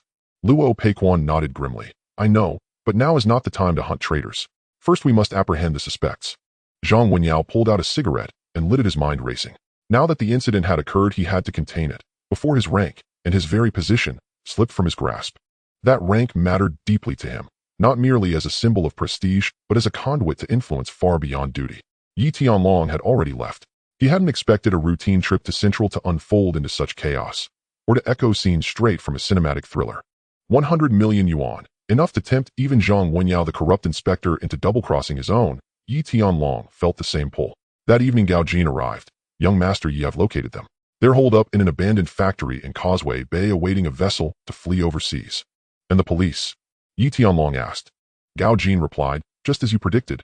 Zhang Wenyao himself is leading the manhunt, but he's deliberately misdirecting the force, sealing off Central Wanchai. Everywhere except Causeway Bay, where silence reigns. Yi Tianlong exhaled a slow plume of smoke and smiled faintly. Tian Yangsheng had seized 100 million. Zhang Wenyao played the mole. One supplied intelligence, the other muscle, colluding in a grand illicit enterprise. Yet human nature remains humanity's most inscrutable enigma, hidden behind layers no eye can pierce. As a senior superintendent, Zhang Wenyao sought more than mere wealth. He craved political capital. Did Tian Yangsheng truly believe he could split the spoils evenly and rely on Zhang Wenyao to escape? Naive. A reckless fool, all brawn and no strategy. Gao Jin asked, shall we eliminate Tian Yangsheng? A free 100 million. Yi Tianlong calmly lifted his teacup and sipped. No rush. We'll let them play a while longer. Keep watch, then strike when they make their move. Gao Jin's eyes gleamed. Yi Tianlong spoke coolly. While two fight, the fisherman reaps the harvest. This time he would claim not only the 100 million, but also purge Zhang Wenyao, the corrupt inspector. He would cleanse the force of its traitor, never forgetting his oath, his badge, his duty. Where the sword points, his heart bows to the flag. Huang Zhiqing, were he aware of Yi Tianlong's unwavering integrity, would surely applaud without reservation. Meanwhile, across the harbor, in Causeway Bay, inside the derelict factory, Tian Yangsheng sat atop a broken crate, slowly chewing a piece of bread. His siblings sat upright beside him, exhausted yet buoyed by the sight of 100 million yuan in crisp cash before them. That sum would sustain them comfortably for years. Without such desperation, they'd never have dared strike so brazenly beneath the crown's very shadow. Tian Yangsheng approached and squatted before his brother. Brother, what did Zhang Wenyao say? Tian Yangsheng tossed aside the bread.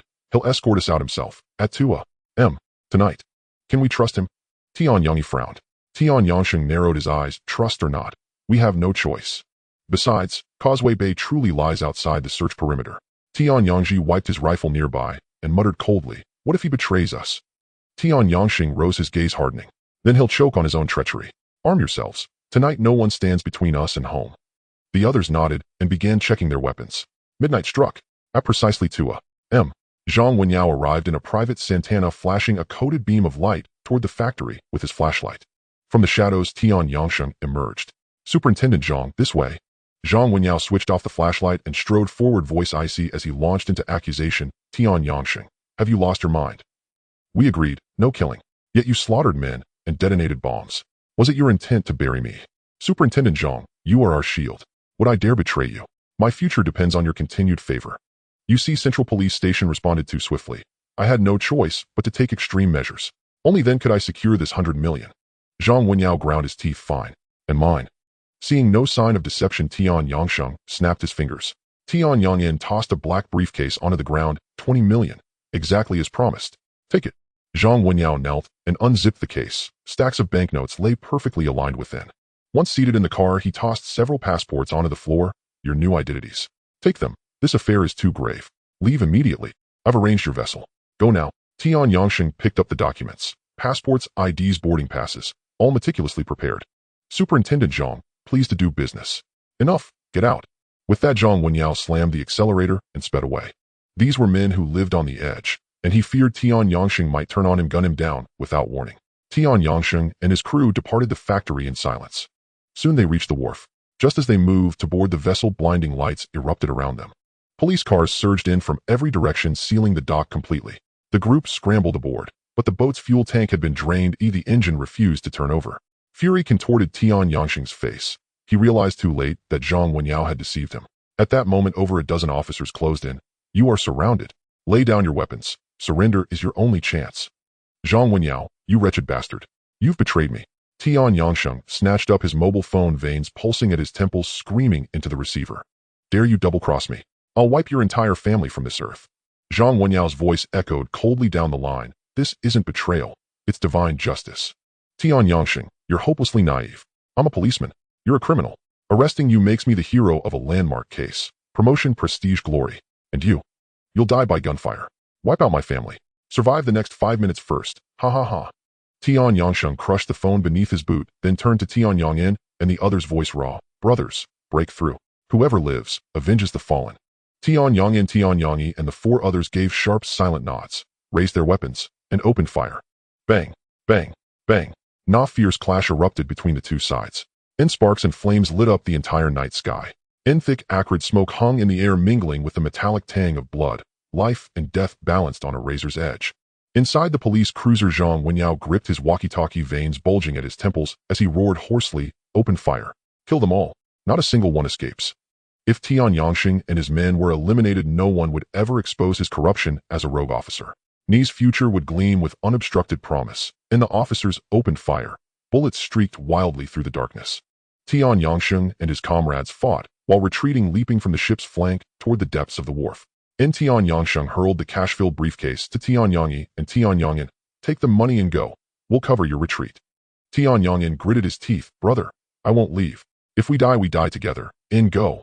Tian Yangsheng kicked Tian Yangyi hard. If you don't run now, we'll all die here. Only if you survive can you ever seek vengeance. Tian Yangyin clenched his jaw, tears bursting forth. He couldn't bear to watch his brothers fall. Tian Yangyi steeled his resolve, and gripping Tian Yangyin's hand, leapt overboard. Tian Yangsheng, Tian Yangye, Tian Yangji, Tian Yangxin, and Tian Yangji raised their AKs and unleashed another barrage at the police cruisers. Not a full minute passed, yet neither side relented. Their firepower remained relentless. Or perhaps Zhang Wenyao had long known the Tian Yangsheng crew was no ordinary gang, and had deliberately deployed overwhelming heavy weaponry. Even though Tian Yangsheng's men were fearless warriors who scorned death itself, they could not withstand such sustained, punishing fire. Casualties mounted. Ammunition dwindled. Exhaustion weighed upon them like stone. Tian Yangye grunted. A bullet tore into his shoulder, drenching half his body in crimson. But still he fired on, steadying his weapon with one blood-slicked hand. Meanwhile, the lifeless bodies of Tian Yangji and Tian Yangxin lay motionless in pools of blood. Brother Mia, are you all right? Tian Yangsheng raked a burst of fire outward, then, under Tian Yangji's covering fire, dragged Tian Yangye's wounded form beside him. Tian Yangye forced a faint pain smile. "Brother, I'm fine." And at that moment, the police launched their counteroffensive. More officers surged in from all directions. Gun barrels multiplied, converging like vultures. Fire intensified, relentless, suffocating, pinning them down until they could barely lift their heads. Tian Yangxing slammed the last magazine into his AK and let out a wry, self-mocking laugh. "Never imagined I'd die here tonight. It's my failure. I've failed you all." Tian Yangye peered through a narrow gap. Police were closing in fast. He seized Tian Yangxing's arm. "Brother, you two go first. I'll hold them off." Tian Yangji refused. "No, we leave together or not at all." And he raised his rifle and emptied a furious hail of bullets into the advancing officers. When his magazine ran dry, he swapped it in an instant and kept firing. Tian Yangye staggered upright, roaring, "Run! Don't let my death be in vain." Tian Yangsheng turned back, his eyes burning red, but he knew hesitation meant annihilation. He seized Tian Yangji's arm and plunged headlong into the ink-black water. As they vanished beneath the waves, gunfire intensified, deafening, unceasing. Tian Yangye emptied his final magazine. Simultaneously, dozens of bullets tore through his body, turning him into a sieve. His vision blurred, then cleared just once into quiet serenity. A soft, resigned smile touched his lips as his body collapsed onto the deck. Brother live. Report. 3 confirmed dead, 4 escaped. No cash recovered on site. Meanwhile, Tian Yangxing regrouped with Tian Yangyi atop the wharf. Before them stretched an endless expanse of water. Behind, sirens shrieked, shrill, insistent, closing in. And there was no way forward. Tian Yangsheng ground his teeth, eyes blazing crimson. "Zhang Wenyao, I'll curse your ancestors to hell." Tian Yangji bellowed. "Let's fight to the death. Even if we must drag one of them down with us." And at that very instant, 2 Feeling-class speedboats cleaved the waves at blinding speed, halting at the dock in a breath. Engines still roaring, their searchlights snapped on, blinding beams locking onto the shoreline. Just as Tian Yangxing reached for his AK, Yi Guohuan and his men leapt ashore. Behind them, ghostly figures in tactical gear raised their rifles. Black muzzles trained unwaveringly on Tian Yangxing and his 3 surviving comrades. Yi Guohuan tilted his AK upward. "Tian Yangsheng, if you want to live, come with me. I'll get you out in 3 seconds. In 1, 2. Tian Yangsheng clenched his jaw and led Tian Yang in and the others aboard the Filong. Better to risk Yi Guohuan's unknown intentions than surrender to Zhang Wenyao and certain doom. Yi Guohuan gunned the engines. The Filong shot forward like an arrow, vanishing into the velvet shroud of night. On the wharf, Zhang Wenyao arrived moments later with reinforcements. They stared silently at the empty harbor where the Filong had been, then exchanged grim glances. "Sir, we've lost them." Zhang Wenyao slammed his fist into the cruiser's door, his gaze glacial, unreadable. Damn it. And though 3 had fallen tonight, the mastermind, Tian Yangsheng, had slipped away. Worse still, the ostensible $100 million haul remained unrecovered. Yet the night was not wholly barren of gain. After all 3 notorious fugitives had been neutralized, Ni's position remained secure, for now. Contact Marine Police immediately. Order full cooperation in pursuit and investigation. Aboard the Feilong, every weapon and possession had been stripped from Tian Yangxing's group. They sat exposed, helpless as lambs awaiting slaughter. Cold black rifle muzzles pressed against their foreheads. Even with all their skill and ferocity, they knelt, submissive, silent, powerless.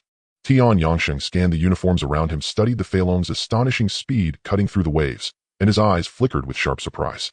And then he locked eyes with Yi Guohuan. "You're the ghost leader, aren't you?" Yi Guohuan exhaled a slow plume of smoke and smirked. Well, you're sharper than you look. And congratulations, you guessed right. But there's no prize." Tian Yangsheng gritted his teeth. "What do you intend to do with us?" Nai Guohuan offered him a cigarette. "Our big brother wishes to see you." "Who is he?" Nai Guohuan rose. "You'll find out soon enough. No need to rush." Half an hour later, they arrived at a villa in Causeway Bay. Yi Tianlong sat sipping tea. Nai Guohuan ushered Tian Yangsheng and his 3 companions inside. Tian Yangin's face was ashen. Tian Yangyi and Tian Yangji were soaked in blood. Tian Yangsheng stood rigid, eyes locked unblinking on Yi Tianlong. Yi Guohuan bowed respectfully. "Young Master Yi, the guests have arrived." Nai Tianlong nodded. "Please be seated." Young Master Yi. Could this truly be Yi Tianlong, the man whose name had recently shaken the Underworld to its foundations? Though not a native of Hong Kong, Tian Yangsheng had spent weeks there preparing for the Central District heist, and thus knew Yi Tianlong's reputation well. Red Pole, Red Shoe, Mad Dragon, the #1 under heaven, not constellation of titles, all bound to one man, whose stature in the Underworld was peerless, radiant, unassailable. "So, you're Yi Tianlong." Nai Tianlong nodded. "Indeed. And you're no fool. So how did Zhang Wenyao manage to trap you?" At the name Zhang Wenyao, Tian Yangsheng's eyes flared anew with crimson fury. Who knew Hong Kong people could be this dishonorable? In pausing, he fixed Yi Tianlong with a piercing stare. Why did you save us? What do you want? He wasn't naive. Yi Tianlong had risked everything to extract them. There had to be a purpose.